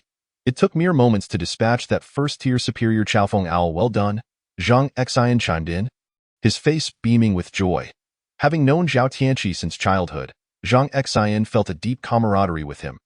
Over 20 years ago, they had explored a minor sect's ruins together with Zhao Tianqi's father, Zhao Yin, only to fall into a trap set by a group of malevolent cultivators. They had fought bravely to escape, forging a lasting friendship. Later, they participated in a demon-hunting team together, but tragically, Zhao Yin, having reached the 9th level of qi refinement, had no chance of obtaining a foundation establishment pill and was forced to attempt a perilous breakthrough, ultimately meeting a gruesome fate. This event had instilled in Zhang Xian a deep-seated fear of attempting his own breakthrough to foundation establishment without the aid of a pill to protect his soul and Dantian. As the success rate was exceedingly low, 1 in 100, as Wang Tianyu and Zhang Xian conversed, Zhao Tianqi had already dispatched the second Chaofeng owl. "Mission accomplished," Zhao Tianqi declared with a smile after eliminating the 2 Chaofeng owls. "Your sword formation is truly formidable, Zhao Daoyu. The trisolar sword formation must possess more than just those few techniques," Wang Tianyu inquired, his curiosity piqued. "Haha, my trisolar sword formation is versatile in both offense and defense. Indeed, it encompasses far more than those few techniques. As we collaborate further, Wang Daoyu will come to know its full potential." Zhao Tianqi neither concealed nor denied it. After all, once he utilized it, it would inevitably be discovered by others. Therefore, it was better to acknowledge it openly. As for the specific techniques, there was no need for elaborate explanation. Wang Tianyu also understood that it was unwise to indiscriminately inquire about other secret techniques, and he swiftly transitioned past this topic. In recent days, the group had encountered various demon beasts, taking turns to engage in combat, allowing each member to gauge the strength of their comrades, thus forming a general understanding of each other's capabilities. Chapter 52. Black Moon Marsh. After another fortnight, Wang Tianyu and his companions had traversed most of their journey. Along the way, they passed through towering mountains, dense forests, vast grasslands, majestic and narrow canyons, and countless rivers and valleys, all while enduring repeated assaults from avian demon beasts. As they circumvented a towering peak, the formidable Hai, who was piloting their flying vessel, issued a warning. "Everyone, be advised, ahead lies a flock of 9-winged terror birds. Of mid to low-grade strength, numbering over 100, they pose minimal threat. This task will be handled by Taoists Wang Tianyu and Jiang Ping, while Taoists Zhong Yuan and Hu Song will assist in gathering." In the preceding half-month, they had already familiarized themselves with each other's combat capabilities. The team had further divided into smaller squads, pairing 1 9th-layer Qi cultivator with 1 8th-layer Qi cultivator. Wang Tianyu and Jiang Ping formed one such duo. Jiang Ping, appearing to be a middle-aged man in his 40s, was quite slick and adept at socializing, at the very least. Wang Tianyu found his compliments and flattery rather pleasing, leaving him with a favorable impression. "Old Jiang, you'll take the left, and I'll take the right." After nearly a month of battle refinement, Wang Tianyu wasted no time in issuing commands. He tapped his storage bag, and the golden crystal sword soared out of the flying vessel. He did not hold back, unleashing the sword with a flourish. It streaked across the sky, leaving a trail of crimson light, and in mere moments, it entered the midst of the flock of 9-winged terror birds. Before the birds could react, the sword unleashed a torrent of blood mist and the anguished cries of the birds, swiftly annihilating a dozen of them. The 9-winged terror birds, each about 3 meters in size, were colossal creatures with 9 pairs of enormous wings, their edges lined with razor-sharp iron feathers. Their heads resembled those of dinosaurs, crowned with beaks nearly a foot long, and equipped with claws as hard as iron. Wang Tianyu's merciless assault enraged the remaining birds, which all turned their wrath upon the golden crystal sword. The nine-winged terror birds were not single attribute demon beasts. They possessed various elemental affinities. Consequently, a cacophony of elemental spells erupted in response to the sword's passage: water arrows, fiery rains, wooden spears, golden blades, and swirling sands, all failing to impede the sword's relentless carnage. Wang Daoist, could you slow down a bit? Leave some for me. I've only taken down a few, and you've nearly wiped out half the flock. Jiang Ping called out, somewhat helplessly, as he observed the dwindling number of nine-winged terror birds. Wang Tianyu's killing speed was astonishingly rapid, leaving Jiang Ping struggling to keep pace. All right, the rest is up to you. Old Jiang, I'll cover you. After a spree of slaughters, Wang Tianyu felt invigorated. With fewer than 30 birds remaining, he had little inclination to continue and simply passed the task to Jiang Ping, and of course, he would not waste the already slain nine-winged terror birds. Zhong Yuan and Hu Song had begun collecting their carcasses for dissection, seeking useful materials for the bird meat. Others dismissed it, having sampled various demon beast meats along the journey, their appetites having become quite discerning, unwilling to consume anything less than high-quality demon beast flesh. However, Wang Tianyu had no such reservations. The spiritual essence contained within even the lowest-grade demon beast meat was sufficient for his needs. As his jade gourd was not picky, he gathered all of it, secretly letting the gourd devour the flesh and reserving some for the swarm of spirit-devouring ants in the gourd's space. Currently, the queen of the spirit-devouring ant colony had been nurtured to the level of a mid-grade demon beast. It could be said that since joining Wang Tianyu, the colony had been well-fed and well-clothed. From an initial solitary queen, the colony had burgeoned into a swarm of over 100, and had Wang Tianyu not controlled their population growth, they would have exceeded 1,000 by now. At present, the overall strength of the spirit-devouring ants was still too weak to assist him, so Wang Tianyu had no expectations for them to contribute. Their sole task was to diligently develop and accelerate their growth. Were it not for the spirit-devouring fruit tree advancing to a second-grade spiritual plant, the first-grade spirit-devouring ants would have been unable to consume it, thus hampering their growth even further. Moments later, after Wang Tianyu skillfully dissected all the nine-winged terrorbird carcasses, the battle on Jiang Ping's end also concluded. Zhong Yuan and Hu Song collaborated to retrieve the birds Wang Tianyu had slain, ensuring that those who participated in the battles focused solely on combat while others assisted in gathering the spoils. The distribution of demon beast materials followed a 3-to-2-to-1 principle, ensuring fairness for all. A month passed. Ahead lay two crimson fire griffins, with Taoist Lan Xian and Lan Yun engaging in battle while Zhao Tianqi and Ding Jian assisted in gathering. Upon spotting the two griffins, Hai swiftly allocated tasks. 2 months later, ahead was a green-eyed Xian eagle, with Zhao Tianqi and Ding Jian taking the lead, while Wang Tianyu and Jiang Ping assisted in gathering. 2.5 months later, after nearly 80 days of travel, Wang Tianyu and his group were just a few hundred miles from the river mouth market. The river mouth market was established by the Gu King sect and was the largest market within its dominion, attracting cultivators from all corners. Additionally, due to its proximity to the Black Moon Marsh, it served as a frontline defense against the demon beasts of the marsh. Furthermore, the elder of the red-billed crane tribe, who ruled over the Black Moon Marsh, possessed initial stage golden core strength, so the river mouth market had a mid-stage golden core cultivator, Xiangu Zhenren, stationed there year-round to monitor the red-billed crane tribe. The Black Moon Marsh was a vast swamp area formed by the confluence of the Black Water River and the Crescent Ancient River, spanning several thousand miles. Their destination, the river mouth market, was situated on the edge of the Black Moon Marsh, within the river mouth mountain range, an area teeming with demon beasts, a veritable hunting ground for human cultivators. The closer they approached the Crescent Ancient River, the wider the Black Water River became. Wang Tianyu estimated that the river mouth was nearly 1,000 miles wide, spreading out like a fan. 600 miles ahead lay the river mouth mountain range, where the river mouth market awaited. We are about to enter the Black Moon Marsh. Everyone, stay vigilant.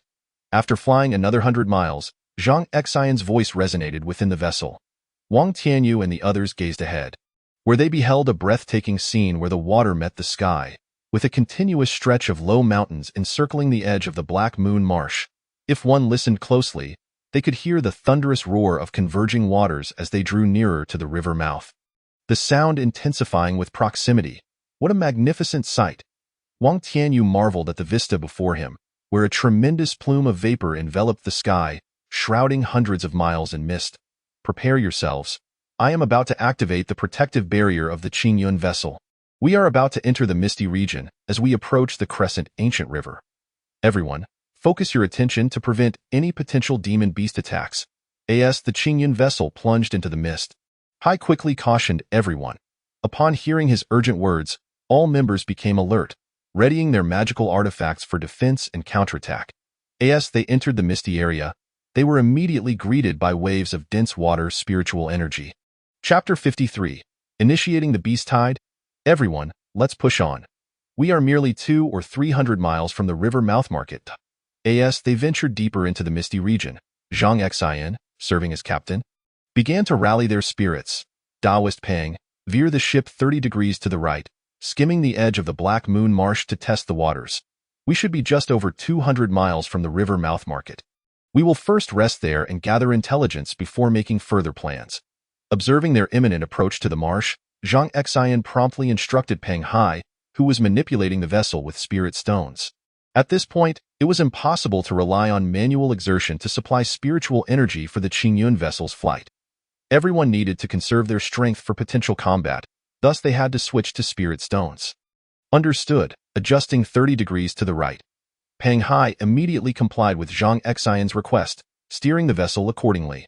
They sped along the edge of the Black Moon Marsh, and Wang Tianyu utilized the Jade Gourd to extend his consciousness outward. He had anticipated that the sights encountered outside the West Shield mountain range would be sufficiently impressive, yet the journey revealed endless grasslands, vast ancient forests, sprawling canyons, abundant rivers, and a staggering multitude of demon beasts. Wang Tianyu had previously thought that the demon beasts surrounding the West Shield mountain range were plentiful, but he was taken aback by the sheer number seen outside, primarily lower-tier beasts. They had only needed to contend with a few flying avian beasts. Yet it still took them thrice the time to reach the confluence of the Blackwater River and the Crescent Ancient River. Speaking of the Crescent Ancient River, the Blackwater River was already vast, with a width of over 100 miles.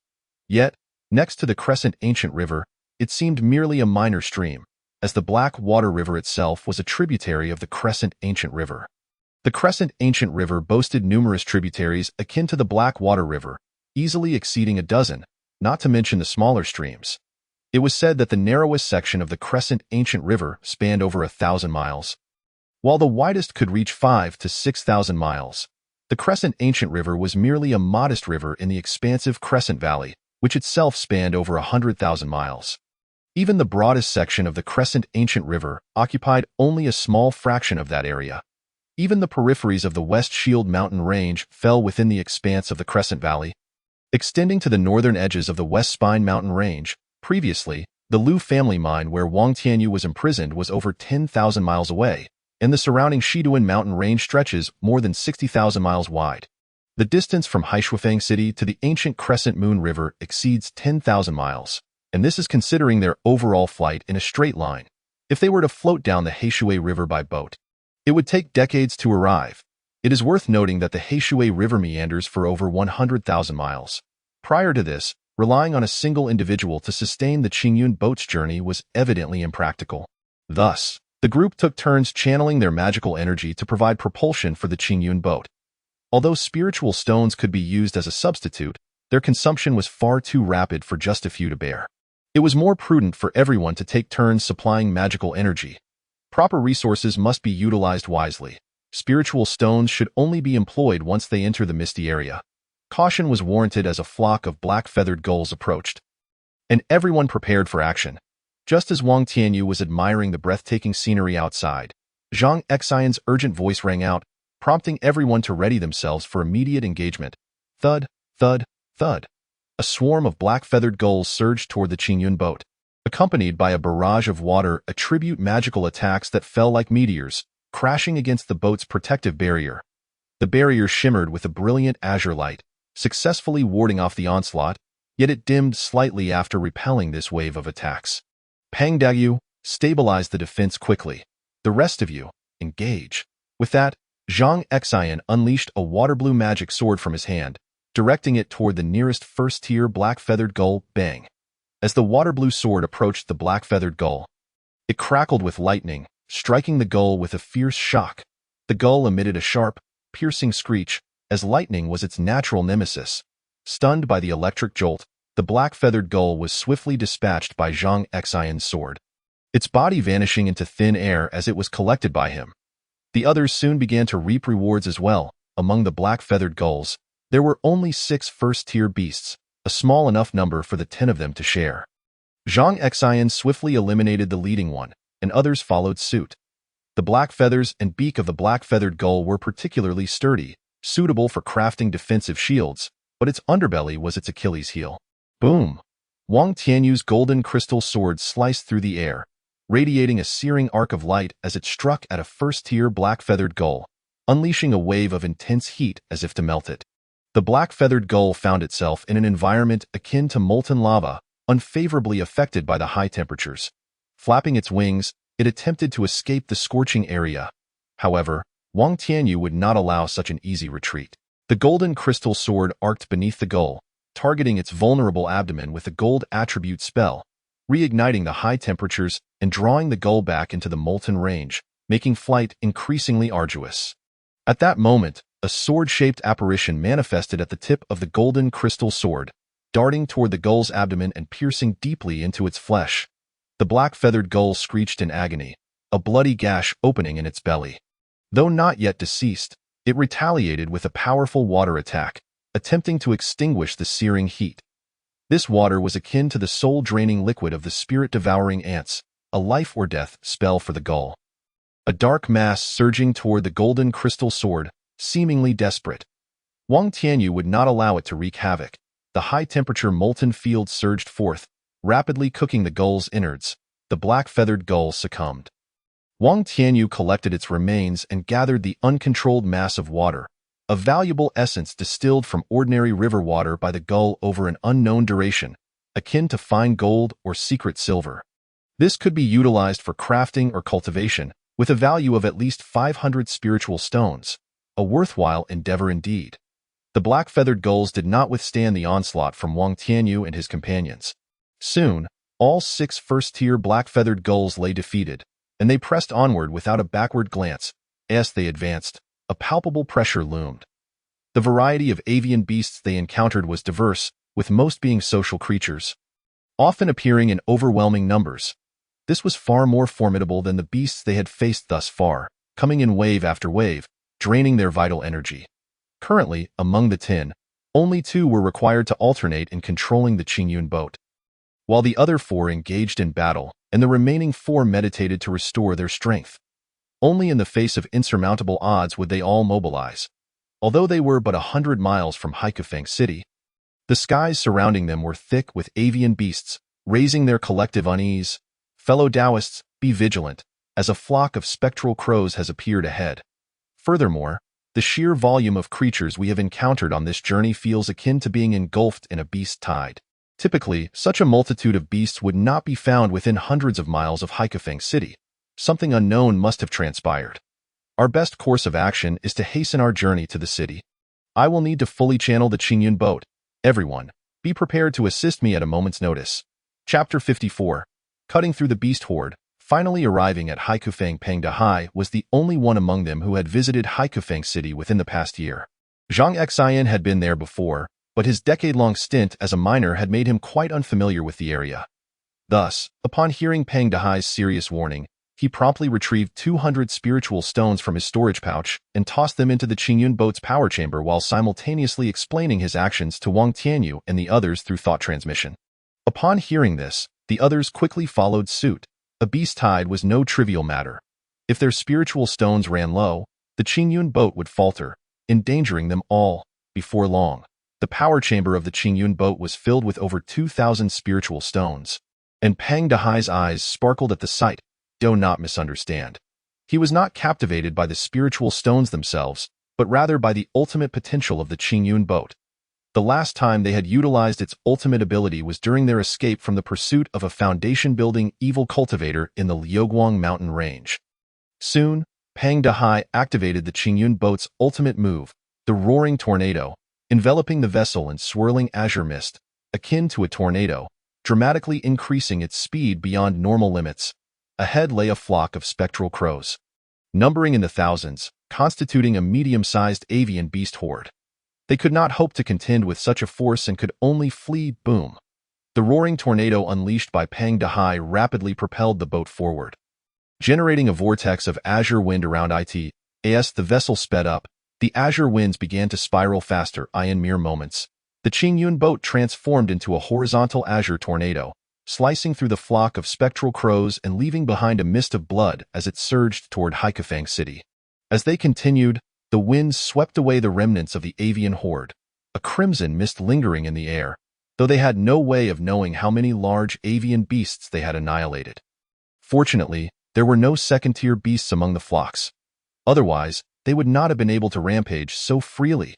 After a quarter of an hour, they finally caught sight of the location of Haikafang City. Surrounding the area for 1,000 miles, only the Haika Mountains stood tall beside the Black Moon Marsh, forming a C-shaped range that connected to the Heishui River on the left and the ancient Crescent Moon River on the right. Like a guardian embracing the right side of the Black Moon Marsh, buzz. The energy from the 2,000 spiritual stones in the core chamber of the Qingyun boat was rapidly depleted, causing its speed to diminish. However, they had reached their destination. As they approached within 50 miles of Haikafang City, the variety of avian beast groups significantly decreased, and they spotted many cultivators hunting the beasts. From time to time, they could see others aboard various vessels, including flying swords, lotus flowers, and other magical artifacts, all similarly cutting through obstacles to enter the 50-mile radius of Haikafang City, likely summoned just as they were. We have arrived. Ahead, within 5 miles, lies a forbidden air formation. We must proceed on foot into the city. As Wang Tianyu and his companions near the 5-mile mark, Pang Dahai suddenly maneuvered the Qingyun boat to land. Everyone disembark quickly and enter the city to gather information. Let us hope we do not encounter the misfortune of running directly into a beast tide. Zhang Xian was the first to leap down, turning to gaze at the dense multitude of creatures, both in the air and on the ground, his face betraying his concern. They must be prepared for the worst. After securing the Qingyun boat, Pang Dahai approached him, his expression grave. Years ago, he had experienced a minor beast tide in a small market town on the outskirts of the Shiduan mountain range. Back then, the skies had been filled with beasts surging toward the human realm, attacking everything in their path. That small town had found itself directly in the path of the beast horde, and even escape was futile. They could only resist fiercely, utilizing a first-tier Earth Kuan yellow sand formation. They managed to hold out for an hour before being overwhelmed by countless beasts and birds. As the remaining cultivators faced imminent demise at the hands of the beast horde, it was fortuitous that the Golden Core cultivator, Xian Gu Zhanren of the Gu Wang sect, happened to be foraging for herbs in the mountains. Encountering this minor beast tide, he stood poised in midair, gesturing grandly with his hand, unleashing a swarm of Gu insects upon the beast horde. These insects burrowed into the heads of the demonic beasts, exerting control over their movements. Suddenly, those beasts that had previously charged relentlessly towards the market turned their aggression upon their companions behind them. This treachery from the front lines momentarily stalled the onslaught of the beast tide, while Xian Gu Zhanren unleashed various powerful spells from the skies, launching continuous assaults with his magical artifacts, ultimately curbing the tide's advance. Subsequently, he targeted the leading high-tier demonic beasts, and without their commander, the horde scattered like birds frightened from their nests. Thus, Pang Dahai narrowly escaped with his life. Yet, based on his experience, he surmised that the scale of this encounter was at least that of a minor beast tide. Fortunately, Xian Gu Zhanren was present.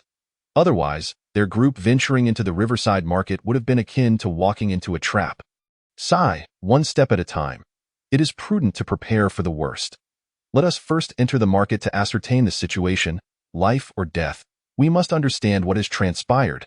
Zhang Xian, burdened with anxiety, leaped towards the market 5 li away. Pang Dahai glanced at Wang Tianyu and the others, shook his head, and chose to remain silent, following closely behind Zhang Xian. If they truly encountered the beast tide, they could only resign themselves to their fate. As for who among them would survive until the end, that remained uncertain. Meanwhile, Wang Tianyu and the others, having overheard the unguarded conversation between Zhang Xian and Pang Dahai, exchanged glances, unsure of how to interject, and thus followed closely behind as they hastened towards the market. The riverside market lay nestled within a valley on the mountainside. Despite the surrounding beasts and birds threatening the city, they did not impede the entry and exit of cultivators in no time at all. Wang Tianyu observed several waves of similar demon-hunting teams emerging from the market, setting forth to engage the beasts. Upon entering the market, they were immediately greeted by a cacophony of sounds. Talismans, first-grade superior gold sword talisman, 50 spirit stones, first come, first served. Supplementary spirit replenishing Peiyuan pills, first-grade mid-tier spirit pills, only 25 spirit stones. This is the last batch. If you don't buy now, they'll be gone. Defensive magic shields. Wang Tianyu and his companions were perplexed.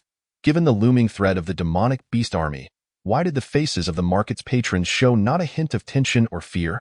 Esteemed seniors, I am Zhouning.it appears to be your first visit to the Riverside Market. Would you like me to provide you with some information? As Wang Tianyu and his companions pondered, a youthful cultivator at the second layer of Qi refinement approached them. Please enlighten us regarding the situation outside. Zhang Xian stepped forward, tossing 2 spirit stones to Zhou Ning. Seeing the generosity, Zhou Ning beamed with joy as he accepted the stones and began to relay the information he possessed. Through Zhou Ning's explanations, Wang Tianyu and the others came to understand that the Xuanfeng crane was on the verge of breaking through to the golden core stage, aiming to advance to a third-tier demonic beast. Most second-tier demonic beasts, having been requisitioned for protection against human interference, had left behind a multitude of first-tier demonic beasts to disrupt the situation. Furthermore, this was to monitor the movements of humanity within the Riverside Market. No wonder the vast flock of dark crows lacked second-tier beasts. They had all been summoned to stand guard for the Xuanfeng crane. Upon concluding Zhou Ning's introduction, Zhang Xian, who had been previously anxious, suddenly realized that since the beast tide was not initiated by the beasts themselves, there was no need for alarm. It was merely a matter of witnessing numerous cultivators team up to hunt demonic beasts. All of these were cultivators who had answered the call to arms, and with no second-tier beasts currently prowling, it was an opportune moment to earn military merits, with many second-tier beasts having been requisitioned by the Hongzue Crane clan. The safety of hunting demonic beasts around the Heiyue Marsh had significantly increased. Previously, entering the Heiyue Marsh to hunt beasts required vigilance against encountering second-tier beasts. A single encounter could spell certain death. Now, with the beasts actively leaving the Heiyue Marsh and the frequency of second-tier beasts diminished, it was indeed an excellent time for hunting. Old Zhang, we must swiftly head to the market to enlist for the call to arms. Then immediately venture out to accumulate military merits, Peng Dehai proposed. Agreed, let us hasten. Zhou Xiaoji, please lead the way, Zhang Xian decisively affirmed. The registration office is located at the center of the market, in the Wanghe Tower. Esteemed seniors, please follow me. Zhou Ning respectfully guided them ahead. Before long, they arrived at the Wanghe Tower, a magnificent 9-story pagoda serving as the administrative center of the Riverside Market. Esteemed seniors, registration is on the first floor. Simply enter and queue for your registration. Zhou Ning explained the process. First, they would queue to register their identities, after which the market would issue a token, a magical artifact used to record military merits gained from hunting demonic beasts.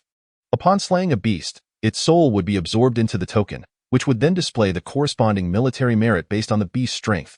1 first-grade mid-tier demonic beast, 1 military merit, 1 first-grade superior demonic beast, 10 military merits, 1 first-grade exceptional demonic beast, 20 military merits, 1 second-grade inferior demonic beast, 50 military merits, 1 second-grade mid-tier demonic beast, 100 military merits, 1 second-grade superior demonic beast, 200 military merits, 1 second-grade exceptional demonic beast, 500 military merits, 1 third-grade inferior demonic beast, 1,000 military merits, 1 third-grade mid-tier demonic beast, 2,000 military merits, 1 third-grade superior demonic beast, 5,000 military merits, 1 third-grade exceptional demonic beast, 10,000 military merits. First-grade inferior demonic beasts do not count towards military merits due to their overwhelming numbers and low strength. The majority of those answering the call are cultivators in the mid to late stages of Qi refinement. Thus, military merits are calculated starting from first-grade mid-tier demonic beasts. 0.1 military merit equals 10 spirit stones. After the war concludes, military merits can be exchanged for techniques, pills, magical artifacts, spiritual tools, and spiritual medicines, among other things. Wang Tianyu perused the exchange list and noted that the price for a Foundation establishment pill was 5,000 military merits, equivalent to 50,000 spirit stones. Do not be misled by the seemingly exorbitant price. Rather, it is relatively fair. Historically, whenever Foundation establishment pills appeared on the market, they never sold for less than 60,000 spirit stones. Anything below that price would be considered a relic from centuries past. Nowadays, as the human forces in the Uaya Valley grow increasingly potent, the number of cultivators in need of Foundation establishment pills continues to rise, resulting in a supply that cannot meet the demand. Take the 5 major forces of the Heishui River, for instance. The most powerful of them, the Lu family, boasts only a dozen Foundation establishment cultivators. Given that the 5 major forces controlling the Black Dragon's secret realm should not lack for Foundation establishment pills, it is puzzling why there are so few Foundation establishment cultivators. However, possessing a Foundation establishment pill does not guarantee successful advancement to the Foundation establishment stage. The primary function of the Foundation establishment pill is to enhance the success rate of the advancement by 30%. Its most significant attribute is to ensure that cultivators who fail to break through do not perish. Why do most cultivators attempting to establish their foundations fail? It is because, during the breakthrough process, they must first open the 2 bridges between heaven and earth, connecting the Dantian with the Mindesai, rapidly absorbing external spiritual energy, which in turn compresses the gaseous true chi within the Dantian into liquid true essence. Simultaneously, the influx of heavenly and earthly spiritual energy expands the Dantian, a step that requires a substantial amount of spiritual energy. Otherwise, failure is inevitable. Moreover, it is essential to maintain a steady expansion of the Dantian's capacity. If the expansion rate exceeds the threshold of the Dantian's barriers, it may lead to catastrophic explosions, resulting in failure of the breakthrough. Zhao Tianqi's father, Zhao Yin, perished at this very juncture. He could not control the rate of expansion, leading to an explosive end and his ultimate demise. Furthermore, as the Dantian expands, it simultaneously enhances the body, purging impurities, and fundamentally transforming the body from acquired to innate, facilitating a leap in one's life essence. After all, upon successfully establishing a foundation, one's lifespan extends dramatically, reaching approximately 249 years. In principle, the life essence of Foundation establishment cultivators differs significantly from that of Qi refinement cultivators. Next comes the transformation of the soul. The leap in life essence also results in a tenfold increase in soul strength. If one's soul was once the size of a sesame seed, it expands to that of a broad bean post-breakthrough. Concurrently, the intensity of one's consciousness strengthens, extending its range tenfold, enabling one to perceive objects at least a li away. Most cultivators who fail while consuming Foundation establishment pills collapse at the soul juncture. The breakthrough process, while appearing to be stepwise, actually necessitates a simultaneous transformation of essence, chi, and spirit. Success leads to the establishment of a foundation. Failure results in a setback. It is akin to a bicycle chain, where every link is interconnected. A malfunction in any segment means the bicycle cannot operate. Cultivators without the protection of Foundation establishment pills often fail during the Dantian expansion phase. Those utilizing the pills benefit from their ability to regulate the rate of expansion, ensuring it remains within the Dantian's tolerable limits. The soul's enhancement occurs in resonance with the body. As the body strengthens, so too does the soul. The leap in life essence is intricately tied to the soul. If the resonance between the enhancement of the body and the soul is misaligned during the strengthening process, failure occurs instantaneously. The end result is a setback to the 10th layer of Qi refinement. Nevertheless, during the breakthrough process, the expanding Dantian typically shrinks by about half, and the true essence may regress to a semi-liquid state, resulting in a failure of the leap in life essence, thus capping longevity without surpassing the constraints. While bodily strength diminishes to a level only a few times greater than that of the 9th layer of Qi refinement, and the soul suffers similarly. Although the 10th layer of Qi refinement is indeed stronger than the 9th layer, both share the same lifespan limit of 120 years. It is evident how precious the Foundation establishment pill is and why numerous Qi refinement cultivators are willing to answer the call for it. However, 5,000 military merits are not easily acquired. One could risk their life without guaranteeing success. After all, first-grade superior demonic beasts are not so easily slain. To slay one may not lead to disaster. Yet those who frequently tread near the riverbank must expect to get their shoes wet. a first-tier superior demon beast is worth 10 military merit points, while a Foundation establishment pill commands 5,000 merit points. To reach the redemption threshold, one must eliminate 500 first-tier superior demon beasts, a prospect that fills one with despair. Soon, everyone completed their registration, receiving military merit tokens while also registering their battle team name. Once the war concludes, individuals can redeem items either alone or collectively, pooling their military merit points for a unified exchange. After much deliberation, they settled on the name Crimson Blood Battle Team, driven by a fervent desire to establish their foundations. Upon exiting the Wanghe Tower, Zhang Exine dismissed Zhou Ning and addressed the group. Time is of the essence, fellow comrades. Shall we set forth immediately to hunt demon beasts and earn military merit points? Agreed, agreed. Everyone was invigorated by the prospect of the items listed for redemption, particularly the Foundation establishment pills, and thus wholeheartedly endorsed Zhang Exine's proposal. Very well, let us depart, Zhang Exine commanded with a wave of his hand. Leading the way out of the market, followed closely by Wang Tianyu and the others. Chapter 56. Exhaustion leads to death in a secluded forest near the Heiyue Marsh. A 5-zhang-long two-headed needle-tailed snake crashed to the ground, stirring up a cloud of dust. Everyone, let us muster our strength and eliminate this group of two-headed needle-tailed snakes. If we succeed on our first day, it will be a splendid start. After Zhang Exine dispatched the 5-zhang-long two-headed needle-tailed snake, he surveyed the surroundings, where everyone was fervently engaged in culling other serpents. Their party ventured 100 li outside the market and encountered a small group of only a few dozen demon snakes. Currently, the area surrounding the Heike market was swarming with cultivators hunting demon beasts, and to avoid conflict, Wang Tianyu suggested heading directly 100 li away, a proposal that received unanimous approval. Even if second-tier demon beasts were not in sight, they were bold enough to venture into the Heiyue Marsh, provided they stayed clear of the core areas near Tianhe Island. This small cluster of two-headed needle-tailed snakes posed little threat, with only the one Zhang Exine had just dealt with being a first-tier superior demon snake. Each of its two heads could unleash water and fire attribute spells, but their power was rather mediocre, and soon Zhang Exine had dispatched it, netting 10 military merit points. Before long, they had cleared the snake group and gathered any useful materials. With the task completed, everyone's spirits were notably high. Apart from Zhang Exine, who earned 10 merit points for slaying the snake leader, others managed to accumulate 2 or 3 points each.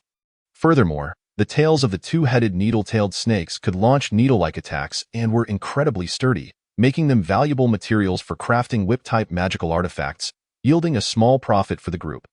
Let us explore to the left ahead. I spotted a few jade-horned rhinoceroses from the cliff. Their jade horns and hides are excellent materials for crafting sound-based magical artifacts and talismans, worth at least 100 spirit stones. Follow me. Zhang Exine led Wang Tianyu and the others onward. 10 days later, they arrived by a river several dozen zhang wide. Wang Tianyu gazed at the clear, gentle waters, affixing his consciousness to a jade gourd. Prepared to probe for any lurking threats within the river. This technique had allowed them to evade danger several times along the journey. Not good. Everyone, retreat. Wang Tianyu's expression shifted dramatically as he sensed danger. Swiftly retreating while reminding others to minimize noise in the dense forest, emphasizing that they should not attract too much attention. There is a Baichan beast lying in ambush within this river. As they neared the riverbank, Wang Tianyu suddenly spotted a massive creature squatting on the riverbed, facing them from 20 zhang away. It was the troublesome Baichan beast. A first-tier superior demon beast is not easily hunted by any race, as evidenced by Wang Tianyu's earlier hasty retreat upon spotting it. Measuring 5 zhang in size, its large, hardened skin was covered in lumpy growths. If one were to strike these growths, they would unleash a torrent of corrosive black liquid, capable of engulfing a 20 zhang radius. If one failed to escape swiftly, they would be doused in it, leading to certain death. For upon contact with this liquid, no matter the protective spirit light or defensive artifacts, they would disintegrate and be utterly destroyed, tainting any spirited item. It was nearly impossible to defend against. This was merely its passive defense. Should the Baichan beast choose to attack, one would be left with a dire dilemma: to strike or not to strike? If one were to attack and inadvertently rupture its growths, a deluge of corrosive liquid would ensue, eroding their protective light and artifacts. If contact were made with the body, it would lead to immediate corrosion and demise. Conversely, if one refrained from attacking, the Baichan beast would actively rupture its growths, spraying corrosive black liquid, supplemented by its venomous tongue for assault. Unless one could precisely target its abdomen for a fatal strike, there would be no escape. Since there is a Baichan beast present, let us take a wider detour across the river. This creature is too formidable to confront. We shall avoid it. Zhang Xian had long grown accustomed to Wang Tianyu's superior perception, allowing him to lead the way. Thanks to Wang Tianyu, they had evaded several crises and formidable demon beasts along the path. At this juncture, they were still over 300 li from the Heiyue Marsh, where the number and strength of demon beasts continued to escalate, compelling them to remain vigilant. Recently, as the number of cultivators summoned by the Gu Wang sect surged, the haiku market was inundated with those hunting demon beasts. Everyone was frenzied, leading to a continuous decline in the market price for demon beast materials, yet for the sake of military merit, they remained unconcerned. Many battle teams began to expand their reach towards the 300 li mark. As for conflict among cultivators, there were instances, but they were infrequent. After all, even if one stole another's military merit token, they could not claim the merit points accrued by the other. The token was bound to a specific cultivator and battle team. Unless one were to betray their own teammates, theft would yield no benefit. This was a measure instituted by the Gu Wang sect to curtail the internecine strife among cultivators over military merit. Ultimately, the Gu Wang sect had summoned cultivators from 2 major regions to pacify the Heiyue Marsh, with the only path to success being the widespread extermination of demon beasts. Currently, Wang Tianyu had accumulated 78 military merit points, while the others in the battle team were similarly positioned, a testament to their frenzied hunting over the last half-month. First-tier medium demon beasts posed little challenge for their team, as they were all late-stage chi practitioners. However, when encountering a Baichan beast, which could easily lead to troublesome consequences, no one was eager to provoke it. Zhang Xian's suggestion to take a detour was met with no dissent, as everyone understood the difficulty of dealing with the Baichan beast, and no one wished to recklessly hunt it. After walking downstream along the river for over 10 li, Wang Tianyu assessed the area and found no formidable demon beasts present. This section of the river is safe. Just be cautious of any low-tier demon beasts that might attack. Upon hearing Wang Tianyu's message, everyone visibly relaxed. Ding Jian, seeing no danger, dashed to the riverbank where Wang Tianyu stood, squatting down to use his magic to catch a few foot-long first-tier inferior red-tailed fish. He turned to the group and exclaimed, "We've been on the road for 3 days. Why don't we feast here?" Just as Wang Tianyu was about to remind him to keep his voice down and use telepathy instead, he suddenly turned to the opposite bank of the river, his expression shifting dramatically. "Be careful. Demon beasts are launching a surprise attack." From the depths of the dense forest across the river, several hundred crimson fire pillars erupted, hurtling toward the group of 10 to buzz. No sooner had he spoken than the hundreds of crimson fire pillars descended upon them. Wang Tianyu immediately summoned a protective spirit light, brandished his cloud mist shield, and cast 2 defensive talismans upon himself, bracing for impact. The others reacted instinctively, mirroring Wang Tianyu's actions, a reflex honed through countless battles. Regardless of whether they had seen the threat, they prioritized defense. Boom, boom, boom. As the crimson fire pillars rained down upon them, the 10 were enveloped in a searing bombardment. Those with lower cultivation levels, such as Ding Jian, who stood closer to the front and hastily erected defenses, found their protective barrier overwhelmed by concentrated attacks. Suffering grievous injuries as he retreated while struggling to defend himself, Taoist Wang, save me, unless unforeseen circumstances intervened. Under this relentless assault, Ding Jian would succumb to exhaustion and death within mere moments. Chapter 57. Labor without reward through his consciousness. Wang Tianyu grasped the situation and swiftly activated a first-tier premium talisman, the Wooden Dragon Talisman, hurling it toward Ding Jian. Once activated, the Wooden Dragon Talisman spiraled around Ding Jian, forming a wooden dragon that intercepted the incoming fire pillars. Boom, boom, boom. Ding Taoist, hasten your retreat. The assault is too dense. I cannot withstand it for long. Wang Tianyu positioned himself before Ding Jian, drawing fire away from him. But columns of light incessantly struck their vicinity, particularly targeting Ding Jian, who was shielded by the wooden dragon, turning him into a prime target for the onslaught of demonic beasts. This predicament significantly accelerated the depletion of Wang Tianyu's vital energy, prompting him to hastily consume some diluted Yuanling divine milk to replenish his spiritual power. In a state of anxious urgency, he called out to Ding Jian. Upon hearing Wang Tianyu's words, Ding Jian, despite his grievous injuries, instantly quickened his pace, retreating over 100 zhang under the protection of the wooden dragon, successfully vacating the bombardment zone alongside his companions. Zhong Yuan swiftly arrived at his side, while Wang Tianyu refrained from dispelling the wooden dragon talisman, for it was unlike a third-tier spirit talisman that could be reused. Once activated, it could only dissipate once its power was exhausted. Just as the 10 of them had barely escaped the bombardment zone, a cacophony of chirps erupted from the dense forest across the way, followed by a swarm of calf-sized demon birds soaring out from the foliage, charging toward them. Simultaneously, a crimson fleshy crown hovering above them unleashed a barrage of spell attacks at their location. It is the Bai Tu Bei. There are over a dozen first-tier superior Bai Tu Bei. We cannot withstand them. We must flee. Zhang Exine steadied himself, but was immediately taken aback by the sight of several hundred Bai Tu Bei demon birds emerging from the forest across the river. Causing his countenance to pale, he urged everyone to run.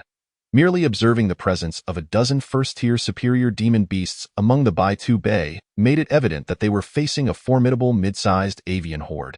Although most of them were first-tier inferior Bai Tu Bei, their sheer numbers compensated for their lack of individual strength. The collective onslaught of several hundred first-tier inferior Bai Tu Bei was not something they could withstand. Run toward the narrow canyon we passed earlier, Wang Tianyu exclaimed, glancing back at the overwhelming swarm of Bai Tu Bei in terror, while also reminding the others. 20-some li away lay a slender canyon several li long, tapering from a width of 5 to 6 zhang down to just 2 or 3 zhang, flanked by numerous caves excavated by demon beasts, providing an ideal refuge for them. Boom. Wang Tianyu activated a first-tier premium area attack talisman, unleashing countless metallic steel needles that shot towards the pursuing flock of Bai Tu Bei under his command. The barrage of steel needles swiftly struck the demon birds, instantly annihilating a significant portion of the Bai Tu Bei avian horde. Chirp! A first-tier perfected Bai Tu Bei, witnessing the swift obliteration of nearly 100 inferior and low-tier Bai Tu Bei, erupted in fury, emitting a piercing shriek, as its crimson fleshy tumor above unleashed waves of red light anew. Buzz! A pillar of crimson light, as thick as an arm, shot toward Wang Tianyu like lightning. Following the cry of the perfected Bai Tu Bei, numerous other Bai Tu Bei demon birds unleashed hundreds of crimson light beams aimed at the others. Everyone, be cautious and accelerate your escape. Wang Tianyu, having observed the situation behind him with his spiritual sense, offered a brief warning before falling silent, focusing on his flight. Though he possessed a first-tier superior Fuhai boat, its use in the dense forest was impractical, forcing him to rely on his flying sword, which, fortunately, allowed for swift mobility. A quarter of an hour later, as they neared the canyon, the surrounding foliage grew sparse, replaced by chaotic piles of rocks, stripping away the cover of towering trees that had previously sheltered them, making them more vulnerable to the relentless bombardment from the pursuing Bai Tu Bei. Just as they were mere hundreds of meters from the canyon, a sudden, wretched scream pierced the air, causing their hearts to plummet. It was Ding Jian. Wang Tianyu immediately recognized the source of the anguished cry. His spiritual sense swept toward Ding Jian's position ahead to the right, where he saw him struck by several beams of crimson light. The wooden dragon encircling him was shattered, and before he could even unleash his protective spiritual light, a dozen more fire pillars enveloped him. Already gravely injured, Ding Jian was instantly reduced to ashes, leaving only a cry of despair in his wake. In that moment, Wang Tianyu understood that the wooden dragon talisman had expired. And Ding Jian, already severely wounded, had reacted too slowly, leading to this tragic outcome. The others quickly grasped the gravity of Ding Jian's plight, their hearts heavy with sorrow. They were on the cusp of hope. Yet he fell into darkness just before dawn. Boom. All Wang Tianyu could do was hurl a first-tier superior golden sword talisman, which unleashed dozens of golden swords aimed at the pursuing Bai Tu Bei, instantly eliminating a few unfortunate low-tier Bai Tu Bei that failed to evade in time. He then called out to Lan Xian and the others trailing behind, "Everyone, hurry into the canyon. We are just a few hundred meters away. Dive into the caves to evade the Bai Tu Bei. They are closing in." Having lagged behind, vigilantly guarding against threats while occasionally shielding Ding Jian, Wang Tianyu, unencumbered now, surged forward, surpassing Lan Yun and the Lan Xian sisters. Those with area attack talismans do not hold back. Throw them behind to hinder the Bai Tu Bei's pursuit and ensure everyone can safely enter the canyon. Seeing Wang Tianyu's actions with the area attack talisman yielding some results, Zhang Xian immediately followed suit, casting a superior water net talisman while urging others to do likewise. However, the Bai Tu Bei held the aerial advantage, relentlessly bombarding them from the sky. Aware of Zhang Xian's area attack talisman, the Bai Tu Bei swiftly dispersed, with only a couple of unfortunate ones unable to evade, meeting their demise. Nonetheless, this diversion allowed the Bai Tu Bei to halt their assault, opting instead for evasion. Thus, the group no longer hesitated to expend their talismans, taking turns to bombard the flock of Bai Tu Bei. Moments later, all had entered the canyon and sought the nearest caves for refuge. Some first-tier superior Bai Tu Bei, unwilling to suffer the loss of a couple of hundred kin for the sake of a single human, unleashed a relentless barrage upon the cave where Wang Tianyu and his companions had sought shelter. However, they capitalized on the advantageous terrain of the cave to launch ambushes against the Bai Tu Bei horde, which could not fully utilize their numerical superiority. Swiftly, Wang Tianyu commanded his golden crystal sword, inflicting severe damage upon a first-tier superior Bai Tu Bei, while Zhang Xian coordinated to slay it before it could escape. Thus, leveraging the narrow geography of the canyon, they repelled the Bai Tu Bei's attacks, defending while counterattacking. Achieving notable success in just a few short hours, they had annihilated over 100 Bai Tu Bei, from inferior to superior tiers, diminishing the original horde from over 600 to fewer than 400. With 3 first-tier superior Bai Tu Bei slain, though they regrettably could not harvest their souls, resulting in a loss of 30 military merits. Should this assault continue, the tides of battle would inevitably reverse. Chirp, the perfected first-tier Bai Tu Bei, realizing that its kin had suffered losses nearing a third of their number, could only emit a mournful cry, summoning the Bai Tu Bei flock to retreat. Phew! They finally withdrew. Wang Tianyu, watching the Bai Tu Bei retreat into the distance, wiped the cold sweat from his brow. The loss of a comrade weighed heavily on him. They had suffered significant losses, and in their haste to flee, they had slain so many Bai Tu Bei yet garnered scarcely a few military merits. This exemplified why they chose to avoid confrontation with large-scale demonic beasts. It was a laborious endeavor yielding little reward. Chapter 58. The Underground Dark River. An underground dark river? Purple crystal ghost crabs. This place is several hundred li away from the Black Moon Marsh. How could creatures exclusive to the Black Moon Marsh appear here? Wang Tianyu instinctively directed his spiritual sense to the Jade Gourd, scanning the vicinity within several dozen zhong, leaving no stone unturned, even beneath the ground. Thus, he discovered, 20 zhang below, the presence of an underground dark river, through which a group of purple crystal ghost crabs was traversing. As of now, there were no second-tier purple crystal ghost crabs, only first-tier beasts, with the strongest among them being merely first-tier superior. The purple crystal ghost crab, the size of a wash basin, is not actually purple but rather white, with its face resembling a black, ghostly visage and a pair of sturdy pincers.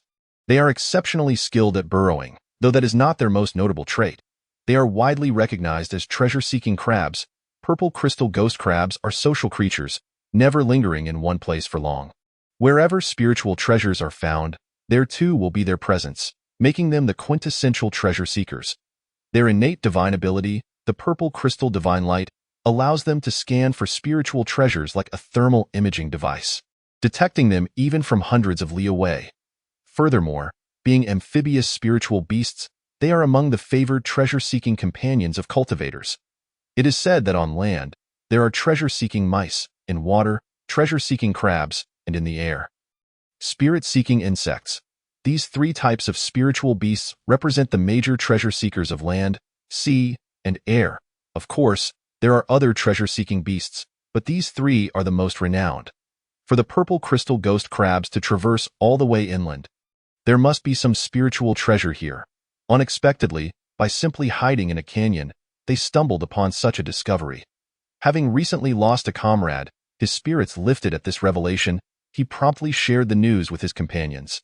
Everyone, I have just discovered signs of a group of purple crystal ghost crabs in the underground. I believe you are all familiar with what purple crystal ghost crabs are. While De Zhuang was occupied with handling Ding Jian's belongings, The others were recuperating their vital energy. Wang Tianyu's announcement piqued their interest, prompting inquiries. Where did you find them, Taoist Wang?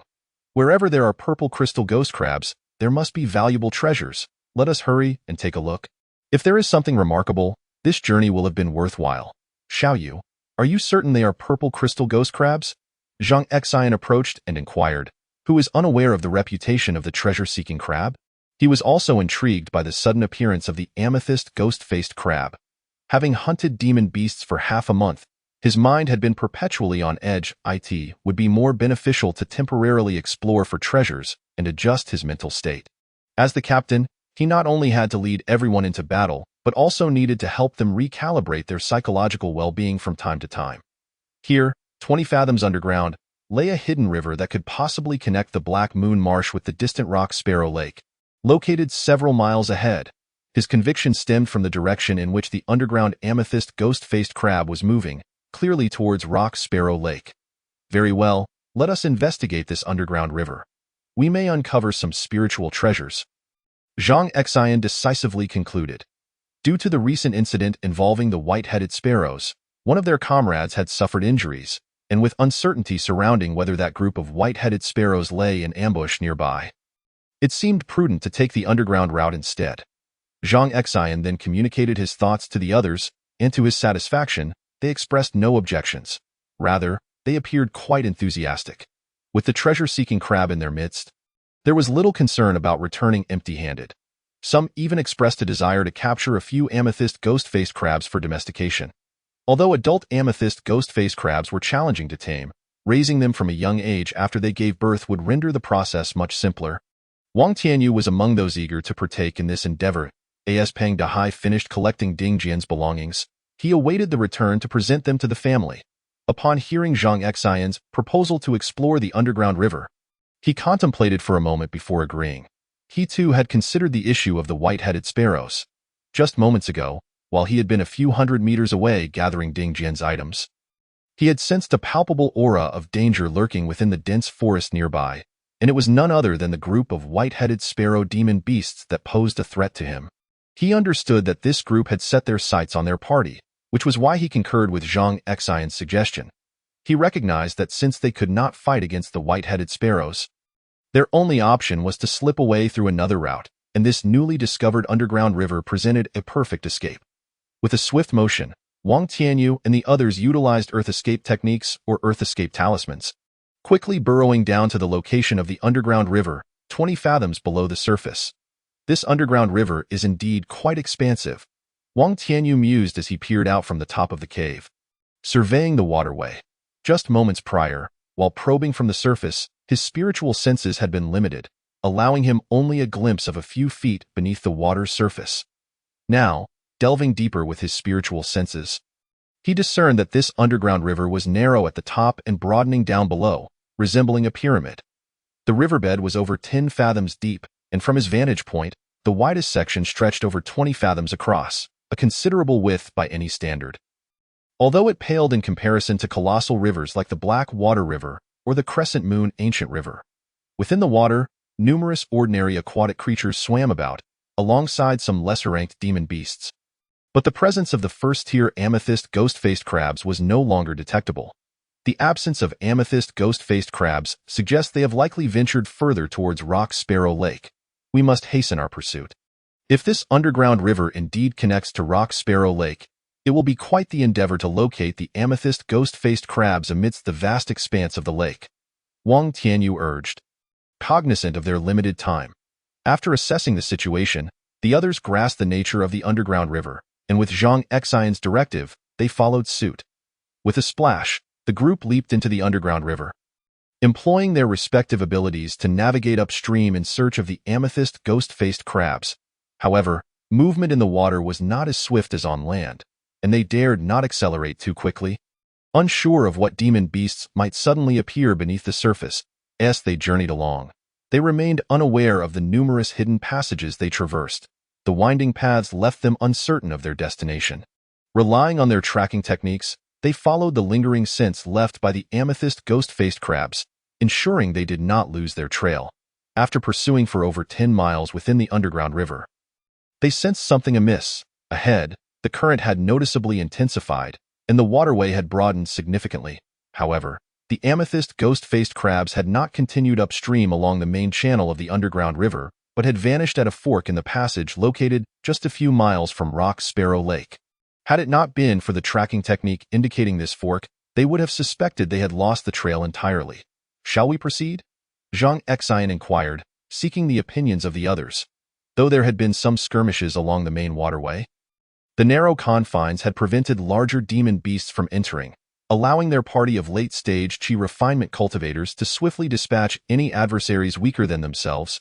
Crucially, they had yet to encounter any group-oriented demon beasts that surpassed their collective strength.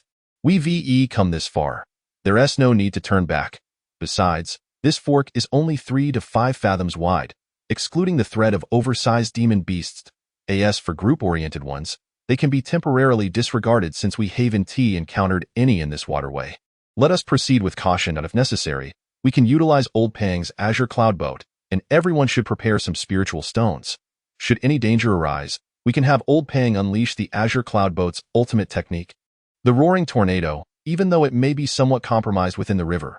Wang Tianyu suggested. What do you think, Old Pang? Zhang Xian, on the surface, sought Pang Dehai's opinion, but inwardly he wished to gauge Pang Dehai's willingness to employ his Azure Cloud Boat as Wang Tianyu proposed. I have no objections. Little Yu's suggestion is worth considering, Pang Dehai stated without hesitation. If no one else has any objections, let us continue our pursuit and uncover the mysteries behind the amethyst ghost-faced crabs. On the arduous path of cultivation, fortuitous encounters are both rare and precious in this subterranean realm. The prospect of encountering treasure-seeking crabs ignited a curiosity within everyone, prompting them to ponder the surprises that awaited them. Thus, even those with differing opinions ultimately acquiesced to the majority's consensus to press on point 3 days later. After traversing over 100 miles within the waterway, following the erratic path of the amethyst ghost-faced crabs, they had navigated countless hidden passages. Had they not marked their route beforehand, Wang Tianyu and his companions would have long lost their way back. However, their precise location remained elusive. They could only follow the amethyst ghost-faced crabs, maintaining a few miles distance while utilizing their tracking techniques. After another half-day's journey, they suddenly spotted a flickering red and green light ahead. Look, there's light up ahead. Could this be the exit of the Dark River? What on earth are the amethyst ghost-faced crabs up to after all this time? Indeed, I've completely lost track of our location, having wandered through the pitch-black waterway for nearly 4 days without a single fruitful discovery. Trailing the amethyst ghost-faced crabs through their convoluted twists and turns had left most feeling quite impatient. The sight of what appeared to be an exit revitalized their spirits. Old Pang, speed up. Let us see what lies ahead, Zhang Xian urged, turning to Pang Dehai. All right. In no time, the Azure Cloud Boat accelerated, and soon they arrived near the source of the red and green light. As they drew closer, a foul odor wafted towards them, causing them to exercise caution and halt at a distance of 100 yards from the glowing light. I'll go take a look. You all wait here for a moment. Wang Tianyu volunteered to take the lead. The others had no objections. They all recognized his superior spiritual sight, making him well suited for such an endeavor. After disembarking from the Azure Cloud Boat, Wang Tianyu cautiously approached the source of the red and green glow. What on earth? Wang Tianyu discovered that this was indeed an exit, but his curiosity about the nature of the red-green illumination compelled him to probe deeper with his spiritual senses. The revelation he encountered left him utterly astounded, even causing a shiver to run down his spine. Fellow practitioners, this is indeed an exit, but the situation is peculiar. You must see for yourselves. Wang Tianyu halted at the threshold, his expression complex as he conveyed this to the others. Curiosity piqued, the group quickly descended from the Azure Cloud Boat to gather at the exit. As they arrived, a sweeping glance with their spiritual senses sent them into a state of shock, rendering them speechless. What in the world? Zhang Ping exclaimed, shivering at the sight before them, which was nothing short of breathtaking and audacious-inspiring. My goodness, how many lives must have perished to create this blood pool? Beyond the exit lay a cavernous water pool, spanning thousands of fathoms in width. At the center of the cavern stood a small island, several dozen fathoms in size. Surrounding this island was a vast pool of blood, its depth unknown, with the water's surface at their location perfectly level with that of the blood pool. creating a bizarre equilibrium between the inflowing water and the overflowing blood. It seemed as though a shimmering membrane prevented the blood from escaping into the waterway. The foul odor they had detected emanated from the countless bones and decaying bodies of demon beasts floating in the blood pool, mingling with the putrid stench of blood and decay, producing a nauseating aroma. Standing at the exit, one could truly comprehend the meaning of revulsion and the very essence of disgust. The red-green glow was produced by the phosphorescent fires emitted from the countless bones, casting an eerie green light amidst the pool of crimson blood. Look, the amethyst ghost-faced crabs have climbed onto that small island, whose song peered through an opening less than a yard wide. Gazing toward the central island of the blood pond, he immediately discerned that a group of amethyst ghost crabs had scuttled onto the small island, prompting him to alert everyone. "Oh, that seems to be blood spirit grass, doesn't it?" Jiang Ping, observing a few feet tall crimson three-leaved grass sprouting on the island, questioned uncertainly, "Is that blood spirit grass?" However, it appears to be only a few decades old.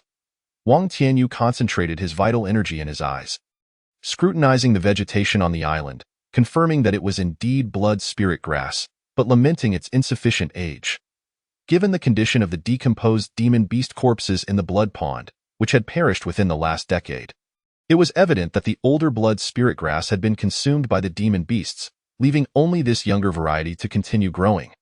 The environment of this blood pond was exceptionally conducive to the growth of blood spirit grass. Wang Tianyu marveled at the wonders of the world as he surveyed the entire blood pond. Blood spirit grass flourishes in dark, humid conditions, requiring abundant spiritual energy, but it is the essence of various creatures' blood that is crucial for its growth. In other words, blood spirit grass must be nurtured by the lifeblood of countless beings to thrive successfully. The older it is, the more precious it becomes. Whether human or other races, consuming blood spirit grass can enhance and refine one's physical form. 1,000-year-old blood spirit grass can fortify the bodies of golden core stage cultivators, increasing their physical strength by 2 levels, while 500-year-old blood spirit grass offers similar benefits to foundation establishment stage cultivators. And a 100-year-old variety is suitable for chi refining stage practitioners. It is particularly effective for concocting blood spirit pills. Reflecting on the past 5 to 10 years, there had once been a brutal battle here over the high-age blood spirit grass, where victors became kings and losers were reduced to mere fodder for the young blood spirit grass.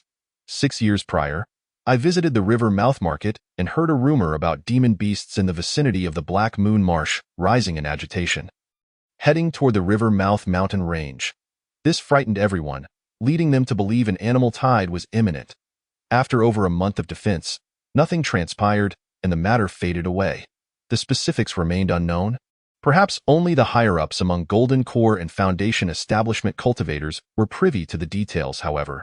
Now I understand that those demon beasts had come here, Panda High, gazing at the countless demon beast corpses piled within the thousands of feet wide and unfathomably deep blood pond, began to piece together the truth behind the ill-fated animal tide rumor from 6 years ago. I understand now. Zhong Yuan shook his head with a bitter smile as he looked at the blood pond before him. 6 years ago, upon his arrival at the river mouth market, he was summoned and experienced over a month of inactivity before being dismissed, leaving him bewildered. Now, he finally comprehends what transpired, so do I. Lan Xian glanced at Zhao Tianqi, who subtly gestured for her to refrain from speaking. With a roll of her eyes at him, she chose to remain silent. The others remained oblivious to their exchange, and Wang Tianyu had not noticed, his focus entirely on the blood pond. From Panda Hai's earlier words, he gleaned the implication. 6 years ago, the demon beasts had been agitated, rushing towards the river mouth mountain range, causing local cultivators to fear an impending beast tide, only for nothing to occur after a month of waiting. Now, it was clear that the demon beasts had been stirred up due to the blood spirit grass. The higher-ups of the River Mouth Market's Foundation establishment and Golden Core cultivators likely understood the situation but chose not to disclose it, perhaps out of embarrassment. Chapter 60. Second stage mutated blood leech. Shall we proceed inside? Lan Yun asked, her delicate face displaying a hint of disgust as she surveyed the demon beast corpses floating in the blood pond. Yes, but we must be cautious. This place is too strange. There are likely some blood-related creatures lurking within this blood pond. Wang Tianyu replied gravely, As the thought of entering the blood pond crossed his mind, an inexplicable sense of foreboding surged within him, a sixth sense alerting him to danger. Nevertheless, he resolved to enter, for the amethyst ghost crabs that had just vanished upon reaching the small island indicated the presence of another exit. Wang Tianyu's observation of the amethyst ghost crabs disappearing did not go unnoticed by the others. Yet their instincts as cultivators warned them of the lurking dangers within the blood pond. Is there anyone among us who does not wish to proceed?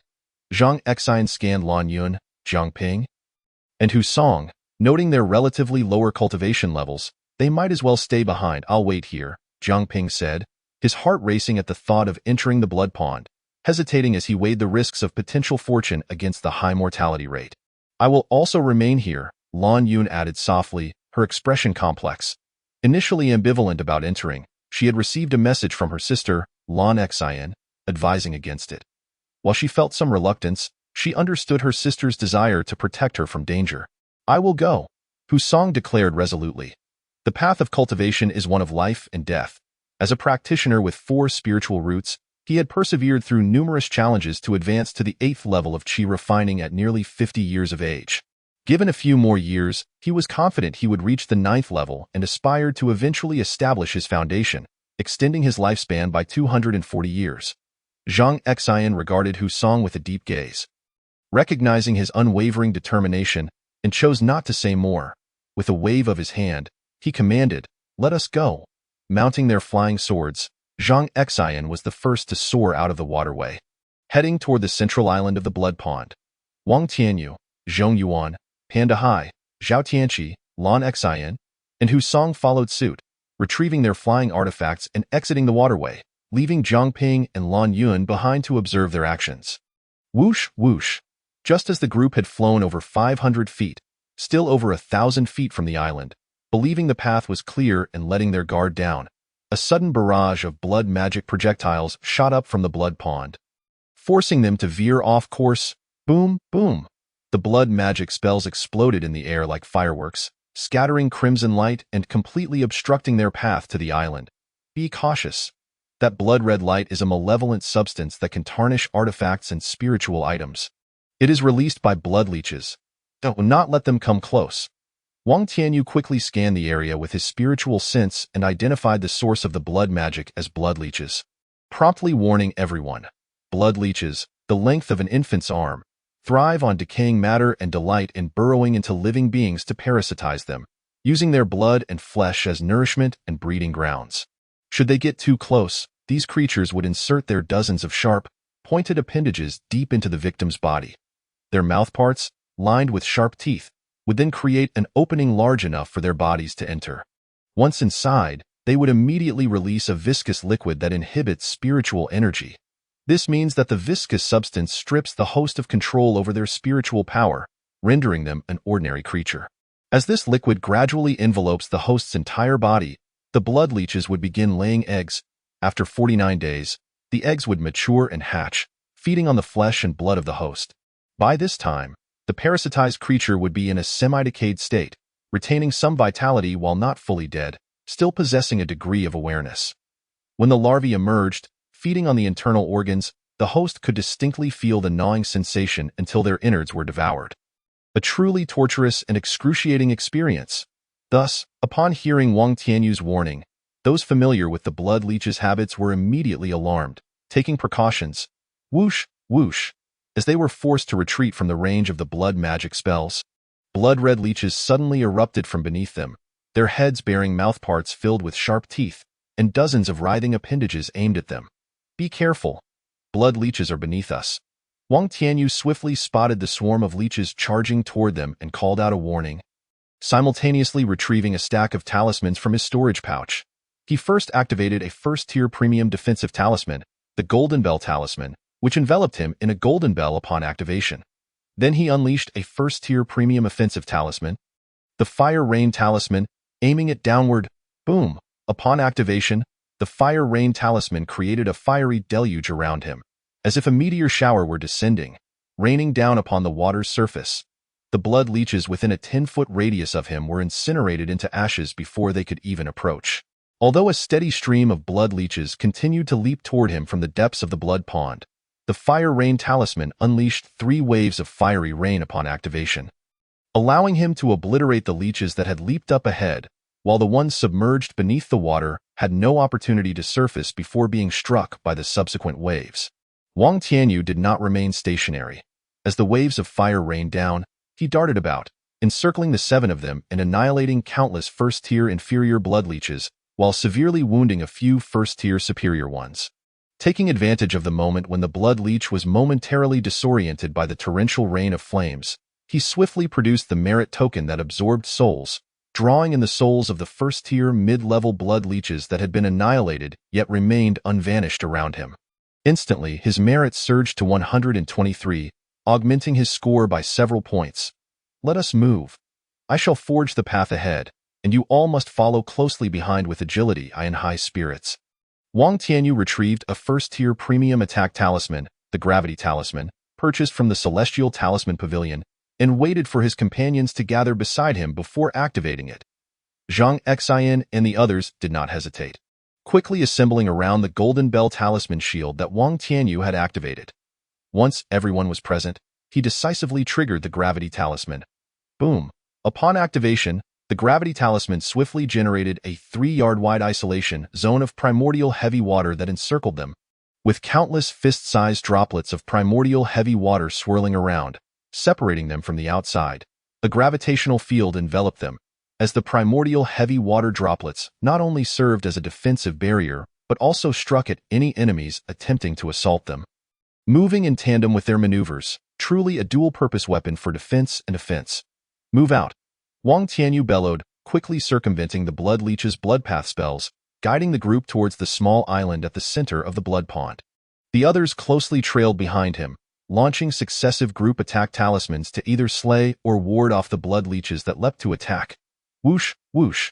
The blood leeches, unable to engage them in close combat, continued their distant interference, their mandibles gaping as they unleashed a barrage of blood path corruption spells towards Wang Tianyu and his companions. Boom, boom. The concentrated blood path corruption spells exploded incessantly around Wang Tianyu and the others, forcing them to continually alter their evasive maneuvers. Fortunately, the primordial heavy water gravitational field suppressed the blood path corruption spells, preventing them from breaching the gravitational field that surrounded the 7 of them. Although they appeared somewhat disheveled, they managed to navigate around and inch closer to the small island at the center of the blood pond. Just as they were nearing the island, with only about 100 yards to go, a hoarse and chilling roar echoed throughout the cavern housing the blood pond. Not good. It's a second-tier mutated blood leech. Chapter 61. Mysterious light wave. Falling into the blood pond, Wang Tianyu turned to see, over 1,000 yards away, a mutated blood leech measuring about 10 feet in length, sporting a white horn on its forehead. It roared, revealing its mandibles lined with glistening fangs, while hundreds of pairs of abdominal appendages propelled it swiftly through the blood, creating a distinct wake in the water, as though a blade were slicing through the surface. Observing its aura and the fluctuating pressure emanating from it, it was clear that this was a second-tier mutated blood leech that had recently broken through. Wang Tianyu surmised that the previous purple crystal ghost-faced crab had reached the island unscathed because the ordinary blood leeches must have been occupied in protecting this newly ascended second-tier mutated blood leech. After they had flown several hundred yards, a swarm of ordinary blood leeches appeared to attack them, likely dispatched by this second-tier mutated blood leech to hinder their progress. Now that the second-tier mutated blood leech had stabilized its newly acquired realm, it had personally emerged to confront them. As fate would have it, they had encountered a freshly ascended second-tier mutated blood leech. Wang Tianyu lamented his misfortune, yet his actions remained swift. He discreetly grasped a second-tier low-grade spirit talisman, the Golden Sword Talisman, purchased from the Celestial Talisman Pavilion, ready to activate it at a moment's notice. No longer evading the corruptive blood path spells, Wang Tianyu charged forward using the primordial heavy water gravitational field, propelling them forward several dozen yards instantly. Although such a maneuver would significantly reduce the duration of the Gravity Talisman's effectiveness, ordinary blood leeches were already challenging enough, and this second-tier mutated blood leech would be even more formidable. Boom! The second-tier mutated blood leech, nearly 1,000 yards away, gaped its mandibles wide and unleashed a beam of blood light towards the primordial heavy water formation. In an instant, The blood light struck heavily against the formation, creating a breach in the primordial heavy water gravitational field. Despite Wang Tianyu's best efforts to restore it, he knew that another hit would cause the entire formation to collapse. Given that the gravity talisman could only be sustained for a quarter of an hour, he resolved to abandon the primordial heavy water formation. Everyone, please bolster your defenses. The gravity talisman is on the verge of failing. We are merely a few dozen yards from the island. We only need to endure this distance. Once we reach the island, we may find safety, Wang Tianyu urged, unable to guarantee that reaching the island would assure their survival, yet remaining airborne above the blood pond would render them sitting ducks. Between the two dire choices, they had to choose the lesser evil, at the very least. The area where the purple crystal ghost-faced crab had vanished offered them a glimmer of hope, while remaining in the blood pond was a perilous predicament with no retreat possible. Prepare yourselves, take care.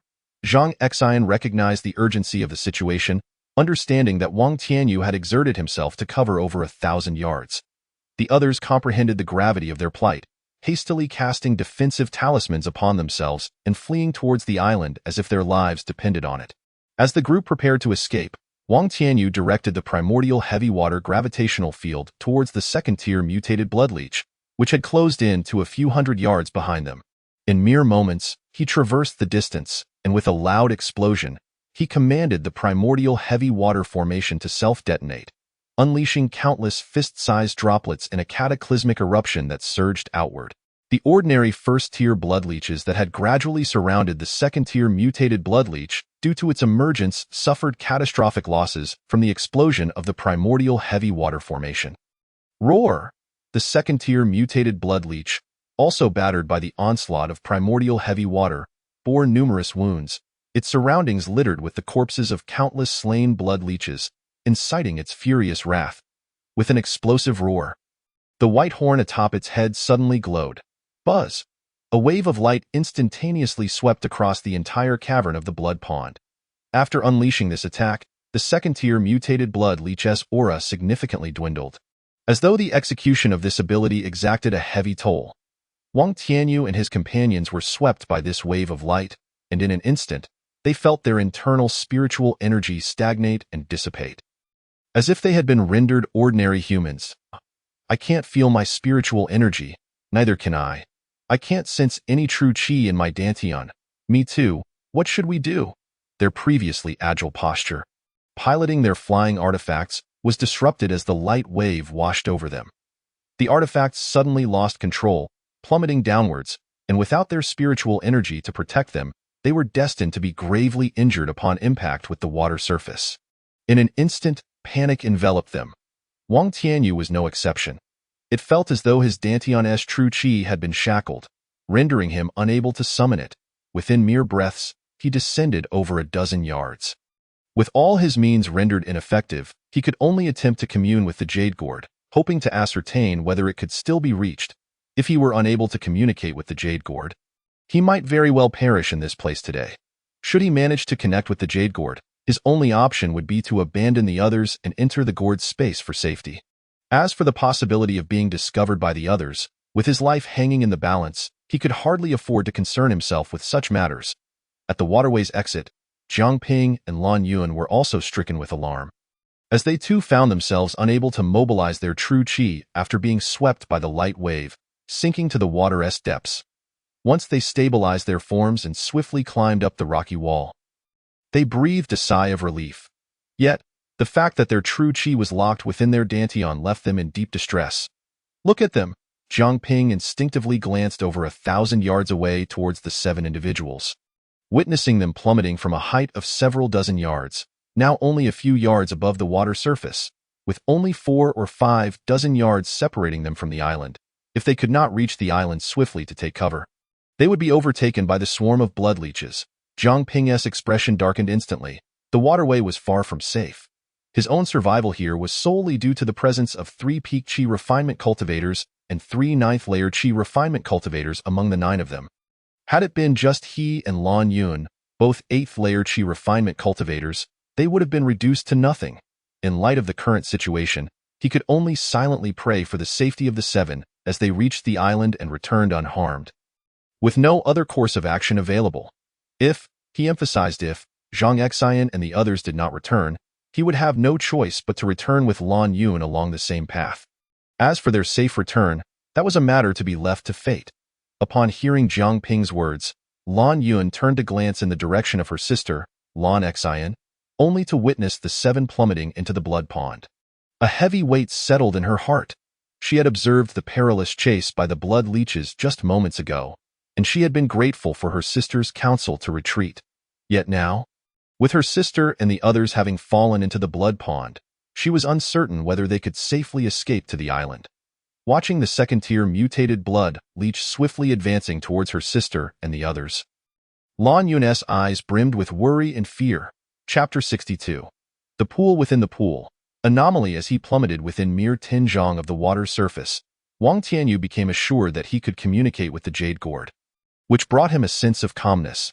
Meanwhile, after a span of 7 or 8 breaths, they all sensed the flow of true energy from their dantian, indicating that they could slightly connect with their inner qi. They even managed to cast a lightness spell upon themselves, which is why Wang Tianyu did not immediately retreat into the gourd's space for refuge. Splash, splash. The sound of bodies hitting the water rang out consecutively. After 10 breaths, they all felt their internal spiritual energy flowing smoothly once again. It dawned on them that the previous wave of light had sealed their inner spiritual energy for about 10 breaths. In the midst of battle, 10 breaths is sufficient to determine life and death. With their internal true qi restored to normal flow, they quickly produced their offensive and defensive artifacts, soon dispatching the low-tier blood leeches that had surrounded them. Quickly, let's go.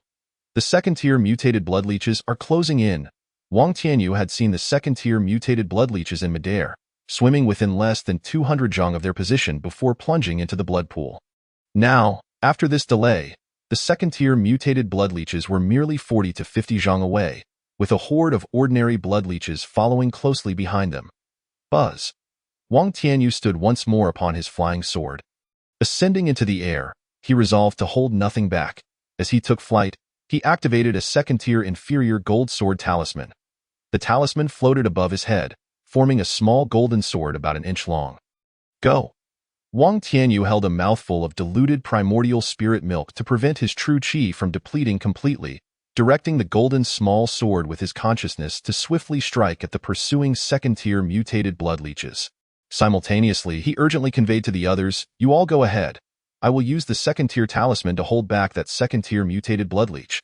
Xiao Yu, are you sure you can manage?" Zhang Xian inquired immediately after receiving Wang Tianyu's message.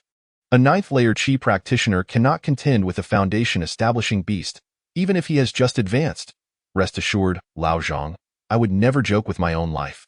You all hurry and leave, Wang Tianyu replied, commanding the golden small sword to attack the second-tier mutated blood leech while simultaneously focusing on recovery. Very well, but do take care. Sensing Wang Tianyu's confidence, Zhang Xian ceased further discussion and urged the others to hasten ashore. Wang Tianyu disregarded the others, concentrating solely on the second-tier mutated blood leech, which was now merely over 20 zhang away. The golden small sword, moving at astonishing speed, was under his mental control as it extended outward, enveloping the second-tier mutated blood leech within his consciousness's reach. Consequently, under his mental guidance, the golden small sword swiftly inflicted several deep gashes upon the leech, provoking its furious roars. Whoosh! The second-tier mutated blood leech, while dodging the golden small sword's assaults, opened its massive jaws and spewed forth a torrent of blood light in retaliation. In an instant, the blood light erupted with a resounding boom, enveloping Wang Tianyu. Fortunately, the first-tier premium gold bell talisman he had activated earlier was of the rare kind that could be used and retracted at will. After losing its spiritual energy supply, it had automatically reverted to talisman form, and Wang Tianyu had just reactivated it for protection.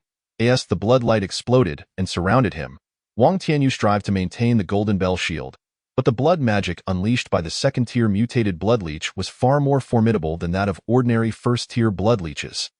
The golden bell shield shattered in mere moments, losing its efficacy. In desperation, Wang Tianyu activated the second-tier inferior water curtain talisman he had purchased from Tianfu Pavilion. Fortunately, this second-tier defensive talisman, valued at 1,800 spirit stones, did not disappoint. Although the blood magic of the second-tier blood leech was exceedingly corrosive, Its power had diminished after using the previous wave of light, and thus, the water curtain talisman barely held its ground without disintegrating instantly.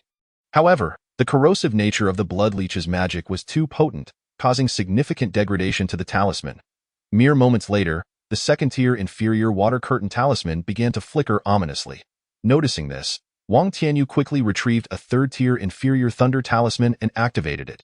Instantly, a gust of wind enveloped him, and under his mental control, he darted out of the area shrouded in blood light in an instant. As he maneuvered with the thunder talisman, Wang Tianyu deftly circled around, positioning himself amidst the ordinary blood leeches 100 zhang behind the second-tier mutated blood leech. He commanded the golden small sword to swiftly harvest the lives of those ordinary blood leeches, while simultaneously summoning his military merit token to slay and collect their souls. The ordinary blood leeches, overwhelmed by Wang Tianyu's relentless slaughter, scattered in fear. After a satisfying rampage, he felt the endeavor was worthwhile. He had amassed at least 100 military merits, raising the total in his military merit token to over 200. Reaching beyond 220, he then noticed that the second-tier mutated blood leech had been drawn in by his massacre of ordinary blood leeches. Swiftly turning to swim in his direction, he evaded towards the island while attacking the second-tier mutated blood leech, seizing an opportunity to slice off a portion of its tail. Enraged, the second-tier mutated blood leech bellowed furiously, unleashing 3 beams of blood light towards Wang Tianyu in quick succession, each exploding in the surrounding sky. Seeing this, Wang Tianyu urgently directed the golden small sword towards the gaping maw of the second-tier mutated blood leech, aiming for a decisive blow. However, the second-tier mutated blood leech seemed to sense impending danger. Suddenly, the white horn atop its head began to glow faintly once more, seemingly preparing to unleash another wave of light powerful enough to incapacitate one's control over their spiritual energy for 10 breaths. Good heavens, retreat! Wang Tianyu shouted in panic, recalling the helplessness he felt when he lost control over his inner true qi. He had no desire to endure such an experience again. Thus, he retracted the golden small sword and redirected the thunder talisman towards the central island of the blood pool. In this back-and-forth exchange, Zhang Xian and the others successfully reached the island. Wang Tianyu, maneuvering the thunder talisman, landed on the island almost simultaneously with them, indicating just how brief and intense the skirmish had been. In the center of the island lay a pool of water. Quickly, jump in. After swiftly retracting his flying sword, Wang Tianyu soared towards the center of the island where the pool awaited. He reminded the others to act swiftly, for falling behind could mean facing the pursuing second-tier mutated blood leech. This pool was the very spot he had discovered while flying towards the island. Its diameter, roughly 3 zhang it, was likely where the purple crystal ghost-faced crab had vanished. Yet, to his astonishment, the water in the pool was not blood red but rather an ominous black, rendering it impossible to discern what lay beneath. A pool within a pool. How intriguing! Although he was unaware of its dangers, it could not be more perilous than the approaching second-tier mutated blood leech. Nevertheless, to err on the side of caution, he retrieved a first-tier medium-grade flying sword, directing it to plunge into the inky depths of the pool. Upon reaching the water's edge, he sensed no immediate issues with the first-tier medium-grade flying sword during the brief moments that followed, allowing him to exhale a sigh of relief. Turning to glance at Zhang Xian and the 6 others trailing behind him, he noted no apparent problems and prepared to leap into the pool. Yet, he suddenly felt an unsettling sensation. Turning his head, he was met with a shocking sight, prompting him to shout at Zhang Xian and the others. "Be careful, quickly get out of the way!" Boom! A resounding explosion reverberated across the island, forcing Wang Tianyu to jump into the pool for cover. Chapter 63. Infestation, Annihilation of the Nest. Splash, splash, submerged in the water. Wang Tianyu sensed several individuals following closely behind him as they leaped into the pool. A sweep of his consciousness revealed Zhang Xian, Zhong Yuan, Zhao Tianqi, and Lan Xian, but there was no sign of Peng Dehai. As for Hu Song, this predicament was a consequence of his actions. Is everyone all right? Wang Tianyu inquired through his thoughts to Zhang Xian and the others, but the responses were far from optimistic. Hu Song just self-destructed. We were all within the blast radius and sustained considerable injuries. Moreover, Peng Dehai is missing. The replies weighed heavily on Wang Tianyu's heart. The waters of the pool churned as Wang Tianyu disturbed them with his ascent. Moments later, he pressed against the surface, extending his consciousness outward to find no immediate threats, only a dilapidated and corroded blue canopy boat lying askew on the island, relentlessly assaulted by the second-tier mutated blood leech. The blue canopy boat was none other than Pang Dehai's premium flying vessel, the Qingyun boat. Wang Tianyu gazed mournfully at the vessel, realizing it was nearly beyond repair. As he braced against the flickering spiritual light of the water curtain talisman, which threatened to collapse at any moment, he quietly surfaced. Hiss! The sight before him was a gruesome tableau of dismembered flesh and blood. The devastation of the Qingyun boat exceeded his expectations. Meanwhile, the second-tier mutated blood leech hovered 50 zhang away from the island, seemingly harboring a fear of the island, unwilling to cross that threshold. Despite the second-tier mutated blood leech refraining from boarding the island and merely attacking from a distance, Wang Tianyu felt no relief. Instead, a profound unease welled within him. If even the second-tier mutated blood leech feared whatever lay beyond, could they, mere ninth-layer Qi practitioners, safely traverse this perilous terrain? If there were indeed threats lurking, they would be stepping from the wolf's den into the tiger's mouth. Bang! Wang Tianyu struck the blue canopy boat with a first-tier water arrow spell, simultaneously inquiring within, Old Pang, are you there? How are you holding up? Soon, the feeble voice of Pang Dehai emerged from the azure canopy boat. I am here, Xiao Yu. I am gravely injured. I relinquished control of the Qingyun boat. You must listen. As he heard Pang Dehai's words, punctuated by labored breaths, a flicker of concern crossed Wang Tianyu's face. He understood the gravity of Pang Dehai's injuries. Mere moments before Hu Song's self-detonation, Pang Dehai had been right behind him. Even though Wang Tianyu had shouted for them to be cautious, Pang Dehai had been caught directly in the explosion. The impact had left him severely wounded.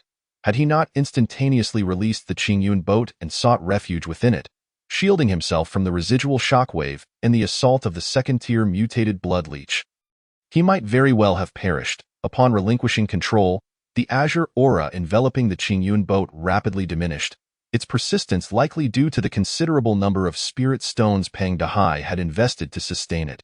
Once Wang Tianyu's consciousness infiltrated the vessel, he discovered Pang Dehai lying within, his breath faint and his body drenched in blood. Revealing glimpses of bone through the crimson, it was evident that Pang Dehai's injuries were severe.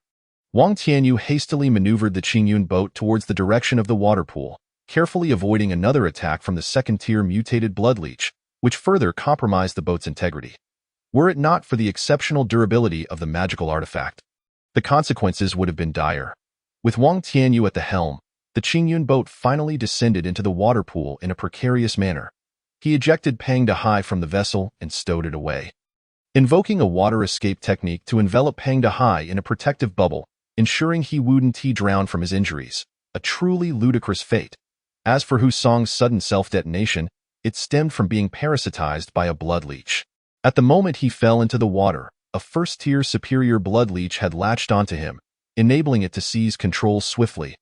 Ultimately, under the remote command of the second-tier mutated blood leech, it coerced the first-tier superior blood leech to trigger Hu Song's self-explosion.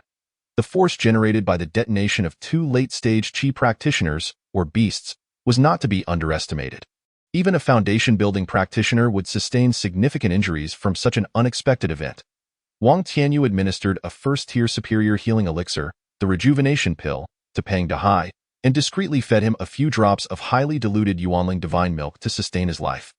Meanwhile, the others remained submerged, quietly tending to their wounds. This encounter had yielded no benefits, and they had lost a teammate. Aside from Wang Tianyu's quick reflexes that spared him, the others had been severely injured by the explosion. Not to mention the various spirit talismans expended in the fray. If this expedition into the blood pool did not yield extraordinary rewards, they would face substantial losses, particularly Wang Tianyu. Reflecting on the multitude of talismans he had carelessly deployed, he felt a pang of regret. He had purchased 10 high-power superior and second-tier talismans, along with a dozen first-tier superior ones from the Tianfu Pavilion in Heishui Fengshe. Following the recent battle, his stock of first-tier superior talismans such as the Wood Dragon Talisman, Golden Bell Talisman, and Gravity Talisman, as well as second-tier inferior Water Screen Talismans, had nearly been depleted. The same could be said for his offensive talismans. particularly the area of effect talismans like the Rain of Fire Talisman and Golden Sword Talisman, which were also running low. Only a few specialized talismans and some first-tier superior ones remained. He had expended over 10,000 spirit stones in this skirmish. After confirming that Pang Dehai's condition had stabilized and observing the others recuperating, Wang Tianyu was restless. He peered at the second-tier mutated blood leech still prowling around the small island, its persistence evident. Wang Tianyu smirked, then turned his gaze to several blood spirit grasses growing at the edge of the water pool. While the others were still healing, he stealthily uprooted a few and planted them in his gourd space. The requirement for holy spirit blood to aid their growth posed no issue for him. He dripped a drop of undiluted Yuanling divine milk onto them, curious to see if it would hasten their maturation. To his astonishment, after absorbing that single drop, the blood spirit grass grew at an astonishing rate. The potency of Yuanling divine milk was indeed remarkable, capable of accelerating the growth of spirit herbs that required specific conditions and environments. It appeared that the efficacy of Yuanling divine milk surpassed even his initial observations. He would need to explore its capabilities further. Once he confirmed that Yuanling divine milk was beneficial for the blood spirit grass, he left it to grow, occasionally watering it as necessary. The blood spirit grass had no growth restrictions. Its growth cycle improved with time, absorbing more spiritual energy and essence blood, thus becoming increasingly valuable to high-tier practitioners. It could be utilized repeatedly. For instance, a century-old blood spirit grass could enhance a body during the qi refining stage, while a 500-year-old one could fortify the body during the foundation building stage. Similarly, a 1,000-year-old herb could aid during the golden core stage, and a 3,000-year-old one could assist in the nascent soul stage, with 10,000-year-old herbs providing reinforcement during the transformation stage. This cumulative enhancement process would persist. As the journey of a practitioner toward a robust physique involved strengthening blood and marrow, enhancing vitality, and slowing metabolic rates, ultimately prolonging life and facilitating the evolution and strengthening of the physical body. After gathering other mature spirit herbs, he replanted them and irrigated them with diluted Yuanling divine milk, patiently awaiting their growth. During this time, his gourd space had accumulated a significant amount of mature and harvested spirit herbs, and he did not require an excess for the moment.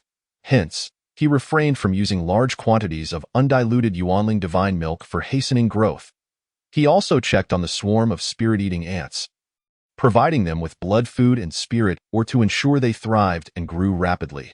After a few moments, he withdrew his consciousness from the gourd space and surveyed the condition of his companions. Although their injuries had stabilized, recovery would not be instantaneous. Chapter 64. Is it a deep pit or a water pool? Is this a Matryoshka doll? Seeing that they were no longer in immediate danger, Wang Tianyu decided to dive deeper, curious about what lay beneath the dark water pool that could terrify the second-tier mutated blood leech, compelling it to avoid the area altogether. He conveyed his thoughts to the others, discussing the surrounding circumstances and his intention to explore the depths. Zhang Xian and the others advised him against acting impulsively, suggesting they stabilize their injuries before taking action together. However, he insisted on proceeding, and the others, left with no choice, agreed. Xiaoyu, since you are so determined, I want to dissuade you. Here are 2 talismans, a water wall talisman and a golden needle talisman. Use them without hesitation if danger arises. But return them if all is well. I have very few talismans left, so please don't waste them. Zhang Xian, aware of the significant expenditure of high-tier talismans during the last battle, handed Wang Tianyu 2 talismans, one for offense and one for defense. All right, I promise to return them. Wang Tianyu accepted graciously, recognizing his urgent need for high-tier talismans. The others, witnessing this exchange, also contributed some high-tier talismans, jokingly urging him to return safely. In truth, they were concerned he might not come back, for the unknown dangers lurking beneath the pool were a source of trepidation. After the previous battle, they all felt indebted to Wang Tianyu for saving their lives, prompting their generosity. Wang Tianyu expressed his gratitude while accepting their offerings without reservation. He valued his life far too much. After all, what was pride worth when survival was at stake? After bidding farewell to the group, he grasped a third-tier inferior Xuanlei talisman in his hand, enveloping it with a layer of true energy infused with diluted Yuanling divine milk. Should the need arise to utilize the talisman, he would simply release the protective energy. Then, he began his descent. 10 zhang, 50 zhang, 100 zhang. Upon reaching a depth of 100 zhang, he still could not reach the bottom. His consciousness extended via the jade gourd, probing outward for dozens of zhong, but the pool's depths remained elusive. 500 zhong. The bottom of the pool began to widen, compelling Wang Tianyu to press against the stone walls and continue his descent. 1000 zhong. At this depth, Wang Tianyu felt a mounting pressure and had to sustain a protective barrier. Yet, the bottom remained undiscovered. Previously, he could detect the surrounding stone walls of the pool, but now they were beyond his reach, indicating that the pool had a narrow opening with a broader base. As he delved deeper, the area below expanded, though its exact dimensions eluded him. 1500 zhong. 2500 zhong. Wang Tianyu swallowed more diluted Yuanling divine milk to replenish his protective barrier, as the rapid depletion of his true energy was alarming. Without the sustenance from Yuanling divine milk, he would have faltered long ago, and the oppressive water pressure weighed heavily upon him. Is this the bottom? Suddenly, his consciousness detected a mixture of soil and stone several zhong beneath him, invigorating his spirit. After enduring nearly an hour in the suffocating darkness, he had consumed diluted Yuanling divine milk several times. The endless shadows imposed a profound psychological burden, as darkness often breeds fear of the unknown. The prospect of nearing the bottom brought him a sense of relief. The precise dimensions of the pool below, along with the potential presence of dangerous creatures, remained unknown. Wang Tianyu could only explore cautiously. He dared not stray far from the stone walls, opting to circle around them. After several hours of navigation, he had circled the walls of the water pool, estimating that this black water pool was over 10 times larger than the blood pool above. Moreover, an eerie silence enveloped the depths, as he had yet to detect any signs of life. Instilling a thread of fear within him, Buzz, as if sensing Wang Tianyu's growing trepidation, the jade gourd quivered suddenly, emitting a radiant jade light that illuminated his heart, dispelling the shadows that had begun to cloud his mind. Just moments ago, he had been affected by his surroundings, bordering on despair. Had it not been for the jade gourd, he might have succumbed entirely. Awakening from his trance, Wang Tianyu was drenched in cold sweat, startled by the earlier situation that had nearly consumed him. Fortunately, he possessed the jade gourd. Having thoroughly explored the area around the stone wall without any discoveries, his attention turned to the center of the pool. After regaining his composure, Wang Tianyu contemplated his next move and resolved to leave the stone wall, cautiously making his way towards the center. To be on the safe side, he activated the water wall talisman gifted to him by Zhang Xian. Enveloping himself in its protective barrier, without further hesitation, he strode boldly into the depths. 10 zhong, 50 zhong, 100 zhong, 1000 zhong, 5000 zhong. Yet, still no sign of anything unusual. A wave of pressure washed over Wang Tianyu. The endless darkness devoid of light or life was stifling. 10,000 zhong. Still, nothing emerged, and despair began to grip him. He considered retreating back to the surface of the pool. Bang! As the water wall talisman expired, dissolving into ash, Wang Tianyu summoned a water sphere talisman, re-establishing his protective barrier. He resolved to reach the opposite stone wall. If he found nothing there, he would ascend back to the pool's mouth. Plop! After advancing several zhong, his foot suddenly met empty space, causing him to plunge downward. Startled, Wang Tianyu let out a cry, steadying himself as he realized his earlier disorientation had left him unaware of his surroundings. Now he discovered he was descending into a deep pit, the size and depth of which were unknown to him. Within the blood pool lay a dark water pit, and at the bottom, another abyss. Was this a nested scenario? Wang Tianyu pondered in silence, reluctantly opting to descend along the stone wall. 10 zhong, 100 zhong, 1000 zhong. The pit seemed to descend endlessly, yet he sensed that it grew narrower the deeper he went. 1500 zhong. Huh? A glimmer of light below. It was a faint red glow. Upon descending to 1500 zhong, Wang Tianyu suddenly spotted a weak red light flickering beneath him, seemingly indicating an exit. Through the crimson illumination, he could vaguely discern the situation in the pit below. Suddenly, a spark of realization struck him. This pit resembled the entrance of the pool from which he had initially descended, now appearing only a few zhong wide. Connecting the upper pool and this current water pit, he sensed an underlying connection between the two, as if they were two slender, elongated vessels tightly intertwined at their bases, evoking a sense of strangeness. Moreover, the emergence of the red light reminded him of the blood pool. Could there be another blood pool beneath? Astonishment filled Wang Tianyu's face as he gazed at what appeared to be an exit below. Having come this far, he decided to descend and investigate. He made his way to the exit, peering inside. What lay before him was a vast stone cavern enveloped in red mist, devoid of any presence. Where did that red mist originate?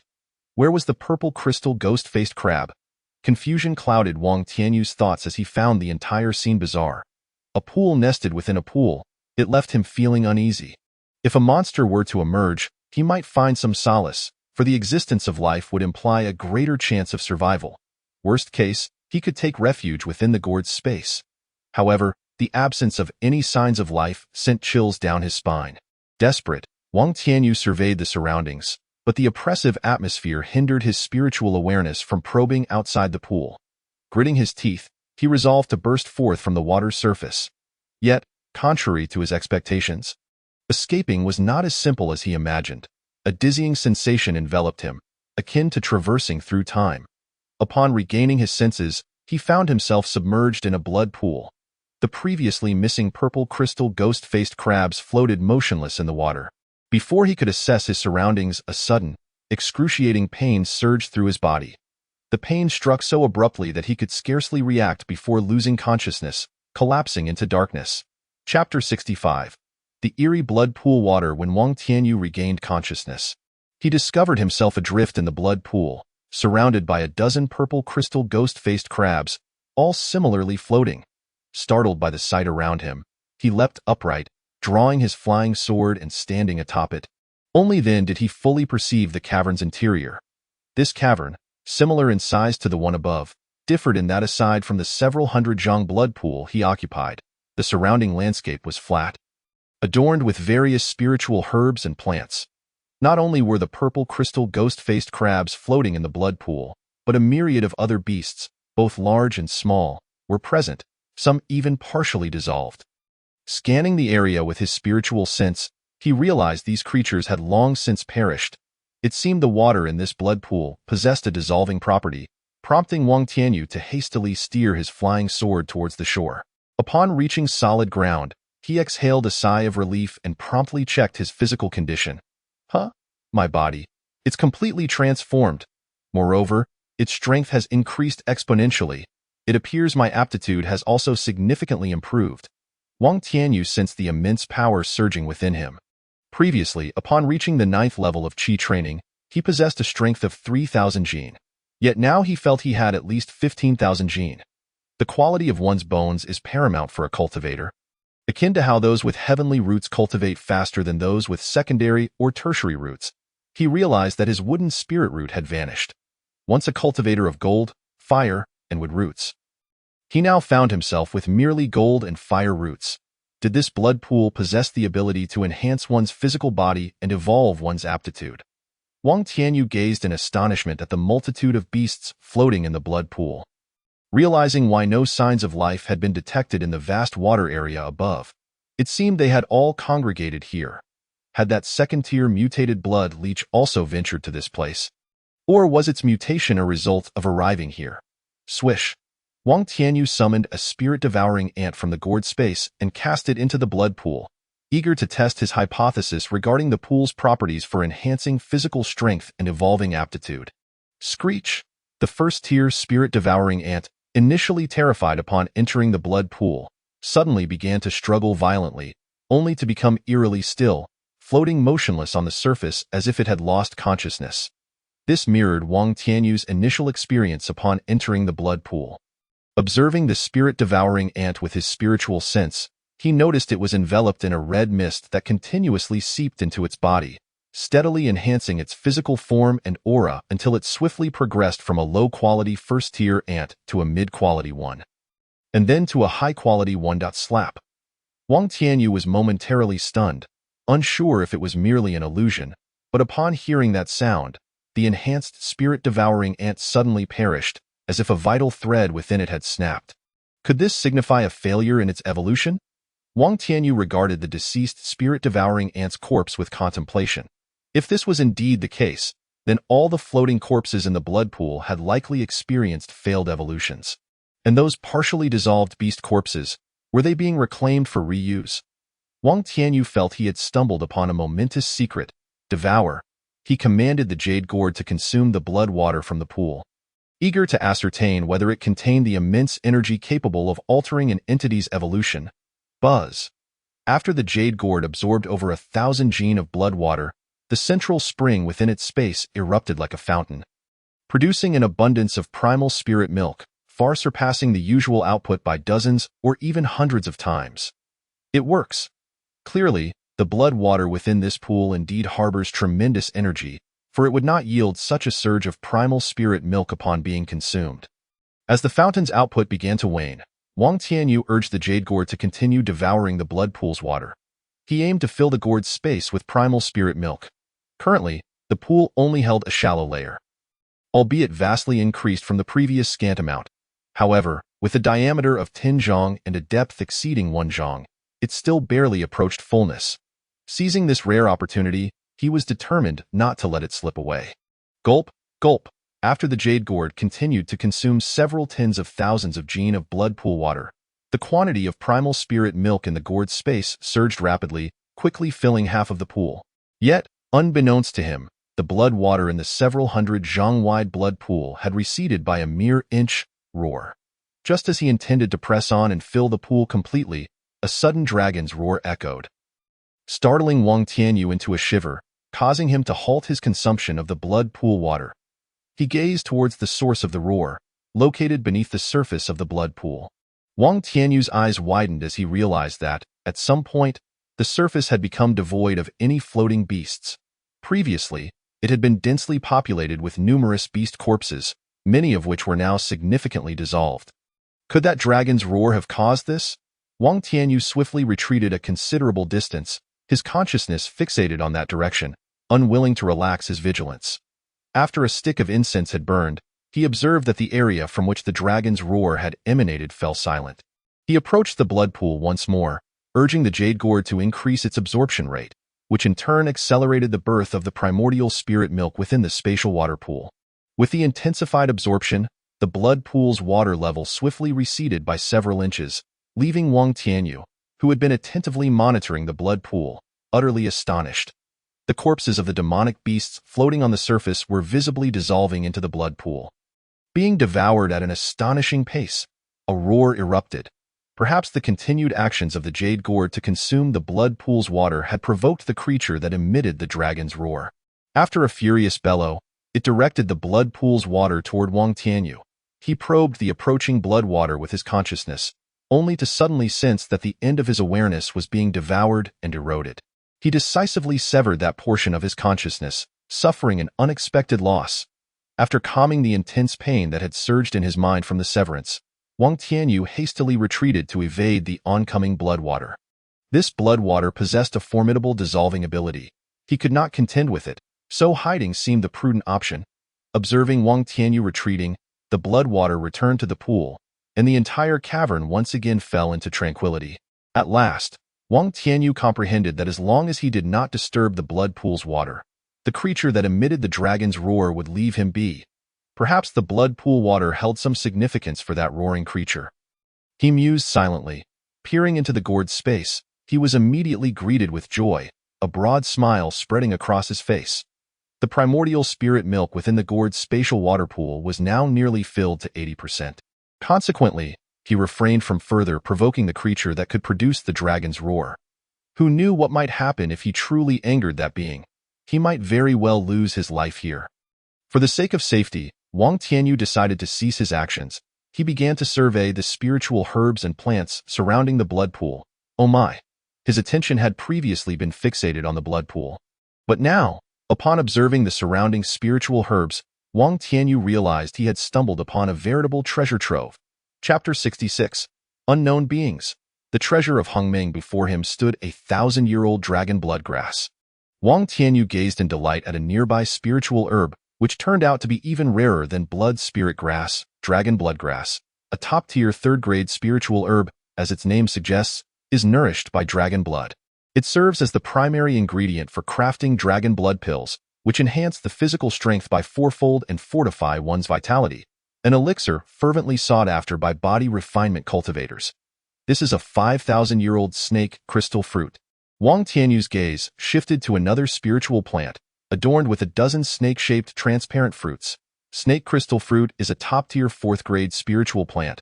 Consuming it can strengthen both the soul and the blood vitality of a nascent soul cultivator. It is known that even the slightest enhancement of the soul for nascent soul cultivators is an arduous task. However, eating snake crystal fruit can bolster the soul and blood vitality by half.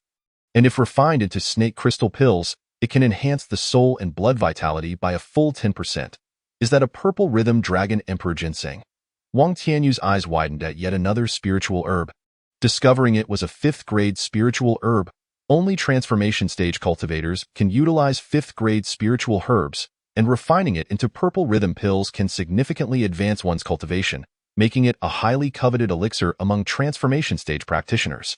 The purple rhythm dragon emperor ginseng was enveloped in a mystical purple aura, adorned with 12 purple flowers, signifying its age of 12,000 years. Numerous other herbs with ages spanning thousands to tens of thousands of years surrounded him. Over 10,000-year-old dragon whiskers ice fire fruit, a fifth-grade spiritual herb, 8,000-year-old dragon anomaly flower, a fourth-grade spiritual herb, 5,000-year-old dragon eye fruit, a fourth-grade spiritual herb, 19,000-year-old nine-tailed dragon nightshade flower, a fifth-grade spiritual herb, 15,000-year-old ice fire dragon scale fruit, a fifth-grade spiritual herb, 20,000-year-old nine-leaf dragon soul flower, a fifth-grade spiritual herb. Even if a transformation stage cultivator's soul were to shatter, consuming a nine-leaf dragon soul flower or a dragon soul pill refined from it could allow them to reconstitute their soul and reclaim their life. 18,000-year-old dragon heart nine-leaf mushroom, a fifth-grade spiritual herb, 9,000-year-old spiritual dragon celestial mushroom, a fourth-grade spiritual herb, 4,000-year-old broken dragon root, a fourth-grade spiritual herb, 8,000-year-old soul infant fruit, a fourth-grade spiritual herb. When breaking through to the nascent soul stage, consuming a soul infant fruit or a soul infant pill refined from it can increase the chances of advancement to the nascent soul stage by 30%. Countless precious spiritual herbs that Wang Tianyu had only glimpsed in the legacy jade slips of the Liuguang sect now lay before him in their true forms. There were even some spiritual herbs he did not recognize. He gazed at the densely packed rare medicinal plants flourishing on the expansive flat ground surrounding the several hundred zhang-wide blood pool. Realizing that this was nothing short of a spiritual herb garden, the age of the spiritual herbs here ranged from a maximum of 20,000 years to a minimum of several hundred years. And the variety was abundant, essentially providing Wang Tianyu with a veritable repository of spiritual herbs. With such a bounty laid before him, how could Wang Tianyu possibly restrain himself? He hurriedly began to select and carefully excavate one specimen of each type, transplanting them into the gourd space. Although he had no immediate use for these high-grade spiritual herbs, they would undoubtedly prove useful in the future. He persistently cleared away all the spiritual herbs, excavating only one of each variety as seeds, for he could utilize the gourd space for boundless cultivation. Ever since he discovered the remarkable capabilities of the gourd space through cultivating blood spirit grass, he had taken to extracting any spiritual herbs growing in unique environments without concern for waste. After several hours, he had encircled the blood pool, excavating every variety of spiritual herb he lacked, leaving behind numerous deep pits where the herbs had once thrived. Wang Tianyu's grand endeavor did not escape the notice of the mysterious being concealed within the blood pool, which observed him intently. If not for some special circumstance preventing it from leaving the pool, it would have relished the opportunity to swallow Wang Tianyu whole in its fury. Finally, he was nearing completion, with only the 2,000-year-old nine-leaf dragon soul flower remaining. Wang Tianyu brushed the dirt from his hands, surveying the uneven terrain of the medicinal garden he had just excavated, and then gazed at the several nine-leaf dragon soul flowers before him. The oldest among them was 2,000 years, while the youngest was merely 3,000 years. After some contemplation, he decided to extract the 2,000-year-old nine-leaf dragon soul flower, as it was on the verge of maturity, bearing 9 seeds that would allow for propagation once they fell. Without hesitation, he began to carefully strip away the soil surrounding the roots of the nine-leaf dragon soul flower, taking great care to extract the primary roots.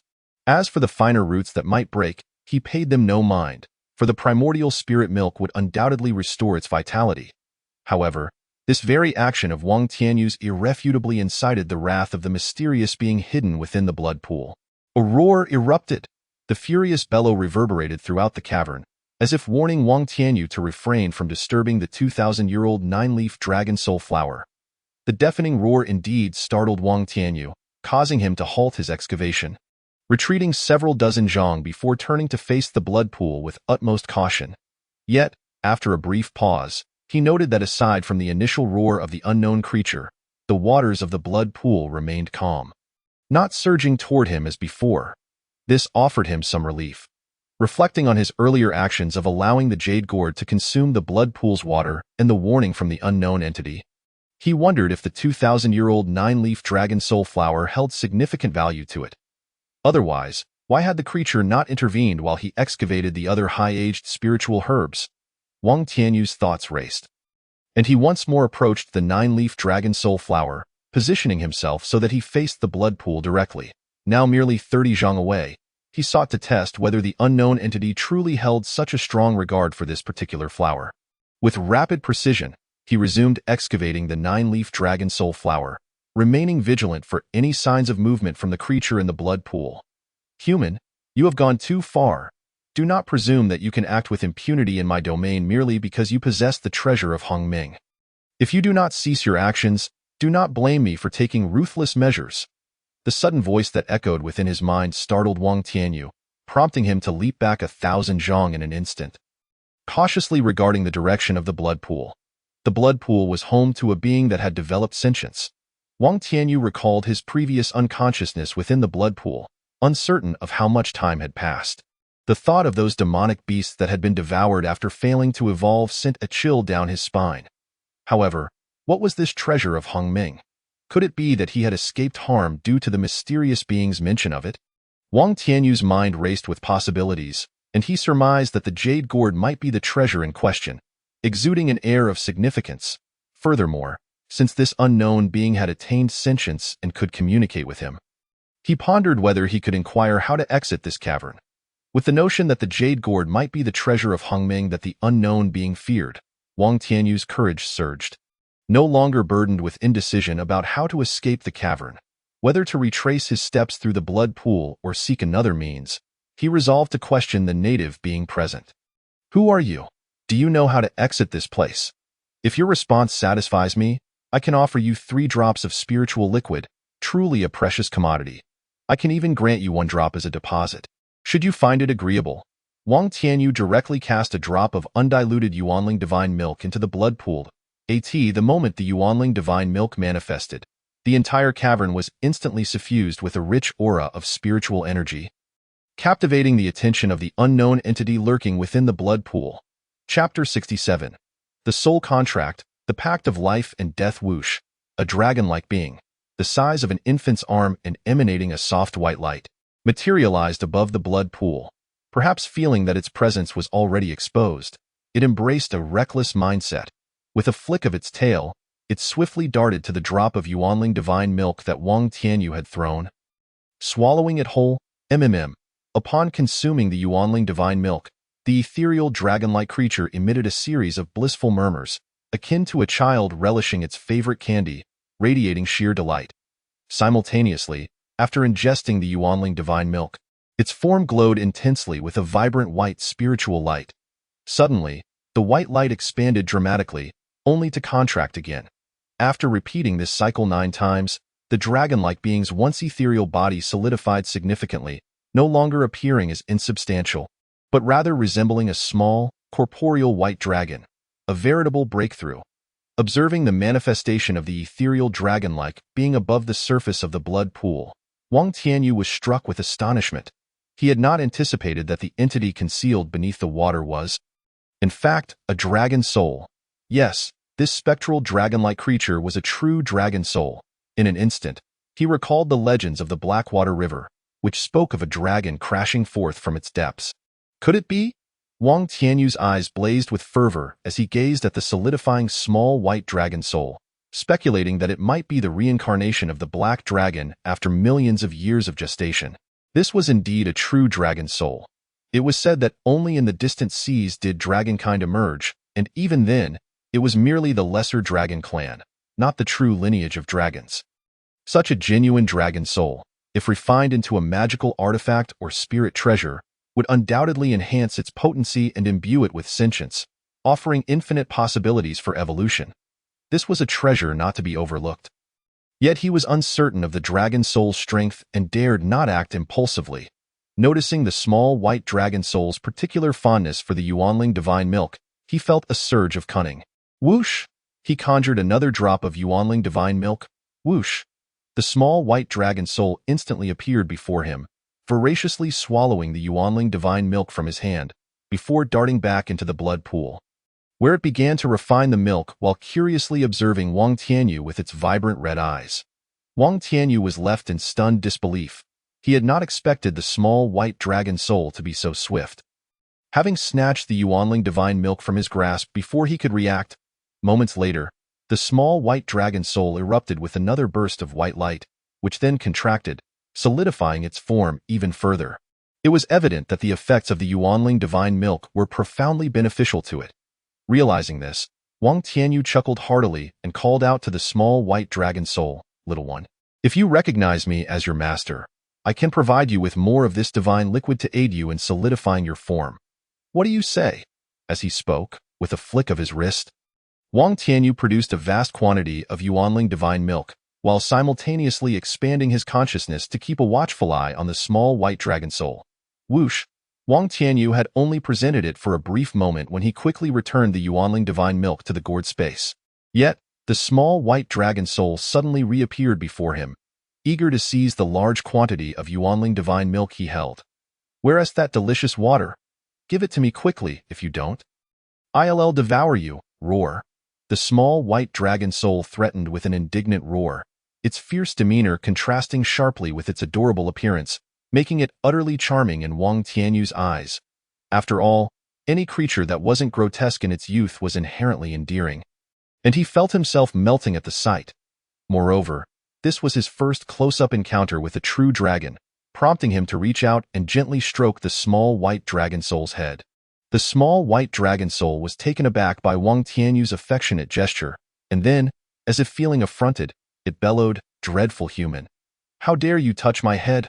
Roar. "I shall eat you. Just wait. When I grow big, I will surely devour you. Whoosh, come and drink." Wang Tianyu, amused by the little one's antics, couldn't resist presenting another generous portion of Yuanling divine milk. In an instant, the previously chattering small white dragon soul fell silent. Opening its mouth wide in an attempt to consume it, however, it soon realized that it could only digest a single drop.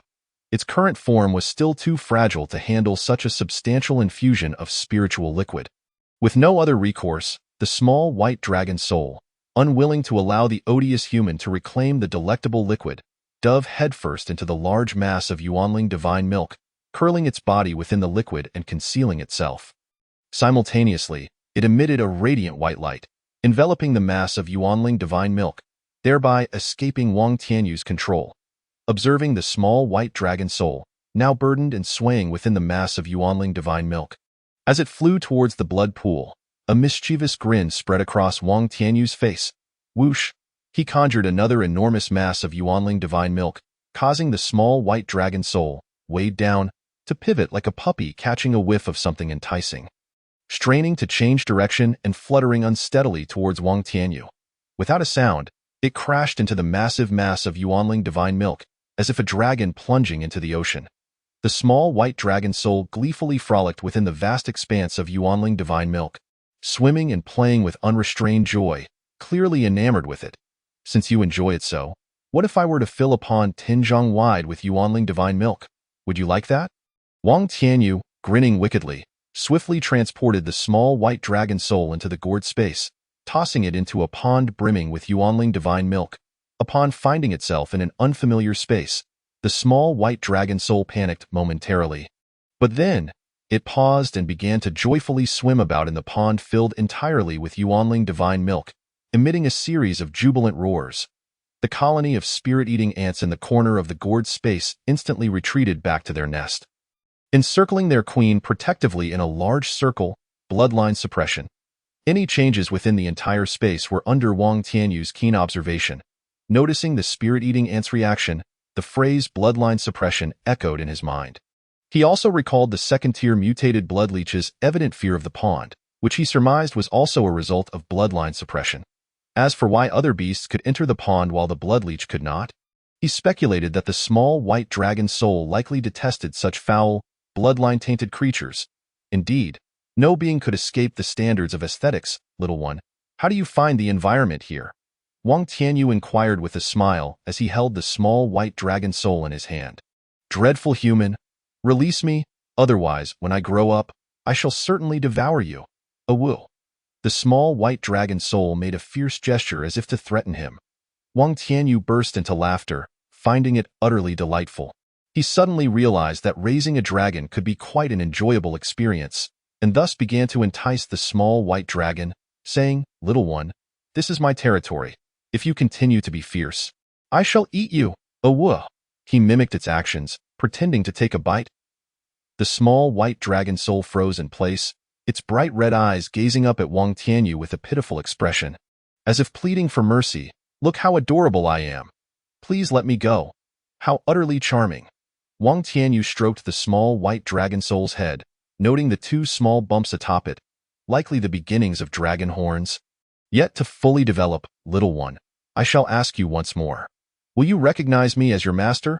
Should you do so, I shall provide you with an unlimited supply of this delightful liquid and allow you to remain in this nourishing environment. What do you say? Wang Tianyu spoke earnestly, tempting the small white dragon. I will agree to recognize you as my master, but it must be through a life and death contract. Should either party perish, the other shall follow suit. If you dare to sign, I shall acknowledge you as my master. The small white dragon's red eyes darted with cunning, ultimately surrendering to the temptation. However, it stipulated its condition. No, if you are too weak and die, I would be doomed as well. We must add a clause. As long as we do not betray one another, if either of us dies due to external forces, the other shall remain unharmed.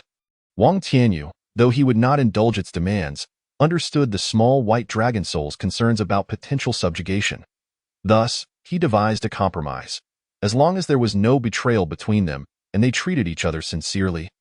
If either were to perish due to external influences, the other would not suffer the same fate. Very well, I agree. I fear that if you are too weak and fall to someone else's blade, my prospects for the future would be thwarted. The small white dragon soul gradually perceived that this human cultivator was rather agreeable and reverted to its childish nature, muttering dismissively, Fine, fine, fine. You're impressive. You have great prospects. Now, proceed with the life and death contract. For this is my first encounter with such a thing, I rely on you. Wang Tianyu maintained an unflappable demeanor as he coaxed the small white dragon soul. Reminiscent of a cunning wolf, foolish human, observe how I cast the spell. The small white dragon, flattered by Wang Tianyu's words, proudly performed a blood-colored Tai Chi pattern spell. The blood-red Tai Chi symbol split into two, imprinting itself upon the souls of both the small white dragon and Wang Tianyu, thereby sealing their life and death pact. Chapter 68. The transformation of the gourd, the perfecting of the spirit sensing the emergence of a blood-red Taiji symbol within his spirit. Wang Tianyu endeavored to communicate with the soul of the little white dragon. Little one, do you still have any use for the water in that blood pool? If not, I shall devour it, generating more delightful water. What do you think? Are you certain it will yield more delectable water? The little white dragon's soul hesitated momentarily, its youthful tone questioning. You surely wouldn't believe my empty words. Just wait until I consume the blood pool water. You will feel the difference in this pond.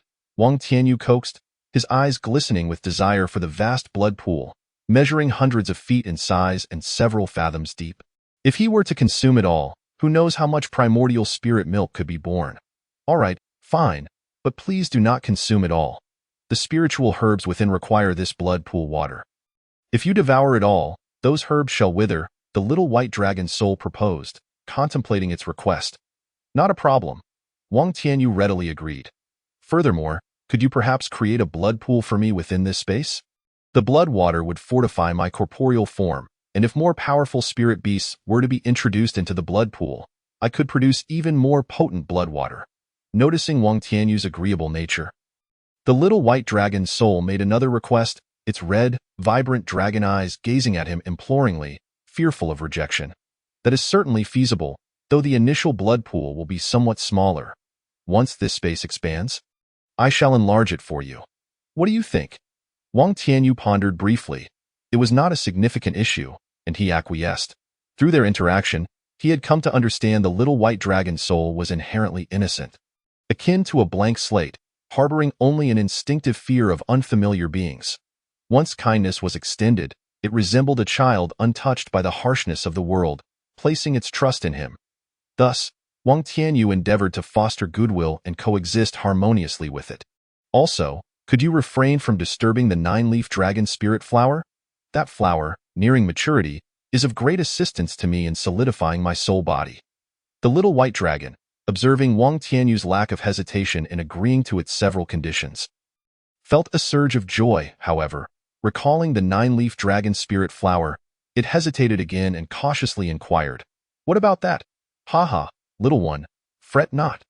The reason I intend to excavate that nine-leaf dragon spirit flower is for the 9 seeds it will yield. Shortly, I will uproot it and plant it within this space. You can water it with the remaining drinkable water, and it will soon mature. At that time, you can consume it. However, the seeds must remain with me. So we can cultivate several more.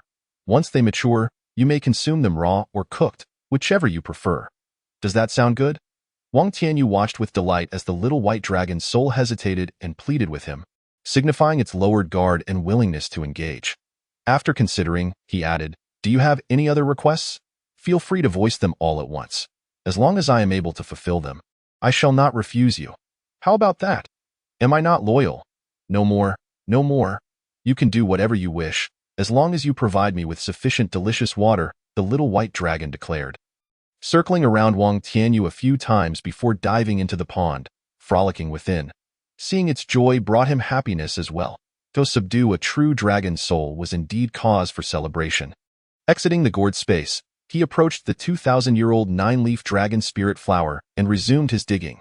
This time, without the little white dragon's soul causing any disturbance, he completed the extraction of the nine-leaf dragon spirit flower's main root in merely 2 incense sticks worth of time.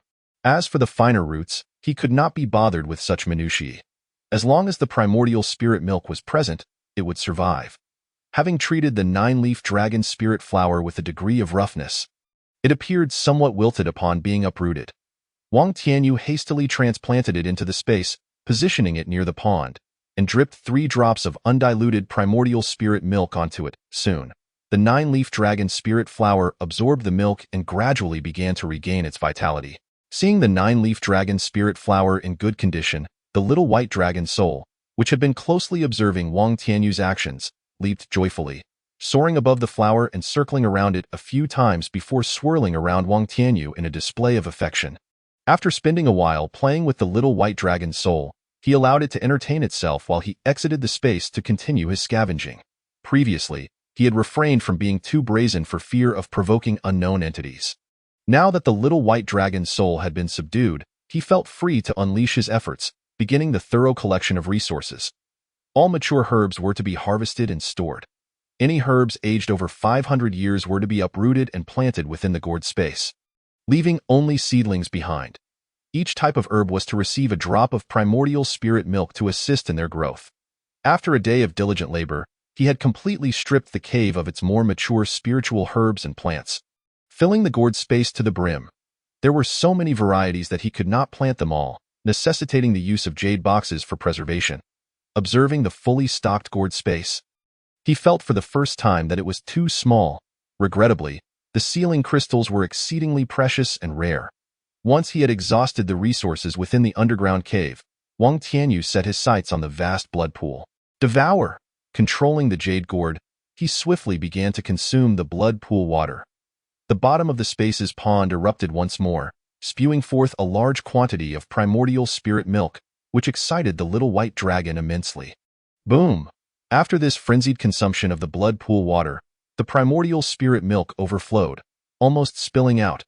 Watching the water level in the blood pool drop only a few inches, Wang Tianyu contemplated whether to seize the opportunity to withdraw when suddenly he was drawn by a resonant thrumming from the jade gourd in his consciousness. Then, his connection with the gourd space was severed. This unforeseen event startled him, and he attempted to communicate with the jade gourd. but it yielded no response. All he could observe was the gourd emitting waves of jade-hued mysterious light, radiating halos around his consciousness. This jade-hued light illuminated his consciousness, enveloping him in immense comfort. And he felt as if his consciousness was gradually expanding, his spirit being passively strengthened. A breakthrough? Upon witnessing this phenomenon, Wang Tianyu's first thought was that the jade gourd seemed to be on the verge of a breakthrough. However, as the jade-hued light enveloped his consciousness and spirit, he instinctively entered a meditative state, guiding the unclaimed mysterious light to meld with his consciousness and spirit. 2 days passed in the blink of an eye. And Wang Tianyu awakened from his meditative state. A glimmer of brilliance flashed in his eyes as he felt his spirit had grown several-fold in strength, and the space of his consciousness had expanded significantly. The pressure emanating from him surged exponentially. He sensed that he had never felt better. After the enhancement from the blood pool, his physical body and vital energy had amplified several times and reached perfection. Now, with the jade gourd's release of jade-hued light, his spirit had also expanded several times and achieved completeness. Conversely, the true energy within his dantian lagged considerably behind, as it had not yet reached the same level of maturity as his perfected physical body and spirit. Previously somewhat solidified, the true energy now appeared feeble by comparison to his vastly strengthened body and spirit. With both his physical body and spirit perfected, he merely needed to refine his true energy, solidifying it to completeness in order to facilitate his own breakthrough into the foundation establishment stage, without the need for foundation establishment pills. Cultivators require foundation establishment pills because many of them are unable to perfect their physical bodies and spirits, necessitating such protective measures. In the aftermath of this breakthrough, Wang Tianyu was in high spirits. He shifted his focus back to the jade gourd within his consciousness, discovering that its size remained unchanged, having returned to a tranquil state, no longer emanating jade-hued light. Thus, he effortlessly communicated with the gourd space, and with a thought, vanished from his location. Chapter 69. Scavenging and the Method of Departure. Scavenging and the Method of Departure. Wow. Upon entering the gourd space, Wang Tianyu gazed at the revitalized surroundings, unable to restrain his astonishment. The space had expanded. What was once a 1-mile radius gourd space had transformed into an expansive area spanning 10 miles. The central pond had morphed into a small lake measuring half a mile across, with only a shallow pool of primordial spirit milk remaining, concentrated at the spring in the lake center. Curse that human! What have you done? The delightful water has vanished in an instant, leaving only a fraction behind that continues to dissipate. Return my water. The little white dragon, now growing larger, swam back and forth in the expanded space. Upon noticing Wang Tianyu's arrival, it instantly materialized before him, glaring fiercely.